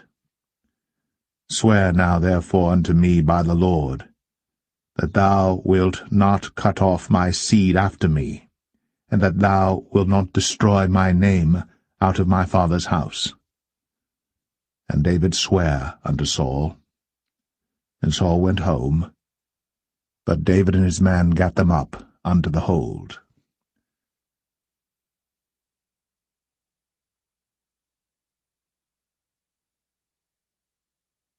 1 Samuel 25. And Samuel died, and all the Israelites were gathered together, and lamented him, and buried him in his house at Ramah. And David arose, and went down to the wilderness of Paran. And there was a man in Maon, whose possessions were in Carmel, and the man was very great. And he had 3,000 sheep and 1,000 goats, and he was shearing his sheep in Carmel. Now the name of the man was Nabal, and the name of his wife Abigail. And she was a woman of good understanding, and of a beautiful countenance. But the man was churlish, and evil in his doings, and he was of the house of Caleb. And David heard in the wilderness that Nabal did shear his sheep. And David sent out 10 young men, and David said unto the young men, Get you up to Carmel, and go to Nabal, and greet him in my name. And thus shall ye say to him that liveth in prosperity, Peace be both to thee, and peace be to thine house, and peace be unto all that thou hast. And now I have heard that thou hast shearers. Now thy shepherds which were with us, we hurt them not, neither was there aught missing unto them all the while they were in Carmel. Ask thy young men, and they will show thee. Wherefore let the young men find favour in thine eyes. For we come in a good day. Give, I pray thee, whatsoever cometh to thine hand unto thy servants, and to thy son David. And when David's young men came, they spake to Nabal according to all those words in the name of David, and ceased. And Nabal answered David's servants, and said, Who is David? And who is the son of Jesse? There be many servants nowadays that break away every man from his master. Shall I then take my bread and my water and my flesh that I have killed for my shearers, and give it unto men whom I know not whence they be? So David's young men turned their way, and went again, and came and told him all those sayings. And David said unto his men, Gird ye on every man his sword. And they girded on every man his sword. And David also girded on his sword. And there went up after David about 400 men, and 200 abode by the stuff. But one of the young men told Abigail, Nabal's wife, saying, Behold, David sent messengers out of the wilderness to salute our master, and he railed on them. But the men were very good unto us, and we were not hurt, neither missed we any thing as long as we were conversant with them when we were in the fields. They were a wall unto us both by night and day. All the while we were with them keeping the sheep. Now therefore know and consider what thou wilt do, for evil is determined against our master, and against all his household. For he is such a son of Belial, that a man cannot speak to him. Then Abigail made haste, and took 200 loaves and 2 bottles of wine, and 5 sheep ready dressed, and 5 measures of parched corn, and 100 clusters of raisins, and 200 cakes of figs, and laid them on asses. And she said unto her servants, Go on before me, behold, I come after you. But she told not her husband Nabal. And it was so, as she rode on the ass, that she came down by the covert of the hill, and behold, David and his men came down against her, and she met them. Now David had said, Surely in vain have I kept all that this fellow hath in the wilderness, so that nothing was missed of all that pertained unto him. And he hath requited me evil for good. So, and more also do God unto the enemies of David, if I leave of all that pertain to him by the morning light any that pisseth against the wall. And when Abigail saw David, she hasted, and lighted off the ass, and fell before David on her face, and bowed herself to the ground, and fell at his feet, and said, Upon me, my lord, upon me let this iniquity be, and let thine handmaid, I pray thee, speak in thine audience, and hear the words of thine handmaid. Let not, my lord, I pray thee, regard this man of Belial, even Nabal. For as his name is, so is he. Nabal is his name, and folly is with him. But I, thine handmaid, saw not the young men of my lord whom thou didst send. Now therefore, my lord, as the Lord liveth, and as thy soul liveth, seeing the Lord hath withholden thee from coming to shed blood, and from avenging thyself with thine own hand, now let thine enemies, and they that seek evil to my lord, be as Nabal. And now this blessing which thine handmaid hath brought unto my lord, let it even be given unto the young men that follow my lord. I pray thee, forgive the trespass of thine handmaid, for the Lord will certainly make my lord a sure house, because my lord fighteth the battles of the Lord, and evil hath not been found in thee all thy days. Yet a man is risen to pursue thee, and to seek thy soul. But the soul of my lord shall be bound in the bundle of life with the Lord thy God, and the souls of thine enemies, them shall he sling out, as out of the middle of a sling. And it shall come to pass, when the Lord shall have done to my lord according to all the good that he hath spoken concerning thee, and shall have appointed thee ruler over Israel, that this shall be no grief unto thee, nor offense of heart unto my lord, either that thou hast shed blood causeless, or that my lord hath avenged himself. But when the Lord shall have dealt well with my lord, then remember thine handmaid. And David said to Abigail, Blessed be the Lord God of Israel, which sent thee this day to meet me. And blessed be thy advice, and blessed be thou, which hast kept me this day from coming to shed blood, and from avenging myself with mine own hand. For in very deed, as the Lord God of Israel liveth, which hath kept me back from hurting thee, except thou hadst hasted and come to meet me, surely there had not been left unto Nabal by the morning light any that pisseth against the wall. So David received of her hand that which she had brought him, and said unto her, Go up in peace to thine house. See, I have hearkened to thy voice, and have accepted thy person. And Abigail came to Nabal, and behold, he held a feast in his house, like the feast of a king. And Nabal's heart was merry within him, for he was very drunken. Wherefore she told him nothing, less or more, until the morning light. But it came to pass in the morning, when the wine was gone out of Nabal, and his wife had told him these things, that his heart died within him, and he became as a stone. And it came to pass about 10 days after, that the Lord smote Nabal, that he died. And when David heard that Nabal was dead, he said, Blessed be the Lord, that hath pleaded the cause of my reproach from the hand of Nabal, and hath kept his servant from evil. For the Lord hath returned the wickedness of Nabal upon his own head. And David sent and communed with Abigail, to take her to him to wife. And when the servants of David were come to Abigail to Carmel, they spake unto her, saying, David sent us unto thee, to take thee to him to wife. And she arose, and bowed herself on her face to the earth, and said, Behold, let thine handmaid be a servant to wash the feet of the servants of my lord. And Abigail hasted, and arose, and rode upon an ass, with 5 damsels of hers that went after her. And she went after the messengers of David, and became his wife. David also took Ahinoam of Jezreel, and they were also both of them his wives. But Saul had given Michal his daughter, David's wife, to Phalti, the son of Laish, which was of Galim.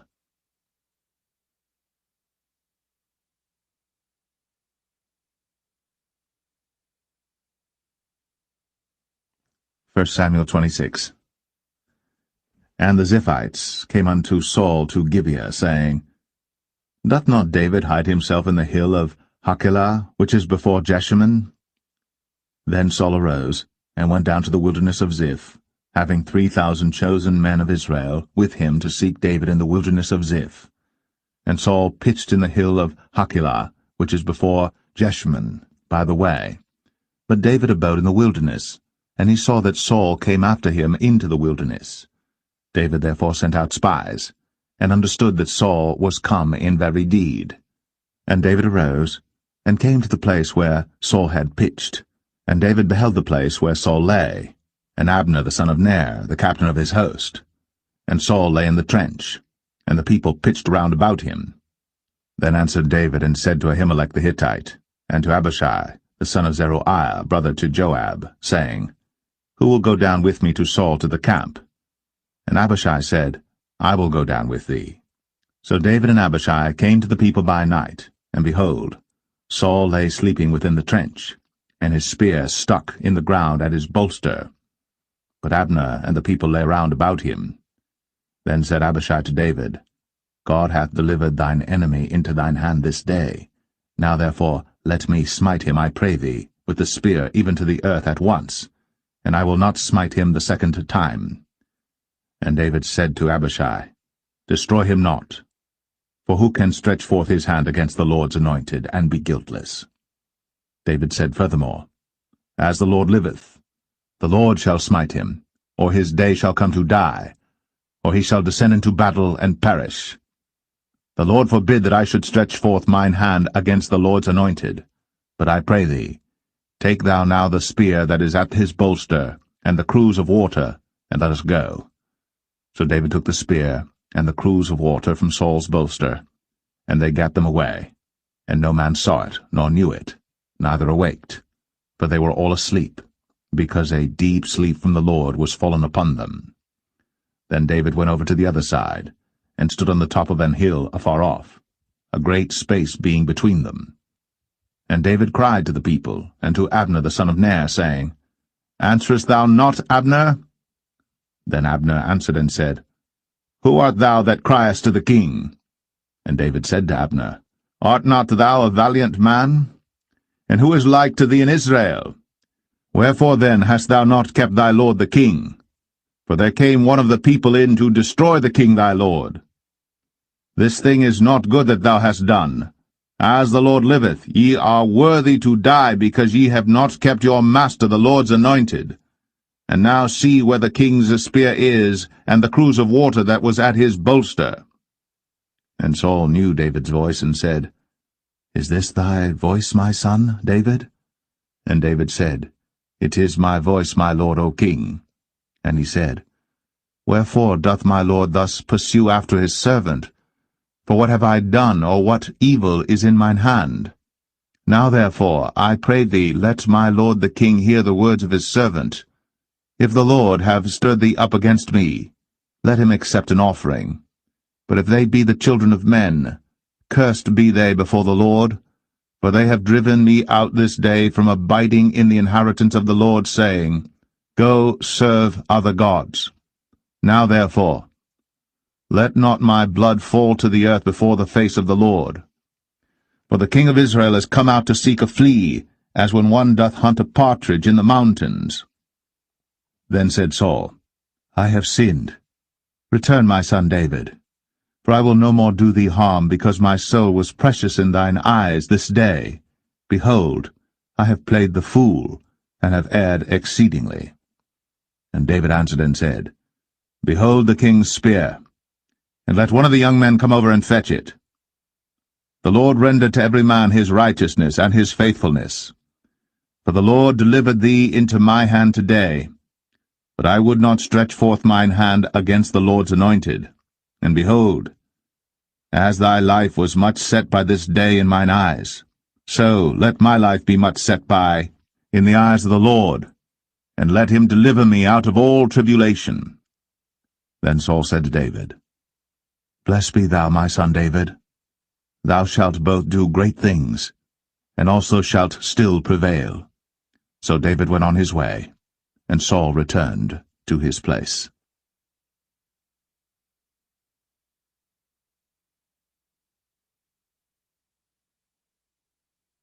1 Samuel 27. And David said in his heart, I shall now perish one day by the hand of Saul. There is nothing better for me than that I should speedily escape into the land of the Philistines, and Saul shall despair of me, to seek me any more in any coast of Israel. So shall I escape out of his hand. And David arose, and he passed over with the 600 men that were with him unto Achish, the son of Maoch, king of Gath. And David dwelt with Achish at Gath, he and his men, every man with his household, even David with his 2 wives, Ahinoam the Jezreelitess, and Abigail the Carmelitess, Nabal's wife. And it was told Saul that David was fled to Gath, and he sought no more again for him. And David said unto Achish, If I have now found grace in thine eyes, let them give me a place in some town in the country, that I may dwell there. For why should thy servant dwell in the royal city with thee? Then Achish gave him Ziklag that day. Wherefore Ziklag pertaineth unto the kings of Judah unto this day. And the time that David dwelt in the country of the Philistines was a full year and 4 months. And David and his men went up, and invaded the Geshurites, and the Gezrites, and the Amalekites. For those nations were of old the inhabitants of the land, as thou goest to Shur, even unto the land of Egypt. And David smote the land, and left neither man nor woman alive, and took away the sheep and the oxen, and the asses, and the camels, and the apparel, and returned and came to Achish. And Achish said, Whither have ye made a road today? And David said, Against the south of Judah, and against the south of the Jerahmeelites, and against the south of the Kenites. And David saved neither man nor woman alive, to bring tidings to Gath, saying, Lest they should tell on us, saying, So did David, and so will be his manner all the while he dwelleth in the country of the Philistines. And Achish believed David, saying, He hath made his people Israel utterly to abhor him. Therefore he shall be my servant for ever.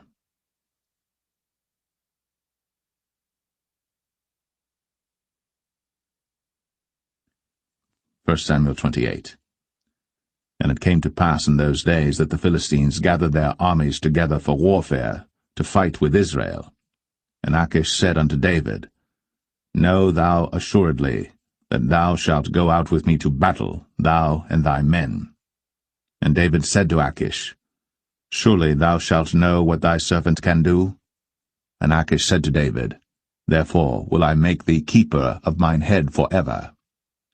Now Samuel was dead, and all Israel had lamented him and buried him in Ramah, even in his own city. And Saul had put away those that had familiar spirits, and the wizards out of the land. And the Philistines gathered themselves together, and came and pitched in Shunem.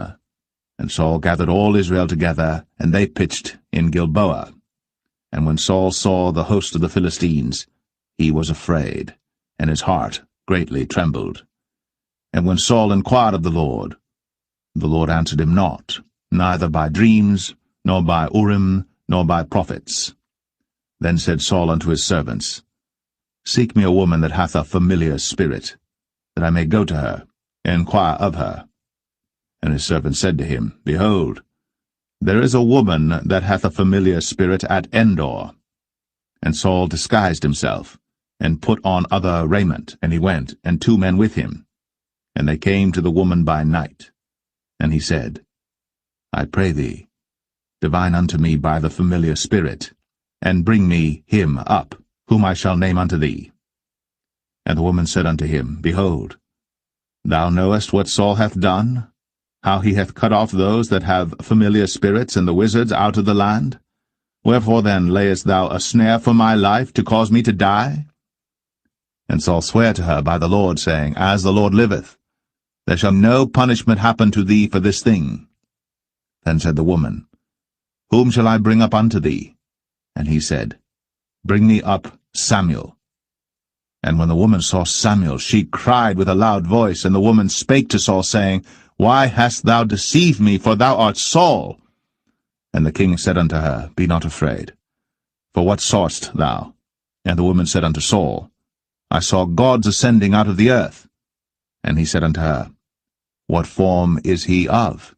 And she said, An old man cometh up, and he is covered with a mantle. And Saul perceived that it was Samuel, and he stooped with his face to the ground, and bowed himself. And Samuel said to Saul, Why hast thou disquieted me to bring me up? And Saul answered, I am sore distressed, for the Philistines make war against me, and God is departed from me, and answereth me no more, neither by prophets nor by dreams. Therefore I have called thee, that thou mayest make known unto me what I shall do. Then said Samuel, Wherefore then dost thou ask of me, seeing the Lord is departed from thee, and is become thine enemy? And the Lord hath done to him as he spake by me. For the Lord hath rent the kingdom out of thine hand, and given it to thy neighbor, even to David, because thou obeyest not the voice of the Lord, nor executest his fierce wrath upon Amalek. Therefore hath the Lord done this thing unto thee this day. Moreover the Lord will also deliver Israel with thee into the hand of the Philistines, and tomorrow shalt thou and thy sons be with me. The Lord also shall deliver the host of Israel into the hand of the Philistines. Then Saul fell straightway all along on the earth, and was sore afraid because of the words of Samuel. And there was no strength in him, for he had eaten no bread all the day, nor all the night. And the woman came unto Saul, and saw that he was sore troubled, and said unto him, Behold, thine handmaid hath obeyed thy voice, and I have put my life in my hand, and have hearkened unto thy words which thou spakest unto me. Now therefore, I pray thee, hearken thou also unto the voice of thine handmaid, and let me set a morsel of bread before thee, and eat, that thou mayest have strength, when thou goest on thy way. But he refused, and said, I will not eat. But his servants, together with the woman, compelled him, and he hearkened unto their voice. So he arose from the earth, and sat upon the bed. And the woman had a fat calf in the house, and she hasted and killed it, and took flour and kneaded it, and did bake unleavened bread thereof. And she brought it before Saul, and before his servants, and they did eat. Then they rose up, and went away that night.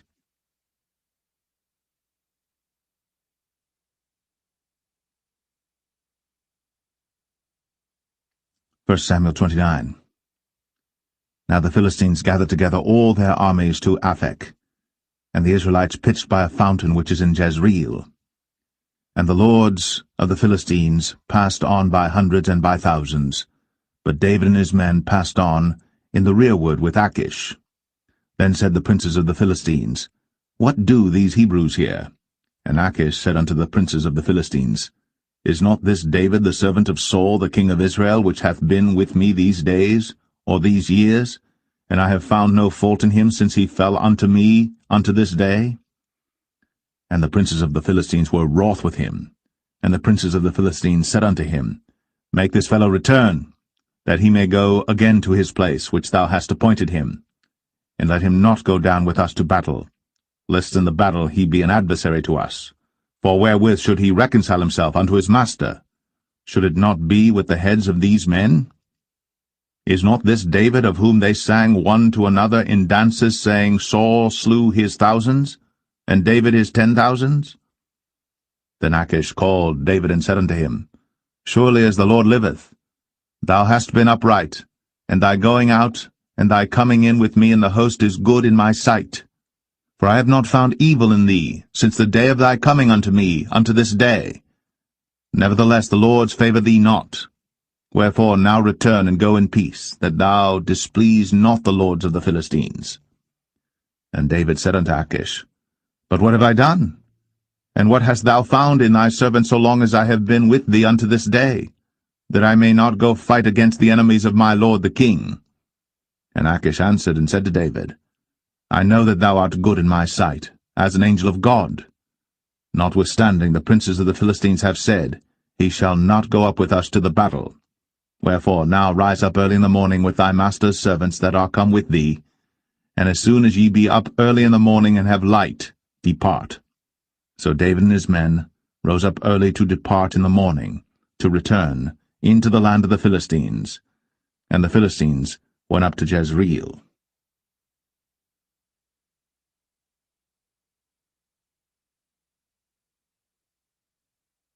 1 Samuel 30.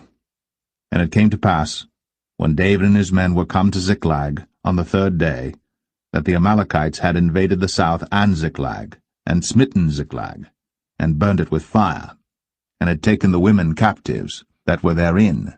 They slew not any, either great or small, but carried them away, and went on their way. So David and his men came to the city, and behold, it was burned with fire, and their wives and their sons and their daughters were taken captives. Then David and the people that were with him lifted up their voice and wept until they had no more power to weep. And David's 2 wives were taken captives, Ahinoam the Jezreelitess, and Abigail the wife of Nabal the Carmelite. And David was greatly distressed. For the people spake of stoning him, because the soul of all the people was grieved, every man for his sons and for his daughters. But David encouraged himself in the Lord his God.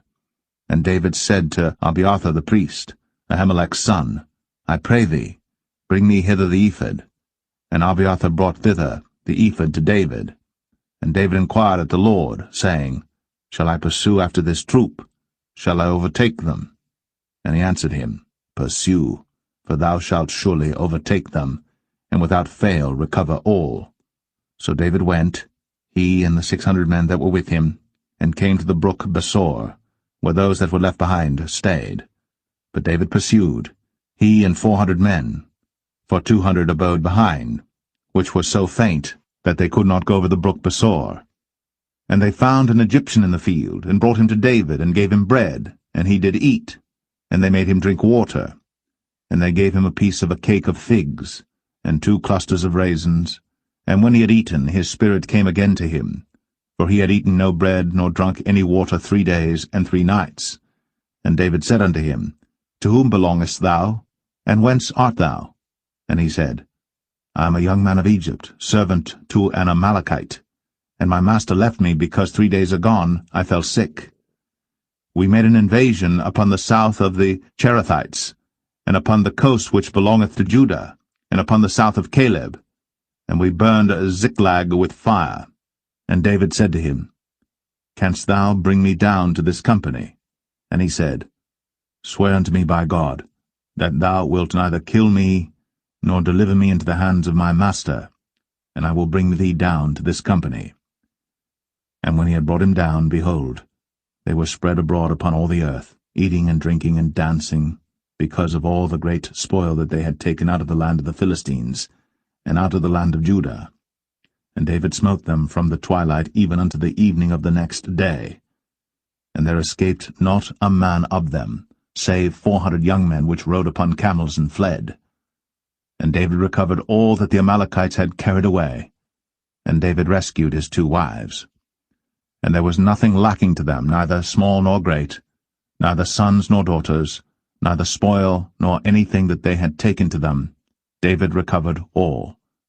And David took all the flocks and the herds, which they drave before those other cattle, and said, This is David's spoil. And David came to the 200 men, which were so faint that they could not follow David, whom they had made also to abide at the brook Besor. And they went forth to meet David, and to meet the people that were with him. And when David came near to the people, he saluted them. Then answered all the wicked men and men of Belial, of those that went with David, and said, Because they went not with us, we will not give them aught of the spoil that we have recovered, save to every man his wife and his children, that they may lead them away and depart. Then said David, Ye shall not do so, my brethren, with that which the Lord hath given us, who hath preserved us, and delivered the company that came against us into our hand. For who will hearken unto you in this matter? But as his part is that goeth down to the battle, so shall his part be that tarrieth by the stuff. They shall part alike. And it was so from that day forward that he made it a statute and an ordinance for Israel unto this day. And when David came to Ziklag, he sent of the spoil unto the elders of Judah, even to his friends, saying, Behold, a present for you of the spoil of the enemies of the Lord, to them which were in Bethel, and to them which were in South Ramoth, and to them which were in Jatir, and to them which were in Aroer, and to them which were in Siphmoth, and to them which were in Eshtemoa, and to them which were in Rakal, and to them which were in the cities of the Jerahmeelites, and to them which were in the cities of the Kenites, and to them which were in Hormah, and to them which were in Chor-Ashan, and to them which were in Athak, and to them which were in Hebron, and to all the places where David himself and his men were wont to haunt.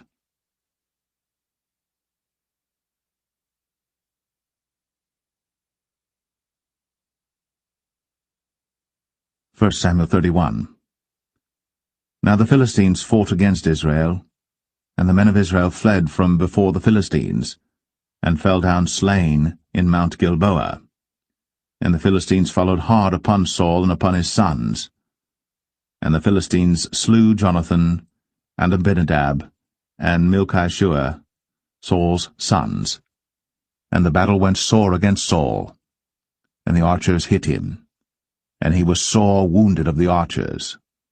Then said Saul unto his armor-bearer, Draw thy sword, and thrust me through therewith, lest these uncircumcised come and thrust me through and abuse me. But his armor-bearer would not, for he was sore afraid. Therefore Saul took a sword, and fell upon it. And when his armor-bearer saw that Saul was dead, he fell likewise upon his sword, and died with him. So Saul died, and his 3 sons, and his armor-bearer, and all his men, that same day together. And when the men of Israel that were on the other side of the valley, and they that were on the other side Jordan, saw that the men of Israel fled, and that Saul and his sons were dead, they forsook the cities and fled. And the Philistines came and dwelt in them. And it came to pass on the morrow, when the Philistines came to strip the slain, that they found Saul and his 3 sons fallen in Mount Gilboa. And they cut off his head, and stripped off his armor, and sent into the land of the Philistines round about to publish it in the house of their idols, and among the people.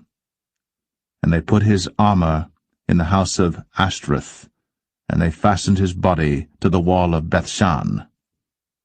And when the inhabitants of Jabesh-Gilead heard of that which the Philistines had done to Saul, all the valiant men arose, and went all night, and took the body of Saul, and the bodies of his sons from the wall of Bethshan, and came to Jabesh, and burnt them there. And they took their bones, and buried them under a tree at Jabesh, and fasted 7 days.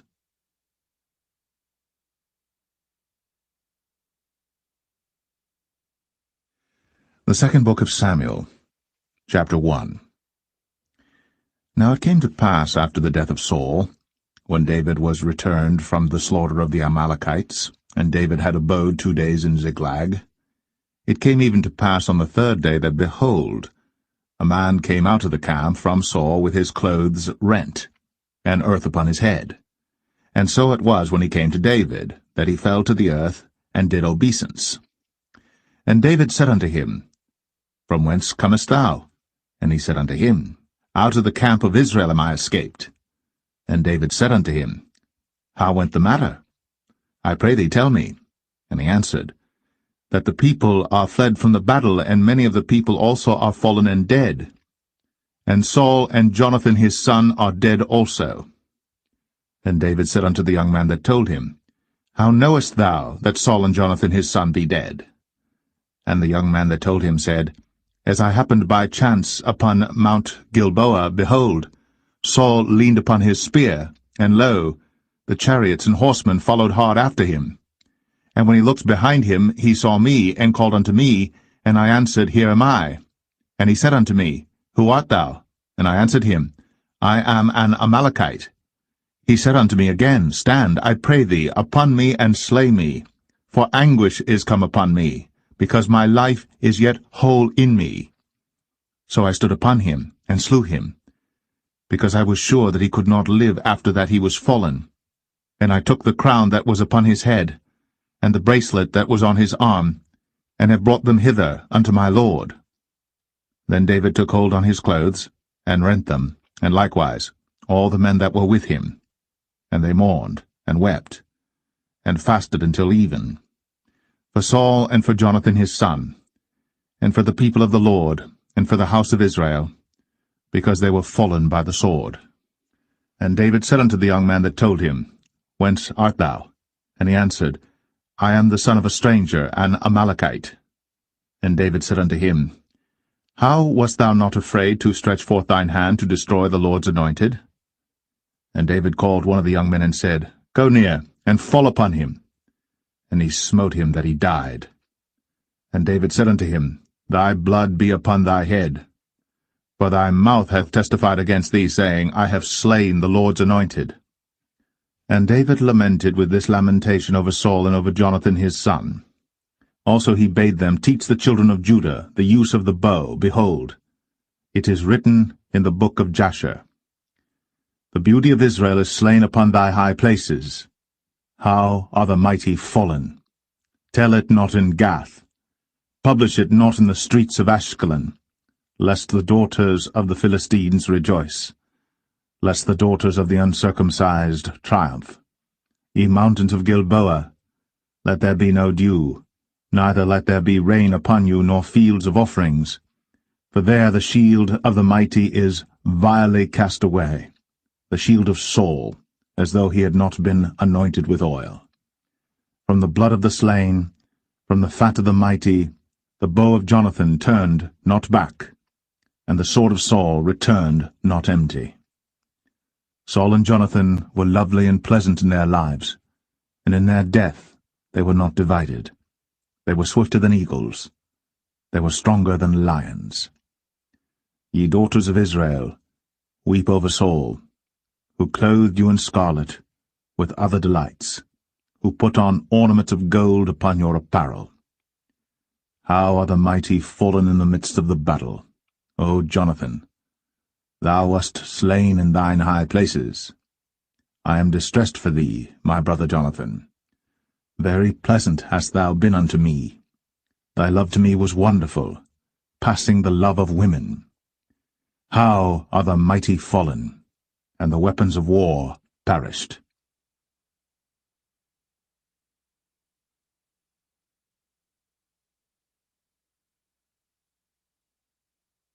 2 Samuel 2.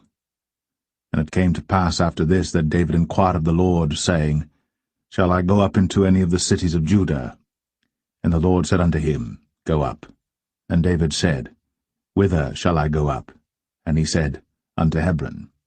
So David went up thither, and his 2 wives also, Ahinoam the Jezreelitess, and Abigail Nabal's wife, the Carmelite. And his men that were with him did David bring up, every man with his household, and they dwelt in the cities of Hebron. And the men of Judah came, and there they anointed David king over the house of Judah. And they told David, saying, that the men of Jabesh-Gilead were they that buried Saul. And David sent messengers unto the men of Jabesh-Gilead, and said unto them, Blessed be ye of the Lord, that ye have shown this kindness unto your Lord, even unto Saul, and have buried him. And now the Lord show kindness and truth unto you, and I also will requite you this kindness, because ye have done this thing. Therefore now let your hands be strengthened, and be ye valiant. For your master Saul is dead, and also the house of Judah have anointed me king over them. But Abner, the son of Ner, captain of Saul's host, took Ishbosheth, the son of Saul, and brought him over to Mahanaim, and made him king over Gilead, and over the Asherites, and over Jezreel, and over Ephraim, and over Benjamin, and over all Israel. Ishbosheth, Saul's son, was 40 years old when he began to reign over Israel, and reigned 2 years. But the house of Judah followed David. And the time that David was king in Hebron over the house of Judah was 7 years and 6 months. And Abner the son of Ner, and the servants of Ishbosheth the son of Saul, went out from Mahanaim to Gibeon. And Joab the son of Zeruiah, and the servants of David went out, and met together by the pool of Gibeon. And they sat down, the one on the one side of the pool, and the other on the other side of the pool. And Abner said to Joab, Let the young men now arise, and play before us. And Joab said, Let them arise. Then there arose and went over by number 12 of Benjamin, which pertained to Ishbosheth the son of Saul, and 12 of the servants of David. And they caught every one his fellow by the head, and thrust his sword in his fellow's side, so they fell down together. Wherefore that place was called Helkath Hazurim, which is in Gibeon. And there was a very sore battle that day, and Abner was beaten, and the men of Israel, before the servants of David. And there were 3 sons of Zeruiah there, Joab, and Abishai, and Asahel. And Asahel was as light of foot as a wild roe. And Asahel pursued after Abner, and in going he turned not to the right hand nor to the left from following Abner. Then Abner looked behind him, and said, Art thou Asahel? And he answered, I am. And Abner said to him, Turn thee aside to thy right hand or to thy left, and lay thee hold on one of the young men, and take thee his armor. But Asahel would not turn aside from following of him. And Abner said again to Asahel, Turn thee aside from following me. Wherefore should I smite thee to the ground? How then should I hold up my face to Joab thy brother? Howbeit he refused to turn aside. Wherefore Abner, with the hinder end of the spear, smote him under the 5th rib, that the spear came out behind him. And he fell down there, and died in the same place. And it came to pass, that as many as came to the place where Asahel fell down and died stood still. Joab also and Abishai pursued after Abner. And the sun went down when they were come to the hill of Ammah, that lieth before Giah by the way of the wilderness of Gibeon. And the children of Benjamin gathered themselves together after Abner, and became one troop, and stood on the top of an hill. Then Abner called to Joab and said, Shall the sword devour for ever? Knowest thou not that it will be bitterness in the latter end? How long shall it be then, ere thou bid the people return from following their brethren? And Joab said, As God liveth, unless thou hadst spoken. Surely then in the morning the people had gone up every one from following his brother. So Joab blew a trumpet, and all the people stood still, and pursued after Israel no more, neither fought they any more. And Abner and his men walked all that night through the plain, and passed over Jordan, and went through all Bithron, and they came to Mahanaim. And Joab returned from following Abner. And when he had gathered all the people together, there lacked of David's servants 19 men, and Asahel. But the servants of David had smitten of Benjamin, and of Abner's men, so that 360 men died. And they took up Asahel, and buried him in the sepulchre of his father, which was in Bethlehem. And Joab and his men went all night, and they came to Hebron at break of day.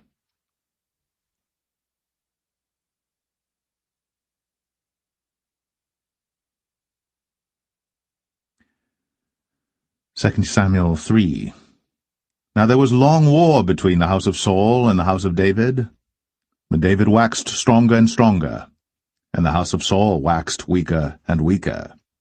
And unto David were sons born in Hebron, and his firstborn was Amnon, of Ahinoam the Jezreelitess, and his second Chileab, of Abigail the wife of Nabal the Carmelite, and the third Absalom the son of Maacah the daughter of Talmai king of Geshur, and the fourth Adonijah the son of Haggith, and the fifth Shephatiah the son of Abital, and the sixth Ithream by Eglah, David's wife. These were born to David in Hebron. And it came to pass, while there was war between the house of Saul and the house of David, that Abner made himself strong for the house of Saul. And Saul had a concubine, whose name was Rizpah, the daughter of Ai. And Ishbosheth said to Abner, Wherefore hast thou gone in unto my father's concubine? Then was Abner very wroth for the words of Ishbosheth, and said, Am I a dog's head, which against Judah do show kindness this day unto the house of Saul thy father, to his brethren, and to his friends, and have not delivered thee into the hand of David, that thou chargest me today with a fault concerning this woman?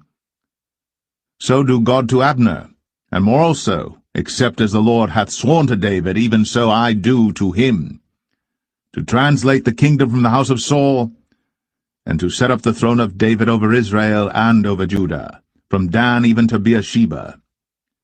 And he could not answer Abner a word again, because he feared him.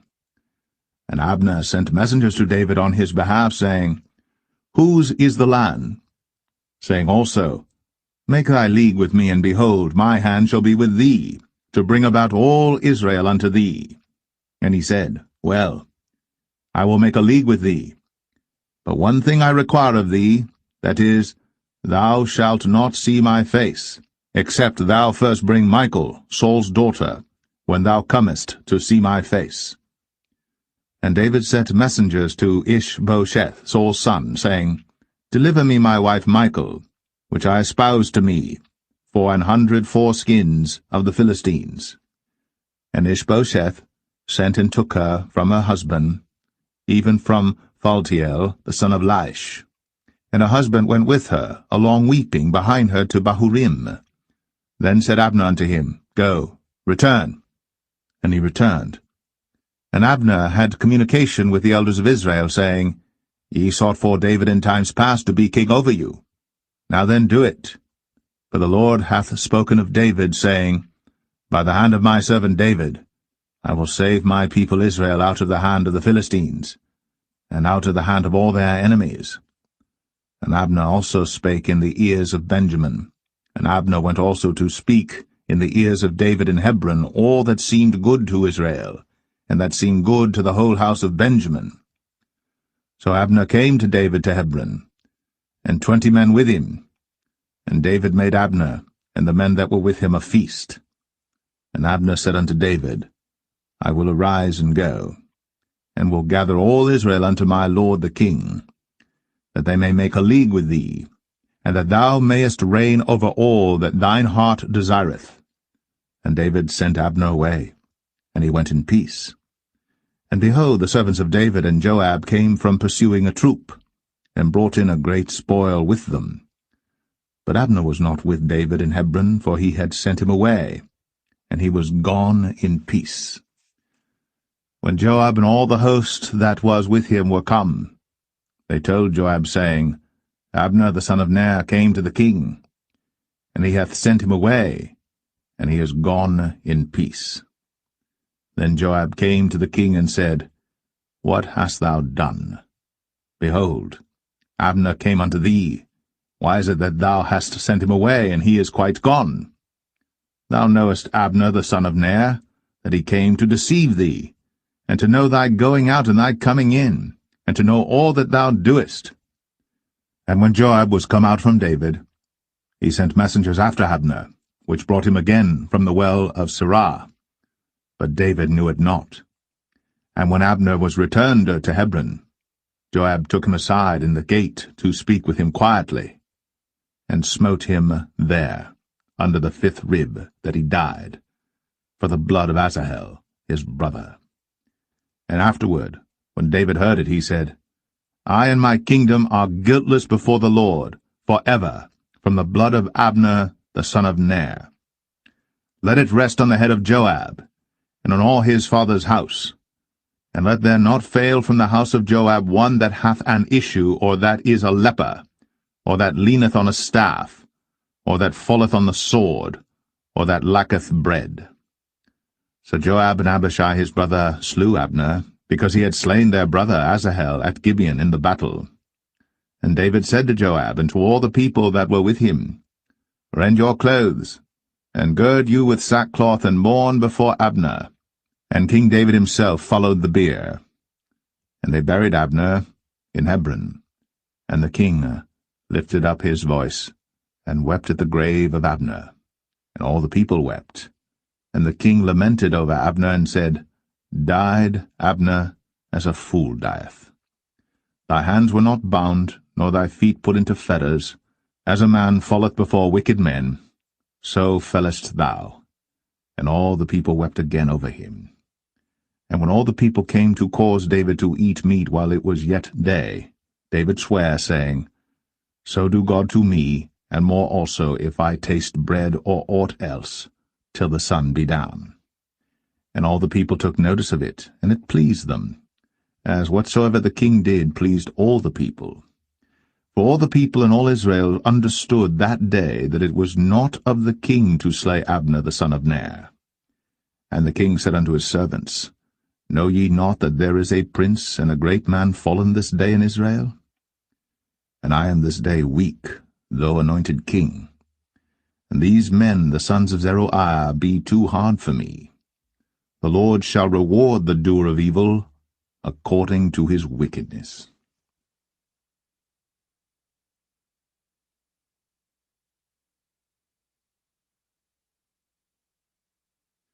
2 Samuel 4. And when Saul's son heard that Abner was dead in Hebron, his hands were feeble, and all the Israelites were troubled. And Saul's son had 2 men that were captains of bands. The name of the one was Baanah, and the name of the other Rechab, the sons of Rimmon, a Beerothite, of the children of Benjamin. For Beeroth also was reckoned to Benjamin. And the Beerothites fled to Gittaim, and were sojourners there until this day. And Jonathan, Saul's son, had a son that was lame of his feet. He was 5 years old when the tidings came of Saul and Jonathan out of Jezreel, and his nurse took him up and fled. And it came to pass, as she made haste to flee, that he fell and became lame. And his name was Mephibosheth. And the sons of Rimmon the Beerothite, Rechab and Baanah, went, and came about the heat of the day to the house of Ishbosheth, who lay on a bed at noon. And they came thither into the midst of the house, as though they would have fetched wheat, and they smote him under the 5th rib. And Rechab and Baanah his brother escaped. For when they came into the house, he lay on his bed in his bedchamber, and they smote him, and slew him, and beheaded him, and took his head, and gat them away through the plain all night. And they brought the head of Ishbosheth unto David to Hebron, and said to the king, Behold, the head of Ishbosheth, the son of Saul, thine enemy, which sought thy life. And the Lord hath avenged my lord the king this day of Saul, and of his seed.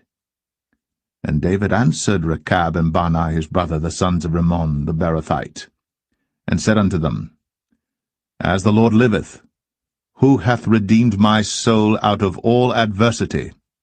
When one told me, saying, Behold, Saul is dead, thinking to have brought good tidings, I took hold of him, and slew him in Ziklag, who thought that I would have given him a reward for his tidings. How much more, when wicked men have slain a righteous person in his own house upon his bed? Shall I not therefore now require his blood of your hand, and take you away from the earth?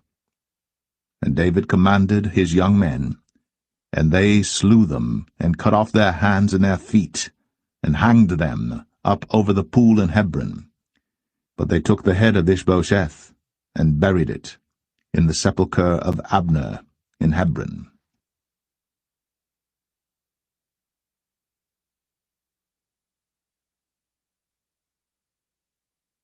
2 Samuel 5. Then came all the tribes of Israel to David unto Hebron, and spake, saying, Behold, we are thy bone and thy flesh. Also in time past, when Saul was king over us, thou wast he that leddest out and broughtest in Israel. And the Lord said to thee, Thou shalt feed my people Israel, and thou shalt be a captain over Israel. So all the elders of Israel came to the king to Hebron, and King David made a league with them in Hebron before the Lord, and they anointed David king over Israel. David was 30 years old when he began to reign, and he reigned 40 years. In Hebron he reigned over Judah 7 years and 6 months, and in Jerusalem he reigned 33 years over all Israel and Judah. And the king and his men went to Jerusalem unto the Jebusites, the inhabitants of the land, which spake unto David, saying, Except thou take away the blind and the lame, thou shalt not come in hither, thinking, David cannot come in hither. Nevertheless, David took the stronghold of Zion, the same is the city of David.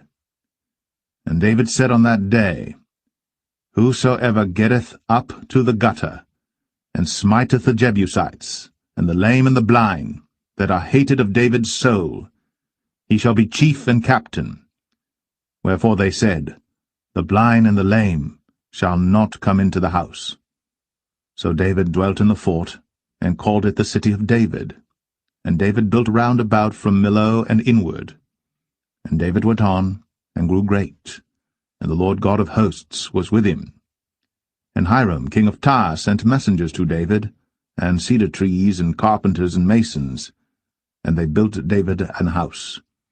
And David perceived that the Lord had established him king over Israel, and that he had exalted his kingdom for his people Israel's sake.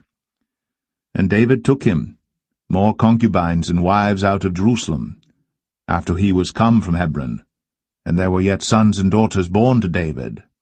And these be the names of those that were born unto him in Jerusalem, Shammua, and Shobab, and Nathan, and Solomon, Ibhar also, and Elishua, and Nepheg, and Japhia, and Elishama, and Eliada, and Eliphalet, But when the Philistines heard that they had anointed David king over Israel, all the Philistines came up to seek David, and David heard of it, and went down to the hold.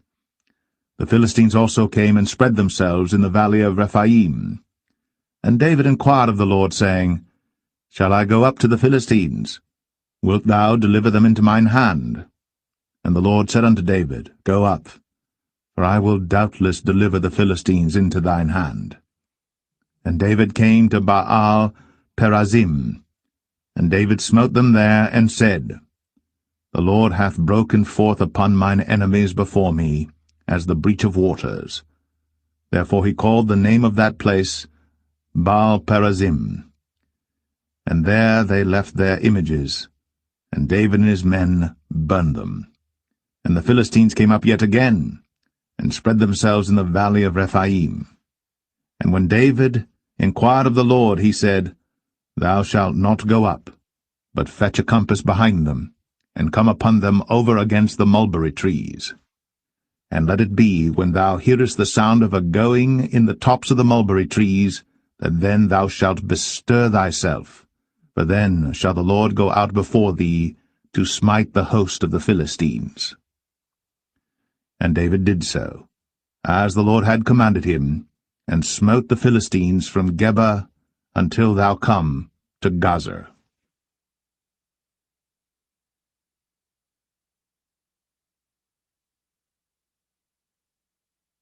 2 Samuel 6. Again David gathered together all the chosen men of Israel, 30,000. And David arose and went with all the people that were with him from Baale of Judah, to bring up from thence the ark of God, whose name is called by the name of the Lord of hosts, that dwelleth between the cherubims. And they set the ark of God upon a new cart, and brought it out of the house of Abinadab that was in Gibeah. And Uzzah and Ahio, the sons of Abinadab, drave the new cart. And they brought it out of the house of Abinadab, which was at Gibeah, accompanying the ark of God, and Ahio went before the ark. And David and all the house of Israel played before the Lord in all manner of instruments made of fir wood, even on harps, and on psalteries, and on timbrels, and on cornets, and on cymbals. And when they came to Nachon's threshing floor, Uzzah put forth his hand to the ark of God, and took hold of it, for the oxen shook it. And the anger of the Lord was kindled against Uzzah, and God smote him there for his error, and there he died by the ark of God. And David was displeased, because the Lord had made a breach upon Uzzah, and he called the name of the place Perez Uzzah to this day. And David was afraid of the Lord that day, and said, How shall the ark of the Lord come to me? So David would not remove the ark of the Lord unto him into the city of David, but David carried it aside into the house of Obed-Edom the Gittite. And the ark of the Lord continued in the house of Obed-Edom the Gittite 3 months. And the Lord blessed Obed-Edom and all his household. And it was told King David, saying, The Lord hath blessed the house of Obed-Edom, and all that pertaineth unto him, because of the ark of God. So David went and brought up the ark of God from the house of Obed-Edom into the city of David with gladness. And it was so, that when they that bare the ark of the Lord had gone 6 paces, he sacrificed oxen and fatlings. And David danced before the Lord with all his might. And David was girded with a linen ephod. So David and all the house of Israel brought up the ark of the Lord with shouting, and with the sound of the trumpet. And as the ark of the Lord came into the city of David, Michal, Saul's daughter, looked through a window, and saw King David leaping and dancing before the Lord. And she despised him in her heart. And they brought in the ark of the Lord, and set it in his place in the midst of the tabernacle that David had pitched for it. And David offered burnt offerings and peace offerings before the Lord. And as soon as David had made an end of offering burnt offerings and peace offerings, he blessed the people in the name of the Lord of hosts. And he dealt among all the people, even among the whole multitude of Israel, as well to the women as men, to every one a cake of bread, and a good piece of flesh, and a flagon of wine. So all the people departed every one to his house.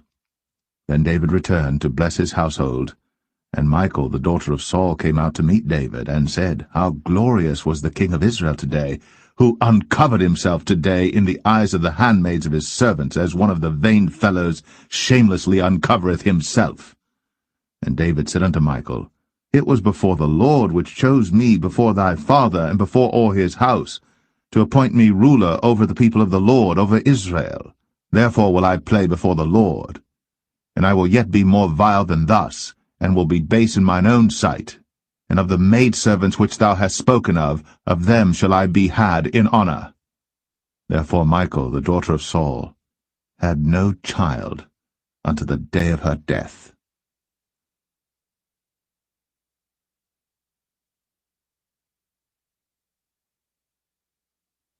2 Samuel 7. And it came to pass, when the king sat in his house, and the Lord had given him rest round about from all his enemies, that the king said unto Nathan the prophet, See now, I dwell in an house of cedar, but the ark of God dwelleth within curtains. And Nathan said to the king, Go, do all that is in thine heart, for the Lord is with thee. And it came to pass that night that the word of the Lord came unto Nathan, saying, Go and tell my servant David, Thus saith the Lord, Shalt thou build me an house for me to dwell in? Whereas I have not dwelt in any house since the time that I brought up the children of Israel out of Egypt, even to this day, but have walked in a tent and in a tabernacle. In all the places wherein I have walked with all the children of Israel spake I a word with any of the tribes of Israel, whom I commanded to feed my people Israel, saying, Why build ye not me an house of cedar? Now therefore, so shalt thou say unto my servant David, Thus saith the Lord of hosts, I took thee from the sheepcot, from following the sheep, to be ruler over my people, over Israel. And I was with thee whithersoever thou wentest, and have cut off all thine enemies out of thy sight, and have made thee a great name, like unto the name of the great men that are in the earth. Moreover, I will appoint a place for my people Israel, and will plant them, that they may dwell in a place of their own, and move no more, neither shall the children of wickedness afflict them any more as beforetime. And as since the time that I commanded judges to be over my people Israel, and have caused thee to rest from all thine enemies, also the Lord telleth thee, that he will make thee an house. And when thy days be fulfilled, and thou shalt sleep with thy fathers, I will set up thy seed after thee, which shall proceed out of thy bowels, and I will establish his kingdom. He shall build an house for my name, and I will establish the throne of his kingdom for ever. I will be his father, and he shall be my son. If he commit iniquity, I will chasten him with the rod of men, and with the stripes of the children of men. But my mercy shall not depart away from him, as I took it from Saul, whom I put away before thee. And thine house, and thy kingdom shall be established for ever before thee. Thy throne shall be established for ever. According to all these words, and according to all this vision, so did Nathan speak unto David. Then went King David in, and sat before the Lord, and he said, Who am I, O Lord God? And what is my house that thou hast brought me hitherto? And this was yet a small thing in thy sight, O Lord God. But thou hast spoken also of thy servant's house for a great while to come. And is this the manner of man, O Lord God? And what can David say more unto thee? For thou, Lord God, knowest thy servant. For thy word's sake, and according to thine own heart, hast thou done all these great things, to make thy servant know them. Wherefore thou art great, O Lord God. For there is none like thee, neither is there any God beside thee, according to all that we have heard with our ears. And what one nation in the earth is like thy people, even like Israel, whom God went to redeem for a people to himself, and to make him a name, and to do for you great things and terrible for thy land, before thy people, which thou redeemedst to thee from Egypt, from the nations and their gods. For thou hast confirmed to thyself thy people Israel to be a people unto thee for ever, and thou, Lord, art become their God. And now, O Lord God, The word that thou hast spoken concerning thy servant, and concerning his house, establish it for ever, and do as thou hast said. And let thy name be magnified for ever, saying, The Lord of hosts is the God of Israel. And let the house of thy servant David be established before thee. For thou, O Lord of hosts, God of Israel, hast revealed to thy servant, saying, I will build thee an house. Therefore hath thy servant found in his heart to pray this prayer unto thee. And now, O Lord God, thou art that God, and thy words be true, and thou hast promised this goodness unto thy servant. Therefore now, let it please thee to bless the house of thy servant, that it may continue for ever before thee. For thou, O Lord God, hast spoken it, and with thy blessing let the house of thy servant be blessed for ever.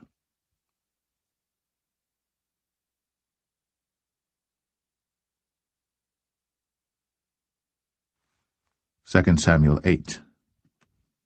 And after this, it came to pass that David smote the Philistines, and subdued them.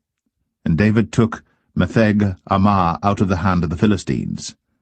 And he smote Moab, and measured them with a line, casting them down to the ground. Even with 2 lines measured he, to put to death, and with 1 full line to keep alive. And so the Moabites became David's servants, and brought gifts. David smote also Hadadezer, the son of Rehob, king of Zobah, as he went to recover his border at the river Euphrates. And David took from him 1,000 chariots, and 700 horsemen, and 20,000 footmen. And David houghed all the chariot horses, but reserved of them 400 chariots. And when the Syrians of Damascus came to succor Hadadezer, king of Zobah, David slew of the Syrians 22,000 men. Then David put garrisons in Syria of Damascus, and the Syrians became servants to David, and brought gifts. And the Lord preserved David whithersoever he went. And David took the shields of gold that were on the servants of Hadadezer, and brought them to Jerusalem. And from Betah and from Berothai, cities of Hadadezer, King David took exceeding much brass. When Toi, king of Hamath, heard that David had smitten all the host of Hadadezer, then Toi sent Joram his son unto King David, to salute him and to bless him, because he had fought against Hadadezer, and smitten him. For Hadadezer had wars with Toi. And Joram brought with him vessels of silver, and vessels of gold, and vessels of brass, which also King David did dedicate unto the Lord, with the silver and gold that he had dedicated of all nations which he subdued, of Syria, and of Moab, and of the children of Ammon, and of the Philistines, and of Amalek, and of the spoil of Hadadezer, son of Rehob, king of Zobah. And David gat him a name when he returned from smiting of the Syrians in the valley of Salt, being 18,000 men. And he put garrisons in Edom. Throughout all Edom put he garrisons, and all they of Edom became David's servants. And the Lord preserved David whithersoever he went.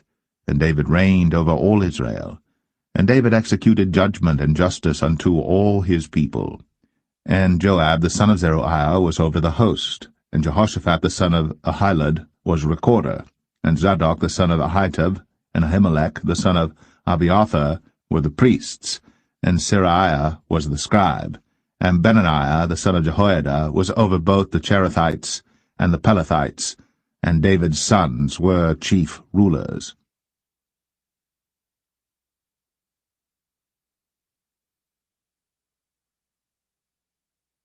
Second Samuel 9.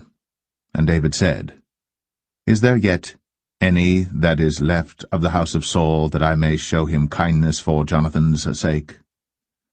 And there was of the house of Saul a servant whose name was Ziba. And when they had called him unto David, the king said unto him, Art thou Ziba? And he said, Thy servant is he. And the king said, Is there not yet any of the house of Saul, that I may show the kindness of God unto him? And Ziba said unto the king, Jonathan hath yet a son which is lame on his feet. And the king said unto him, Where is he?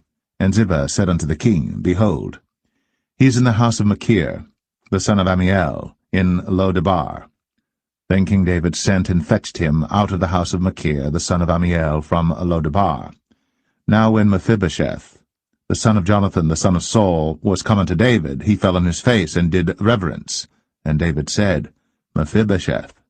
And he answered, Behold, thy servant. And David said unto him, Fear not, for I will surely show thee kindness for Jonathan thy father's sake, and will restore thee all the land of Saul thy father, and thou shalt eat bread at my table continually.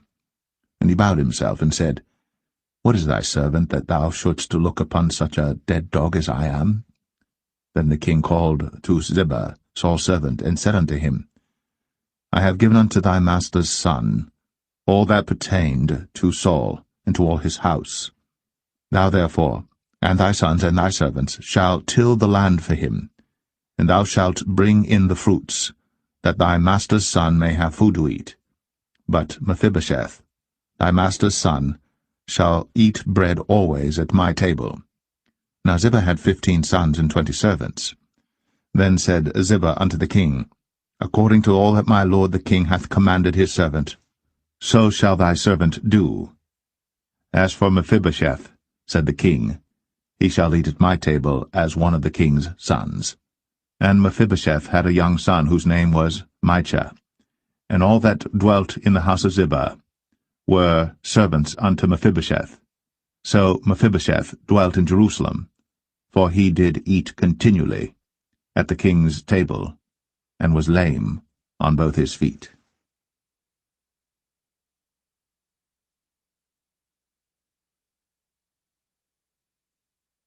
2 Samuel 10.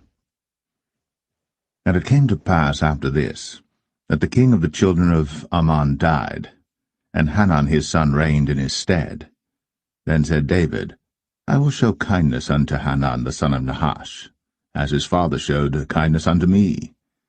And David sent to comfort him by the hand of his servants for his father. And David's servants came into the land of the children of Ammon. And the princes of the children of Ammon said unto Hanan their lord, Thinkest thou that David doth honour thy father, that he hath sent comforters unto thee? Hath not David rather sent his servants unto thee to search the city, and to spy it out, and to overthrow it?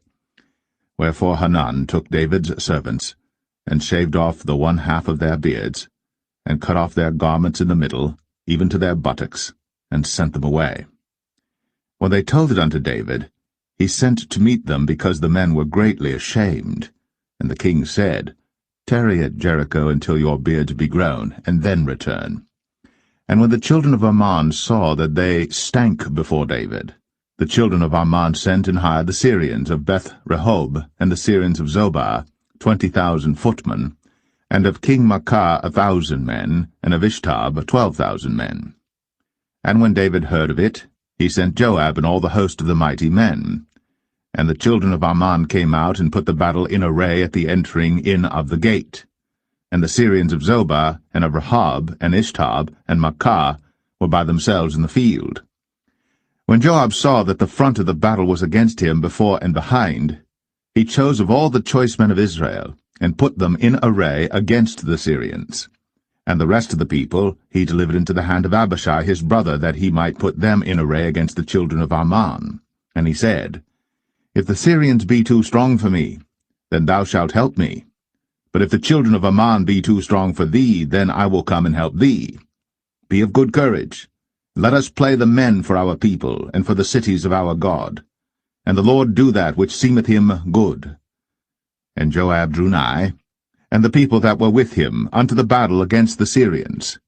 And they fled before him. And when the children of Ammon saw that the Syrians were fled, then fled they also before Abishai, and entered into the city. So Joab returned from the children of Ammon, and came to Jerusalem. And when the Syrians saw that they were smitten before Israel, they gathered themselves together. And Hadarezer sent, and brought out the Syrians that were beyond the river, and they came to Helam. And Shobach, the captain of the host of Hadarezer, went before them. And when it was told David, he gathered all Israel together, and passed over Jordan, and came to Helam. And the Syrians set themselves in array against David, and fought with him. And the Syrians fled before Israel. And David slew the men of 700 chariots of the Syrians, and 40,000 horsemen, and smote Shobach, the captain of their host, who died there. And when all the kings that were servants to Hadarezer saw that they were smitten before Israel, they made peace with Israel, and served them. So the Syrians feared to help the children of Ammon any more.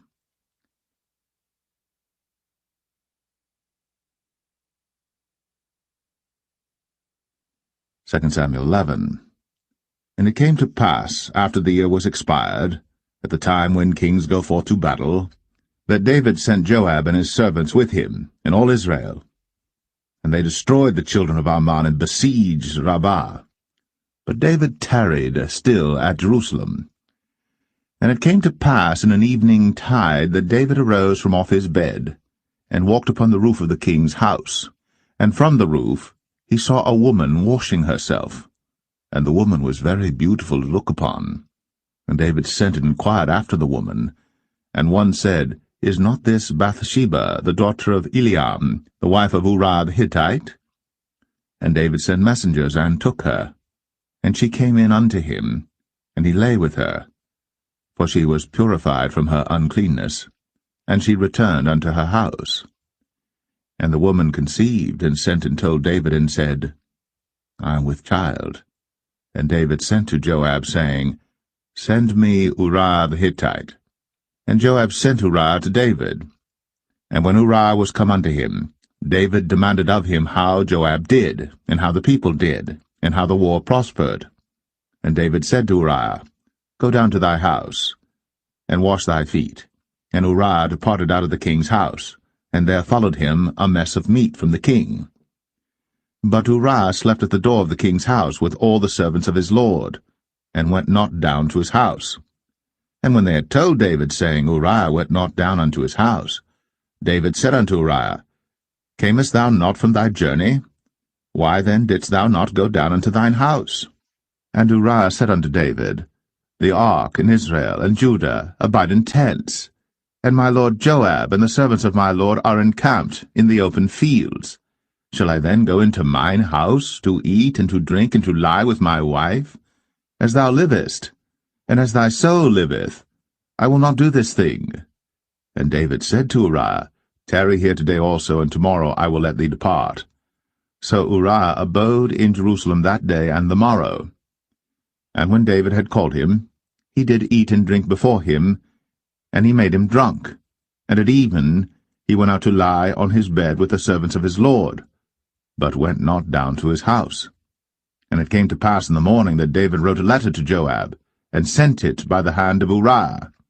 And he wrote in the letter, saying, Set ye Uriah in the forefront of the hottest battle, and retire ye from him, that he may be smitten and die.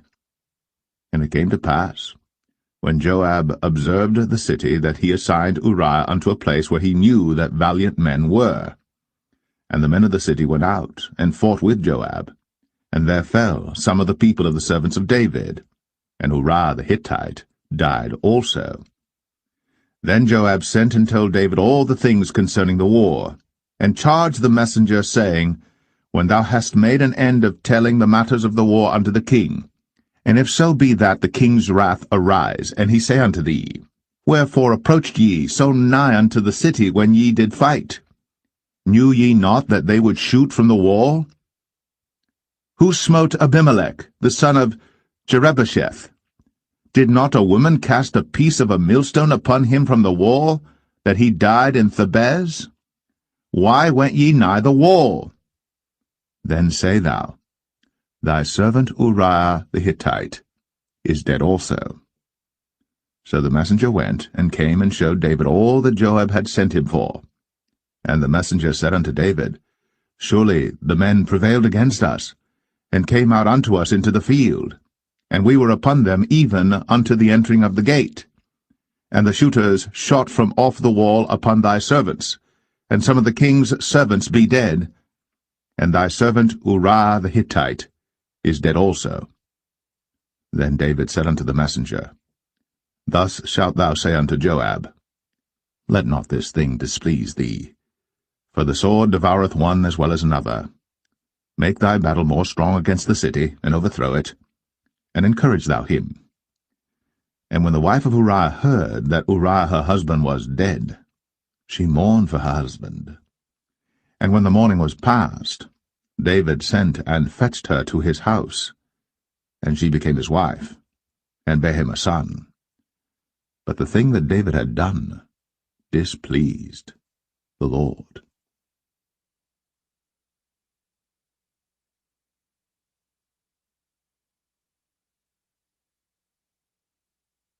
2 Samuel 12. And the Lord sent Nathan unto David. And he came unto him, and said unto him, There were 2 men in one city, the one rich and the other poor.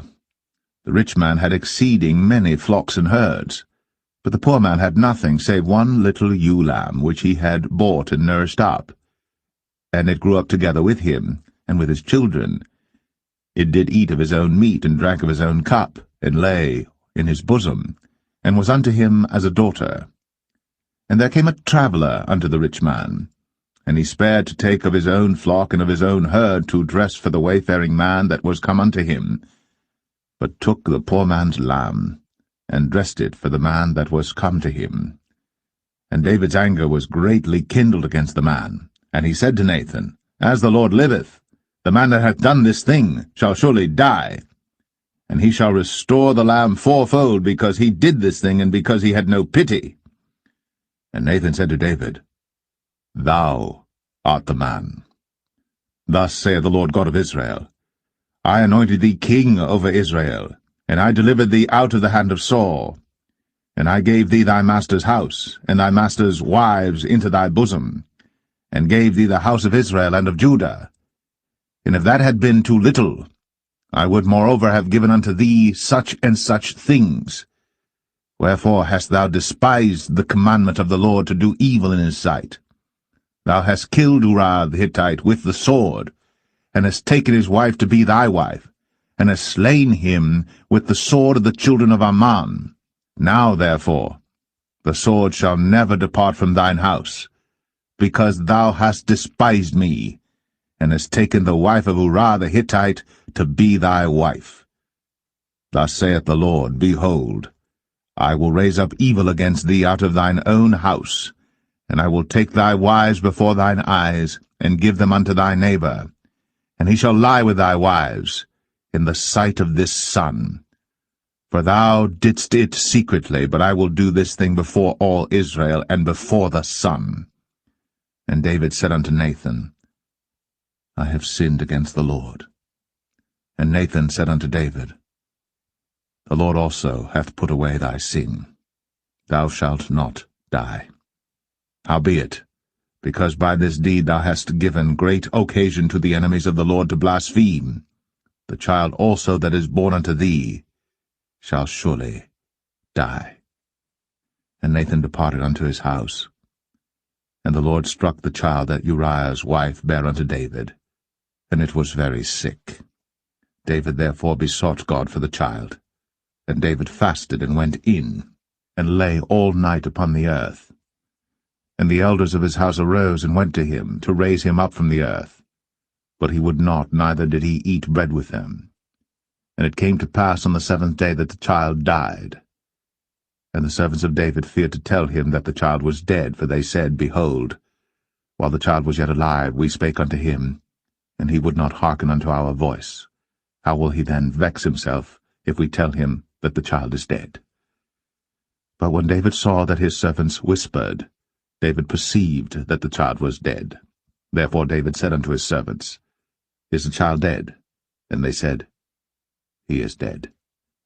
Then David arose from the earth, and washed, and anointed himself, and changed his apparel, and came into the house of the Lord, and worshipped. Then he came to his own house, and when he required, they set bread before him, and he did eat. Then said his servants unto him, What thing is this that thou hast done? Thou didst fast and weep for the child while it was alive, but when the child was dead thou didst rise and eat bread. And he said, While the child was yet alive, I fasted and wept, for I said, Who can tell whether God will be gracious to me, that the child may live? But now he is dead. Wherefore should I fast? Can I bring him back again? I shall go to him, but he shall not return to me. And David comforted Bathsheba his wife, and went in unto her, and lay with her. And she bare a son, and he called his name Solomon. And the Lord loved him. And he sent by the hand of Nathan the prophet, and he called his name Jedediah, because of the Lord. And Joab fought against Rabbah of the children of Ammon, and took the royal city. And Joab sent messengers to David, and said, I have fought against Rabbah, and have taken the city of waters. Now therefore, gather the rest of the people together, and encamp against the city, and take it, lest I take the city, and it be called after my name. And David gathered all the people together, and went to Rabbah, and fought against it, and took it. And he took their king's crown from off his head, the weight whereof was a talent of gold, with the precious stones, and it was set on David's head. And he brought forth the spoil of the city in great abundance. And he brought forth the people that were therein, and put them under saws, and under harrows of iron, and under axes of iron, and made them pass through the brick kiln. And thus did he unto all the cities of the children of Ammon. So David and all the people returned unto Jerusalem.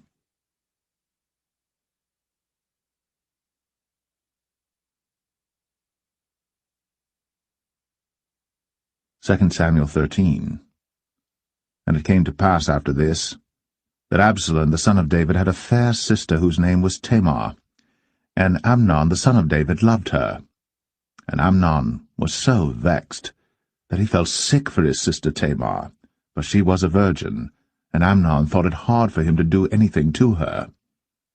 But Amnon had a friend whose name was Jonadab, the son of Shimea, David's brother.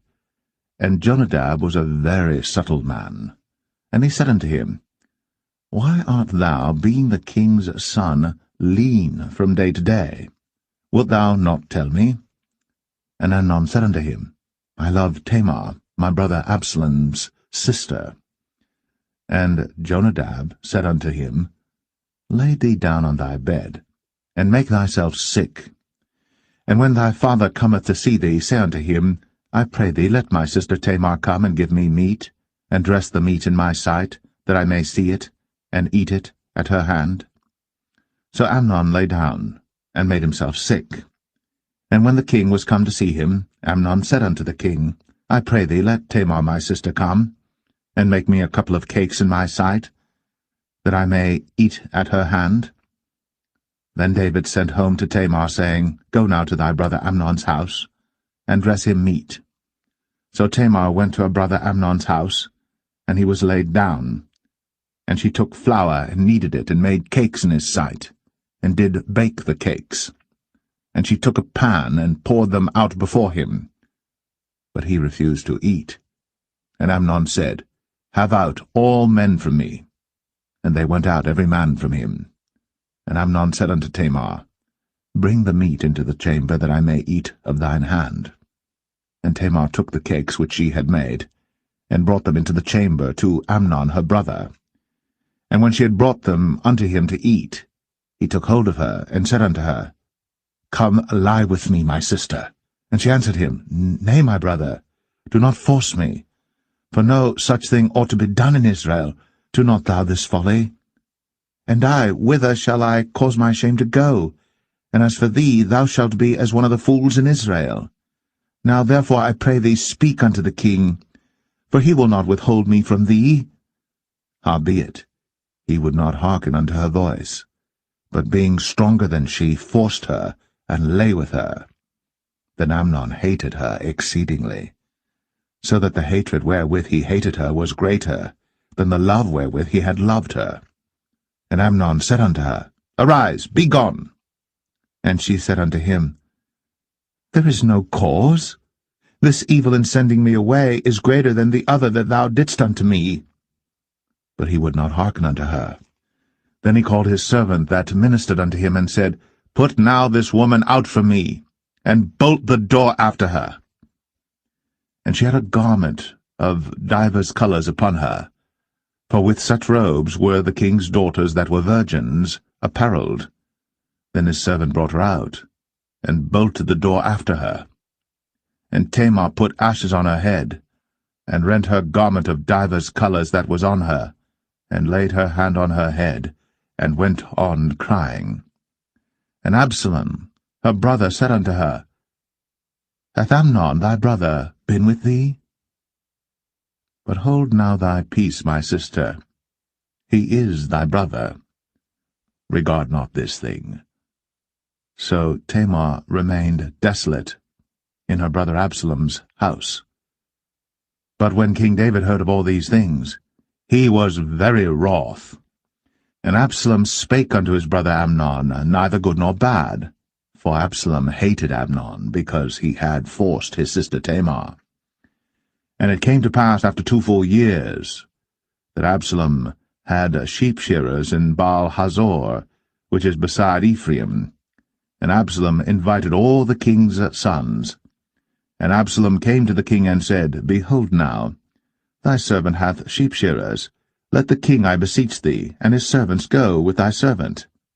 And the king said to Absalom, Nay, my son, let us not all now go, lest we be chargeable unto thee. And he pressed him, howbeit he would not go, but blessed him. Then said Absalom, If not, I pray thee, let my brother Amnon go with us. And the king said unto him, Why should he go with thee? But Absalom pressed him that he let Amnon and all the king's sons go with him. Now Absalom had commanded his servant, saying, Mark ye now, when Amnon's heart is merry with wine, and when I say unto you, Smite Amnon, then kill him. Fear not. Have not I commanded you? Be courageous, and be valiant. And the servants of Absalom did unto Amnon, as Absalom had commanded. Then all the king's sons arose, and every man gat him up upon his mule, and fled. And it came to pass, while they were in the way, that tidings came to David, saying, Absalom hath slain all the king's sons, and there is not one of them left. Then the king arose, and tare his garments, and lay on the earth, and all his servants stood by with their clothes rent. And Jonadab, the son of Shemaiah, David's brother, answered and said, Let not my lord suppose that they have slain all the young men, the king's sons, for Amnon only is dead. For by the appointment of Absalom this hath been determined from the day that he forced his sister Tamar. Now therefore, let not my lord the king take the thing to his heart, to think that all the king's sons are dead, for Amnon only is dead. But Absalom fled. And the young man that kept the watch lifted up his eyes, and looked, and behold, there came much people by the way of the hillside behind him. And Jonadab said unto the king, Behold, the king's sons come, as thy servant said, so it is. And it came to pass, as soon as he had made an end of speaking, that, behold, the king's sons came, and lifted up their voice, and wept. And the king also and all his servants wept very sore. But Absalom fled and went to Talmai, the son of Ammihud, king of Geshur. And David mourned for his son every day. So Absalom fled, and went to Geshur, and was there 3 years. And the soul of King David longed to go forth unto Absalom, for he was comforted concerning Amnon, seeing he was dead.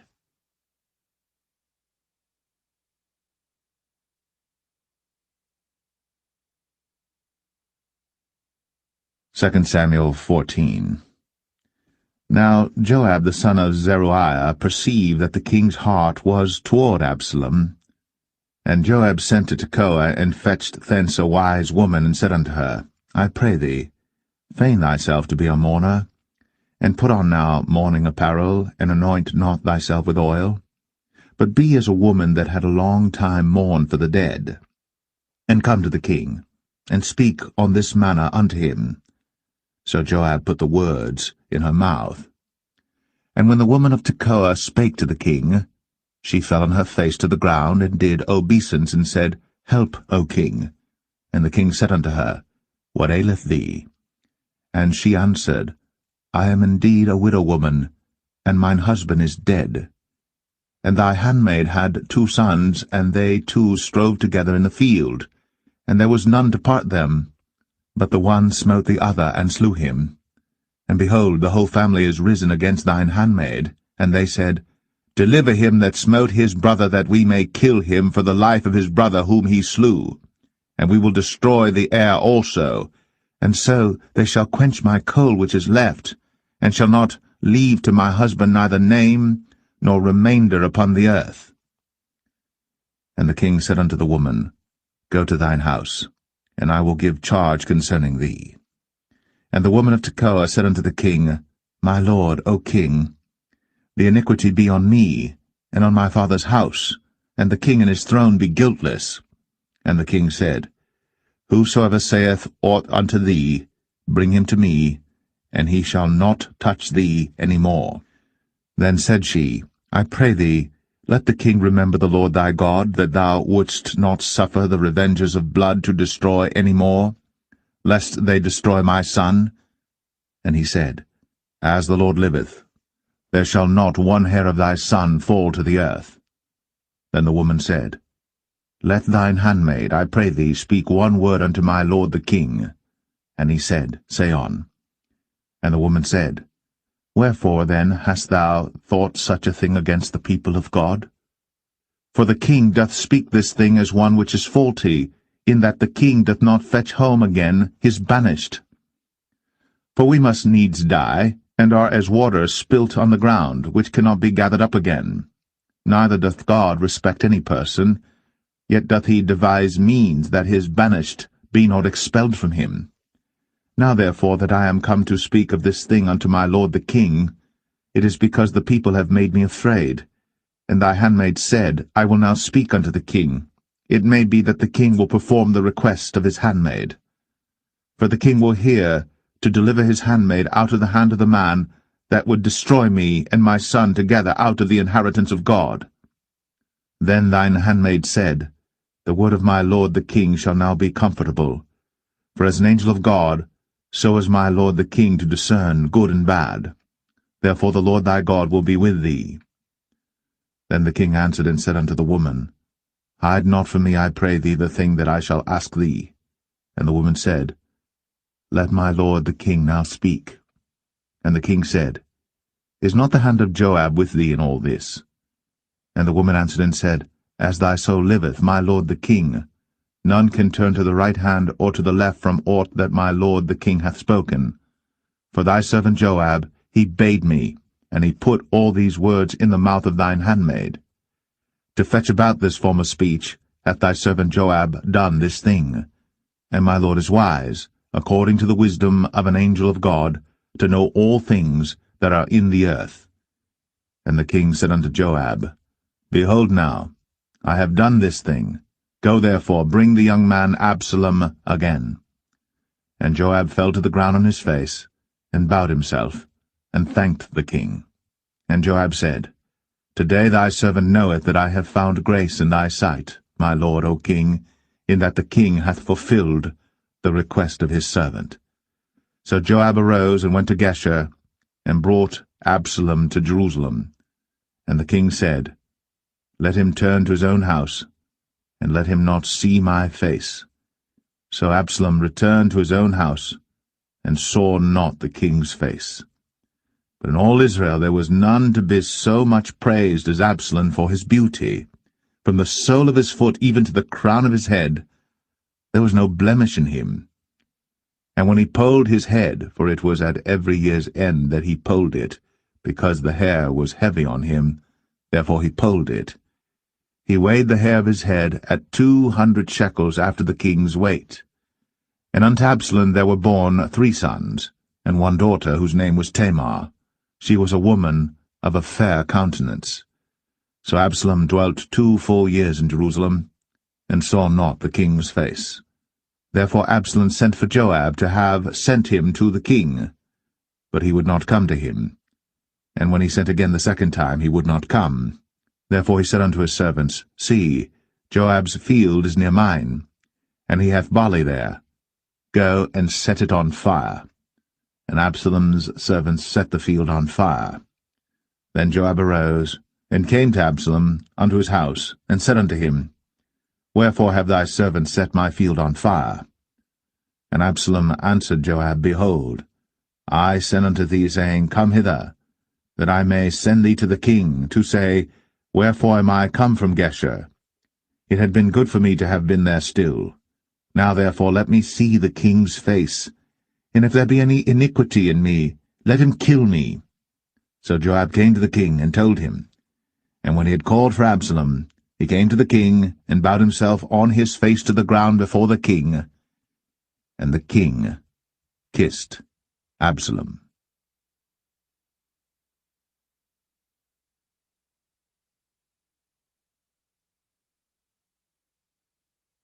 2 Samuel 15. And it came to pass after this, that Absalom prepared him chariots and horses, and 50 men to run before him.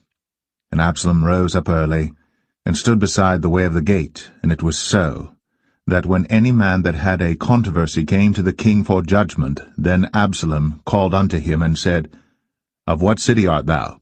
And he said, Thy servant is of one of the tribes of Israel. And Absalom said unto him, See, thy matters are good and right, but there is no man deputed of the king to hear thee. Absalom said moreover, O that I were made judge in the land, that every man which hath any suit or cause might come unto me, and I would do him justice. And it was so, that when any man came nigh to him to do him obeisance, he put forth his hand, and took him, and kissed him. And on this manner did Absalom to all Israel that came to the king for judgment. So Absalom stole the hearts of the men of Israel. And it came to pass after 40 years that Absalom said unto the king, I pray thee, let me go and pay my vow, which I have vowed unto the Lord in Hebron. For thy servant vowed a vow while I abode at Geshur in Syria, saying, If the Lord shall bring me again indeed to Jerusalem, then I will serve the Lord. And the king said unto him, Go in peace. So he arose, and went to Hebron. But Absalom sent spies throughout all the tribes of Israel, saying, As soon as ye hear the sound of the trumpet, then ye shall say, Absalom reigneth in Hebron. And with Absalom went 200 men out of Jerusalem, that were called, and they went in their simplicity, and they knew not anything. And Absalom sent for Ahithophel the Gilonite, David's counselor, from his city, even from Gilo, while he offered sacrifices. And the conspiracy was strong, for the people increased continually with Absalom. And there came a messenger to David, saying, The hearts of the men of Israel are after Absalom. And David said unto all his servants that were with him at Jerusalem, Arise, and let us flee. For we shall not else escape from Absalom. Make speed to depart, lest he overtake us suddenly, and bring evil upon us, and smite the city with the edge of the sword. And the king's servant said unto the king, Behold, thy servants are ready to do whatsoever my lord the king shall appoint. And the king went forth, and all his household after him. And the king left 10 women which were concubines to keep the house. And the king went forth, and all the people after him, and tarried in a place that was far off. And all his servants passed on beside him, and all the Cherethites, and all the Pelethites, and all the Gittites, 600 men which came after him from Gath, passed on before the king. Then said the king to Ittai the Gittite, Wherefore goest thou also with us? Return to thy place, and abide with the king, for thou art a stranger, and also an exile. Whereas thou camest but yesterday, should I this day make thee go up and down with us? Seeing I go whither I may, return thou, and take back thy brethren. Mercy and truth be with thee. And Ittai answered the king, and said, As the Lord liveth, and as my lord the king liveth, surely in what place my lord the king shall be, whether in death or life, even there also will thy servant be. And David said to Ittai, Go and pass over. And Ittai the Gittite passed over, and all his men, and all the little ones that were with him. And all the country wept with a loud voice. And all the people passed over. The king also himself passed over the brook Kidron. And all the people passed over toward the way of the wilderness. And lo, Zadok also, and all the Levites were with him, bearing the ark of the covenant of God. And they set down the ark of God, and Abiathar went up, until all the people had done passing out of the city. And the king said unto Zadok, Carry back the ark of God into the city. If I shall find favor in the eyes of the Lord, he will bring me again, and show me both it and his habitation. But if he thus say, I have no delight in thee, behold, here am I. Let him do to me as seemeth good unto him. The king said also unto Zadok the priest, Art not thou a seer? Return into the city in peace, and your 2 sons with you, Ahimaaz thy son, and Jonathan the son of Abiathar. See, I will tarry in the plain of the wilderness until there come word from you to certify me. Zadok therefore and Abiathar carried the ark of God again to Jerusalem, and they tarried there.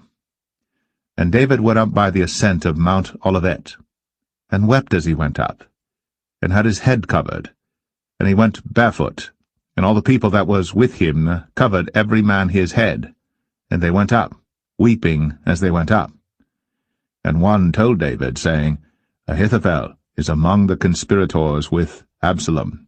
And David said, O Lord, I pray thee, turn the counsel of Ahithophel into foolishness. And it came to pass that when David was come to the top of the mount, where he worshipped God, behold, Hushai the Archite came to meet him with his coat rent, and earth upon his head. Unto whom David said, If thou passest on with me, then thou shalt be a burden unto me. But if thou return to the city, and say unto Absalom, I will be thy servant, O king, as I have been thy father's servant hitherto, so will I now also be thy servant. Then mayest thou for me defeat the counsel of Ahithophel. And hast thou not there with thee Zadok and Abiathar the priests? Therefore it shall be that what thing soever thou shalt hear out of the king's house, thou shalt tell it to Zadok and Abiathar the priests. Behold, they have there with them their 2 sons, Ahimaaz Zadok's son, and Jonathan Abiathar's son. And by them ye shall send unto me everything that ye can hear. So Hushai, David's friend, came into the city, and Absalom came into Jerusalem.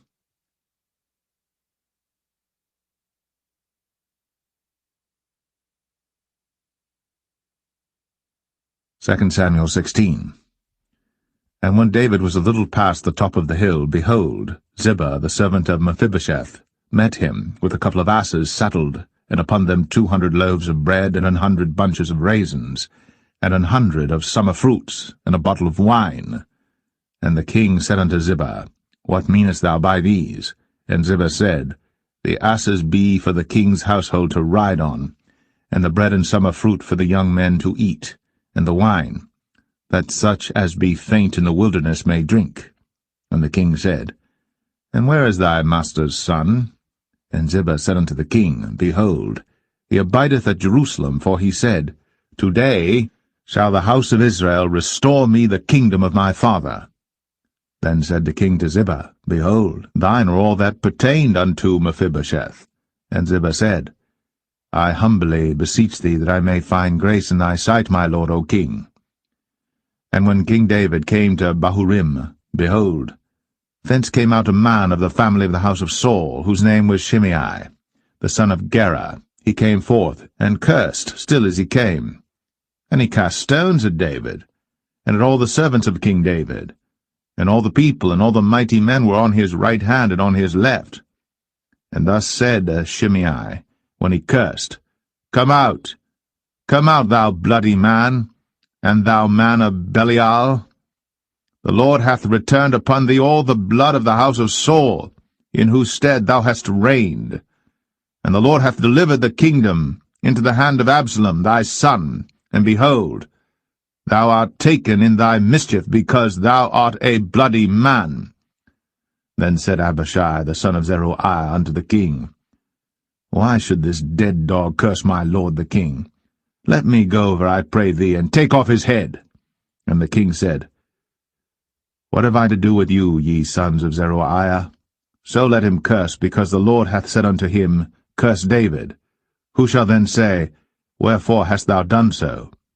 And David said to Abishai and to all his servants, Behold, my son, which came forth of my bowels, seeketh my life. How much more now may this Benjamite do it? Let him alone, and let him curse. For the Lord hath bidden him. It may be that the Lord will look on mine affliction, and that the Lord will requite me good for his cursing this day. And as David and his men went by the way, Shimei went along on the hills side over against him, and cursed as he went, and threw stones at him, and cast dust. And the king and all the people that were with him came weary, and refreshed themselves there. And Absalom and all the people, the men of Israel, came to Jerusalem, and Ahithophel with him. And it came to pass, when Hushai the Archite, David's friend, was come unto Absalom, that Hushai said unto Absalom, God save the king, God save the king. And Absalom said to Hushai, Is this thy kindness to thy friend? Why wentest thou not with thy friend? And Hushai said unto Absalom, Nay, but whom the Lord and this people, and all the men of Israel choose, his will I be, and with him will I abide.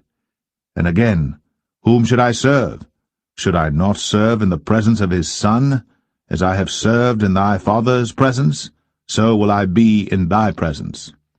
Then said Absalom to Ahithophel, Give counsel among you what we shall do. And Ahithophel said unto Absalom, Go in unto thy father's concubines, which he hath left to keep the house. And all Israel shall hear that thou art abhorred of thy father. Then shall the hands of all that are with thee be strong. So they spread Absalom a tent upon the top of the house. And Absalom went in unto his father's concubines in the sight of all Israel. And the counsel of Ahithophel, which he counselled in those days, was as if a man had inquired at the oracle of God. So was all the counsel of Ahithophel, both with David and with Absalom.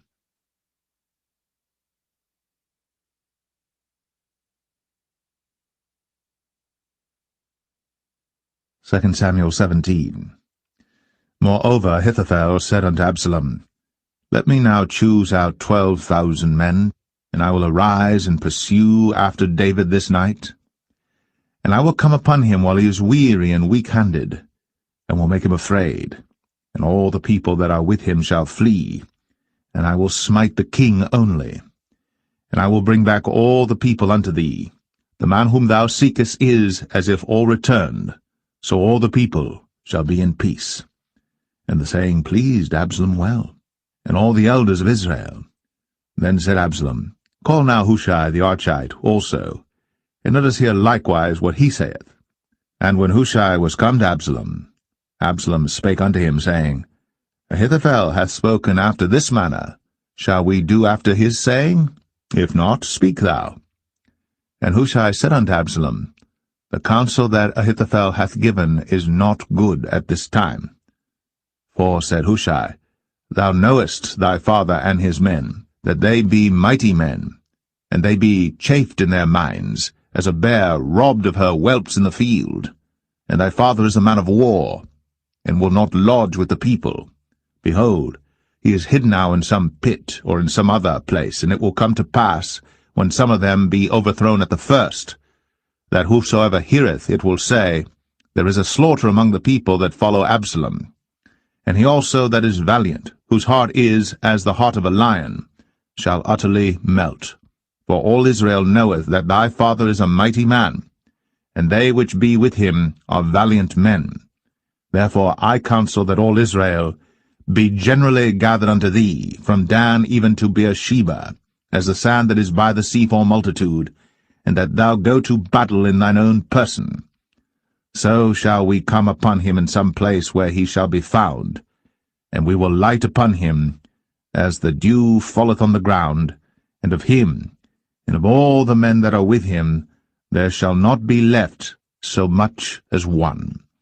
Moreover, if he be gotten into a city, then shall all Israel bring ropes to that city, and we will draw it into the river, until there be not one small stone found there. And Absalom and all the men of Israel said, The counsel of Hushai the Archite is better than the counsel of Ahithophel. For the Lord had appointed to defeat the good counsel of Ahithophel, to the intent that the Lord might bring evil upon Absalom. Then said Hushai unto Zadok, and to Abiathar the priests, Thus and thus did Ahithophel counsel Absalom and the elders of Israel, and thus have I counselled. Now therefore send quickly, and tell David, saying, Lodge not this night in the plains of the wilderness, but speedily pass over, lest the king be swallowed up, and all the people that are with him. Now Jonathan and Ahimaaz stayed by En-rogel, for they might not be seen to come into the city. And a wench went and told them, and they went and told King David. Nevertheless a lad saw them and told Absalom. But they went both of them away quickly, and came to a man's house in Bahurim, which had a well in his court, whither they went down. And the woman took and spread a covering over the well's mouth, and spread ground corn thereon, and the thing was not known. And when Absalom's servants came to the woman to the house, they said, Where is Ahimaaz and Jonathan? And the woman said unto them, They be gone over the brook of water. And when they had sought and could not find them, they returned to Jerusalem. And it came to pass, after they were departed, that they came up out of the well, and went and told to King David, and said unto David, Arise, and pass quickly over the water, for thus hath Ahithophel counselled against you. Then David arose, and all the people that were with him, and they passed over Jordan. By the morning light there lacked not one of them that was not gone over Jordan. And when Ahithophel saw that his counsel was not followed, he saddled his ass, and arose, and gat him home to his house, to his city, and put his household in order, and hanged himself, and died, and was buried in the sepulchre of his father. Then David came to Mahanaim, and Absalom passed over Jordan, he and all the men of Israel with him. And Absalom made Amasa captain of the hosts instead of Joab, which Amasa was a man's son, whose name was Ithra, an Israelite, that went in to Abigail, the daughter of Nahash, sister to Zeruiah, Joab's mother. So Israel and Absalom pitched in the land of Gilead. And it came to pass, when David was come to Mahanaim, that Shobai the son of Nahash of Rabbah, of the children of Ammon, and Machir the son of Amiel of Lo-debar, and Barzillai the Gileadite of Rogelim, brought beds and basins and earthen vessels, and wheat and barley and flour, and parched corn and beans and lentils and parched pulse, and honey and butter and sheep and cheese of kine for David and for the people that were with him to eat. For they said, The people is hungry and weary and thirsty in the wilderness.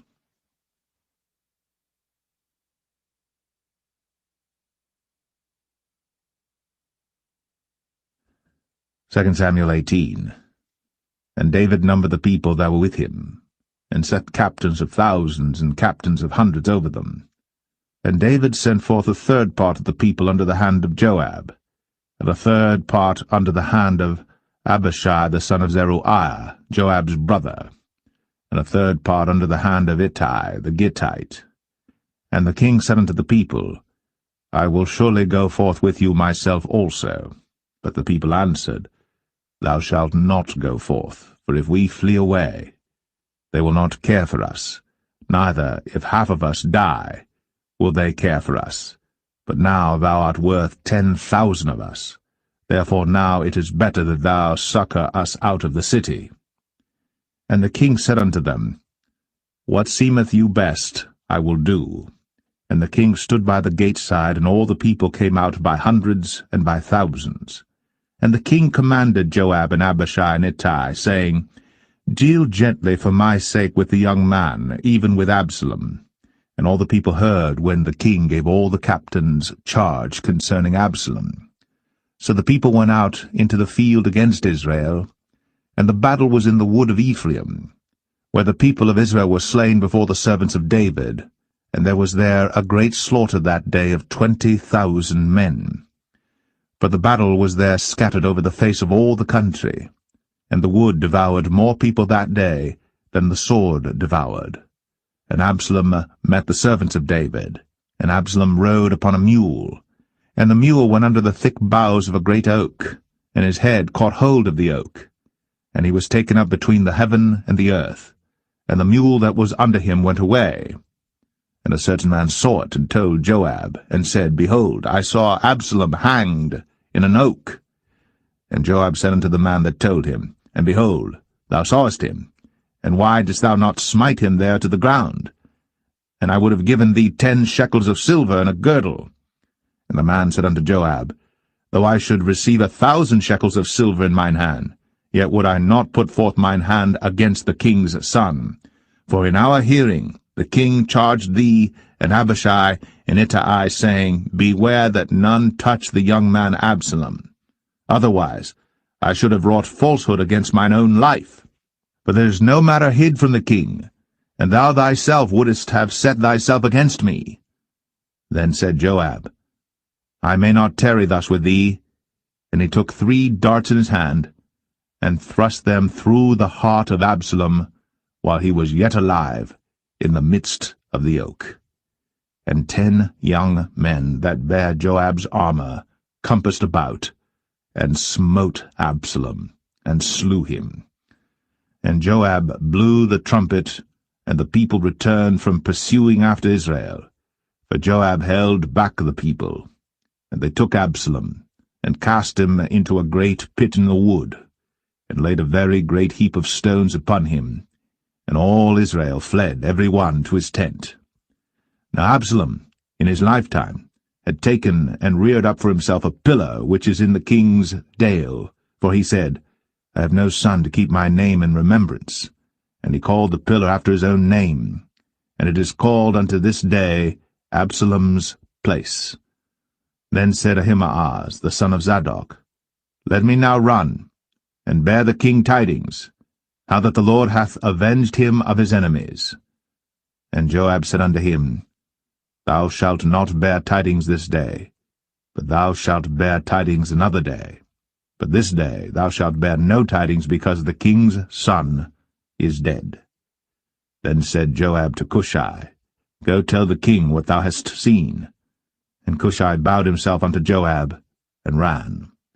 Then said Ahimaaz, the son of Zadok, yet again to Joab, But howsoever let me, I pray thee, also run after Cushai. And Joab said, Wherefore wilt thou run, my son, seeing that thou hast no tidings ready? But howsoever said he, Let me run. And he said unto him, Run. Then Ahimaaz ran by the way of the plain, and overran Cushai.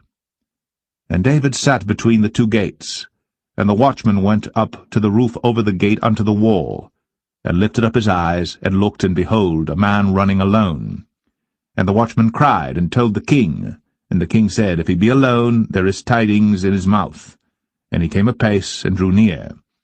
And the watchman saw another man running. And the watchman called unto the porter, and said, Behold, another man running alone. And the king said, He also bringeth tidings. And the watchman said, Methinketh the running of the foremost is like the running of Ahimaaz the son of Zadok. And the king said, He is a good man, and cometh with good tidings. And Ahimaaz called, and said unto the king, All is well. And he fell down to the earth upon his face before the king, and said, Blessed be the Lord thy God, which hath delivered up the men that lifted up their hand against my lord the king. And the king said, Is the young man Absalom safe? And Ahimaaz answered, When Joab sent the king's servant, and me thy servant, I saw a great tumult, but I knew not what it was. And the king said unto him, Turn aside, and stand here. And he turned aside, and stood still. And behold, Cushai came. And Cushai said, Tidings, my lord the king. For the Lord hath avenged thee this day of all them that rose up against thee. And the king said unto Cushai, Is the young man Absalom safe? And Cushai answered, The enemies of my lord the king, and all that rise against thee to do thee hurt, be as that young man is. And the king was much moved, and went up to the chamber over the gate, and wept. And as he went, thus he said, O my son Absalom, my son Absalom, would God I had died for thee, O Absalom, my son, my son.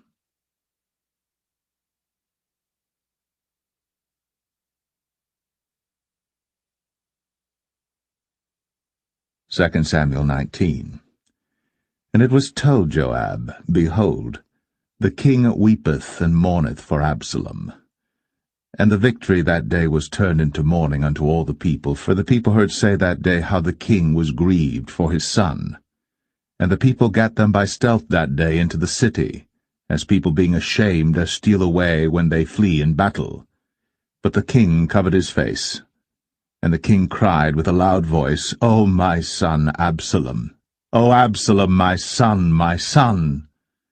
And Joab came into the house to the king, and said, Thou hast shamed this day the faces of all thy servants, which this day have saved thy life and the lives of thy sons and of thy daughters, and the lives of thy wives and the lives of thy concubines, in that thou lovest thine enemies and hatest thy friends. For thou hast declared this day that thou regardest neither princes nor servants. For this day I perceive that if Absalom had lived, and all we had died this day, then it had pleased thee well.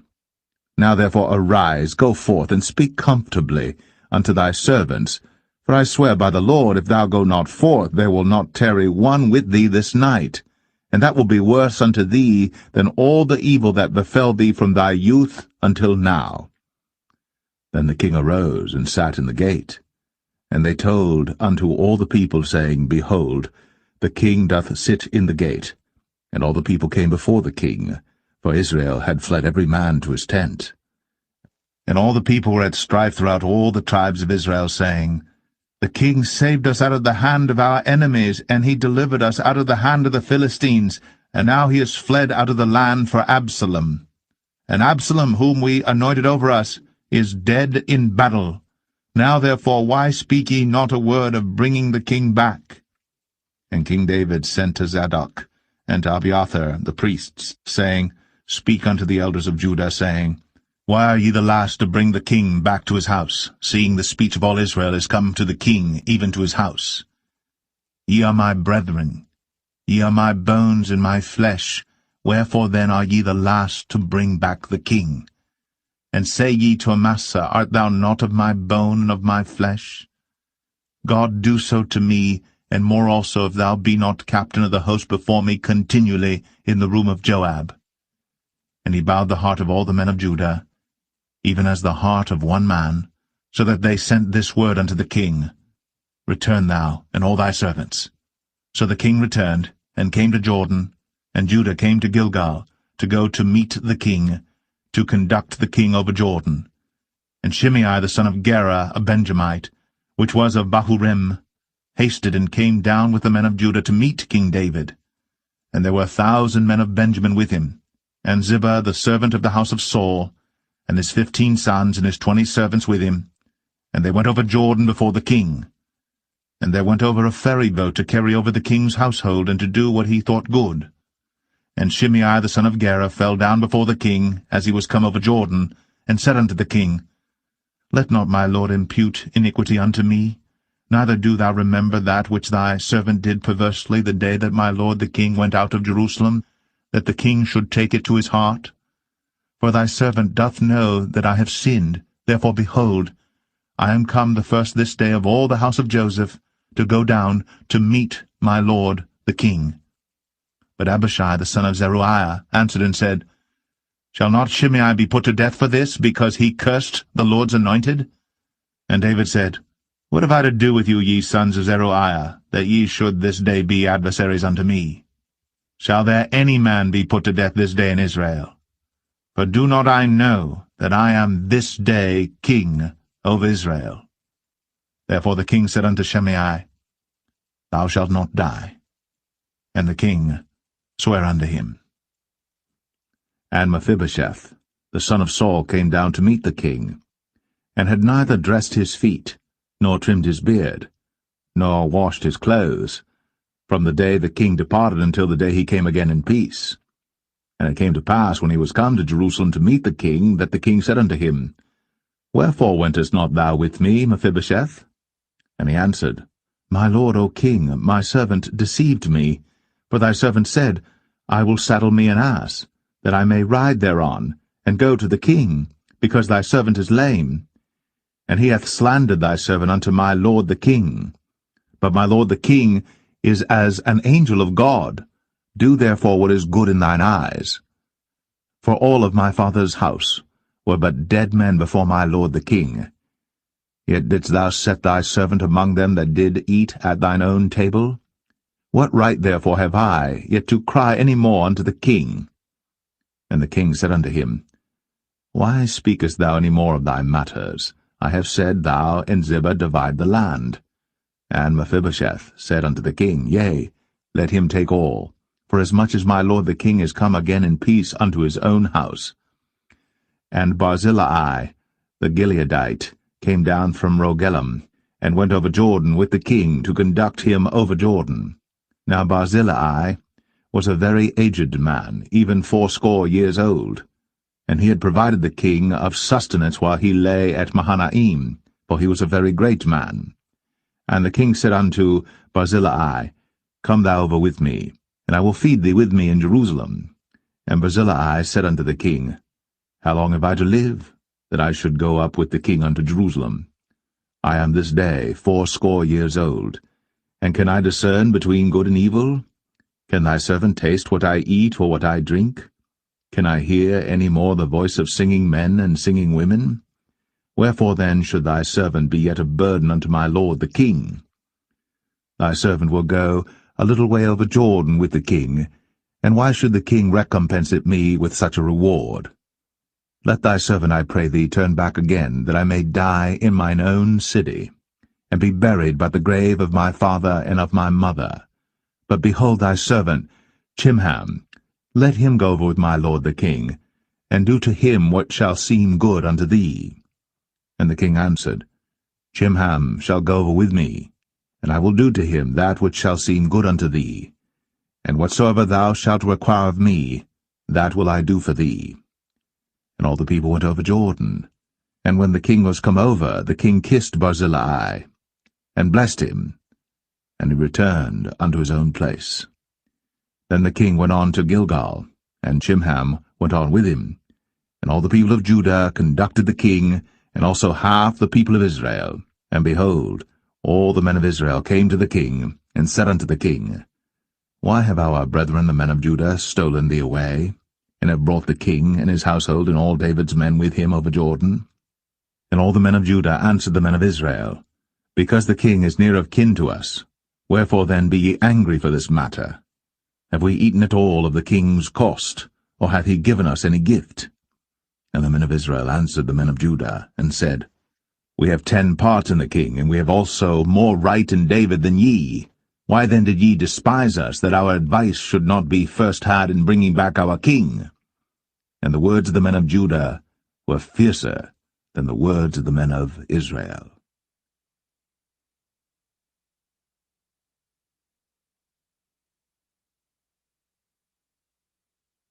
2 Samuel 20. And there happened to be there a man of Belial, whose name was Sheba, the son of Bichri, a Benjamite. And he blew a trumpet, and said, We have no part in David, neither have we inheritance in the son of Jesse. Every man to his tents, O Israel. So every man of Israel went up from after David, and followed Sheba the son of Bichri. But the men of Judah clave unto their king, from Jordan even to Jerusalem. And David came to his house at Jerusalem. And the king took the 10 women his concubines, whom he had left to keep the house, and put them in ward, and fed them, but went not in unto them. So they were shut up unto the day of their death, living in widowhood.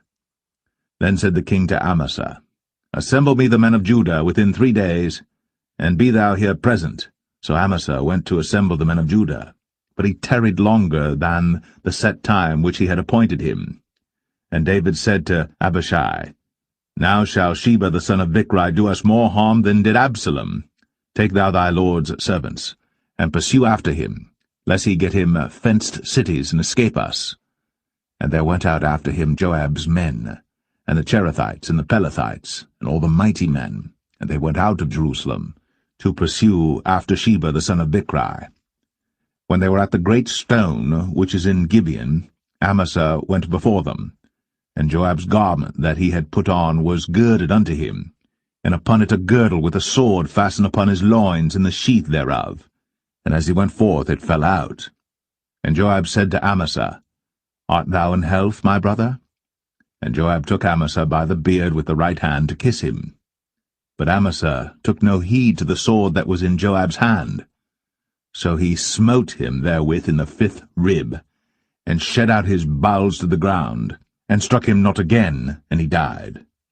So Joab and Abishai his brother pursued after Sheba, the son of Bichri. And one of Joab's men stood by him, and said, He that favoureth Joab, and he that is for David, let him go after Joab. And Amasa wallowed in blood in the midst of the highway. And when the man saw that all the people stood still, he removed Amasa out of the highway into the field, and cast a cloth upon him when he saw that every one that came by him stood still. When he was removed out of the highway, all the people went on after Joab, to pursue after Sheba the son of Bichri. And he went through all the tribes of Israel unto Abel, and to Bethmachah, and all the Berites, and they were gathered together, and went also after him. And they came and besieged him in Abel of Bethmachah. And they cast up a bank against the city, and it stood in the trench, and all the people that were with Joab battered the wall to throw it down. Then cried a wise woman out of the city, Hear, hear, say, I pray you, unto Joab, Come near hither, that I may speak with thee. And when he was come near unto her, the woman said, Art thou Joab? And he answered, I am he. Then she said unto him, Hear the words of thine handmaid. And he answered, I do hear. Then she spake, saying, They were wont to speak in old times, saying, They shall surely ask counsel at Abel. And so they ended the matter. I am one of them that are peaceable and faithful in Israel. Thou seekest to destroy a city and a mother in Israel. Why wilt thou swallow up the inheritance of the Lord? And Joab answered and said, far be it from me that I should swallow up or destroy. The matter is not so. But a man of Mount Ephraim, Sheba, the son of Bichri by name, hath lifted up his hand against the king, even against David. Deliver him only, and I will depart from the city. And the woman said unto Joab, Behold, his head shall be thrown to thee over the wall. Then the woman went unto all the people in her wisdom, and they cut off the head of Sheba the son of Bichri, and cast it out to Joab. And he blew a trumpet, and they retired from the city, every man to his tent. And Joab returned to Jerusalem unto the king.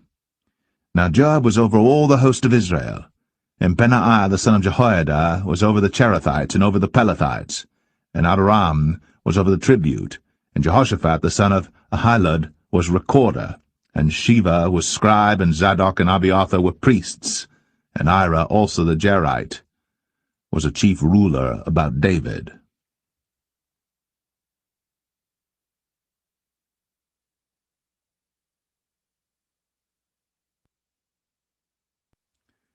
Second Samuel 21. Then there was a famine in the days of David 3 years, year after year, and David inquired of the Lord. And the Lord answered, It is for Saul and for his bloody house, because he slew the Gibeonites. And the king called the Gibeonites, and said unto them, Now the Gibeonites were not of the children of Israel, but of the remnant of the Amorites, and the children of Israel had sworn unto them. And Saul sought to slay them in his zeal to the children of Israel and Judah. Wherefore David said unto the Gibeonites, What shall I do for you? And wherewith shall I make the atonement, that ye may bless the inheritance of the Lord? And the Gibeonites said unto him, We will have no silver nor gold of Saul, nor of his house, neither for us shalt thou kill any man in Israel. And he said, What ye shall say, that will I do for you. And they answered the king, The man that consumed us, and that devised against us, that we should be destroyed from remaining in any of the coasts of Israel, let 7 men of his sons be delivered unto us, and we will hang them up unto the Lord in Gibeah of Saul, whom the Lord did choose. And the king said, I will give them. But the king spared Mephibosheth, the son of Jonathan the son of Saul, because of the Lord's oath that was between them, between David and Jonathan the son of Saul. But the king took the 2 sons of Rizpah, the daughter of Aiah, whom she bare unto Saul, Armoni and Mephibosheth, and the 5 sons of Michal, the daughter of Saul, whom she brought up for Adriel, the son of Barzillai, the Maholathite.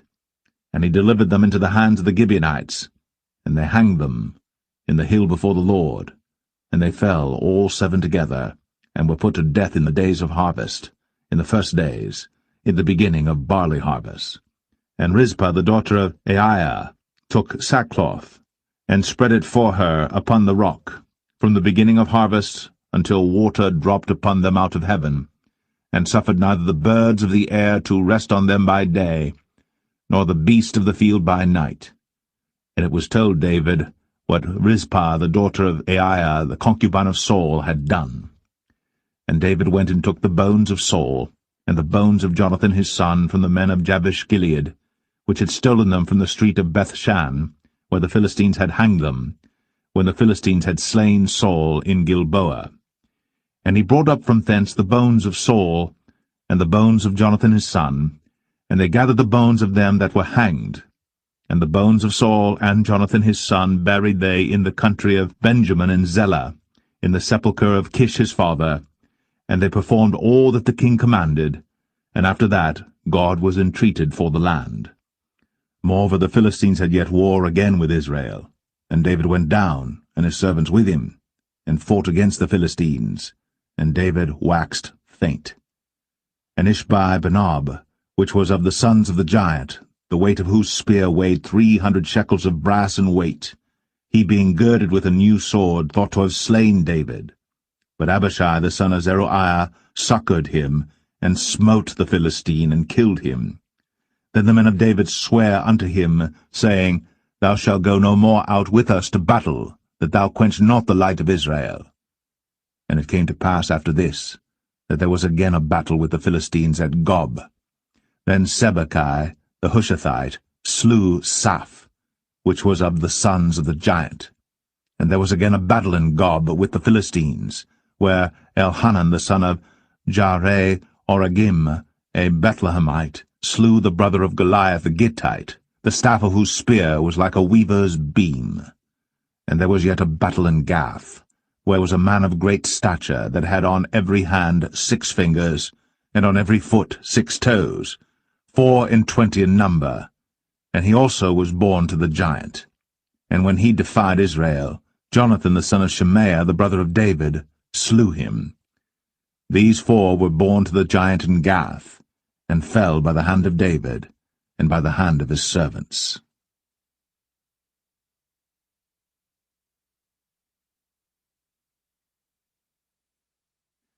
Second Samuel 22. And David spake unto the Lord the words of this song in the day that the Lord had delivered him out of the hand of all his enemies, and out of the hand of Saul. And he said, The Lord is my rock, and my fortress, and my deliverer. The God of my rock, in him will I trust. He is my shield, and the horn of my salvation, my high tower, and my refuge, my Saviour. Thou savest me from violence. I will call on the Lord, who is worthy to be praised. So shall I be saved from mine enemies. When the waves of death compassed me, the floods of ungodly men made me afraid. The sorrows of hell compassed me about, the snares of death prevented me. In my distress I called upon the Lord, and cried to my God, and he did hear my voice out of his temple, and my cry did enter into his ears. Then the earth shook and trembled, the foundations of heaven moved and shook, because he was wroth. There went up a smoke out of his nostrils, and fire out of his mouth devoured. Coals were kindled by it. He bowed the heavens also, and came down, and darkness was under his feet. And he rode upon a cherub, and did fly, and he was seen upon the wings of the wind. And he made darkness pavilions round about him, dark waters, and thick clouds of the skies. Through the brightness before him were coals of fire kindled. The Lord thundered from heaven, and the Most High uttered his voice, and he sent out arrows and scattered them, lightning and discomfited them. and the channels of the sea appeared. The foundations of the world were discovered, at the rebuking of the Lord, at the blast of the breath of his nostrils. He sent from above, he took me, he drew me out of many waters. He delivered me from my strong enemy, and from them that hated me, for they were too strong for me. They prevented me in the day of my calamity. But the Lord was my stay. He brought me forth also into a large place. He delivered me because he delighted in me. The Lord rewarded me according to my righteousness, according to the cleanness of my hands hath he recompensed me. For I have kept the ways of the Lord, and have not wickedly departed from my God. For all his judgments were before me, and as for his statutes, I did not depart from them. I was also upright before him, and have kept myself from mine iniquity. Therefore the Lord hath recompensed me according to my righteousness, according to my cleanness in his eyesight.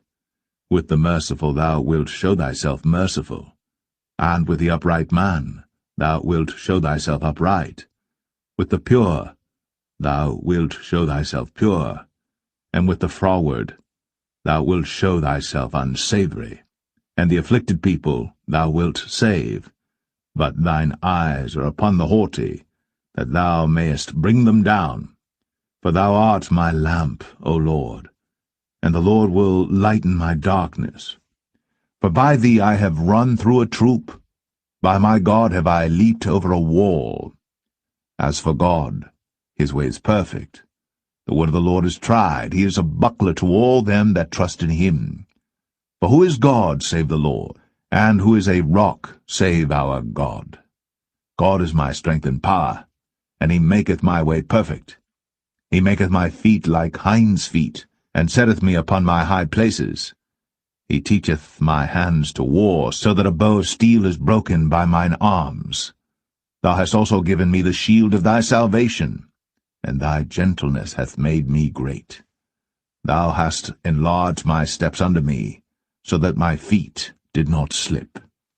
I have pursued mine enemies, and destroyed them, and turned not again until I had consumed them.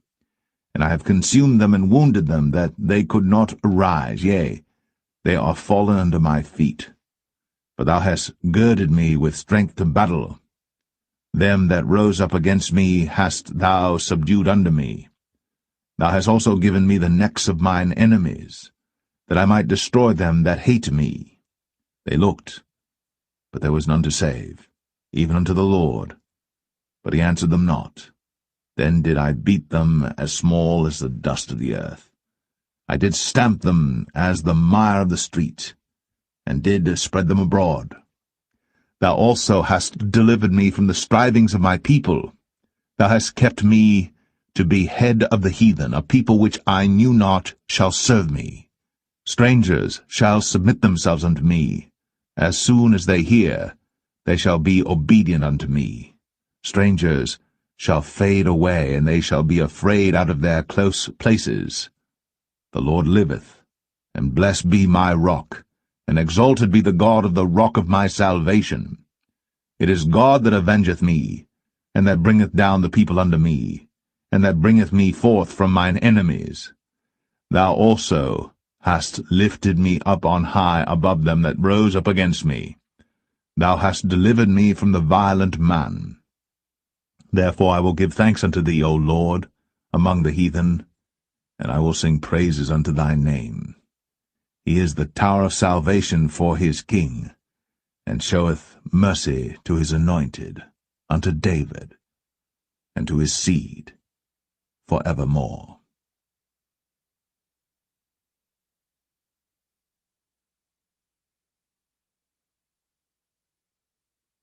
2 Samuel 23.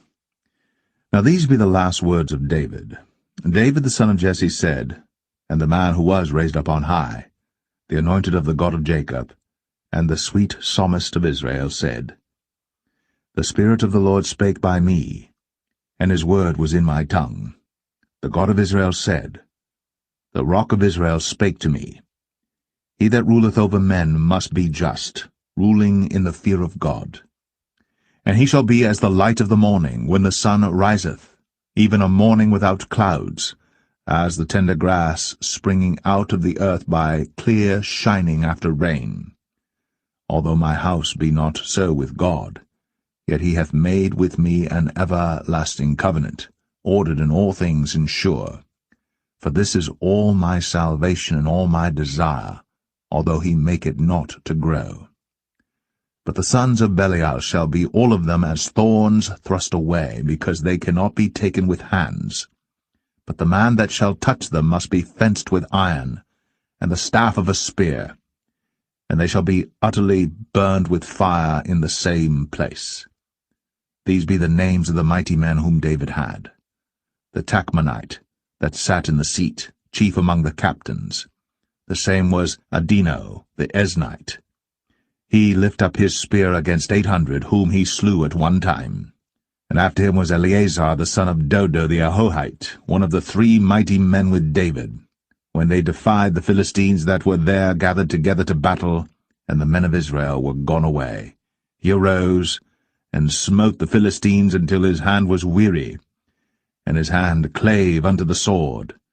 And the Lord wrought a great victory that day, and the people returned after him only to spoil. And after him was Shammah the son of Agi, the Harahite.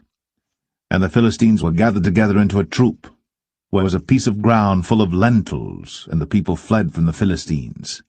But he stood in the midst of the ground, and defended it, and slew the Philistines, and the Lord wrought a great victory.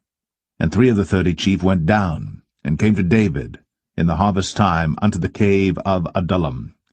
And the troop of the Philistines pitched in the valley of Rephaim. And David was then in an hold, and the garrison of the Philistines was then in Bethlehem. And David longed, and said, O that one would give me drink of the water of the well of Bethlehem, which is by the gate.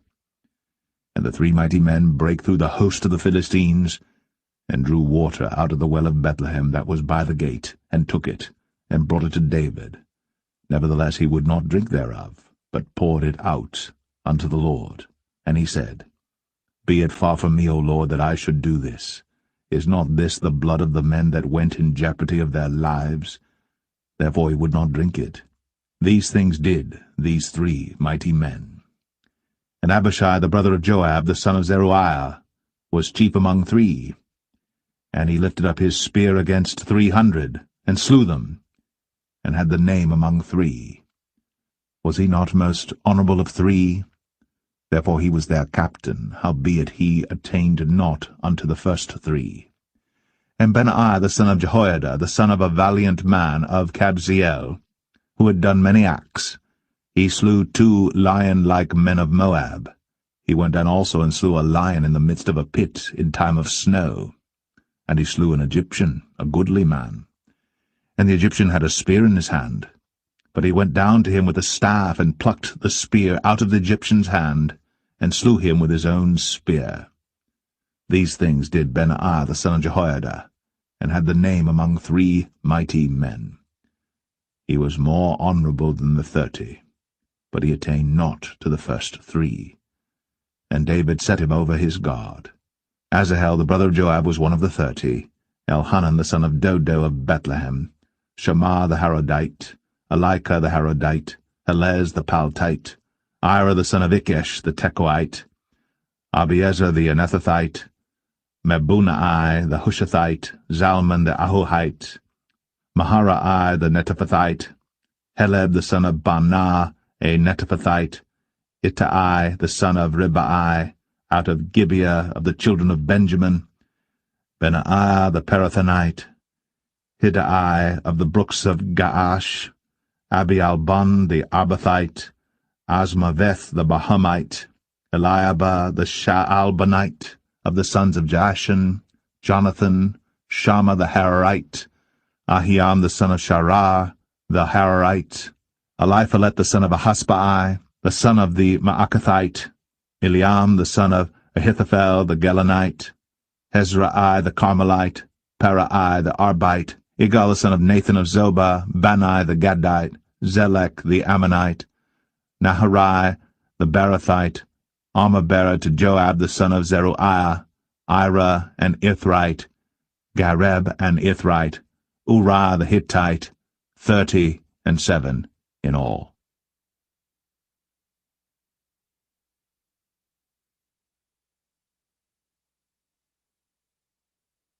Second Samuel 24. And again the anger of the Lord was kindled against Israel, and he moved David against them to say, Go, number Israel and Judah. For the king said to Joab, the captain of the host, which was with him, Go now through all the tribes of Israel, from Dan even to Beersheba, and number ye the people, that I may know the number of the people. And Joab said unto the king, Now the Lord thy God add unto the people, how many soever they be, 100-fold, and that the eyes of my lord the king may see it. But why doth my lord the king delight in this thing? Notwithstanding the king's word prevailed against Joab and against the captains of the host. And Joab and the captains of the host went out from the presence of the king, to number the people of Israel. And they passed over Jordan, and pitched in Aroer, on the right side of the city that lieth in the midst of the river of Gad, and toward Jazer. Then they came to Gilead, and to the land of Tatim Hoshai, and they came to Dan Jaan, and about to Zidon, and came to the stronghold of Tyre, and to all the cities of the Hivites and of the Canaanites, and they went out to the south of Judah, even to Beersheba. So when they had gone through all the land, they came to Jerusalem at the end of 9 months and 20 days. And Joab gave up the sum of the number of the people unto the king, and there were in Israel 800,000 valiant men that drew the sword, and the men of Judah were 500,000 men. And David's heart smote him after that he had numbered the people. And David said unto the Lord, I have sinned greatly in that I have done. And now, I beseech thee, O Lord, take away the iniquity of thy servant, for I have done very foolishly. For when David was up in the morning, the word of the Lord came unto the prophet Gad, David's seer, saying, Go and say unto David, Thus saith the Lord, I offer thee 3 things. Choose thee one of them, that I may do it unto thee. So Gad came to David and told him, and said unto him, Shall 7 years of famine come unto thee in thy land? Or wilt thou flee 3 months before thine enemies, while they pursue thee? Or that there be 3 days' pestilence in thy land? Now advise, and see what answer I shall return to him that sent me. And David said unto Gad, I am in a great strait. Let us fall now into the hand of the Lord, for his mercies are great, and let me not fall into the hand of man. So the Lord sent a pestilence upon Israel, from the morning even to the time appointed, and there died of the people from Dan even to Beersheba 70,000 men. And when the angel stretched out his hand upon Jerusalem to destroy it, the Lord repented him of the evil, and said to the angel that destroyed the people, It is enough. Stay now thine hand. And the angel of the Lord was by the threshing place of Araunah the Jebusite. And David spake unto the Lord when he saw the angel that smote the people, and said, Lo, I have sinned, and I have done wickedly. But these sheep, what have they done? Let thine hand, I pray thee, be against me, and against my father's house. And Gad came that day to David, and said unto him, Go up, rear an altar unto the Lord in the threshing floor of Araunah the Jebusite. And David, according to the saying of Gad, went up as the Lord commanded. And Araunah looked, and saw the king and his servants coming on toward him. And Araunah went out, and bowed himself before the king on his face upon the ground. And Araunah said, Wherefore is my lord the king come to his servant? And David said, To buy the threshing floor of thee, to build an altar unto the Lord, that the plague may be stayed from the people. And Araunah said unto David, Let my lord the king take and offer up what seemeth good unto him. Behold, here be oxen for burnt sacrifice, and threshing instruments, and other instruments of the oxen for wood. All these things did Araunah as a king give unto the king. And Araunah said unto the king, The Lord thy God accept thee. And the king said unto Araunah, Nay, but I will surely buy it of thee at a price. Neither will I offer burnt offerings unto the Lord my God of that which doth cost me nothing. So David bought the threshing floor and the oxen for 50 shekels of silver. And David built there an altar unto the Lord, and offered burnt offerings and peace offerings. So the Lord was entreated for the land, and the plague was stayed from Israel.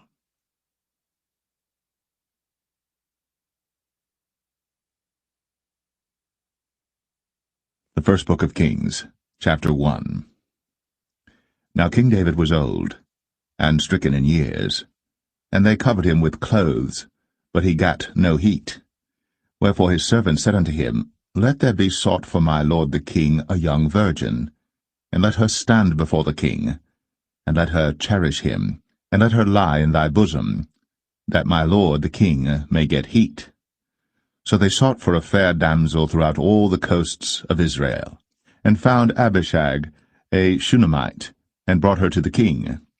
And the damsel was very fair, and cherished the king, and ministered to him. But the king knew her not.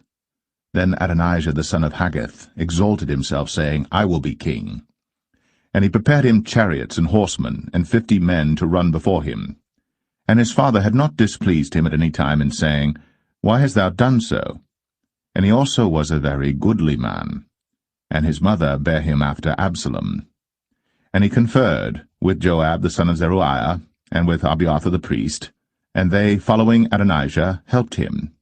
But Zadok the priest, and Benaiah the son of Jehoiada, and Nathan the prophet, and Shimei, and Rei, and the mighty men which belonged to David, were not with Adonijah.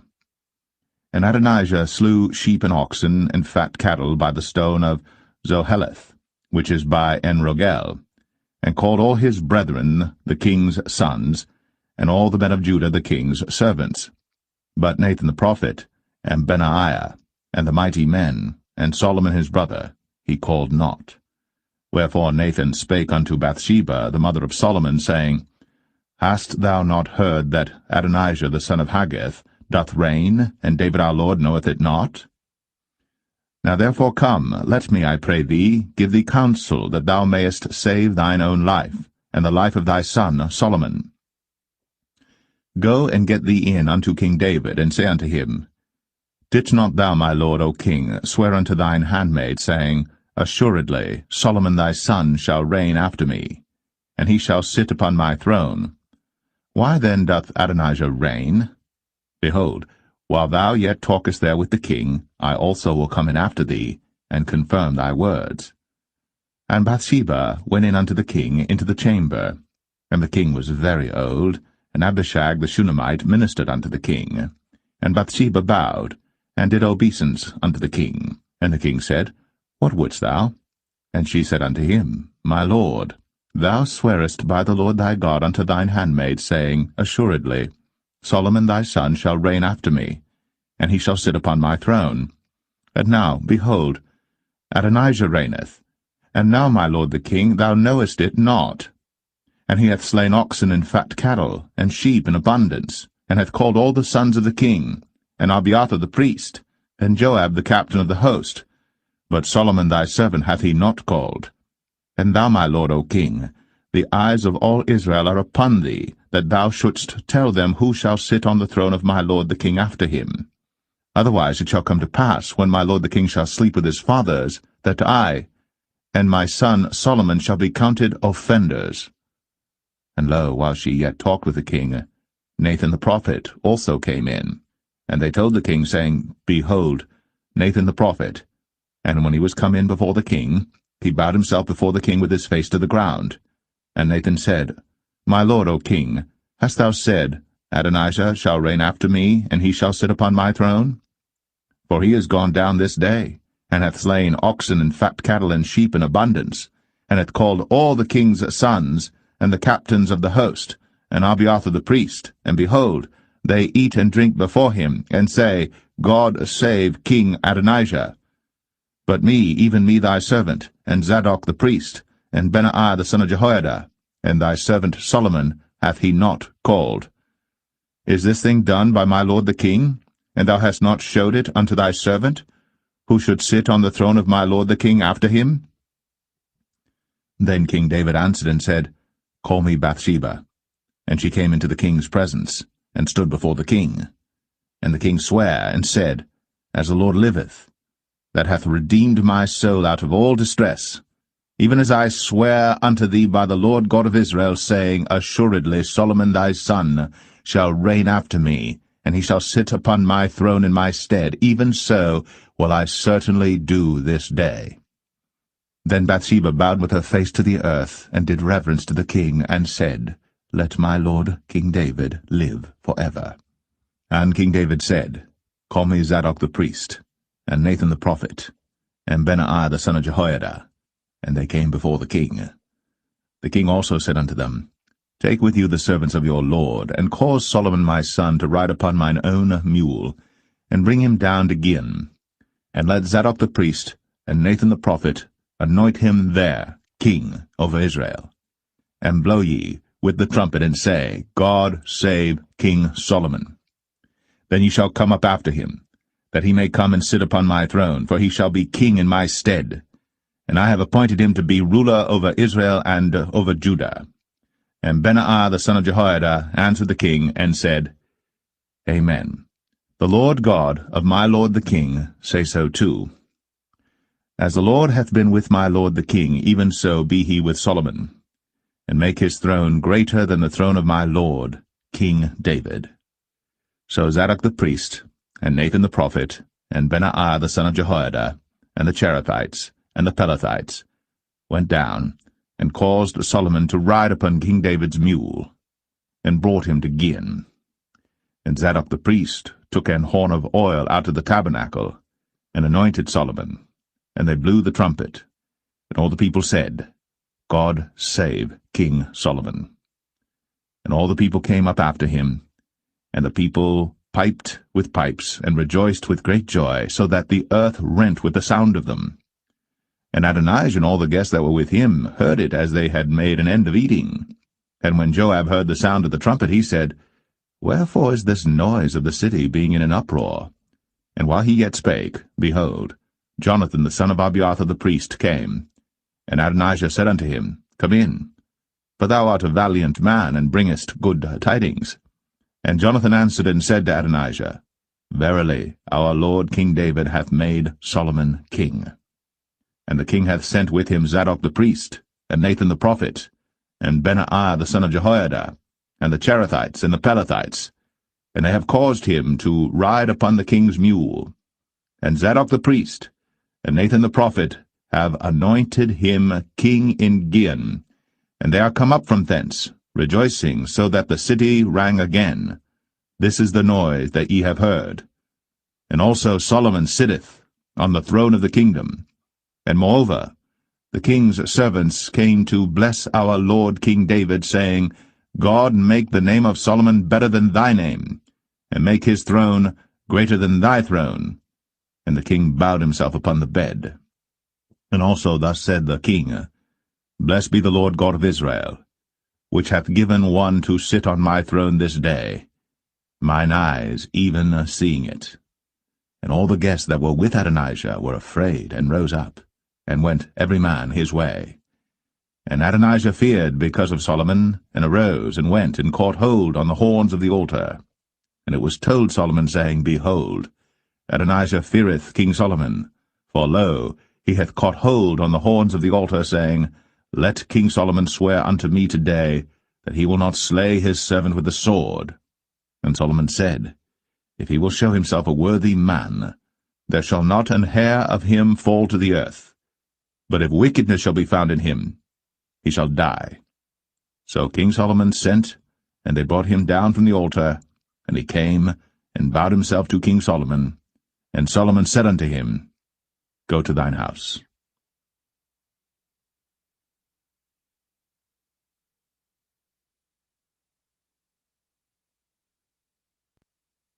1 Kings 2. Now the days of David drew nigh, that he should die. And he charged Solomon his son, saying, I go the way of all the earth.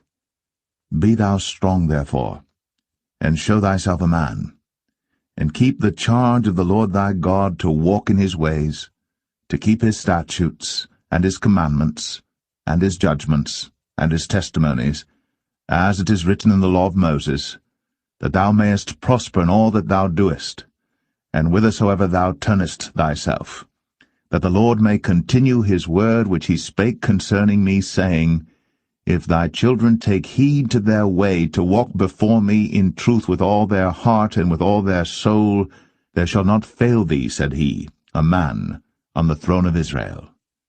Moreover, thou knowest also what Joab the son of Zeruiah did to me, and what he did to the two captains of the host of Israel, unto Abner the son of Ner, and unto Amasa the son of Jether, whom he slew, and shed the blood of war in peace, and put the blood of war upon his girdle that was about his loins, and in his shoes that were on his feet. Do therefore according to thy wisdom, and let not his hoar head go down to the grave in peace. But show kindness unto the sons of Barzillai the Gileadite, and let them be of those that eat at thy table. For so they came to me when I fled because of Absalom thy brother. And behold, thou hast with thee Shimei the son of Gera, a Benjamite of Bahurim, which cursed me with a grievous curse in the day when I went to Mahanaim. But he came down to meet me at Jordan, and I swear to him by the Lord, saying, I will not put thee to death with the sword. Now therefore hold him not guiltless, for thou art a wise man, and knowest what thou oughtest to do unto him. But his hoar head bring thou down to the grave with blood. So David slept with his fathers, and was buried in the city of David. And the days that David reigned over Israel were 40 years. 7 years reigned he in Hebron, and 33 years reigned he in Jerusalem. Then sat Solomon upon the throne of David his father, and his kingdom was established greatly. And Adonijah the son of Haggith came to Bathsheba, the mother of Solomon, and she said, Comest thou peaceably? And he said, Peaceably. He said, Moreover, I have somewhat to say unto thee. And she said, Say on. And he said, Thou knowest that the kingdom was mine, and that all Israel set their faces on me, that I should reign. Howbeit the kingdom is turned about, and is become my brother's, for it was his from the Lord. And now I ask one petition of thee, deny me not. And she said unto him, Say on. And he said, Speak, I pray thee, unto Solomon the king. For he will not say thee nay, that he give me Abishag the Shunammite to wife. And Bathsheba said, Well, I will speak for thee unto the king. Bathsheba therefore went unto King Solomon, to speak unto him for Adonijah. And the king rose up to meet her, and bowed himself unto her, and sat down on his throne, and caused a seat to be set for the king's mother. And she sat on his right hand. Then she said, I desire one small petition of thee. I pray thee, say me not nay. And the king said unto her, Ask on, my mother, for I will not say thee nay. And she said, Let Abishag the Shunammite be given to Adonijah thy brother to wife. And King Solomon answered and said unto his mother, And why dost thou ask Abishag the Shunammite for Adonijah? Ask for him the kingdom also? For he is mine elder brother, even for him, and for Abiathar the priest, and for Joab the son of Zeruiah. Then King Solomon sware by the Lord, saying, God do so to me, and more also, if Adonijah have not spoken this word against his own life. Now therefore, as the Lord liveth, which hath established me, and set me on the throne of David my father, and who hath made me an house, as he promised, Adonijah shall be put to death this day. And King Solomon sent by the hand of Benaiah the son of Jehoiada, and he fell upon him, that he died. And unto Abiathar the priest said the king, Get thee to Anathoth, unto thine own fields, for thou art worthy of death. But I will not at this time put thee to death, because thou bearest the ark of the Lord God before David my father, and because thou hast been afflicted, in all wherein my father was afflicted. So Solomon thrust out Abiathar from being priest unto the Lord, that he might fulfill the word of the Lord which he spake concerning the house of Eli in Shiloh. Then tidings came to Joab. For Joab had turned after Adonijah, though he turned not after Absalom. And Joab fled unto the tabernacle of the Lord, and caught hold on the horns of the altar. And it was told King Solomon that Joab was fled unto the tabernacle of the Lord, and behold, he is by the altar. Then Solomon sent Benaiah the son of Jehoiada, saying, Go, fall upon him. And Benaiah came to the tabernacle of the Lord, and said unto him, Thus saith the king, Come forth. And he said, Nay, but I will die here. And Benaiah brought the king word again, saying, Thus said Joab. And thus he answered me. And the king said unto him, Do as he hath said, and fall upon him, and bury him, that thou mayest take away the innocent blood, which Joab shed from me, and from the house of my father. And the Lord shall return his blood upon his own head, who fell upon 2 men more righteous and better than he, and slew them with the sword. My father David, not knowing thereof, to wit, Abner the son of Ner, captain of the host of Israel, and Amasa the son of Jether, captain of the host of Judah. Their blood shall therefore return upon the head of Joab, and upon the head of his seed for ever. But upon David, and upon his seed, and upon his house, and upon his throne, shall there be peace for ever from the Lord. So Benaiah the son of Jehoiada went up, and fell upon him, and slew him. And he was buried in his own house, in the wilderness. And the king put Benaiah the son of Jehoiada in his room over the host, and Zadok the priest did the king put in the room of Abiathar. And the king sent and called for Shimei, and said unto him, Build thee an house in Jerusalem, and dwell there, and go not forth thence any whither. For it shall be, that on the day thou goest out, and passest over the brook Kidron, thou shalt know for certain that thou shalt surely die. Thy blood shall be upon thine own head. And Shimei said unto the king, The saying is good. As my lord the king hath said, so will thy servant do. And Shimei dwelt in Jerusalem many days. And it came to pass at the end of 3 years, that 2 of the servants of Shimei ran away unto Achish, son of Maachah, king of Gath. And they told Shimei, saying, Behold, thy servants be in Gath. And Shimei arose, and saddled his ass, and went to Gath to Achish to seek his servants. And Shimei went, and brought his servants from Gath.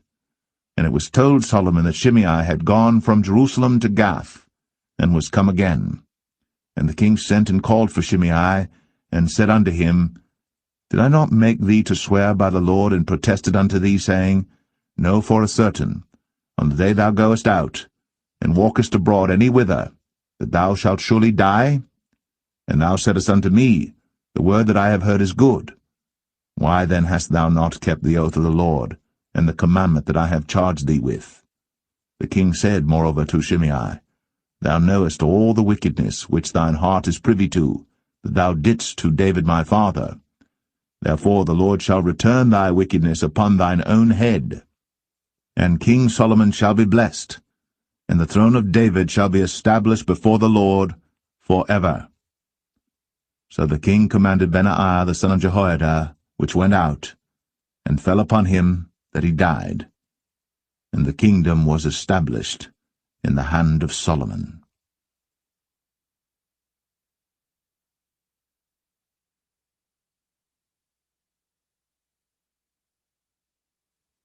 1 Kings 3. And Solomon made affinity with Pharaoh king of Egypt, and took Pharaoh's daughter, and brought her into the city of David, until he had made an end of building his own house, and the house of the Lord, and the wall of Jerusalem round about. Only the people sacrificed in high places, because there was no house built unto the name of the Lord, until those days. And Solomon loved the Lord, walking in the statutes of David his father. Only he sacrificed and burnt incense in high places. And the king went to Gibeon to sacrifice there, for that was the great high place, 1,000 burnt offerings did Solomon offer upon that altar. In Gibeon, the Lord appeared to Solomon in a dream by night, and God said, Ask what I shall give thee. And Solomon said, Thou hast shown unto thy servant David my father great mercy, according as he walked before thee in truth, and in righteousness, and in uprightness of heart with thee. And thou hast kept for him this great kindness, that thou hast given him a son, to sit on his throne, as it is this day. And now, O Lord my God, thou hast made thy servant king, instead of David my father. And I am but a little child. I know not how to go out or come in. And thy servant is in the midst of thy people, which thou hast chosen, a great people, that cannot be numbered nor counted for multitude. Give therefore thy servant an understanding heart to judge thy people, that I may discern between good and bad. For who is able to judge this, thy so great a people? And the speech pleased the Lord, that Solomon had asked this thing. And God said unto him, Because thou hast asked this thing, and hast not asked for thyself long life, neither hast asked riches for thyself, nor hast asked the life of thine enemies, but hast asked for thyself understanding, to discern judgment. Behold, I have done according to thy words. Lo, I have given thee a wise and an understanding heart, so that there was none like thee before thee, neither after thee shall any arise like unto thee. And I have also given thee that which thou hast not asked, both riches and honour, so that there shall not be any among the kings like unto thee all thy days. And if thou wilt walk in my ways, to keep my statutes and my commandments, as thy father David did walk, then I will lengthen thy days. And Solomon awoke, and behold, it was a dream. And he came to Jerusalem, and stood before the ark of the covenant of the Lord, and offered up burnt offerings, and offered peace offerings, and made a feast to all his servants. Then came there 2 women that were harlots unto the king, and stood before him. And the one woman said, O my lord, I and this woman dwell in one house, and I was delivered of a child with her in the house. And it came to pass, the 3rd day after that I was delivered, that this woman was delivered also, and we were together. There was no stranger with us in the house, save we 2 in the house. And this woman's child died in the night, because she overlaid it. And she arose at midnight, and took my son from beside me while thine handmaid slept, and laid it in her bosom, and laid her dead child in my bosom. And when I rose in the morning to give my child suck, behold, it was dead. But when I had considered it in the morning, behold, it was not my son which I did bear. And the other woman said, Nay, but the living is my son, and the dead is thy son. And this said, No, but the dead is thy son, and the living is my son. Thus they spake before the king. Then said the king, The one saith, This is my son that liveth, and thy son is the dead.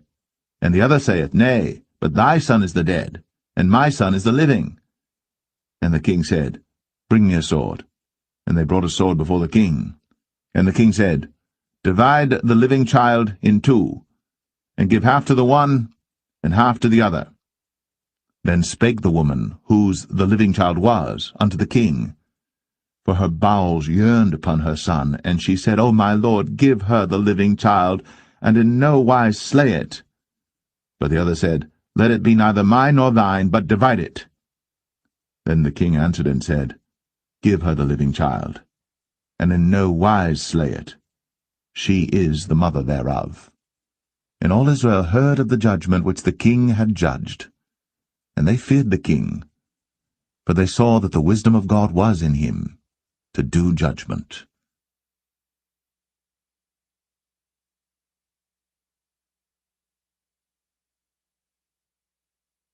1 Kings 4. So King Solomon was king over all Israel.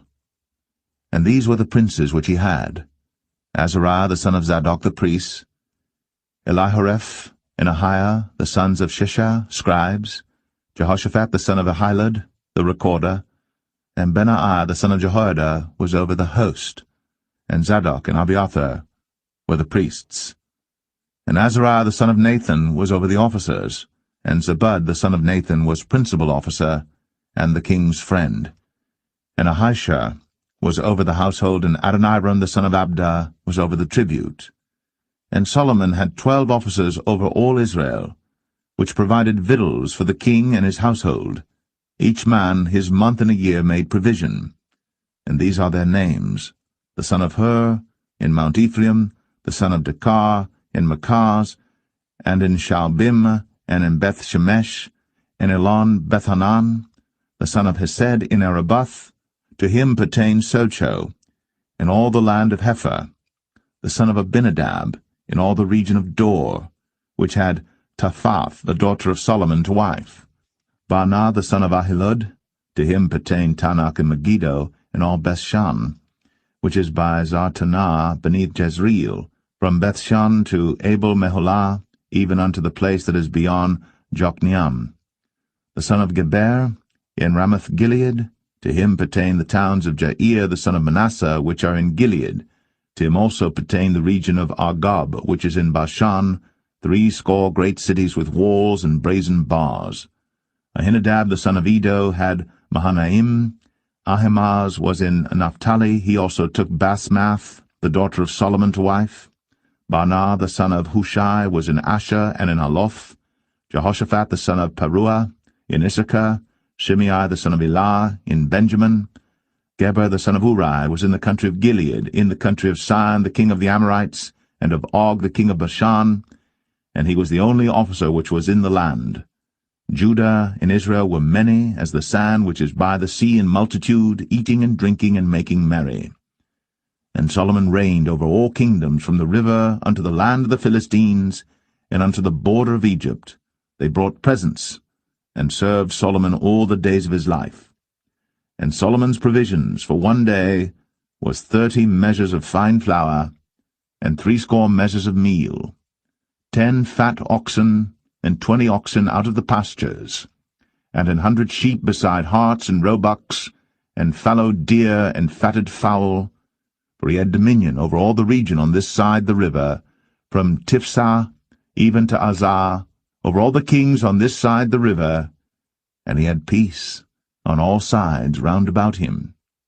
And Judah and Israel dwelt safely, every man under his vine and under his fig tree, from Dan even to Beersheba, all the days of Solomon.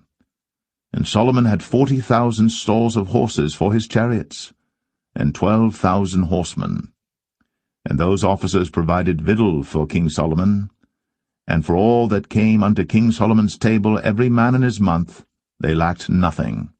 Barley also, and straw for the horses, and dromedaries brought they unto the place where the officers were, every man according to his charge. And God gave Solomon wisdom and understanding exceeding much, and largeness of heart, even as the sand that is on the seashore. And Solomon's wisdom excelled the wisdom of all the children of the east country, and all the wisdom of Egypt. For he was wiser than all men, than Ethan the Ezrahite, and Heman, and Chalcol, and Darda, the sons of Mahol, and his fame was in all nations round about. And he spake 3,000 proverbs, and his songs were 1,005. And he spake of trees, from the cedar tree that is in Lebanon even unto the hyssop that springeth out of the wall. He spake also of beasts, and of fowl, and of creeping things, and of fishes. And there came of all people to hear the wisdom of Solomon, from all kings of the earth, which had heard of his wisdom.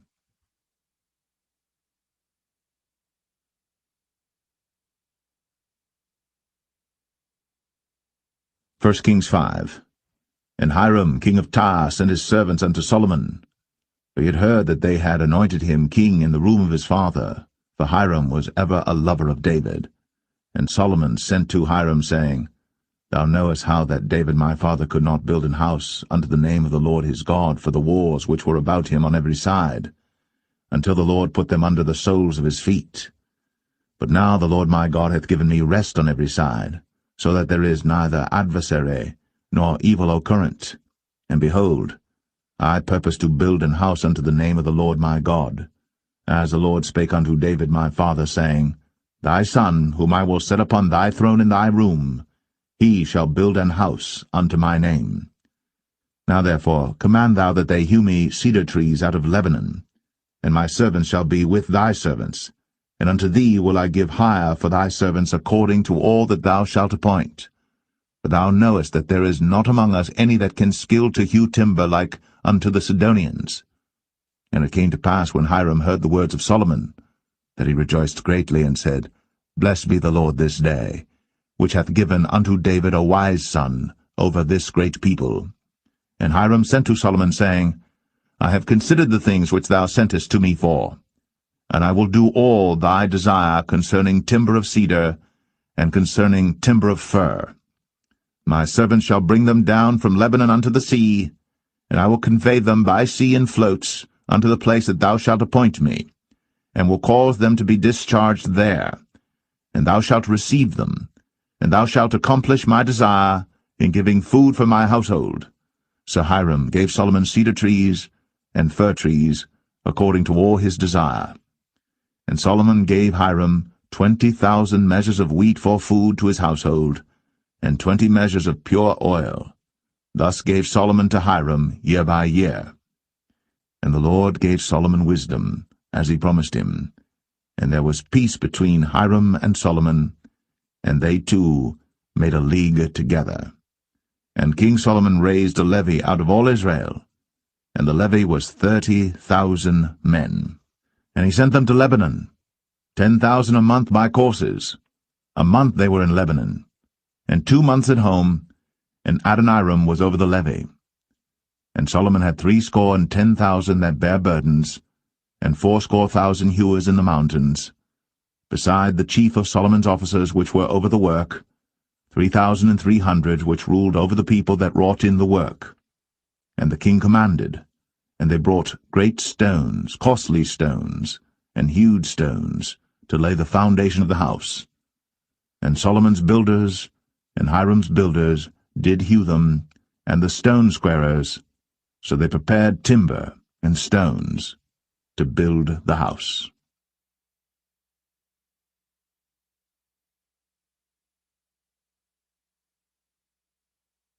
1 Kings 6. And it came to pass in the 480th year, after the children of Israel were come out of the land of Egypt, in the 4th year of Solomon's reign over Israel, in the month Ziph, which is the 2nd month, that he began to build the house of the Lord. And the house which King Solomon built for the Lord, the length thereof was 80 cubits, and the breadth thereof 20 cubits, and the height thereof 30 cubits. And the porch before the temple of the house 20 cubits was the length thereof, according to the breadth of the house, and 10 cubits was the breadth thereof before the house. And for the house he made windows of narrow lights. And against the wall of the house he built chambers round about, against the walls of the house round about, both of the temple and of the oracle, and he made chambers round about. The nethermost chamber was 5 cubits broad, and the middle was 6 cubits broad, and the third was 7 cubits broad. For without, in the wall of the house, he made narrowed rests round about, that the beams should not be fastened in the walls of the house. And the house, when it was in building, was built of stone made ready before it was brought thither, so that there was neither hammer nor axe nor any tool of iron heard in the house, while it was in building. The door for the middle chamber was in the right side of the house, and they went up with winding stairs into the middle chamber, and out of the middle into the third. So he built the house, and finished it, and covered the house with beams and boards of cedar. And then he built chambers against all the house, 5 cubits high, and they rested on the house with timber of cedar. And the word of the Lord came to Solomon, saying, Concerning this house, which thou art in building, if thou wilt walk in my statutes, and execute my judgments, and keep all my commandments to walk in them, then will I perform my word with thee, which I spake unto David thy father, and I will dwell among the children of Israel, and will not forsake my people Israel. So Solomon built the house, and finished it. And he built the walls of the house within with boards of cedar, both the floor of the house and the walls of the ceiling, and he covered them on the inside with wood. and covered the floor of the house with planks of fir. And he built 20 cubits on the sides of the house, both the floor and the walls with boards of cedar. He even built them for it within, even for the oracle, even for the most holy place. And the house, that is, the temple before it, was 40 cubits long. And the cedar of the house within was carved with knobs and open flowers. All was cedar. There was no stone seen. And the oracle he prepared in the house within, to set there the ark of the covenant of the Lord. And the oracle in the forepart was 20 cubits in length, and 20 cubits in breadth, and 20 cubits in the height thereof. And he overlaid it with pure gold, and so covered the altar which was of cedar. So Solomon overlaid the house within with pure gold, and he made a partition by the chains of gold before the oracle, and he overlaid it with gold. And the whole house he overlaid with gold until he had finished all the house. Also the whole altar that was by the oracle he overlaid with gold. And within the oracle he made 2 cherubims of olive tree, each 10 cubits high. And 5 cubits was the one wing of the cherub, and 5 cubits the other wing of the cherub. From the uttermost part of the one wing unto the uttermost part of the other were 10 cubits. And the other cherub was 10 cubits. Both the cherubims were of one measure and one size. The height of the one cherub was 10 cubits, and so was it of the other cherub. And he set the cherubims within the inner house, and they stretched forth the wings of the cherubims, so that the wing of the one touched the one wall, and the wing of the other cherub touched the other wall, and their wings touched one another in the midst of the house. And he overlaid the cherubims with gold, and he carved all the walls of the house round about with carved figures of cherubims, and palm trees, and open flowers, within and without. And the floor of the house he overlaid with gold, within and without. And for the entering of the oracle he made doors of olive tree. The lintel and side posts were a 5th part of the wall. The 2 doors also were of olive tree, and he carved upon them carvings of cherubims and palm trees and open flowers, and overlaid them with gold, and spread gold upon the cherubims and upon the palm trees. So also made he for the door of the temple posts of olive tree, a 4th part of the wall. And the 2 doors were of fir tree. The 2 leaves of the one door were folding, and the 2 leaves of the other door were folding. And he carved thereon cherubims and palm trees and open flowers, and covered them with gold, fitted upon the carved work. And he built the inner court with 3 rows of hewed stone, and a row of cedar beams.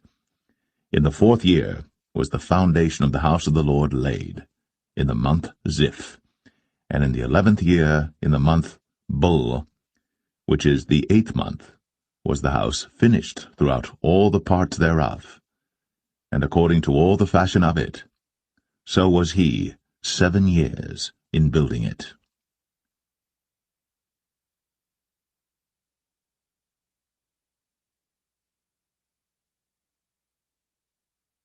1 Kings 7. But Solomon was building his own house 13 years, and he finished all his house. He built also the house of the forest of Lebanon. The length thereof was 100 cubits, and the breadth thereof 50 cubits, and the height thereof 30 cubits, upon 4 rows of cedar pillars, with cedar beams upon the pillars. And it was covered with cedar above, upon the beams, that lay on 45 pillars, 15 in a row. And there were windows in 3 rows, and light was against light in 3 ranks. And all the doors and posts were square, with the windows, and light was against light in 3 ranks. And he made a porch of pillars. The length thereof was 50 cubits, and the breadth thereof 30 cubits, and the porch was before them. And the other pillars and the thick beam were before them. Then he made a porch for the throne where he might judge, even the porch of judgment, and it was covered with cedar from one side of the floor to the other. And his house where he dwelt had another court within the porch, which was of the like work. Solomon made also an house for Pharaoh's daughter, whom he had taken to wife, like unto this porch. All these were of costly stones, according to the measures of hewed stones, sawed with saws, within and without, even from the foundation unto the coping, and so on the outside toward the great court. And the foundation was of costly stones, even great stones, stones of 10 cubits, and stones of 8 cubits, and above were costly stones after the measures of hewed stones and cedars. And the great court round about was with 3 rows of hewed stones, and a row of cedar beams, both for the inner court of the house of the Lord, and for the porch of the house. And King Solomon sent and fetched Hiram out of Tyre. He was a widow's son of the tribe of Naphtali, and his father was a man of Tyre, a worker in brass, and he was filled with wisdom and understanding and cunning, to work all works in brass. And he came to King Solomon, and wrought all his work. For he cast 2 pillars of brass of 18 cubits high apiece, and a line of 12 cubits did compass either of them about. And he made 2 chapiters of molten brass, to set upon the tops of the pillars. The height of the one chapiter was 5 cubits, and the height of the other chapiter was 5 cubits. And nets of checkerwork, and wreaths of chainwork, for the chapiters which were upon the top of the pillars, 7 for the one chapiter, and 7 for the other chapiter. And he made the pillars, and 2 rows round about upon the one network, to cover the chapiters that were upon the top, with pomegranates. And so did he for the other chapiter. And the chapiters that were upon the top of the pillars were of lily work in the porch 4 cubits. And the chapiters upon the 2 pillars had pomegranates also above, over against the belly which was by the network. And the pomegranates were 200 in rows round about upon the other chapiter. And he set up the pillars in the porch of the temple. And he set up the right pillar, and called the name thereof Jachin. And he set up the left pillar, and called the name thereof Boaz. And upon the top of the pillars was lily work. So was the work of the pillars finished. And he made a molten sea, 10 cubits from the one brim to the other. It was round all about, and his height was 5 cubits. And a line of 30 cubits did compass it round about. And under the brim of it round about there were knobs compassing it, 10 in a cubit, compassing the sea round about. The knobs were cast in 2 rows when it was cast. It stood upon 12 oxen, 3 looking toward the north, and 3 looking toward the west, and 3 looking toward the south, and 3 looking toward the east. And the sea was set above upon them, and all their hinder parts were inward.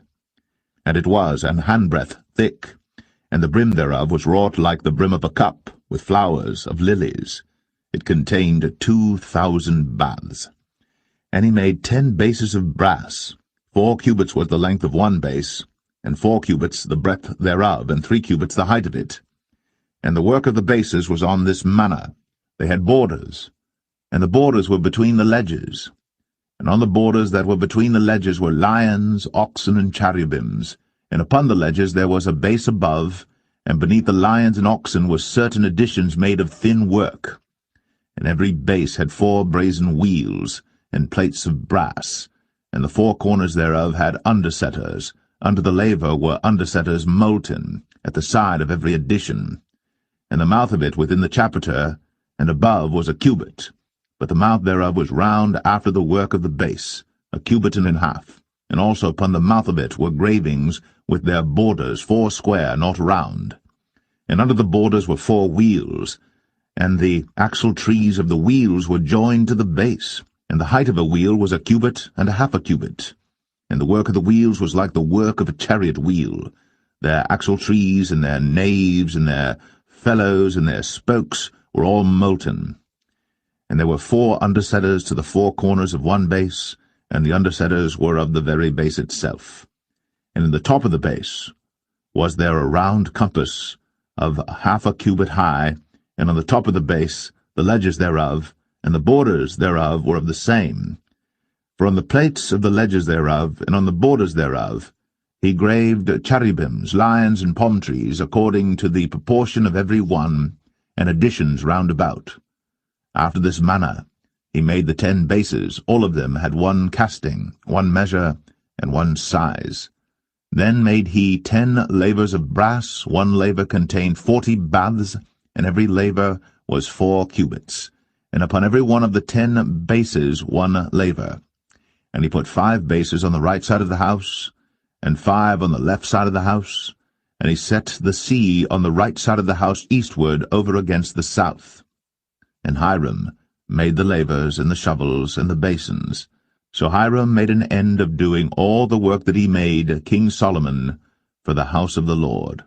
The 2 pillars and the 2 bowls of the chapiters that were on the top of the 2 pillars, and the 2 networks to cover the 2 bowls of the chapiters, which were upon the top of the pillars, and 400 pomegranates for the 2 networks, even 2 rows of pomegranates for 1 network, to cover the 2 bowls of the chapiters that were upon the pillars, and the 10 bases, and 10 lavers on the bases, and 1 sea, and 12 oxen under the sea, and the pots, and the shovels, and the basins, and all these vessels which Hiram made to King Solomon for the house of the Lord were of bright brass.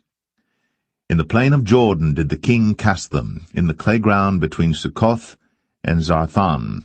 And Solomon left all the vessels unweighed, because they were exceeding many, neither was the weight of the brass found out. And Solomon made all the vessels that pertained unto the house of the Lord, the altar of gold, and the table of gold whereupon the showbread was, and the candlesticks of pure gold, 5 on the right side and 5 on the left, before the oracle, with the flowers and the lamps and the tongs of gold, and the bowls and the snuffers and the basins and the spoons and the censers of pure gold, and the hinges of gold, both for the doors of the inner house, the most holy place, and for the doors of the house, to wit, of the temple. So was ended all the work that King Solomon made for the house of the Lord. And Solomon brought in the things which David his father had dedicated, even the silver, and the gold, and the vessels, did he put among the treasures of the house of the Lord.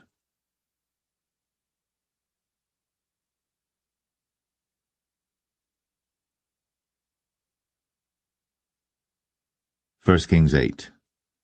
Then Solomon assembled the elders of Israel, and all the heads of the tribes, the chief of the fathers of the children of Israel, unto King Solomon in Jerusalem, that they might bring up the ark of the covenant of the Lord out of the city of David, which is Zion. And all the men of Israel assembled themselves unto King Solomon at the feast in the month Ethanim, which is the 7th month. And all the elders of Israel came, and the priests took up the ark, and they brought up the ark of the Lord, and the tabernacle of the congregation, and all the holy vessels that were in the tabernacle, even those did the priests and the Levites bring up. And King Solomon, and all the congregation of Israel, that were assembled unto him, were with him before the ark, sacrificing sheep and oxen, that could not be told nor numbered for multitude. And the priests brought in the ark of the covenant of the Lord unto his place, into the oracle of the house, to the most holy place, even under the wings of the cherubims. For the cherubims spread forth their 2 wings over the place of the ark, and the cherubims covered the ark and the staves thereof above. And they drew out the staves, that the ends of the staves were seen out in the holy place before the oracle, and they were not seen without. And there they are unto this day. There was nothing in the ark save the 2 tables of stone, which Moses put there at Horeb, when the Lord made a covenant with the children of Israel, when they came out of the land of Egypt. And it came to pass, when the priests were come out of the holy place, that the cloud filled the house of the Lord, so that the priests could not stand to minister because of the cloud, for the glory of the Lord had filled the house of the Lord. Then spake Solomon, The Lord said that he would dwell in the thick darkness. I have surely built thee an house to dwell in, a settled place for thee to abide in for ever. And the king turned his face about, and blessed all the congregation of Israel. And all the congregation of Israel stood, and he said, Blessed be the Lord God of Israel, which spake with his mouth unto David my father, and hath with his hand fulfilled it, saying, Since the day that I brought forth my people Israel out of Egypt, I chose no city out of all the tribes of Israel to build an house, that my name might be therein. But I chose David to be over my people Israel. And it was in the heart of David my father to build an house for the name of the Lord God of Israel. And the Lord said unto David my father, Whereas it was in thine heart to build an house unto my name, thou didst well that it was in thine heart. Nevertheless thou shalt not build the house, but thy son that shall come forth out of thy loins, he shall build the house unto my name. And the Lord hath performed his word that he spake, and I am risen up in the room of David my father, and sit on the throne of Israel, as the Lord promised, and have built an house for the name of the Lord God of Israel. And I have set there a place for the ark, wherein is the covenant of the Lord, which he made with our fathers when he brought them out of the land of Egypt. And Solomon stood before the altar of the Lord in the presence of all the congregation of Israel, and spread forth his hands toward heaven, and he said, Lord God of Israel, there is no God like thee, in heaven above, or on earth beneath, who keepest covenant and mercy with thy servants that walk before thee with all their heart, who hast kept with thy servant David my father, that thou promised him. Thou spakest also with thy mouth, and hast fulfilled it with thine hand, as it is this day. Therefore now, Lord God of Israel, keep with thy servant David my father, that thou promised him, saying, There shall not fail thee a man in my sight to sit on the throne of Israel, so that thy children take heed to their way, that they walk before me as thou hast walked before me.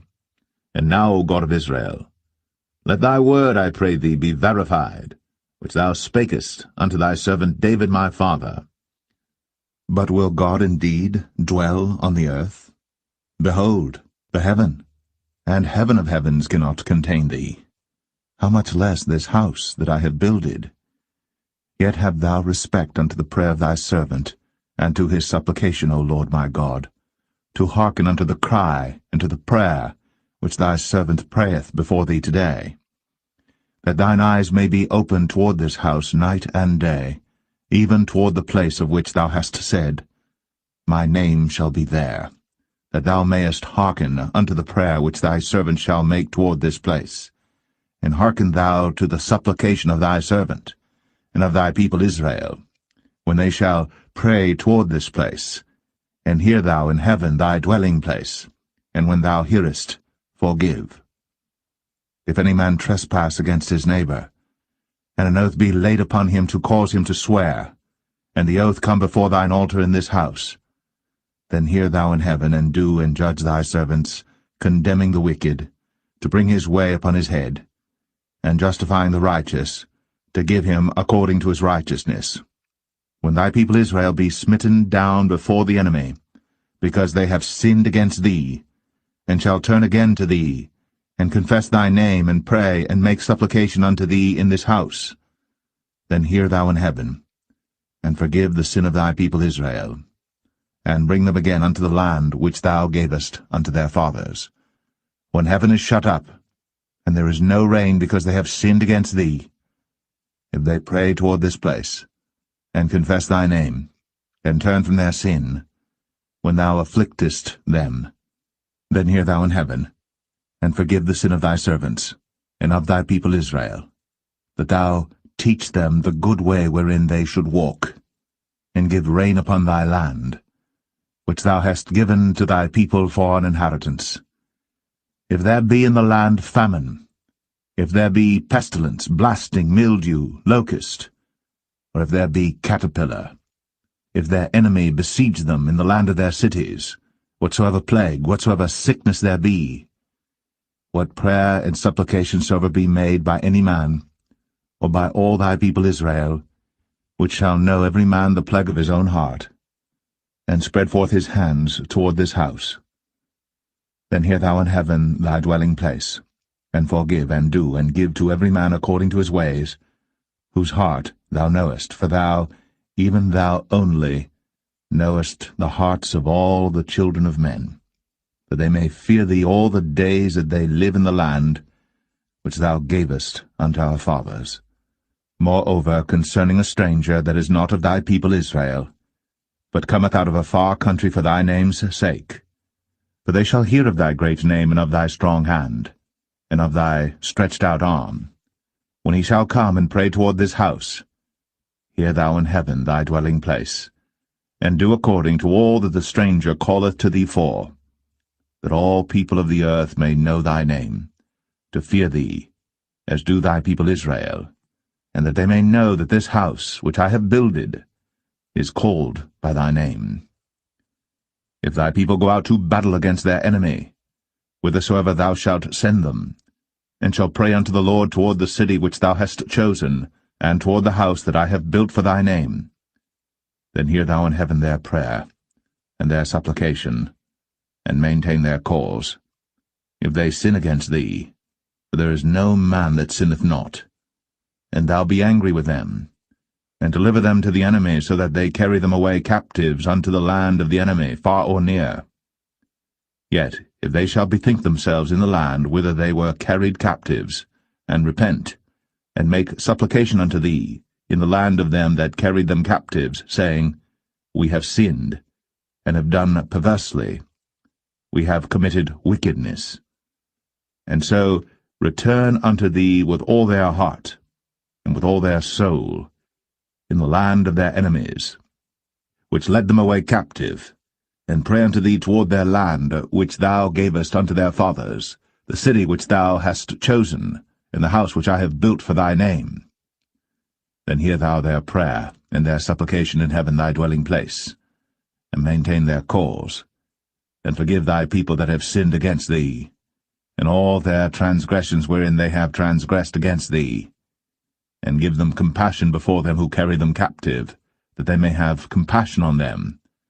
For they be thy people, and thine inheritance, which thou broughtest forth out of Egypt, from the midst of the furnace of iron, that thine eyes may be open unto the supplication of thy servant, and unto the supplication of thy people Israel, to hearken unto them in all that they call for unto thee.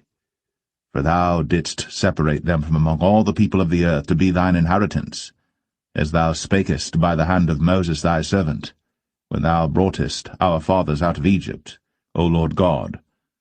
And it was so that when Solomon had made an end of praying all this prayer and supplication unto the Lord, he arose from before the altar of the Lord, from kneeling on his knees with his hands spread up to heaven. And he stood, and blessed all the congregation of Israel with a loud voice, saying, Blessed be the Lord, that hath given rest unto his people Israel, according to all that he promised. There hath not failed one word of all his good promise, which he promised by the hand of Moses his servant. The Lord our God be with us, as he was with our fathers.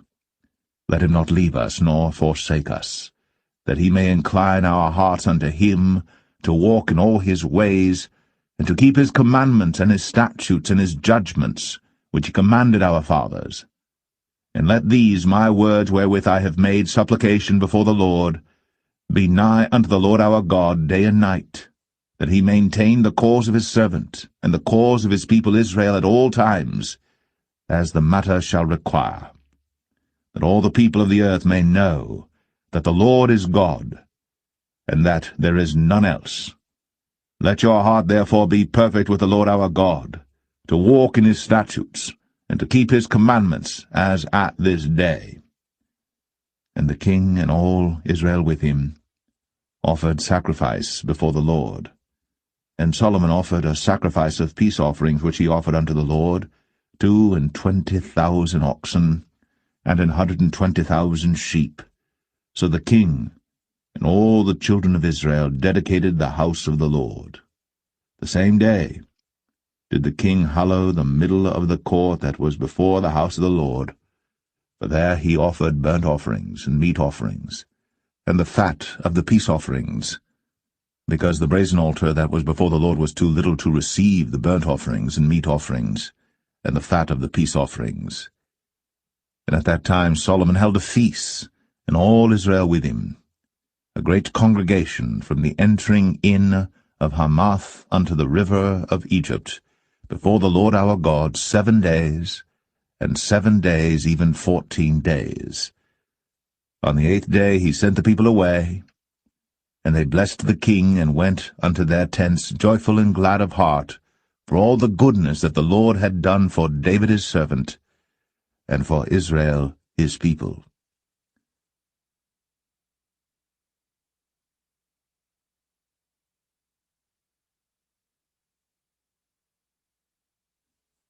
First Kings 9. And it came to pass, when Solomon had finished the building of the house of the Lord, and the king's house, and all Solomon's desire which he was pleased to do, that the Lord appeared to Solomon the second time, as he had appeared unto him at Gibeon. And the Lord said unto him, I have heard thy prayer and thy supplication that thou hast made before me. I have hallowed this house which thou hast built, to put my name there for ever, and mine eyes and mine heart shall be there perpetually. And if thou wilt walk before me, as David thy father walked, in integrity of heart, and in uprightness, to do according to all that I have commanded thee, and wilt keep my statutes and my judgments, then I will establish the throne of thy kingdom upon Israel forever, as I promised to David thy father, saying, There shall not fail thee a man upon the throne of Israel. But if ye shall at all turn from following me, ye or your children, and will not keep my commandments and my statutes which I have set before you, but go and serve other gods, and worship them, then will I cut off Israel out of the land which I have given them, and this house which I have hallowed for my name will I cast out of my sight, and Israel shall be a proverb and a byword among all people.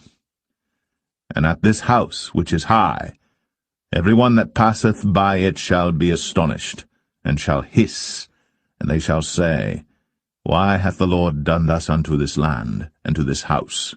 And they shall answer, Because they forsook the Lord their God, who brought forth their fathers out of the land of Egypt, and had taken hold upon other gods, and have worshipped them, and served them.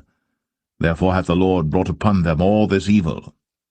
And it came to pass at the end of 20 years, when Solomon had built the 2 houses, the house of the Lord, and the king's house. Now Hiram the king of Tyre had furnished Solomon with cedar trees and fir trees, and with gold according to all his desire. That then King Solomon gave Hiram 20 cities in the land of Galilee. And Hiram came out from Tyre to see the cities which Solomon had given him, and they pleased him not. And he said, What cities are these which thou hast given me, my brother? And he called them the land of Cabul unto this day. And Hiram sent to the king 60 talents of gold. And this is the reason of the levy which King Solomon raised, for to build the house of the Lord in his own house, and Millo, and the wall of Jerusalem, and Hazor, and Megiddo, and Gezer. For Pharaoh king of Egypt had gone up and taken Gezer, and burnt it with fire, and slain the Canaanites that dwelt in the city, and given it for a present unto his daughter Solomon's wife. And Solomon built Gezer, and Beth-horon the nether, and Baalath, and Tadmor in the wilderness in the land, and all the cities of store that Solomon had, and cities for his chariots, and cities for his horsemen, and that which Solomon desired to build in Jerusalem, and in Lebanon, and in all the land of his dominion. And all the people that were left of the Amorites, Hittites, Perizzites, Hivites, and Jebusites, which were not of the children of Israel, their children that were left after them in the land, whom the children of Israel also were not able utterly to destroy, upon those did Solomon levy a tribute of bondservice unto this day. But of the children of Israel did Solomon make no bondmen, but they were men of war, and his servants, and his princes, and his captains, and rulers of his chariots, and his horsemen. These were the chief of the officers that were over Solomon's work, 550, which bare rule over the people that wrought in the work. But Pharaoh's daughter came up out of the city of David unto her house, which Solomon had built for her. Then did he build Millo. And 3 times in a year did Solomon offer burnt offerings and peace offerings upon the altar which he built unto the Lord. And he burnt incense upon the altar that was before the Lord. So he finished the house. And King Solomon made a navy of ships in Ezion-Geber, which is beside Eloth, on the shore of the Red Sea, in the land of Edom. And Hiram sent in the navy his servants, shipmen that had knowledge of the sea, with the servants of Solomon. And they came to Ophir, and fetched from thence gold 420 talents, and brought it to King Solomon.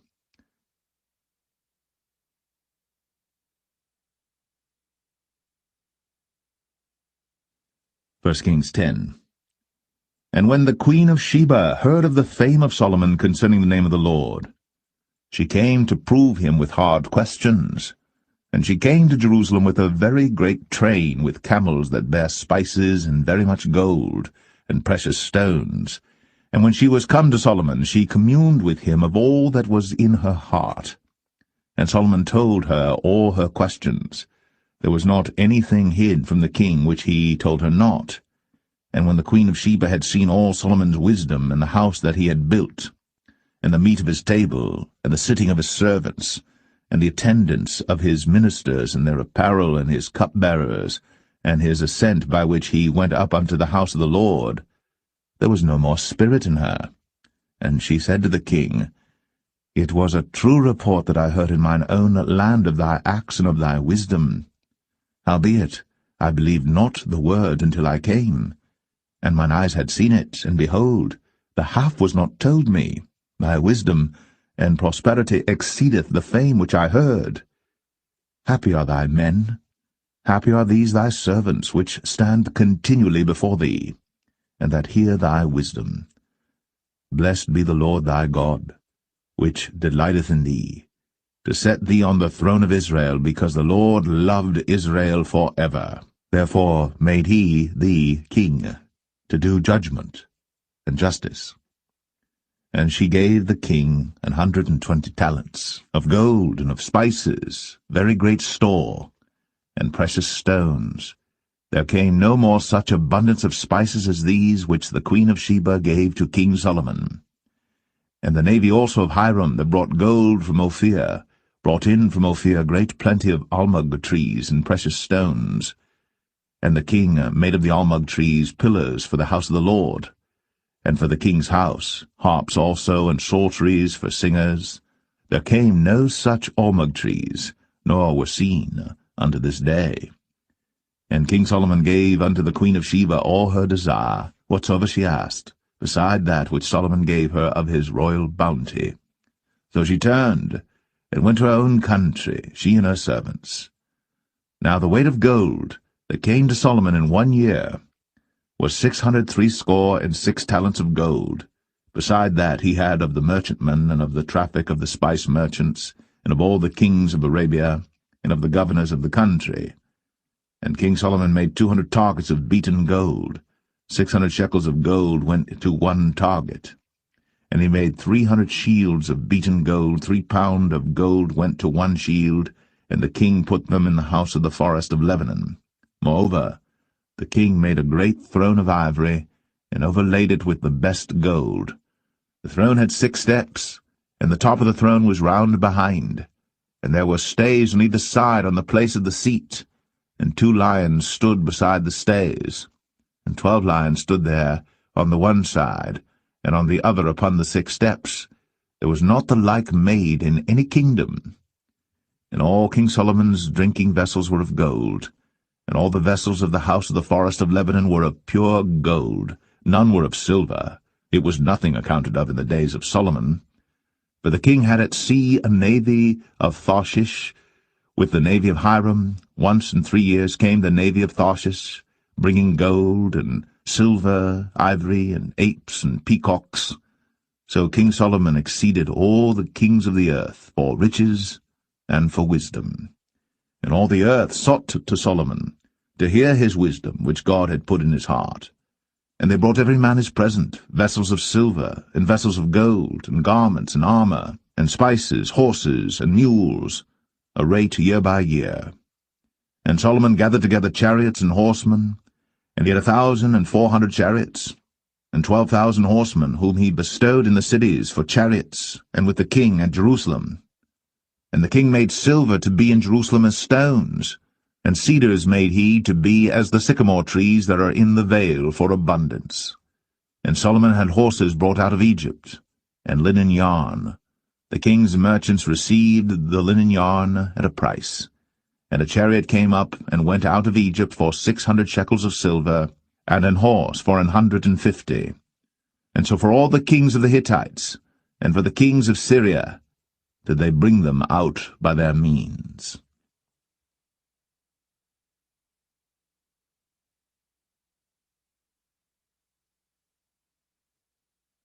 1 Kings 11. But King Solomon loved many strange women, together with the daughter of Pharaoh, women of the Moabites, Ammonites, Edomites, Zidonians, and Hittites. Of the nations concerning which the Lord said unto the children of Israel, Ye shall not go in to them, neither shall they come in unto you, for surely they will turn away your heart after their gods. Solomon clave unto these in love. And he had 700 wives, princesses, and 300 concubines, and his wives turned away his heart. For it came to pass, when Solomon was old, that his wives turned away his heart after other gods. And his heart was not perfect with the Lord his God, as was the heart of David his father. For Solomon went after Ashtoreth, the goddess of the Zidonians, and after Milcom, the abomination of the Ammonites. And Solomon did evil in the sight of the Lord, and went not fully after the Lord, as did David his father. Then did Solomon build an high place for Chemosh, the abomination of Moab, in the hill that is before Jerusalem, and for Moloch, the abomination of the children of Ammon. And likewise did he for all his strange wives, which burnt incense, and sacrificed unto their gods. And the Lord was angry with Solomon, because his heart was turned from the Lord God of Israel, which had appeared unto him twice, and had commanded him concerning this thing, that he should not go after other gods. But he kept not that which the Lord commanded. Wherefore the Lord said unto Solomon, Forasmuch as this is done of thee, and thou hast not kept my covenant and my statutes, which I have commanded thee, I will surely rend the kingdom from thee, and will give it to thy servant. Notwithstanding, in thy days, I will not do it for David thy father's sake, but I will rend it out of the hand of thy son. Howbeit, I will not rend away all the kingdom, but will give one tribe to thy son, for David my servant's sake, and for Jerusalem's sake, which I have chosen. And the Lord stirred up an adversary unto Solomon, Hadad the Edomite. He was of the king's seed in Edom. For it came to pass, when David was in Edom, and Joab, the captain of the host, was gone up to bury the slain, after he had smitten every male in Edom. For 6 months did Joab remain there with all Israel, until he had cut off every male in Edom. That Hadad fled, he and certain Edomites of his father's servants with him, to go into Egypt, Hadad being yet a little child. And they arose out of Midian, and came to Paran. And they took men with them out of Paran, and they came to Egypt, unto Pharaoh king of Egypt, which gave him an house, and appointed him victuals, and gave him land. And Hadad found great favour in the sight of Pharaoh, so that he gave him to wife the sister of his own wife, the sister of Tahpenes the queen. And the sister of Tahpenes bare him Genubath his son, whom Tahpenes weaned in Pharaoh's house. And Genubath was in Pharaoh's household among the sons of Pharaoh. And when Hadad heard in Egypt that David slept with his fathers, and that Joab the captain of the host was dead, Hadad said to Pharaoh, Let me depart, that I may go to mine own country. Then Pharaoh said unto him, But what hast thou lacked with me, that, behold, thou seekest to go to thine own country? And he answered, Nothing. Howbeit, let me go in any wise. And God stirred him up another adversary, Rezon the son of Eliadah, which fled from his lord Hadadezer king of Zobah. And he gathered men unto him, and became captain over a band, when David slew them of Zobah. And they went to Damascus, and dwelt therein, and reigned in Damascus. And he was an adversary to Israel all the days of Solomon, beside the mischief that Hadad did. And he abhorred Israel, and reigned over Syria. And Jeroboam the son of Nebat, an Ephrathite of Zeradah, Solomon's servant, whose mother's name was Zeruiah, a widow woman, even he lifted up his hand against the king. And this was the cause that he lifted up his hand against the king. Solomon built Millo, and repaired the breaches of the city of David his father. And the man Jeroboam was a mighty man of valor. And Solomon, seeing the young man that he was industrious, he made him ruler over all the charge of the house of Joseph. And it came to pass at that time, when Jeroboam went out of Jerusalem, that the prophet Ahijah the Shilonite found him in the way, and he had clad himself with a new garment, and they two were alone in the field. And Ahijah caught the new garment that was on him, and rent it in 12 pieces.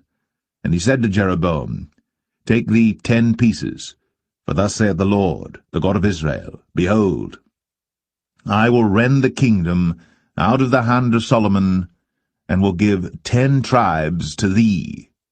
But he shall have 1 tribe for my servant David's sake, and for Jerusalem's sake, the city which I have chosen out of all the tribes of Israel, because that they have forsaken me, and have worshipped Ashtoreth, the goddess of the Zidonians, Chemosh, the god of the Moabites, and Milcom, the god of the children of Ammon, and have not walked in my ways, to do that which is right in mine eyes, and to keep my statutes and my judgments, as did David his father. Howbeit, I will not take the whole kingdom out of his hand, but I will make him prince all the days of his life, for David my servant's sake, whom I chose, because he kept my commandments and my statutes. But I will take the kingdom out of his son's hand, and will give it unto thee, even 10 tribes.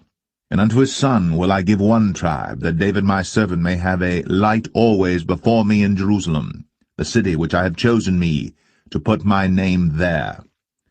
And I will take thee, and thou shalt reign according to all that thy soul desireth, and shalt be king over Israel. And it shall be, if thou wilt hearken unto all that I command thee, and wilt walk in my ways, and do that is right in my sight, to keep my statutes and my commandments, as David my servant did, that I will be with thee, and build thee a sure house, as I built for David, and will give Israel unto thee. And I will for this afflict the seed of David, but not forever. Solomon sought therefore to kill Jeroboam. And Jeroboam arose and fled into Egypt, unto Shishak king of Egypt, and was in Egypt until the death of Solomon. And the rest of the acts of Solomon, and all that he did, and his wisdom, are they not written in the book of the acts of Solomon? And the time that Solomon reigned in Jerusalem over all Israel was 40 years. And Solomon slept with his fathers, and was buried in the city of David his father, and Rehoboam his son reigned in his stead.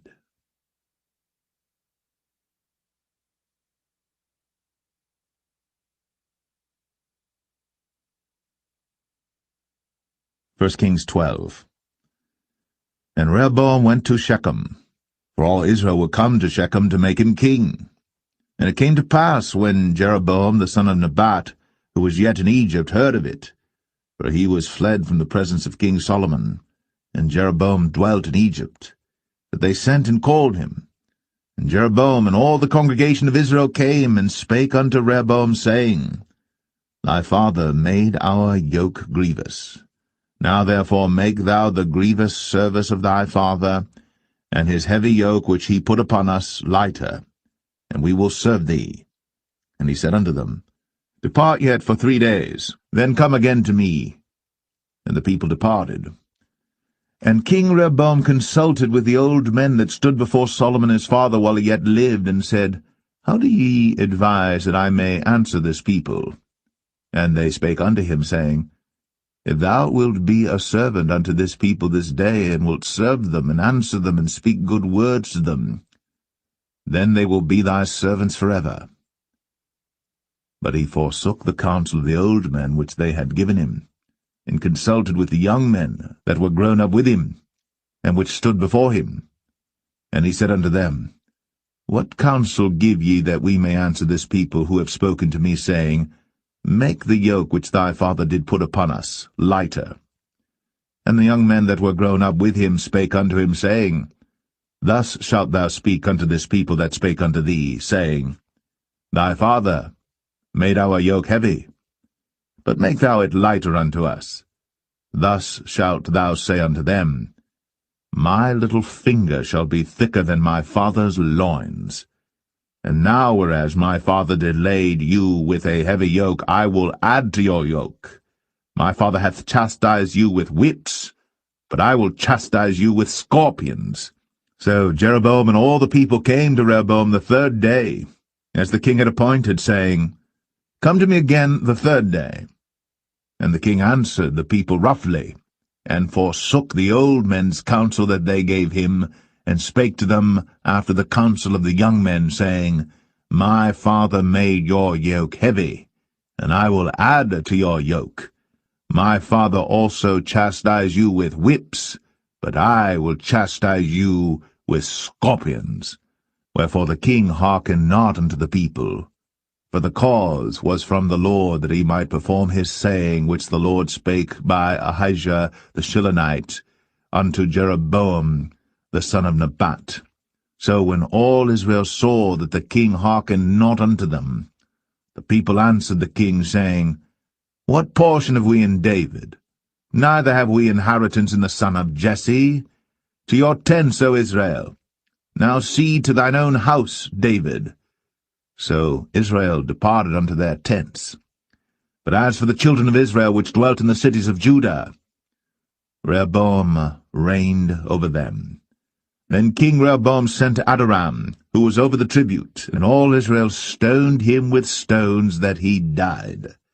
Therefore King Rehoboam made speed to get him up to his chariot, to flee to Jerusalem. So Israel rebelled against the house of David unto this day. And it came to pass, when all Israel heard that Jeroboam was come again, that they sent and called him unto the congregation, and made him king over all Israel. There was none that followed the house of David, but the tribe of Judah only. And when Rehoboam was come to Jerusalem, he assembled all the house of Judah with the tribe of Benjamin, 180,000 chosen men which were warriors, to fight against the house of Israel, to bring the kingdom again to Rehoboam the son of Solomon. But the word of God came unto Shemaiah the man of God, saying, Speak unto Rehoboam the son of Solomon, king of Judah, and unto all the house of Judah and Benjamin, and to the remnant of the people, saying, Thus saith the Lord, Ye shall not go up, nor fight against your brethren the children of Israel. Return every man to his house, for this thing is from me. They hearkened therefore to the word of the Lord, and returned to depart according to the word of the Lord. Then Jeroboam built Shechem in Mount Ephraim, and dwelt therein, and went out from thence, and built Penuel. And Jeroboam said in his heart, Now shall the kingdom return to the house of David. If this people go up to do sacrifice in the house of the Lord at Jerusalem, then shall the heart of this people turn again unto their Lord, even unto Rehoboam king of Judah, and they shall kill me, and go again to Rehoboam king of Judah. Whereupon the king took counsel, and made 2 calves of gold, and said unto them, It is too much for you to go up to Jerusalem. Behold thy gods, O Israel, which brought thee up out of the land of Egypt. And he set the one in Bethel, and the other put he in Dan. And this thing became a sin. For the people went to worship before the one, even unto Dan. And he made an house of high places, and made priests of the lowest of the people, which were not of the sons of Levi. And Jeroboam ordained a feast in the 8th month, on the 15th day of the month, like unto the feast that is in Judah. And he offered upon the altar. So did he in Bethel, sacrificing unto the calves that he had made. And he placed in Bethel the priests of the high places which he had made. So he offered upon the altar which he had made in Bethel the 15th day of the 8th month, even in the month which he had devised of his own heart, and ordained a feast unto the children of Israel. And he offered upon the altar, and burnt incense.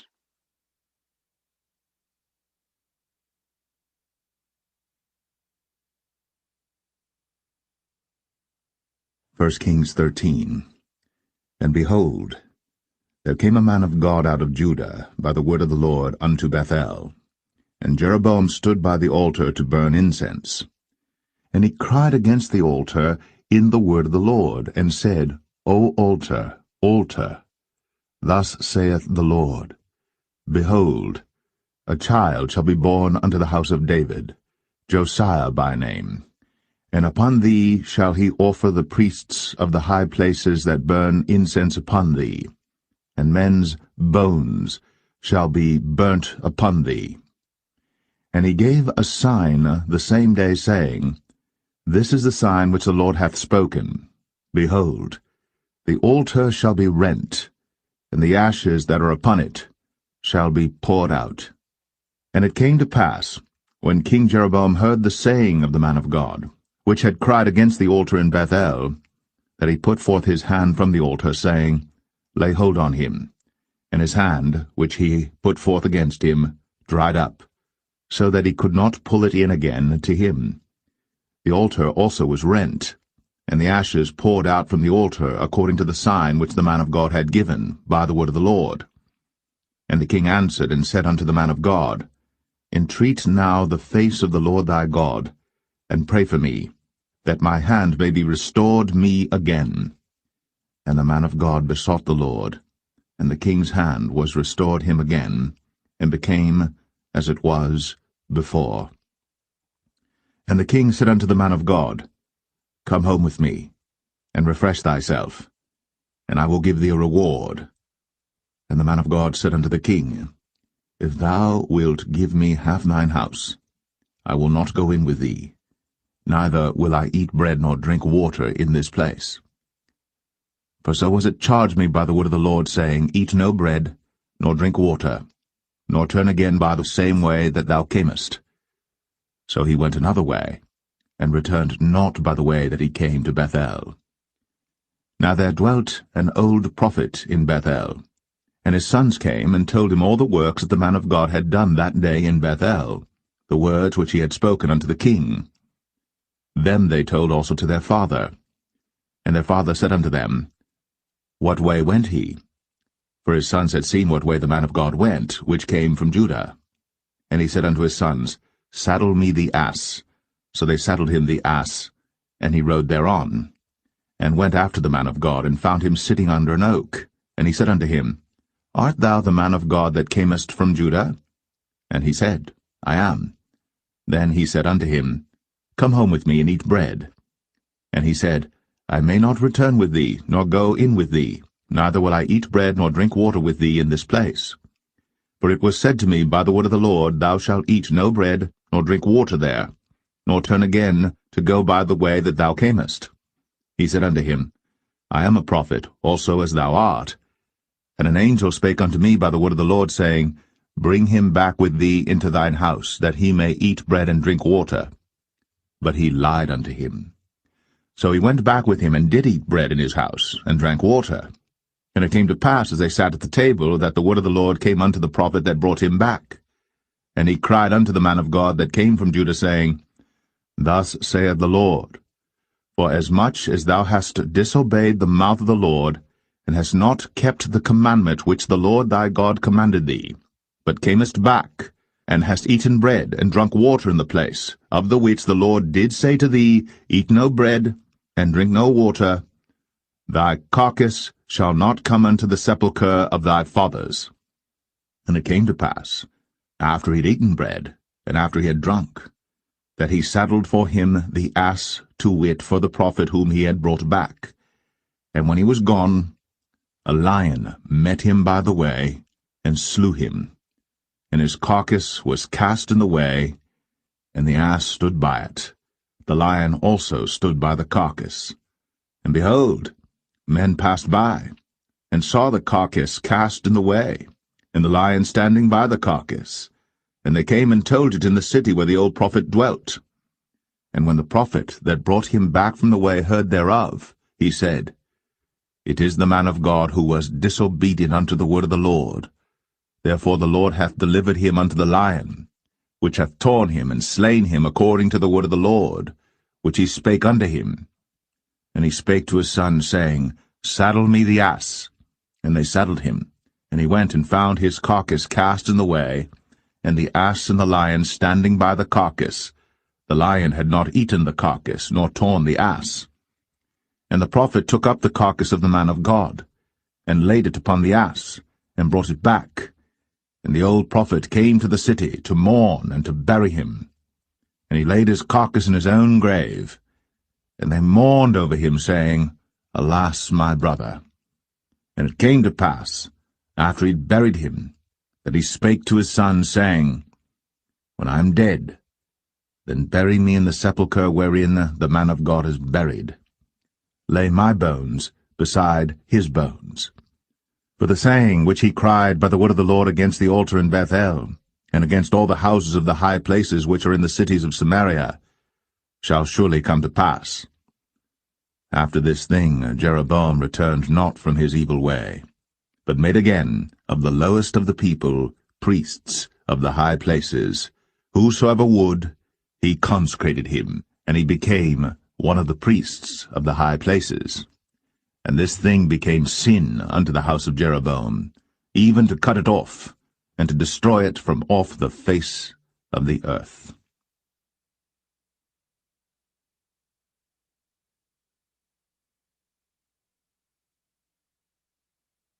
1 Kings 14. At that time Abijah, the son of Jeroboam, fell sick. And Jeroboam said to his wife, Arise, I pray thee, and disguise thyself, that thou be not known to be the wife of Jeroboam, and get thee to Shiloh. Behold, there is Ahijah the prophet, which told me that I should be king over this people. And take with thee 10 loaves and cracknels, and a cruse of honey, and go to him. He shall tell thee what shall become of the child. And Jeroboam's wife did so, and arose, and went to Shiloh, and came to the house of Ahijah. But Ahijah could not see, for his eyes were set by reason of his age. And the Lord said unto Ahijah, Behold, the wife of Jeroboam cometh to ask a thing of thee for her son, for he is sick. Thus and thus shalt thou say unto her, for it shall be, when she cometh in, that she shall feign herself to be another woman. And it was so, when Ahijah heard the sound of her feet, as she came in at the door, that he said, Come in, thou wife of Jeroboam. Why feignest thou thyself to be another? For I am sent to thee with heavy tidings. Go, tell Jeroboam, Thus saith the Lord God of Israel, Forasmuch as I exalted thee from among the people, and made thee prince over my people Israel, and rent the kingdom away from the house of David, and gave it thee, and yet thou hast not been as my servant David, who kept my commandments, and who followed me with all his heart, to do that only which was right in mine eyes, but hast done evil above all that were before thee. For thou hast gone and made thee other gods, and molten images, to provoke me to anger, and hast cast me behind thy back. Therefore, behold, I will bring evil upon the house of Jeroboam, and will cut off from Jeroboam him that pisseth against the wall, and him that is shut up and left in Israel, and will take away the remnant of the house of Jeroboam as a man taketh away dung, till it be all gone. Him that dieth of Jeroboam in the city shall the dogs eat, and him that dieth in the field shall the fowls of the air eat. For the Lord hath spoken it. Arise thou therefore, get thee to thine own house, and when thy feet enter into the city, the child shall die.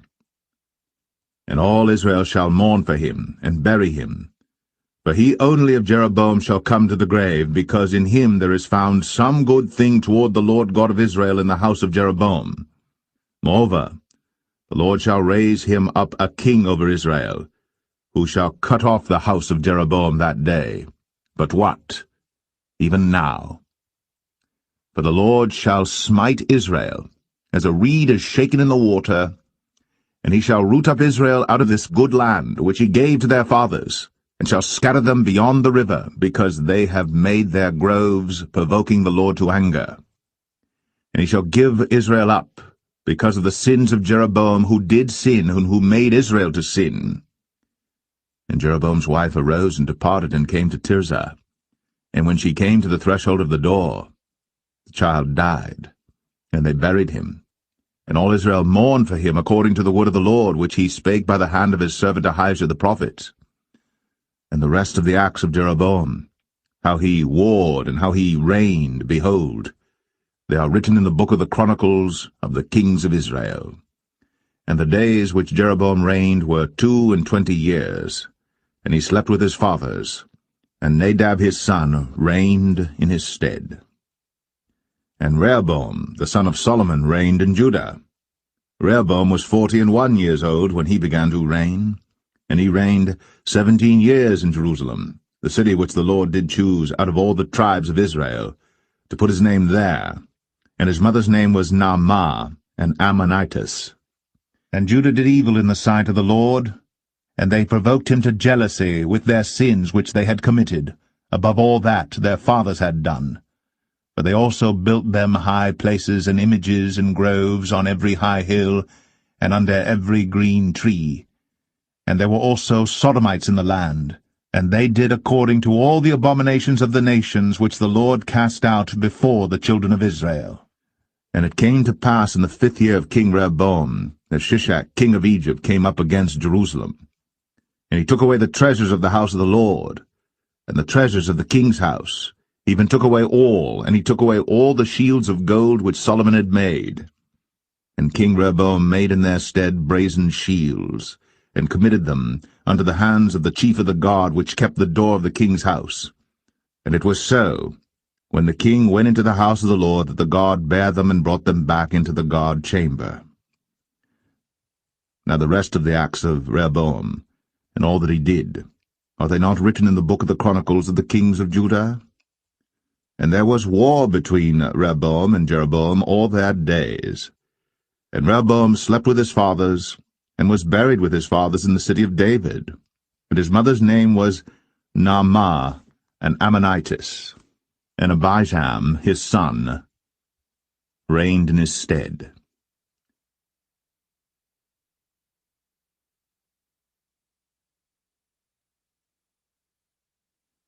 First Kings 15. Now in the 18th year of King Jeroboam, the son of Nebat, reigned Abijam over Judah. 3 years reigned he in Jerusalem, and his mother's name was Maachah, the daughter of Abishalom. And he walked in all the sins of his father which he had done before him, and his heart was not perfect with the Lord his God, as the heart of David his father. Nevertheless, for David's sake did the Lord his God give him a lamp in Jerusalem to set up his son after him, and to establish Jerusalem, because David did that which was right in the eyes of the Lord, and turned not aside from anything that he commanded him all the days of his life, save only in the matter of Uriah the Hittite. And there was war between Rehoboam and Jeroboam all the days of his life. Now the rest of the acts of Abijam, and all that he did, are they not written in the book of the Chronicles of the kings of Judah? And there was war between Abijam and Jeroboam. And Abijam slept with his fathers, and they buried him in the city of David, and Asa, his son, reigned in his stead. And in the 20th year of Jeroboam, king of Israel, reigned Asa over Judah. And 41 years reigned he in Jerusalem. And his mother's name was Maachah, the daughter of Abishalom. And Asa did that which was right in the eyes of the Lord, as did David his father. And he took away the Sodomites out of the land, and removed all the idols that his fathers had made. And also Maachah his mother, even her he removed from being queen, because she had made an idol in the grove. And Asa destroyed her idol, and burned it by the brook Kidron. But the high places were not removed. Nevertheless Asa's heart was perfect with the Lord all his days. And he brought in the things which his father had dedicated, and the things which himself had dedicated, into the house of the Lord, silver and gold and vessels. And there was war between Asa and Baasha, king of Israel, all their days. And Baasha, king of Israel, went up against Judah, and built Ramah, that he might not suffer any to go out or come in to Asa, king of Judah. Then Asa took all the silver and the gold that were left in the treasures of the house of the Lord, and the treasures of the king's house, and delivered them into the hand of his servants. And King Asa sent them to Ben-Hadad, the son of Tabrimon, the son of Hezion, king of Syria, that dwelt at Damascus, saying, There is a league between me and thee, and between my father and thy father. Behold, I have sent unto thee a present of silver and gold. Come, and break thy league with Baasha king of Israel, that he may depart from me. So Ben-Hadad hearkened unto King Asa, and sent the captains of the hosts which he had against the cities of Israel, and smote Ijon and Dan and Abel Beth-Machah and all Cinneroth, with all the land of Naphtali. And it came to pass, when Baasha heard thereof, that he left off building of Ramah, and dwelt in Tirzah. Then King Asa made a proclamation throughout all Judah, none was exempted. And they took away the stones of Ramah, and the timber thereof, wherewith Baasha had builded. And King Asa built with them Geba of Benjamin, and Mizpah. The rest of all the acts of Asa, and all his might, and all that he did, and the cities which he built, are they not written in the book of the chronicles of the kings of Judah? Nevertheless, in the time of his old age, he was diseased in his feet. And Asa slept with his fathers, and was buried with his fathers in the city of David his father, and Jehoshaphat his son reigned in his stead. And Nadab the son of Jeroboam began to reign over Israel in the 2nd year of Asa king of Judah, and reigned over Israel 2 years. And he did evil in the sight of the Lord, and walked in the way of his father, and in his sin wherewith he made Israel to sin. And Baasha the son of Ahijah of the house of Issachar conspired against him. And Baasha smote him at Gibbethon, which belonged to the Philistines, for Nadab and all Israel laid siege to Gibbethon. Even in the 3rd year of Asa king of Judah did Baasha slay him, and reigned in his stead. And it came to pass when he reigned, that he smote all the house of Jeroboam. He left not to Jeroboam any that breathed until he had destroyed him, according unto the saying of the Lord, which he spake by his servant Ahijah the Shilonite. Because of the sins of Jeroboam which he sinned, and which he made Israel sin, by his provocation wherewith he provoked the Lord God of Israel to anger. Now the rest of the acts of Nadab, and all that he did, are they not written in the book of the chronicles of the kings of Israel? And there was war between Asa and Baasha, king of Israel, all their days. In the 3rd year of Asa king of Judah began Baasha the son of Ahijah to reign over all Israel in Tirzah 24 years. And he did evil in the sight of the Lord, and walked in the way of Jeroboam, and in his sin wherewith he made Israel to sin.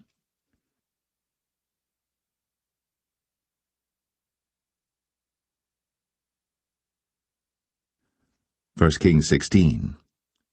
Then the word of the Lord came to Jehu the son of Hanani against Baasha, saying, Forasmuch as I exalted thee out of the dust, and made thee prince over my people Israel, and thou hast walked in the way of Jeroboam, and hast made my people Israel to sin, to provoke me to anger with their sins, behold, I will take away the posterity of Baasha, and the posterity of his house, and will make thy house like the house of Jeroboam the son of Nebat. Him that dieth of Baasha in the city shall the dogs eat, and him that dieth of his in the fields shall the fowls of the air eat. Now the rest of the acts of Baasha, and what he did, and his might, are they not written in the book of the chronicles of the kings of Israel? So Baasha slept with his fathers, and was buried in Tirzah, and Elah his son reigned in his stead. And also by the hand of the prophet Jehu, the son of Hanani, came the word of the Lord against Baasha, and against his house, even for all the evil that he did in the sight of the Lord, in provoking him to anger, with the work of his hands, in being like the house of Jeroboam, and because he killed him. In the 26th year of Asa king of Judah began Elah the son of Baasha to reign over Israel in Tirzah 2 years. And his servant Zimri, captain of half his chariots, conspired against him, as he was in Tirzah drinking himself drunk in the house of Arzah, steward of his house in Tirzah. And Zimri went in, and smote him, and killed him in the 27th year of Asa king of Judah, and reigned in his stead. And it came to pass, when he began to reign, as soon as he sat on his throne, that he slew all the house of Baasha. He left him not one that pisseth against a wall, neither of his kinsfolks, nor of his friends. Thus did Zimri destroy all the house of Baasha, according to the word of the Lord which he spake against Baasha by Jehu the prophet. For all the sins of Baasha, and the sins of Elah his son, by which they sinned, and by which they made Israel to sin, in provoking the Lord God of Israel to anger with their vanities. Now the rest of the acts of Elah, and all that he did, are they not written in the book of the Chronicles of the kings of Israel? In the 27th year of Asa king of Judah did Zimri reign 7 days in Tirzah. And the people were encamped against Gibbethon, which belonged to the Philistines. And the people that were encamped heard say, Zimri hath conspired, and hath also slain the king. Wherefore all Israel made Omri, the captain of the host, king over Israel that day in the camp. And Omri went up from Gibbethon, and all Israel with him, and they besieged Tirzah. And it came to pass, when Zimri saw that the city was taken, that he went into the palace of the king's house, and burnt the king's house over him with fire, and died. For his sins, which he sinned in doing evil in the sight of the Lord, and walking in the way of Jeroboam, and in his sin which he did, to make Israel to sin. Now the rest of the acts of Zimri, and his treason that he wrought, are they not written in the book of the Chronicles of the kings of Israel? Then were the people of Israel divided into 2 parts. Half of the people followed Tibni the son of Ginath, to make him king, and half followed Omri.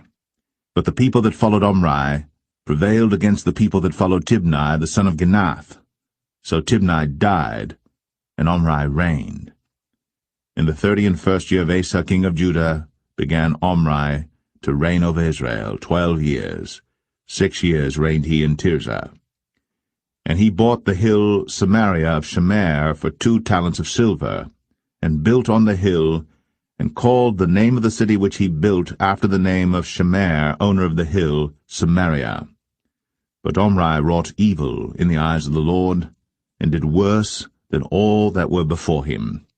For he walked in all the way of Jeroboam the son of Nebat, and in his sin wherewith he made Israel to sin, to provoke the Lord God of Israel to anger with their vanities.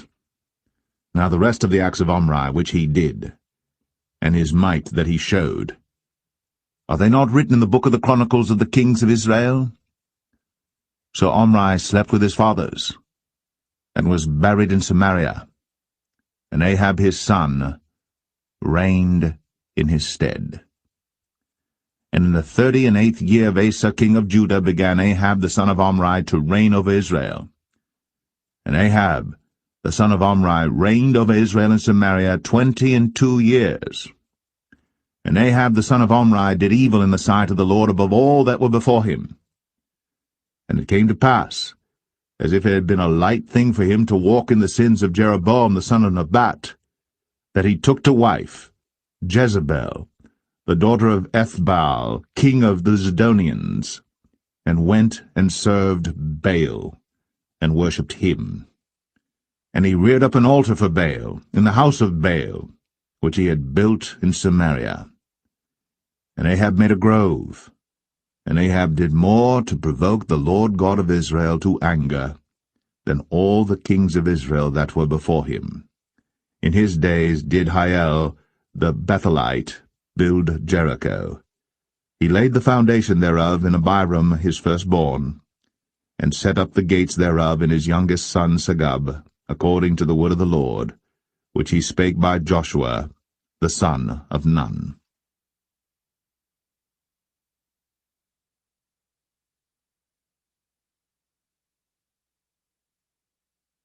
1 Kings 17.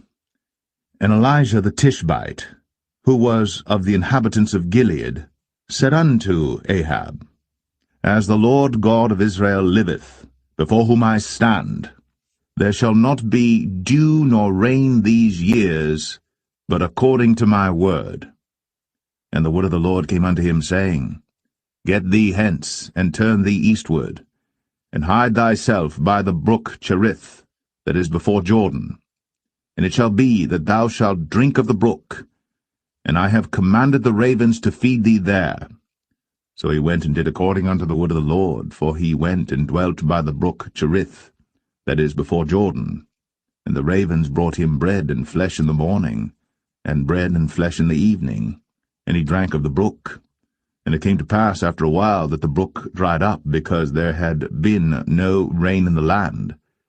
And the word of the Lord came unto him, saying, Arise, get thee to Zarephath, which belongeth to Zidon, and dwell there.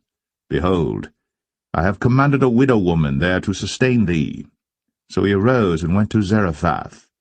And when he came to the gate of the city, behold, the widow woman was there gathering of sticks. And he called to her, and said, Fetch me, I pray thee, a little water in a vessel, that I may drink. And as she was going to fetch it, he called to her, and said, Bring me, I pray thee, a morsel of bread in thine hand. And she said, As the Lord thy God liveth, I have not a cake, but an handful of meal in a barrel, and a little oil in a cruse, and behold, I am gathering 2 sticks, that I may go in and dress it for me, and my son, that we may eat it, and die. And Elijah said unto her, Fear not, go and do as thou hast said, but make me thereof a little cake first, and bring it unto me, and after make for thee and for thy son. For thus saith the Lord God of Israel, The barrel of meal shall not waste, neither shall the cruse of oil fail, until the day that the Lord sendeth rain upon the earth. And she went and did according to the saying of Elijah, and she and he and her house did eat many days. And the barrel of meal wasted not, neither did the cruse of oil fail, according to the word of the Lord which he spake by Elijah. And it came to pass after these things, that the son of the woman, the mistress of the house, fell sick, and his sickness was so sore, that there was no breath left in him. And she said unto Elijah, What have I to do with thee, O thou man of God? Art thou come unto me to call my sin to remembrance, and to slay my son? And he said unto her, Give me thy son. And he took him out of her bosom, and carried him up into a loft, where he abode, and laid him upon his own bed. And he cried unto the Lord, and said, O Lord my God, hast thou also brought evil upon the widow with whom I sojourn, by slaying her son? And he stretched himself upon the child 3 times, and cried unto the Lord, and said, O Lord my God, I pray thee, let this child's soul come into him again. And the Lord heard the voice of Elijah, and the soul of the child came into him again, and he revived. And Elijah took the child, and brought him down out of the chamber into the house, and delivered him unto his mother. And Elijah said, See, thy son liveth. And the woman said to Elijah, Now by this I know that thou art a man of God, and that the word of the Lord in thy mouth is truth.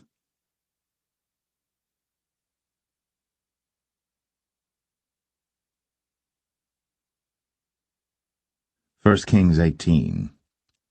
And it came to pass, after many days, that the word of the Lord came to Elijah in the 3rd year, saying, Go, show thyself unto Ahab, and I will send rain upon the earth. And Elijah went to show himself unto Ahab. And there was a sore famine in Samaria. And Ahab called Obadiah, which was the governor of his house. Now Obadiah feared the Lord greatly. For it was so, when Jezebel cut off the prophets of the Lord, that Obadiah took 100 prophets, and hid them by 50 in a cave, and fed them with bread and water. And Ahab said unto Obadiah, Go into the land, unto all fountains of water, and unto all brooks. Peradventure we may find grass to save the horses and mules alive, that we lose not all the beasts. So they divided the land between them to pass throughout it. Ahab went one way by himself, and Obadiah went another way by himself.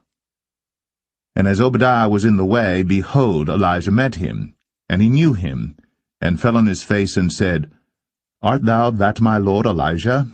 And he answered him, I am. Go tell thy lord, Behold, Elijah is here. And he said, What have I sinned that thou wouldst deliver thy servant into the hand of Ahab, to slay me? As the Lord thy God liveth, there is no nation or kingdom whither my lord hath not sent to seek thee. And when they said, He is not there, he took an oath of the kingdom and nation that they found thee not. And now thou sayest, Go tell thy lord, Behold, Elijah is here. And it shall come to pass, as soon as I am gone from thee, that the Spirit of the Lord shall carry thee whither I know not. And so when I come and tell Ahab, and he cannot find thee, he shall slay me. But I thy servant fear the Lord from my youth.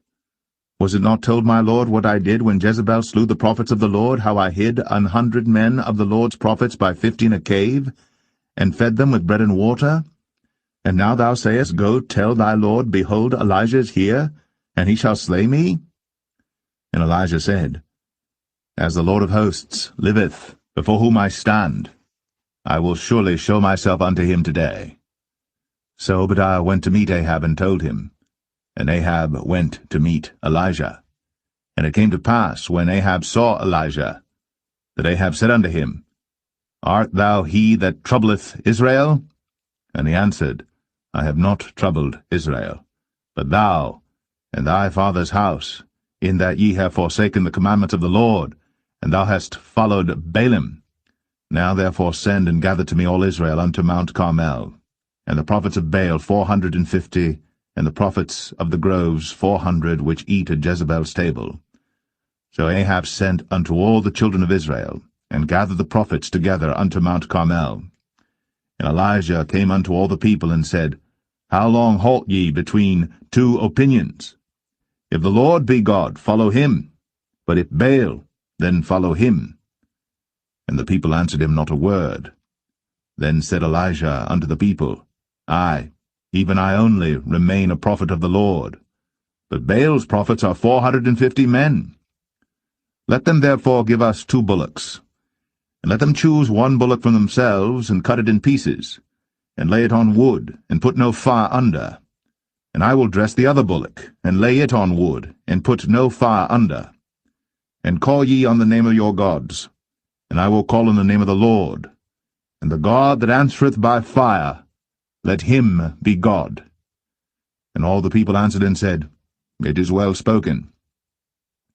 And Elijah said unto the prophets of Baal, Choose you 1 bullock for yourselves, and dress it first, for ye are many, and call on the name of your gods, but put no fire under. And they took the bullock which was given them, and they dressed it, and called on the name of Baal from morning even until noon, saying, O Baal, hear us! But there was no voice, nor any that answered, and they leaped upon the altar which was made. And it came to pass at noon that Elijah mocked them, and said, Cry aloud, for he is a god.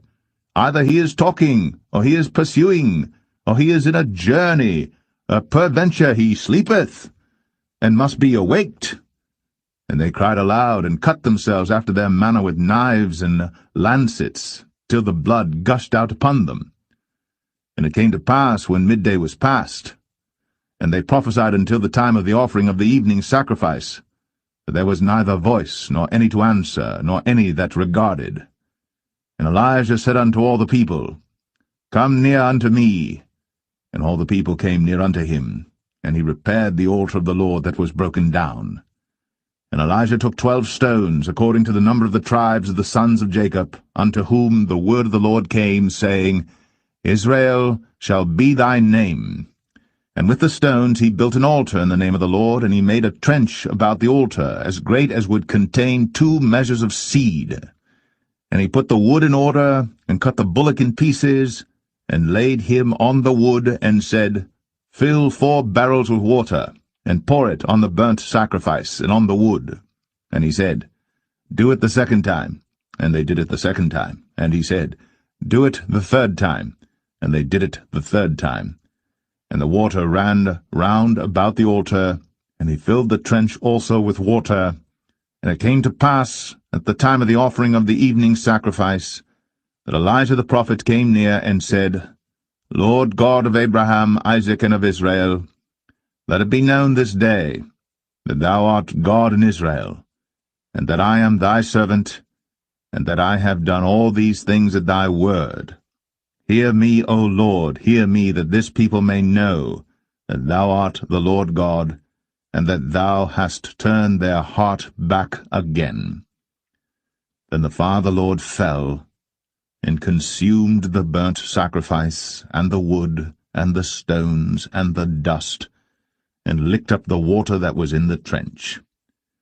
And when all the people saw it, They fell on their faces, and they said, The Lord, He is the God. The Lord, He is the God. And Elijah said unto them, Take the prophets of Baal, let not one of them escape. And they took them.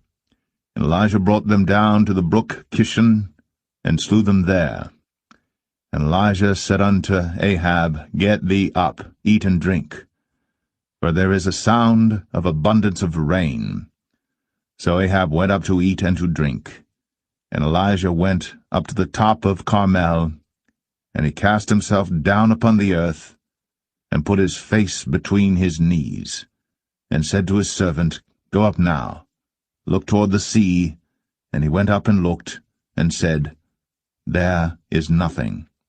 And he said, Go again 7 times. And it came to pass at the 7th time that he said, Behold, there ariseth a little cloud out of the sea like a man's hand. And he said, Go up, say unto Ahab, Prepare thy chariot, and get thee down, that the rain stop thee not. And it came to pass in the meanwhile that the heaven was black with clouds and wind, and there was a great rain. And Ahab rode, and went to Jezreel. And the hand of the Lord was on Elijah, and he girded up his loins, and ran before Ahab to the entrance of Jezreel.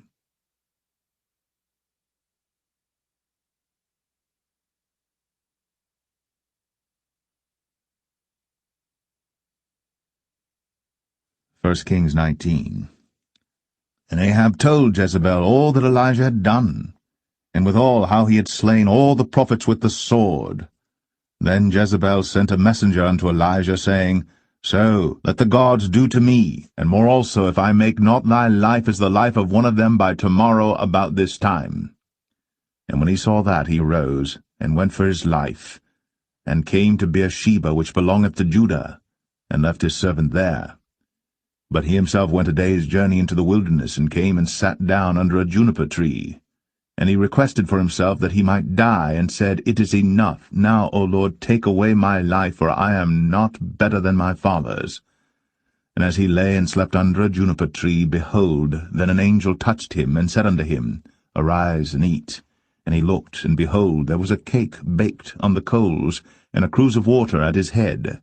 And he did eat and drink, and laid him down again. And the angel of the Lord came again the 2nd time, and touched him, and said, Arise and eat, because the journey is too great for thee. And he arose and did eat and drink, and went in the strength of that meat 40 days, and 40 nights, unto Horeb the mount of God. And he came thither unto a cave, and lodged there. And behold, the word of the Lord came to him, and he said unto him, What doest thou here, Elijah? And he said, I have been very jealous for the Lord God of hosts, for the children of Israel have forsaken thy covenant, thrown down thine altars, and slain thy prophets with the sword, and I, even I only am left, and they seek my life to take it away. And he said, Go forth, and stand upon the mount before the Lord. And behold, the Lord passed by, and a great and strong wind rent the mountains, and brake in pieces the rocks before the Lord. But the Lord was not in the wind. And after the wind, an earthquake. But the Lord was not in the earthquake. And after the earthquake, a fire. But the Lord was not in the fire. And after the fire, a still, small voice. And it was so, when Elijah heard it, that he wrapped his face in his mantle, and went out, and stood in the entering in of the cave. And behold, there came a voice unto him, and said, What doest thou here, Elijah? And he said, I have been very jealous for the Lord God of hosts, because the children of Israel have forsaken thy covenant, thrown down thine altars, and slain thy prophets with the sword, and I, even I only, am left. And they seek my life, to take it away.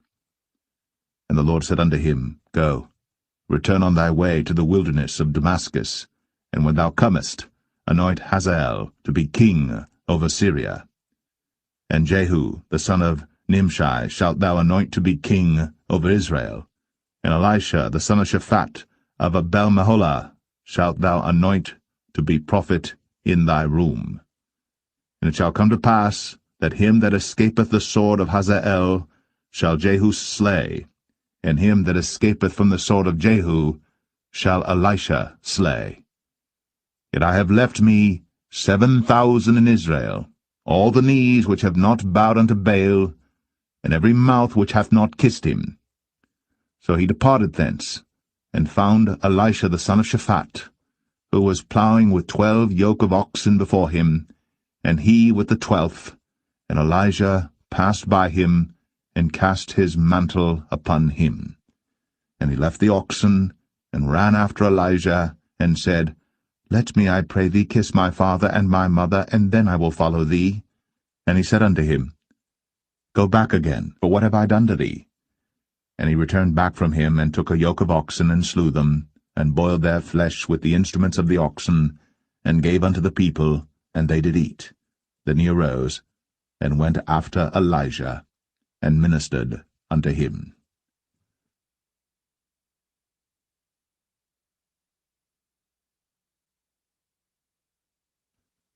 1 Kings 20.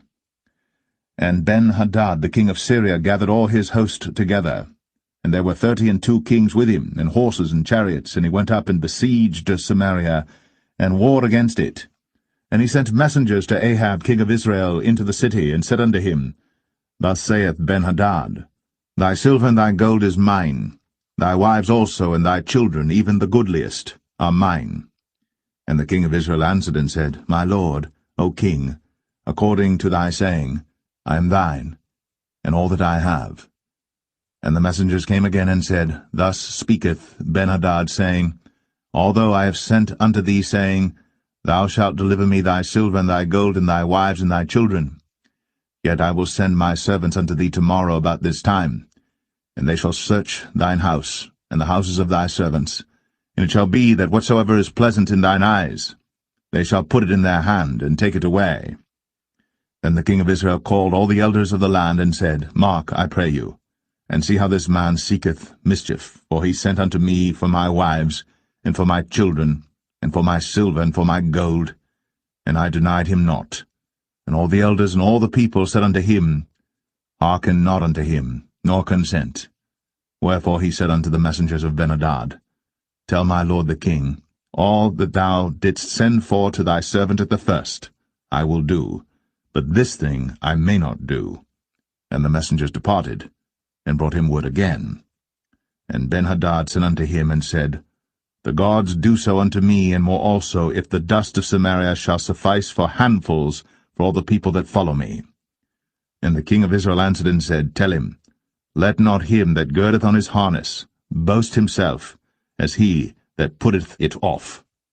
And it came to pass, when Ben-Hadad heard this message, as he was drinking, he and the kings in the pavilions, that he said unto his servants, Set yourselves in array.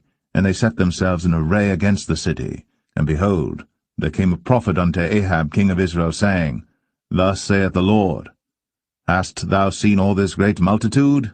Behold, I will deliver it into thine hand this day, and thou shalt know that I am the Lord. And Ahab said, By whom?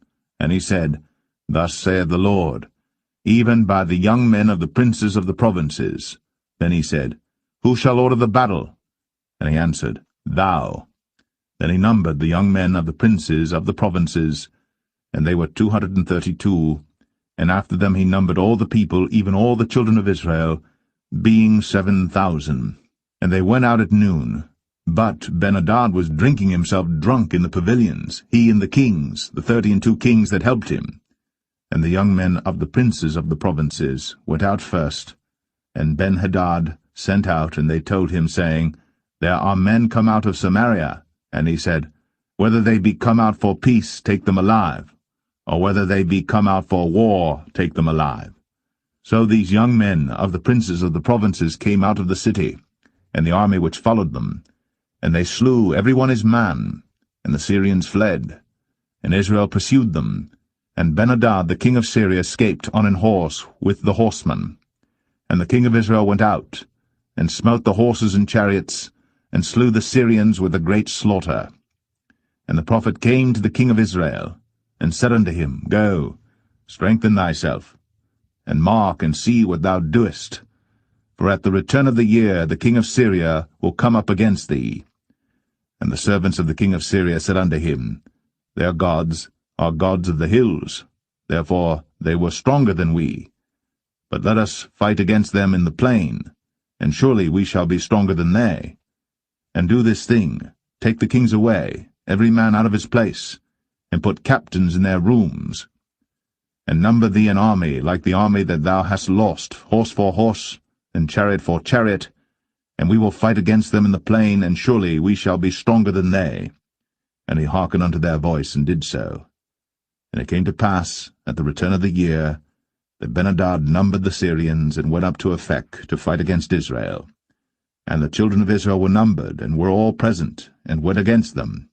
And the children of Israel pitched before them like two little flocks of kids, but the Syrians filled the country. And there came a man of God, and spake unto the king of Israel, and said, Thus saith the Lord, Because the Syrians have said, The Lord is God of the hills, but he is not God of the valleys. Therefore will I deliver all this great multitude into thine hand, and ye shall know that I am the Lord. And they pitched one over against the other 7 days, and so it was, that in the 7th day the battle was joined, and the children of Israel slew of the Syrians 100,000 footmen in 1 day. But the rest fled to Aphek into the city, and there a wall fell upon 27,000 of the men that were left. And Benhadad fled, and came into the city, into an inner chamber. And his servants said unto him, Behold now, we have heard that the kings of the house of Israel are merciful kings. Let us, I pray thee, put sackcloth on our loins, and ropes upon our heads, and go out to the king of Israel. Peradventure he will save thy life. So they girded sackcloth on their loins, and put ropes on their heads, and came to the king of Israel, and said, Thy servant Benhadad saith, I pray thee, let me live. And he said, Is he yet alive? He is my brother. Now the men did diligently observe whether anything would come from him, and did hastily catch it. And they said, Thy brother Benhadad. Then he said, Go ye, bring him. Then Benhadad came forth to him, and he caused him to come up into the chariot. And Benhadad said unto him, The cities which my father took from thy father I will restore, and thou shalt make streets for thee in Damascus, as my father made in Samaria. Then said Ahab, I will send thee away with this covenant. So he made a covenant with him, and sent him away. And a certain man of the sons of the prophets said unto his neighbor in the word of the Lord, Smite me, I pray thee. And the man refused to smite him. Then said he unto him, Because thou hast not obeyed the voice of the Lord, behold, as soon as thou art departed from me, a lion shall slay thee. And as soon as he was departed from him, a lion found him, and slew him. Then he found another man, and said, Smite me, I pray thee. And the man smote him, so that in smiting he wounded him. So the prophet departed, and waited for the king by the way, and disguised himself with ashes upon his face. And as the king passed by, he cried unto the king, and he said, Thy servant went out into the midst of the battle, and behold, a man turned aside, and brought a man unto me, and said, Keep this man. If by any means he be missing, then shall thy life be for his life, or else thou shalt pay a talent of silver. And as thy servant was busy here and there, he was gone. And the king of Israel said unto him, So shall thy judgment be. Thyself hast decided it. And he hasted, and took the ashes away from his face. And the king of Israel discerned him that he was of the prophets. And he said unto him, Thus saith the Lord, Because thou hast let go out of thy hand a man whom I appointed to utter destruction, therefore thy life shall go for his life, and thy people for his people. And the king of Israel went to his house, heavy and displeased, and came to Samaria.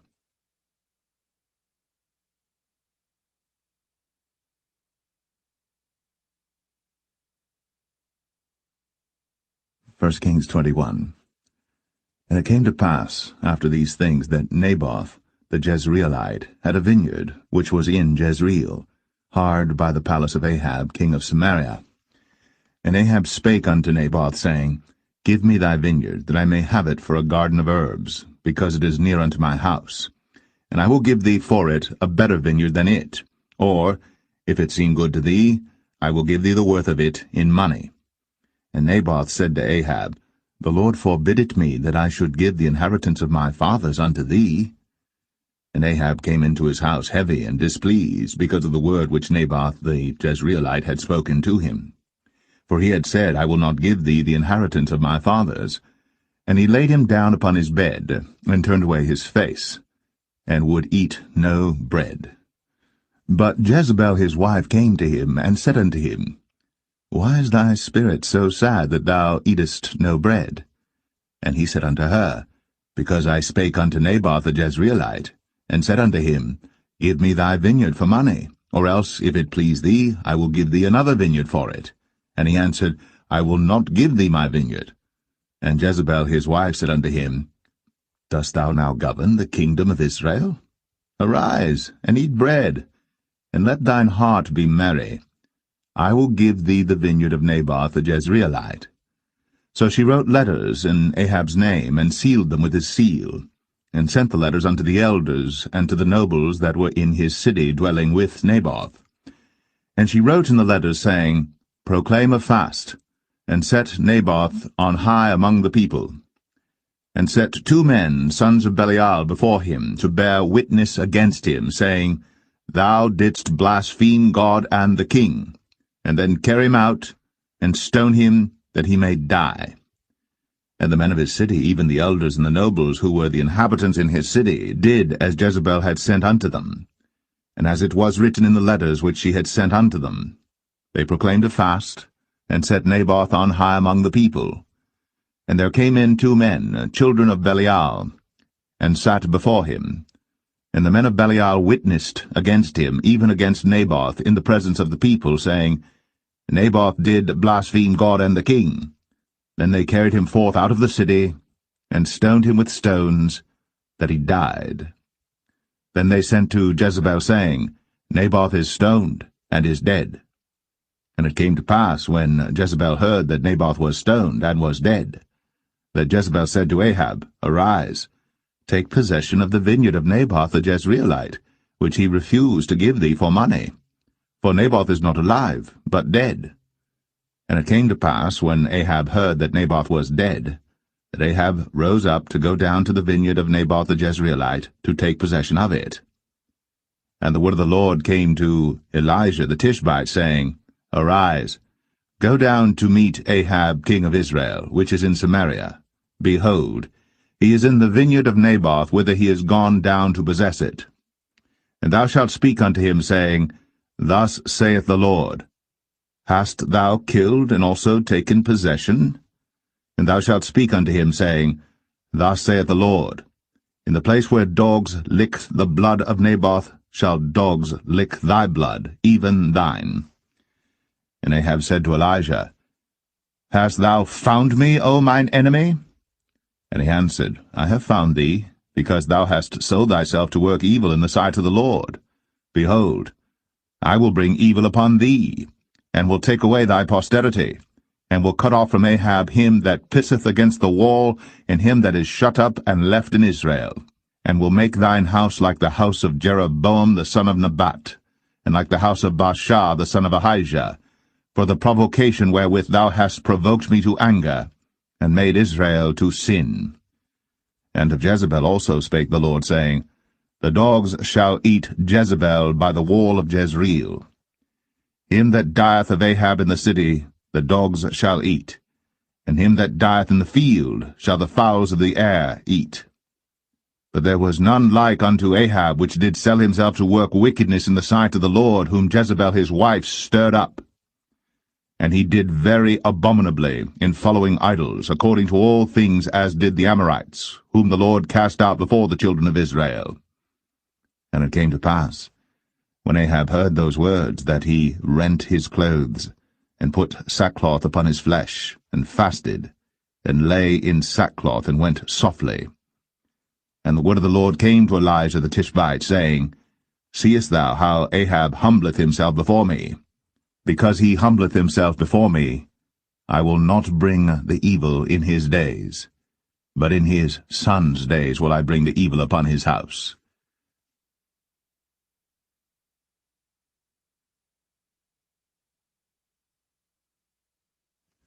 1 Kings 22. And they continued 3 years without war between Syria and Israel. And it came to pass in the 3rd year that Jehoshaphat the king of Judah came down to the king of Israel.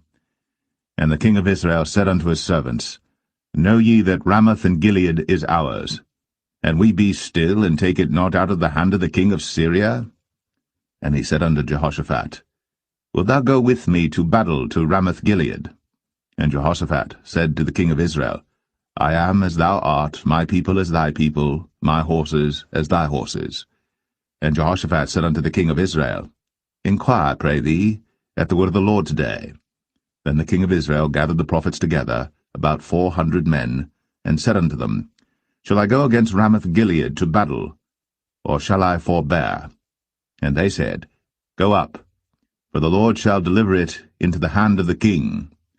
And Jehoshaphat said, Is there not here a prophet of the Lord besides, that we might inquire of him? And the king of Israel said unto Jehoshaphat, There is yet one man, Micaiah the son of Imlah, by whom we may inquire of the Lord. But I hate him, for he doth not prophesy good concerning me, but evil. And Jehoshaphat said, Let not the king say so. Then the king of Israel called an officer, and said, Hasten hither Micaiah the son of Imlah. And the king of Israel and Jehoshaphat the king of Judah sat each on his throne, having put on their robes in a void place in the entrance of the gate of Samaria. And all the prophets prophesied before them. And Zedekiah the son of Chenaanah made him horns of iron, and he said, Thus saith the Lord, With these shalt thou push the Syrians until thou have consumed them. And all the prophets prophesied so, saying, Go up to Ramoth Gilead, and prosper, for the Lord shall deliver it into the king's hand. And the messenger that was gone to call Micaiah spake unto him, saying, Behold now, the words of the prophets declare good unto the king with one mouth. Let thy word, I pray thee, be like the word of one of them, and speak that which is good. And Micaiah said, As the Lord liveth, what the Lord saith unto me, that will I speak. So he came to the king. And the king said unto him, Micaiah, shall we go against Ramoth Gilead to battle, or shall we forbear? And he answered him, Go, and prosper, for the Lord shall deliver it into the hand of the king. And the king said unto him, How many times shall I adjure thee that thou tell me nothing but that which is true in the name of the Lord? And he said, I saw all Israel scattered upon the hills, as sheep that have not a shepherd. And the Lord said, These have no master. Let them return every man to his house in peace. And the king of Israel said unto Jehoshaphat, Did I not tell thee that he would prophesy no good concerning me, but evil? And he said, Hear thou therefore the word of the Lord. I saw the Lord sitting on his throne, and all the host of heaven standing by him on his right hand and on his left. And the Lord said, Who shall persuade Ahab that he may go up and fall at Ramoth Gilead? And one said on this manner, and another said on that manner. And there came forth a spirit, and stood before the Lord, and said, I will persuade him. And the Lord said unto him, Wherewith? And he said, I will go forth, and I will be a lying spirit in the mouth of all his prophets. And he said, Thou shalt persuade him, and prevail also. Go forth, and do so. Now therefore, behold, the Lord hath put a lying spirit in the mouth of all these thy prophets, and the Lord hath spoken evil concerning thee. But Zedekiah the son of Chenaanah went near, and smote Micaiah on the cheek, and said, Which way went the Spirit of the Lord from me to speak unto thee?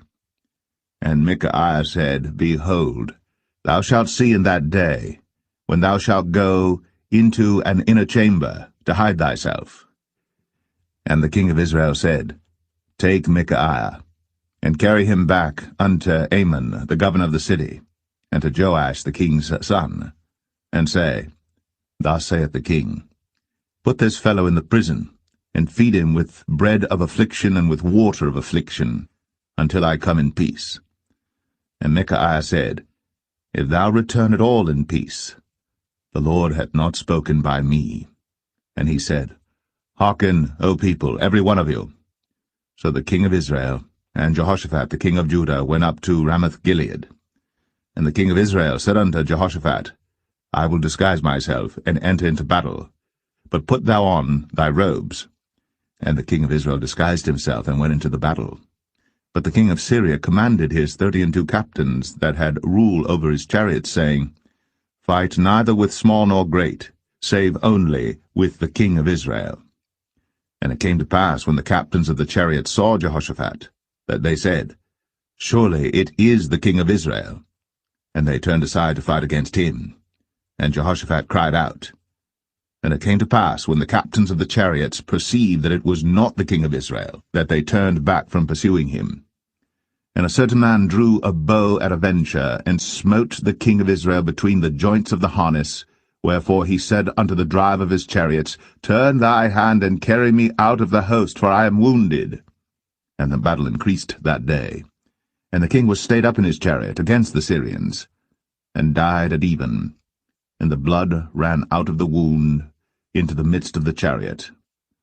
And there went a proclamation throughout the host about the going down of the sun, saying, Every man to his city, and every man to his own country. So the king died, and was brought to Samaria, and they buried the king in Samaria. And one washed the chariot in the pool of Samaria, and the dogs licked up his blood, and they washed his armor, according unto the word of the Lord which he spake. Now the rest of the acts of Ahab, and all that he did, and the ivory house which he made, and all the cities that he built, are they not written in the book of the Chronicles of the kings of Israel? So Ahab slept with his fathers, and Ahaziah his son reigned in his stead. And Jehoshaphat the son of Asa began to reign over Judah in the 4th year of Ahab king of Israel. Jehoshaphat was 35 years old when he began to reign, and he reigned 25 years in Jerusalem. And his mother's name was Azubah, the daughter of Shilhi. And he walked in all the ways of Asa his father. He turned not aside from it, doing that which was right in the eyes of the Lord. Nevertheless the high places were not taken away, but the people offered and burnt incense yet in the high places. And Jehoshaphat made peace with the king of Israel. Now the rest of the acts of Jehoshaphat, and his might that he showed, and how he warred, are they not written in the book of the Chronicles of the kings of Judah? And the remnant of the Sodomites, which remained in the days of his father Asa, he took out of the land. There was then no king in Edom, a deputy was king. Jehoshaphat made ships of Tarshish to go to Ophir for gold, but they went not, for the ships were broken at Ezion-Geber. Then said Ahaziah the son of Ahab unto Jehoshaphat, Let my servants go with thy servants in the ships. But Jehoshaphat would not. And Jehoshaphat slept with his fathers, and was buried with his fathers in the city of David his father. And Jehoram his son reigned in his stead. Ahaziah the son of Ahab began to reign over Israel in Samaria the 17th year of Jehoshaphat king of Judah, and reigned 2 years over Israel.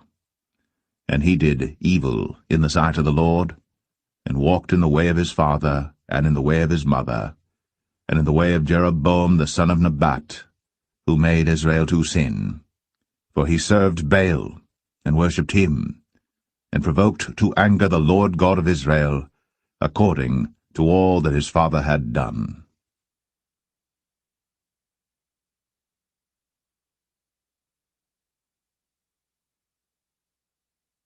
The Second Book of Kings, Chapter 1. Then Moab rebelled against Israel after the death of Ahab.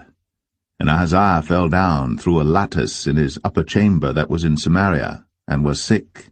And he sent messengers, and said unto them, Go, inquire of Baal-zebub, the god of Ekron, whether I shall recover of this disease. But the angel of the Lord said to Elijah the Tishbite, Arise, go up to meet the messengers of the king of Samaria, and say unto them, Is it not because there is not a God in Israel that ye go to inquire of Baal-zebub, the god of Ekron? Now therefore thus saith the Lord, Thou shalt not come down from that bed on which thou art gone up, but shalt surely die. And Elijah departed. And when the messengers turned back unto him, he said unto them, Why are ye now turned back? And they said unto him, There came a man up to meet us, and said unto us, Go, turn again unto the king that sent you, and say unto him, Thus saith the Lord, Is it not because there is not a God in Israel that thou sendest to inquire of Baal-zebub the god of Ekron? Therefore thou shalt not come down from that bed on which thou art gone up, but shalt surely die. And he said unto them, What manner of man was he which came up to meet you, and told you these words? And they answered him, He was an hairy man, and girt with a girdle of leather about his loins. And he said, It is Elijah the Tishbite. Then the king sent unto him a captain of 50 with his 50. And he went up to him, and behold, he sat on the top of an hill. And he spake unto him, Thou man of God, the king hath said, Come down. And Elijah answered and said to the captain of 50, If I be a man of God, then let fire come down from heaven, and consume thee and thy 50. And there came down fire from heaven, and consumed him and his 50. Again also he sent unto him another captain of 50 with his 50. And he answered and said unto him, O man of God, thus hath the king said, Come down quickly. And Elijah answered and said unto them, If I be a man of God, let fire come down from heaven, and consume thee and thy 50. And the fire of God came down from heaven, and consumed him and his 50. And he sent again a captain of the third 50 with his 50. And the third captain of the 50 went up, and came and fell on his knees before Elijah, and besought him, and said unto him, O man of God, I pray thee, let my life and the life of these 50 thy servants be precious in thy sight. Behold, there came fire down from heaven, and burnt up the 2 captains of the former 50s with their 50s. Therefore let my life now be precious in thy sight. And the angel of the Lord said unto Elijah, Go down with him, be not afraid of him. And he arose, and went down with him unto the king. And he said unto him, Thus saith the Lord, Forasmuch as thou hast sent messengers to inquire of Baal-zebub the god of Ekron, is it not because there is no God in Israel to inquire of his word? Therefore thou shalt not come down off that bed on which thou art gone up, but shalt surely die.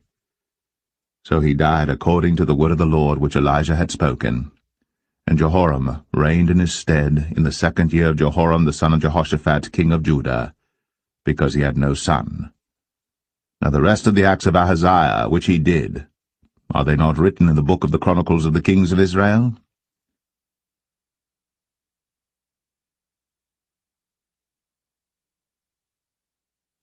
2 Kings 2.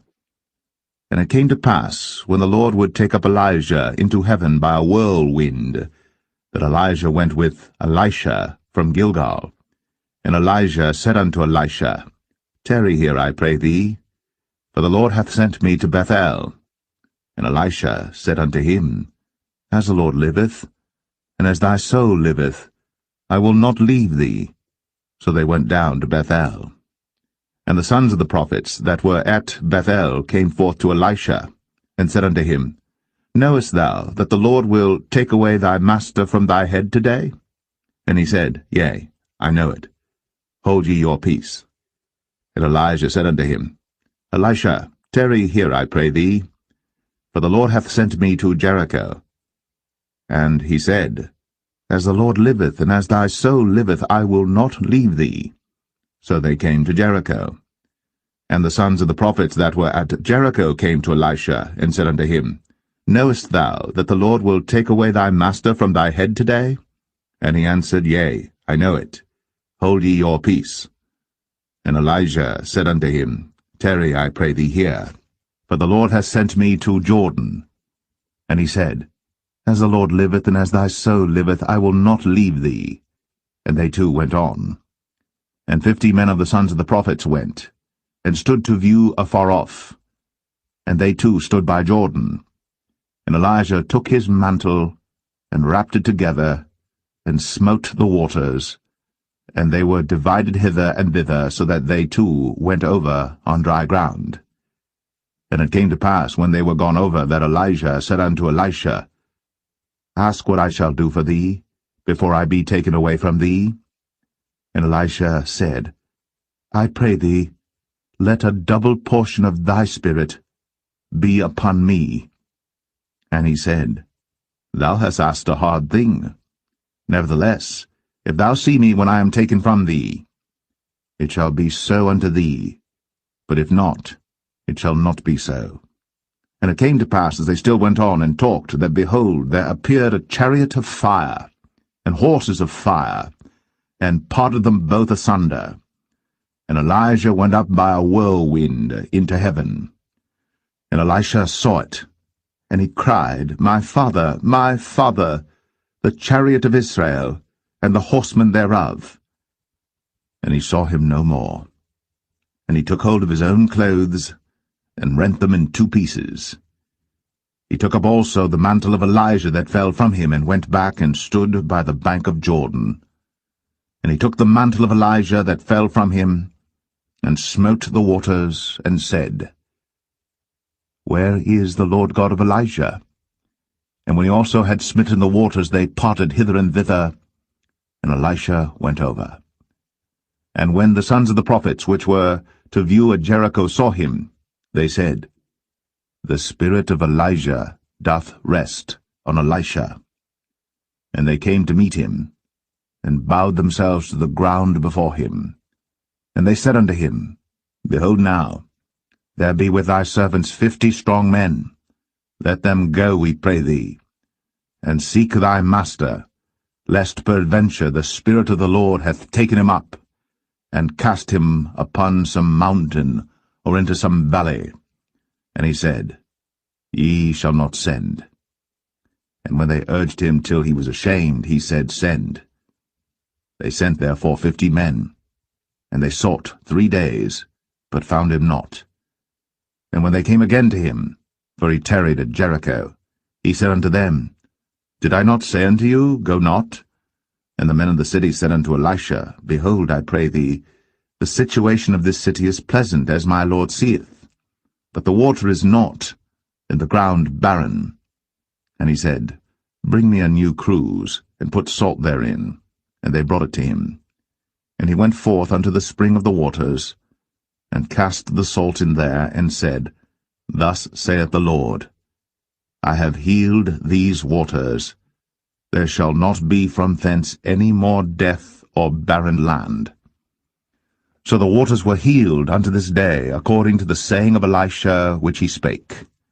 And he went up from thence unto Bethel, and as he was going up by the way, there came forth little children out of the city, and mocked him, and said unto him, Go up, thou bald head, go up, thou bald head.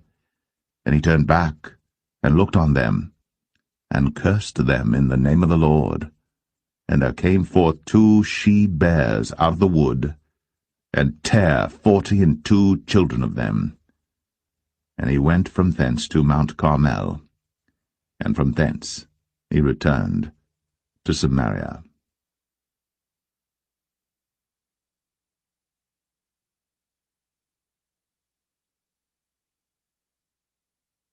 Second Kings 3.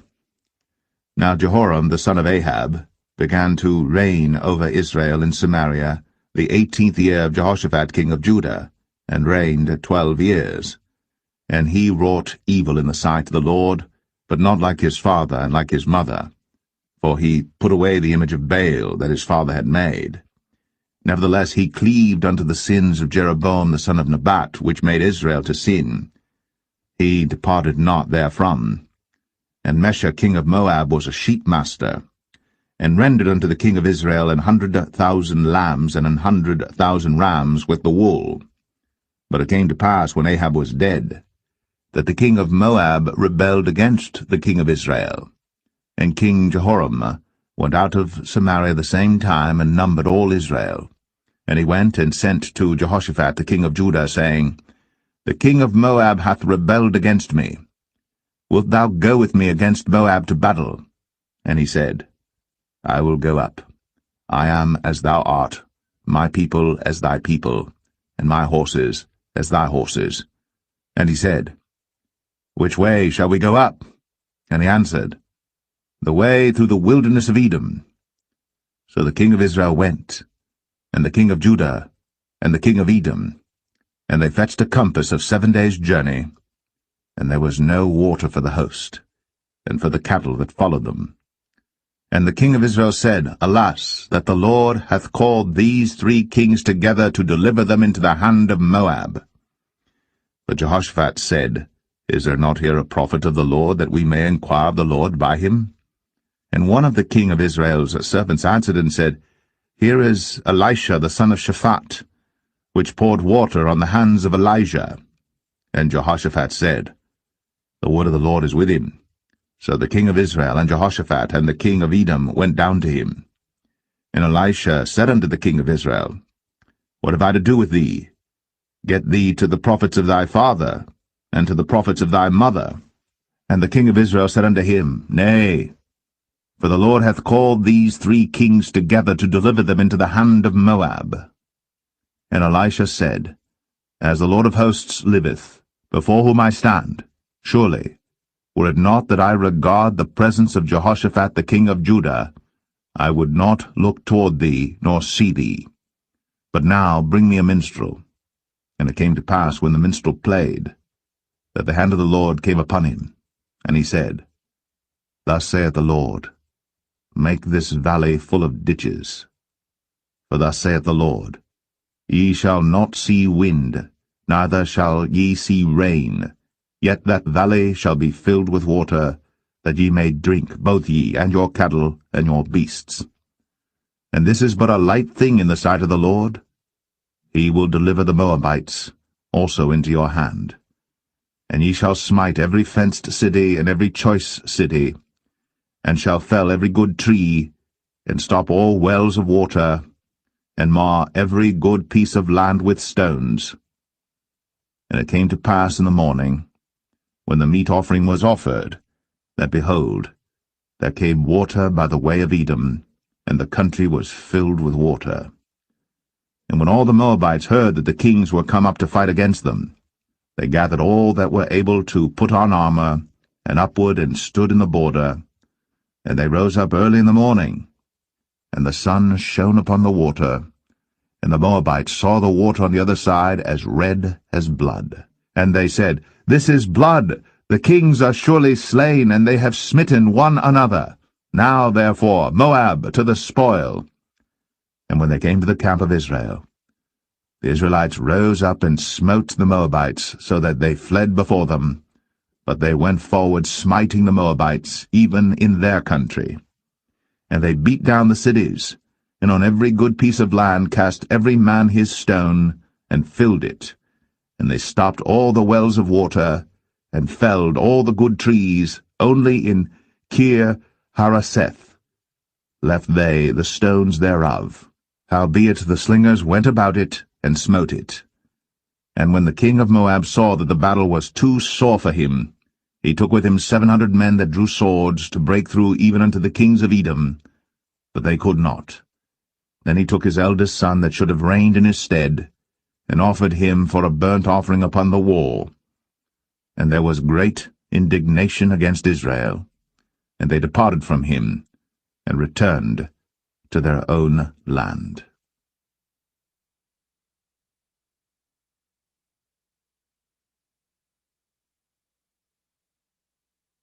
2 Kings 4. Now there cried a certain woman of the wives of the sons of the prophets unto Elisha, saying, Thy servant my husband is dead, and thou knowest that thy servant did fear the Lord, and the creditors come to take unto him my 2 sons to be bondmen. And Elisha said unto her, What shall I do for thee? Tell me, what hast thou in the house? And she said, Thine handmaid hath not anything in the house, save a pot of oil. Then he said, Go borrow thee vessels abroad of all thy neighbors, even empty vessels, borrow not a few. And when thou art come in, thou shalt shut the door upon thee and upon thy sons, and shalt pour out into all those vessels, and thou shalt set aside that which is full. So she went from him, and shut the door upon her and upon her sons, who brought the vessels to her, and she poured out. And it came to pass, when the vessels were full, that she said unto her son, Bring me yet a vessel. And he said unto her, There is not a vessel more. And the oil stayed. Then she came and told the man of God, and he said, Go sell the oil, and pay thy debt, and live thou and thy children of the rest. And it fell on a day that Elisha passed to Shunem, where was a great woman, and she constrained him to eat bread. And so it was, that as oft as he passed by, he turned in thither to eat bread. And she said unto her husband, Behold now, I perceive that this is an holy man of God, which passeth by us continually. Let us make a little chamber, I pray thee, on the wall, and let us set for him there a bed, and a table, and a stool, and a candlestick. And it shall be, when he cometh to us, that he shall turn in thither. And it fell on a day that he came thither, and he turned into the chamber, and lay there. And he said to Gehazi his servant, Call this Shunammite. And when he had called her, she stood before him. And he said unto him, Say now unto her, Behold, thou hast been careful for us with all this care. What is to be done for thee? Wouldest thou be spoken for to the king or to the captain of the host? And she answered, I dwell among mine own people. And he said, What then is to be done for her? And Gehazi answered, Verily, she hath no child, and her husband is old. And he said, Call her. And when he had called her, she stood in the door. And he said, About this season, according to the time of life, thou shalt embrace a son. And she said, Nay, my lord, thou man of God, do not lie unto thine handmaid. And the woman conceived, and bare a son at that season that Elisha had said unto her, according to the time of life. And when the child was grown, it fell on a day that he went out to his father to the reapers. And he said unto his father, My head, my head. And he said to a lad, Carry him to his mother. And when he had taken him, and brought him to his mother, he sat on her knees till noon, and then died.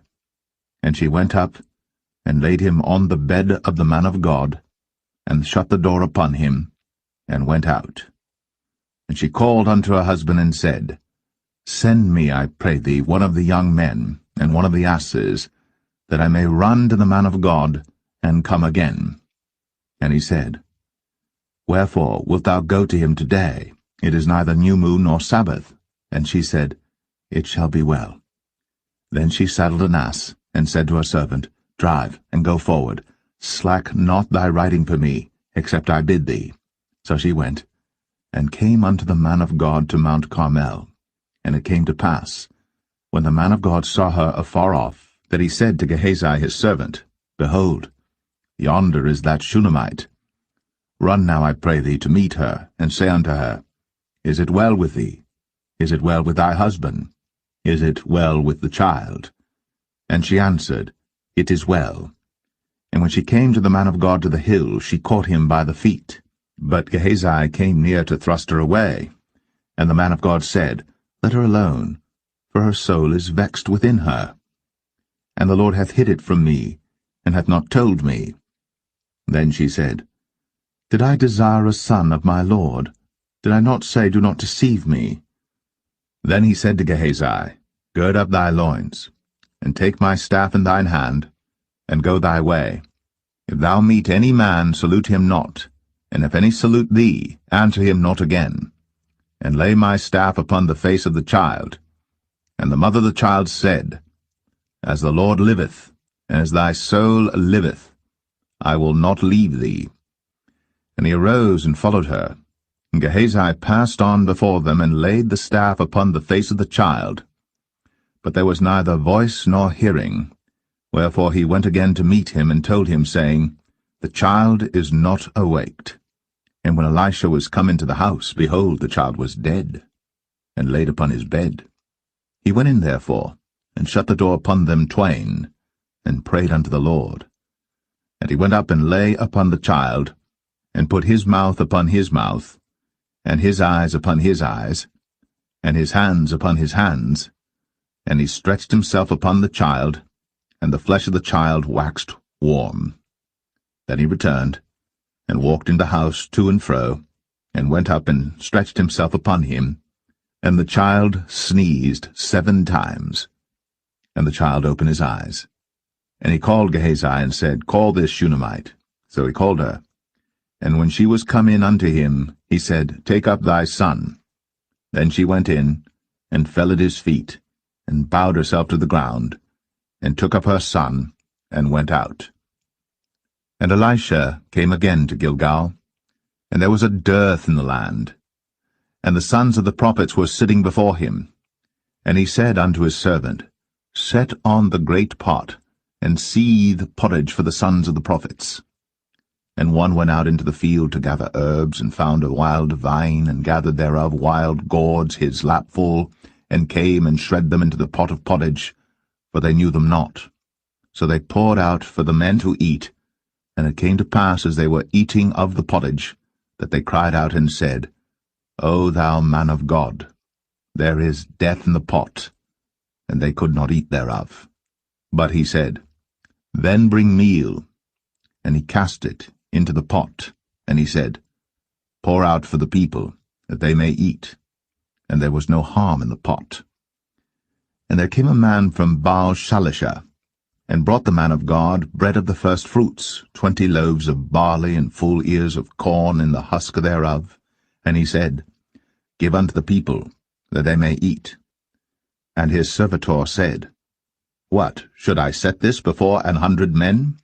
He said again, Give the people, that they may eat.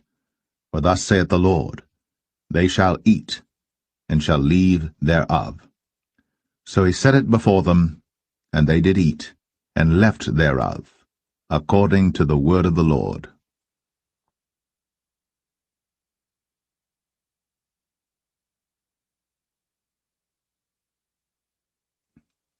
2 Kings 5. Now Naaman, captain of the host of the king of Syria, was a great man with his master, and honorable, because by him the Lord had given deliverance unto Syria. He was also a mighty man in valor, but he was a leper. And the Syrians had gone out by companies, and had brought away captive out of the land of Israel a little maid, and she waited on Naaman's wife.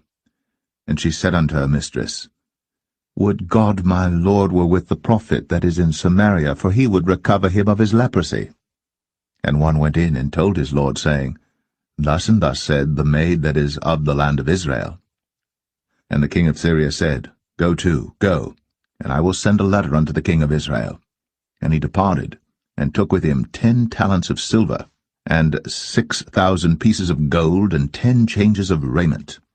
And he brought the letter to the king of Israel, saying, Now when this letter is come unto thee, behold, I have therewith sent Naaman my servant to thee, that thou mayest recover him of his leprosy. And it came to pass, when the king of Israel had read the letter, that he rent his clothes, and said, Am I God to kill and to make alive, that this man doth send unto me to recover a man of his leprosy? Wherefore consider, I pray you, and see how he seeketh a quarrel against me. And it was so, when Elisha the man of God had heard that the king of Israel had rent his clothes, that he sent to the king, saying, Wherefore hast thou rent thy clothes? Let him come now to me, and he shall know that there is a prophet in Israel. So Naaman came with his horses and with his chariot, and stood at the door of the house of Elisha. And Elisha sent a messenger unto him, saying, Go, and wash in Jordan 7 times, and thy flesh shall come again to thee, and thou shalt be clean. But Naaman was wroth, and went away, and said, Behold, I thought, he will surely come out to me, and stand, and call on the name of the Lord his God, and strike his hand over the place, and recover the leper. Are not Abana and Pharpar, rivers of Damascus, better than all the waters of Israel? May I not wash in them and be clean? So he turned, and went away in a rage. And his servants came near, and spake unto him, and said, My father, if the prophet had bid thee do some great thing, wouldst thou not have done it? How much rather then, when he saith to thee, Wash and be clean? Then went he down, and dipped himself 7 times in Jordan, according to the saying of the man of God. And his flesh came again like unto the flesh of a little child, and he was clean. And he returned to the man of God, he and all his company, and came and stood before him. And he said, Behold, now I know that there is no God in all the earth, but in Israel. Now therefore, I pray thee, take a blessing of thy servant. But he said, As the Lord liveth, before whom I stand, I will receive none. And he urged him to take it, but he refused. And Naaman said, Shall there not then, I pray thee, be given to thy servant 2 mules burden of earth? For thy servant will henceforth offer neither burnt offering nor sacrifice unto other gods, but unto the Lord. In this thing the Lord pardon thy servant, that when my master goeth into the house of Rimmon to worship there, and he leaneth on my hand, and I bow myself in the house of Rimmon, when I bow down myself in the house of Rimmon, the Lord pardon thy servant in this thing. And he said unto him, Go in peace. So he departed from him a little way. But Gehazi, the servant of Elisha, the man of God, said, Behold, my master hath spared Naaman this Syrian in not receiving at his hands that which he brought. But as the Lord liveth, I will run after him, and take somewhat of him. So Gehazi followed after Naaman. And when Naaman saw him running after him, he lighted down from the chariot to meet him, and said, Is all well? And he said, All is well. My master hath sent me, saying, Behold, even now there be come to me from Mount Ephraim 2 young men of the sons of the prophets. Give them, I pray thee, a talent of silver, and 2 changes of garments. And Naaman said, Be content, take 2 talents. And he urged him, and bound 2 talents of silver in 2 bags, with 2 changes of garments, and laid them upon 2 of his servants, and they bare them before him. And when he came to the tower, he took them from their hand, and bestowed them in the house. And he let the men go, and they departed. But he went in, and stood before his master. And Elisha said unto him, Whence comest thou, Gehazi? And he said, Thy servant went no whither. And he said unto him, Went not mine heart with thee, when the man turned again from his chariot to meet thee? Is it a time to receive money, and to receive garments and oliveyards, and vineyards, and sheep, and oxen, and menservants, and maidservants? The leprosy therefore of Naaman shall cleave unto thee, and unto thy seed forever. And he went out from his presence, a leper as white as snow.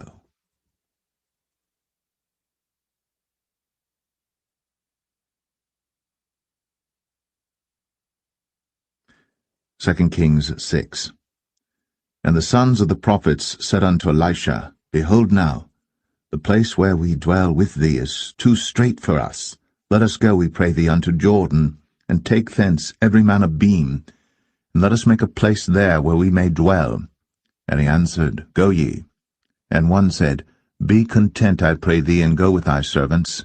And he answered, I will go. So he went with them. And when they came to Jordan, they cut down wood. But as one was felling a beam, the axe head fell into the water. And he cried and said, Alas, master, for it was borrowed. And the man of God said, Where fell it? And he showed him the place. And he cut down a stick, and cast it in thither. And the iron did swim. Therefore said he, Take it up to thee. And he put out his hand, and took it. Then the king of Syria warred against Israel, and took counsel with his servants, saying, In such and such a place shall be my camp. And the man of God sent unto the king of Israel, saying, Beware that thou pass not such a place, for thither the Syrians are come down. And the king of Israel sent to the place which the man of God told him, and warned him of, and saved himself there, not once nor twice. Therefore the heart of the king of Syria was sore troubled for this thing. And he called his servants, and said unto them, Will ye not show me which of us is for the king of Israel? And one of his servants said, None, my lord, O king. But Elisha, the prophet that is in Israel, telleth the king of Israel the words that thou speakest in thy bedchamber. And he said, Go and spy where he is, that I may send and fetch him. And it was told him, saying, Behold, he is in Dothan. Therefore sent he thither horses and chariots and a great host. And they came by night and compassed the city about. And when the servant of the man of God was risen early and gone forth, behold, and host compassed the city both with horses and chariots. And his servant said unto him, Alas, my master, how shall we do? And he answered, Fear not, for they that be with us are more than they that be with them. And Elisha prayed, and said, Lord, I pray thee, open his eyes, that he may see. And the Lord opened the eyes of the young man, and he saw, and behold, the mountain was full of horses and chariots of fire round about Elisha. And when they came down to him, Elisha prayed unto the Lord, and said, Smite this people, I pray thee, with blindness. And he smote them with blindness according to the word of Elisha. And Elisha said unto them, This is not the way, neither is this the city. Follow me, and I will bring you to the man whom ye seek. But he led them to Samaria. And it came to pass, when they were come into Samaria, that Elisha said, Lord, open the eyes of these men, that they may see. And the Lord opened their eyes, and they saw, and behold, they were in the midst of Samaria. And the king of Israel said unto Elisha, when he saw them, My father, shall I smite them? Shall I smite them? And he answered, Thou shalt not smite them. Wouldst thou smite those whom thou hast taken captive with thy sword and with thy bow? Set bread and water before them, that they may eat and drink, and go to their master. And he prepared great provision for them. And when they had eaten and drunk, he sent them away, and they went to their master. So the bands of Syria came no more into the land of Israel. And it came to pass after this, that Ben-Hadad, king of Syria, gathered all his host, and went up, and besieged Samaria.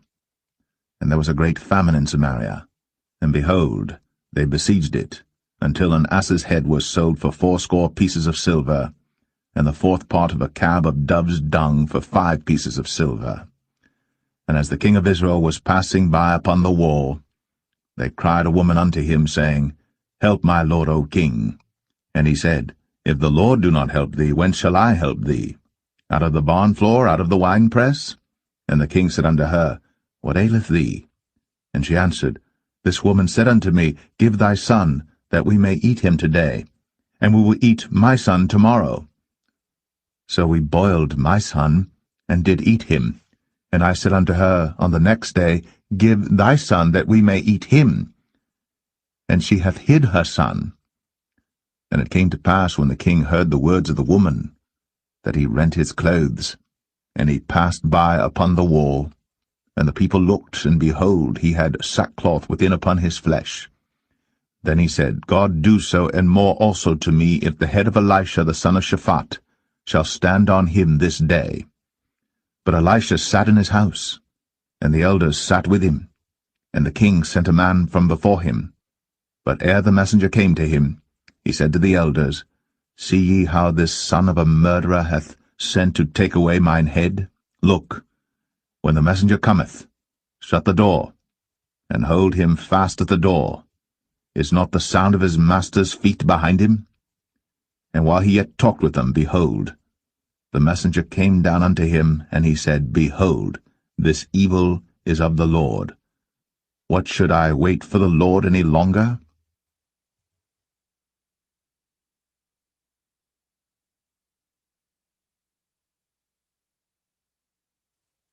Second Kings 7. Then Elisha said, Hear ye the word of the Lord. Thus saith the Lord, Tomorrow about this time shall a measure of fine flour be sold for a shekel, and 2 measures of barley for a shekel, in the gate of Samaria. Then a lord, on whose hand the king leaned, answered the man of God, and said, Behold, if the Lord would make windows in heaven, might this thing be? And he said, Behold, thou shalt see it with thine eyes, but shalt not eat thereof.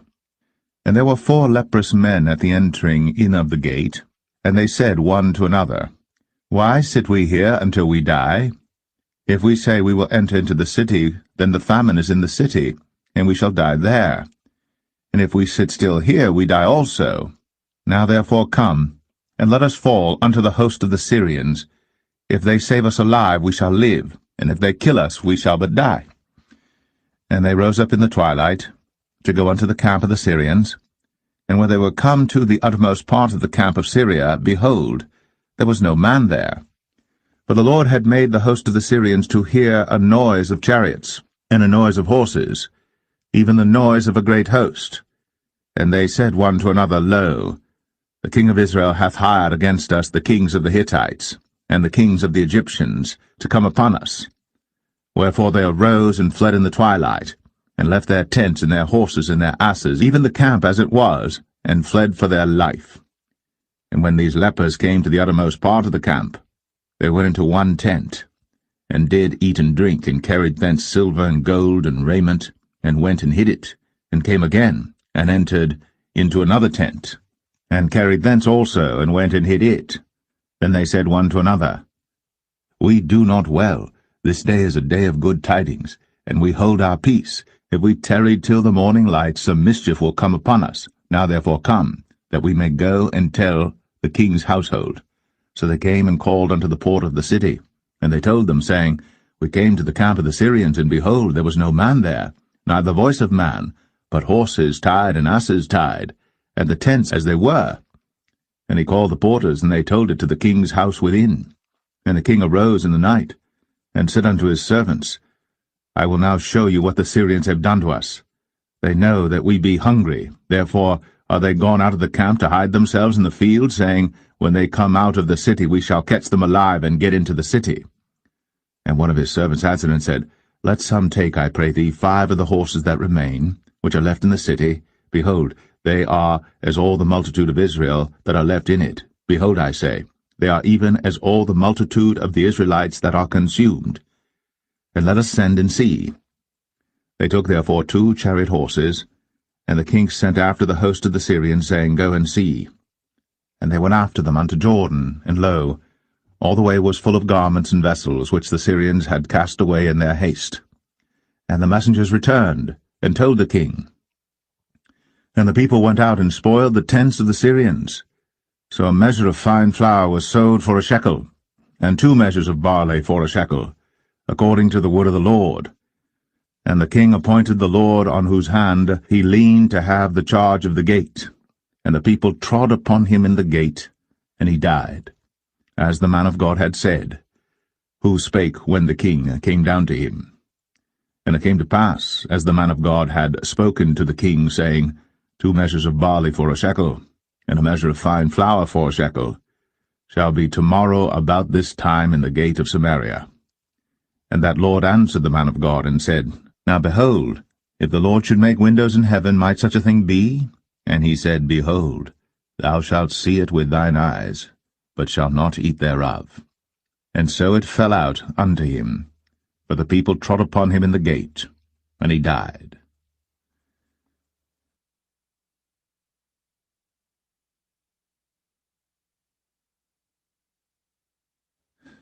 2 Kings 8.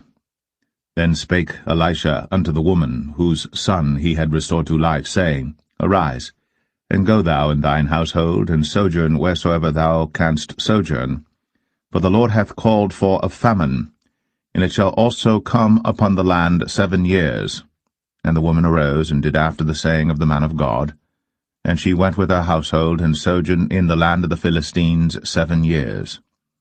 And it came to pass at the 7 years' end, that the woman returned out of the land of the Philistines, and she went forth to cry unto the king for her house and for her land. And the king talked with Gehazi, the servant of the man of God, saying, Tell me, I pray thee, all the great things that Elisha hath done. And it came to pass, as he was telling the king how he had restored a dead body to life, that, behold, the woman, whose son he had restored to life, cried to the king for her house and for her land. And Gehazi said, My lord, O king, this is the woman, and this is her son, whom Elisha restored to life. And when the king asked the woman, she told him. So the king appointed unto her a certain officer, saying, Restore all that was hers, and all the fruits of the field, since the day that she left the land, even until now. And Elisha came to Damascus, and Benhadad the king of Syria was sick, and it was told him, saying, The man of God is come hither. And the king said unto Hazael, Take a present in thine hand, and go, meet the man of God, and inquire of the Lord by him, saying, Shall I recover of this disease? So Hazael went to meet him, and took a present with him, even of every good thing of Damascus, 40 camels' burden, and came and stood before him, and said, Thy son Ben-Hadad, king of Syria, hath sent me to thee, saying, Shall I recover of this disease? And Elisha said unto him, Go, say unto him, Thou mayest certainly recover. Howbeit, the Lord hath shown me that he shall surely die. And he settled his countenance steadfastly, until he was ashamed, and the man of God wept. And Hazael said, Why weepeth my Lord? And he answered, Because I know the evil that thou wilt do unto the children of Israel. Their strongholds wilt thou set on fire, and their young men wilt thou slay with the sword, and wilt dash their children, and rip up their women with child. And Hazael said, But what, is thy servant a dog, that he should do this great thing? And Elisha answered, The Lord hath shown me that thou shalt be king over Syria. So he departed from Elisha, and came to his master, who said to him, What said Elisha to thee? And he answered, He told me that thou shouldst surely recover.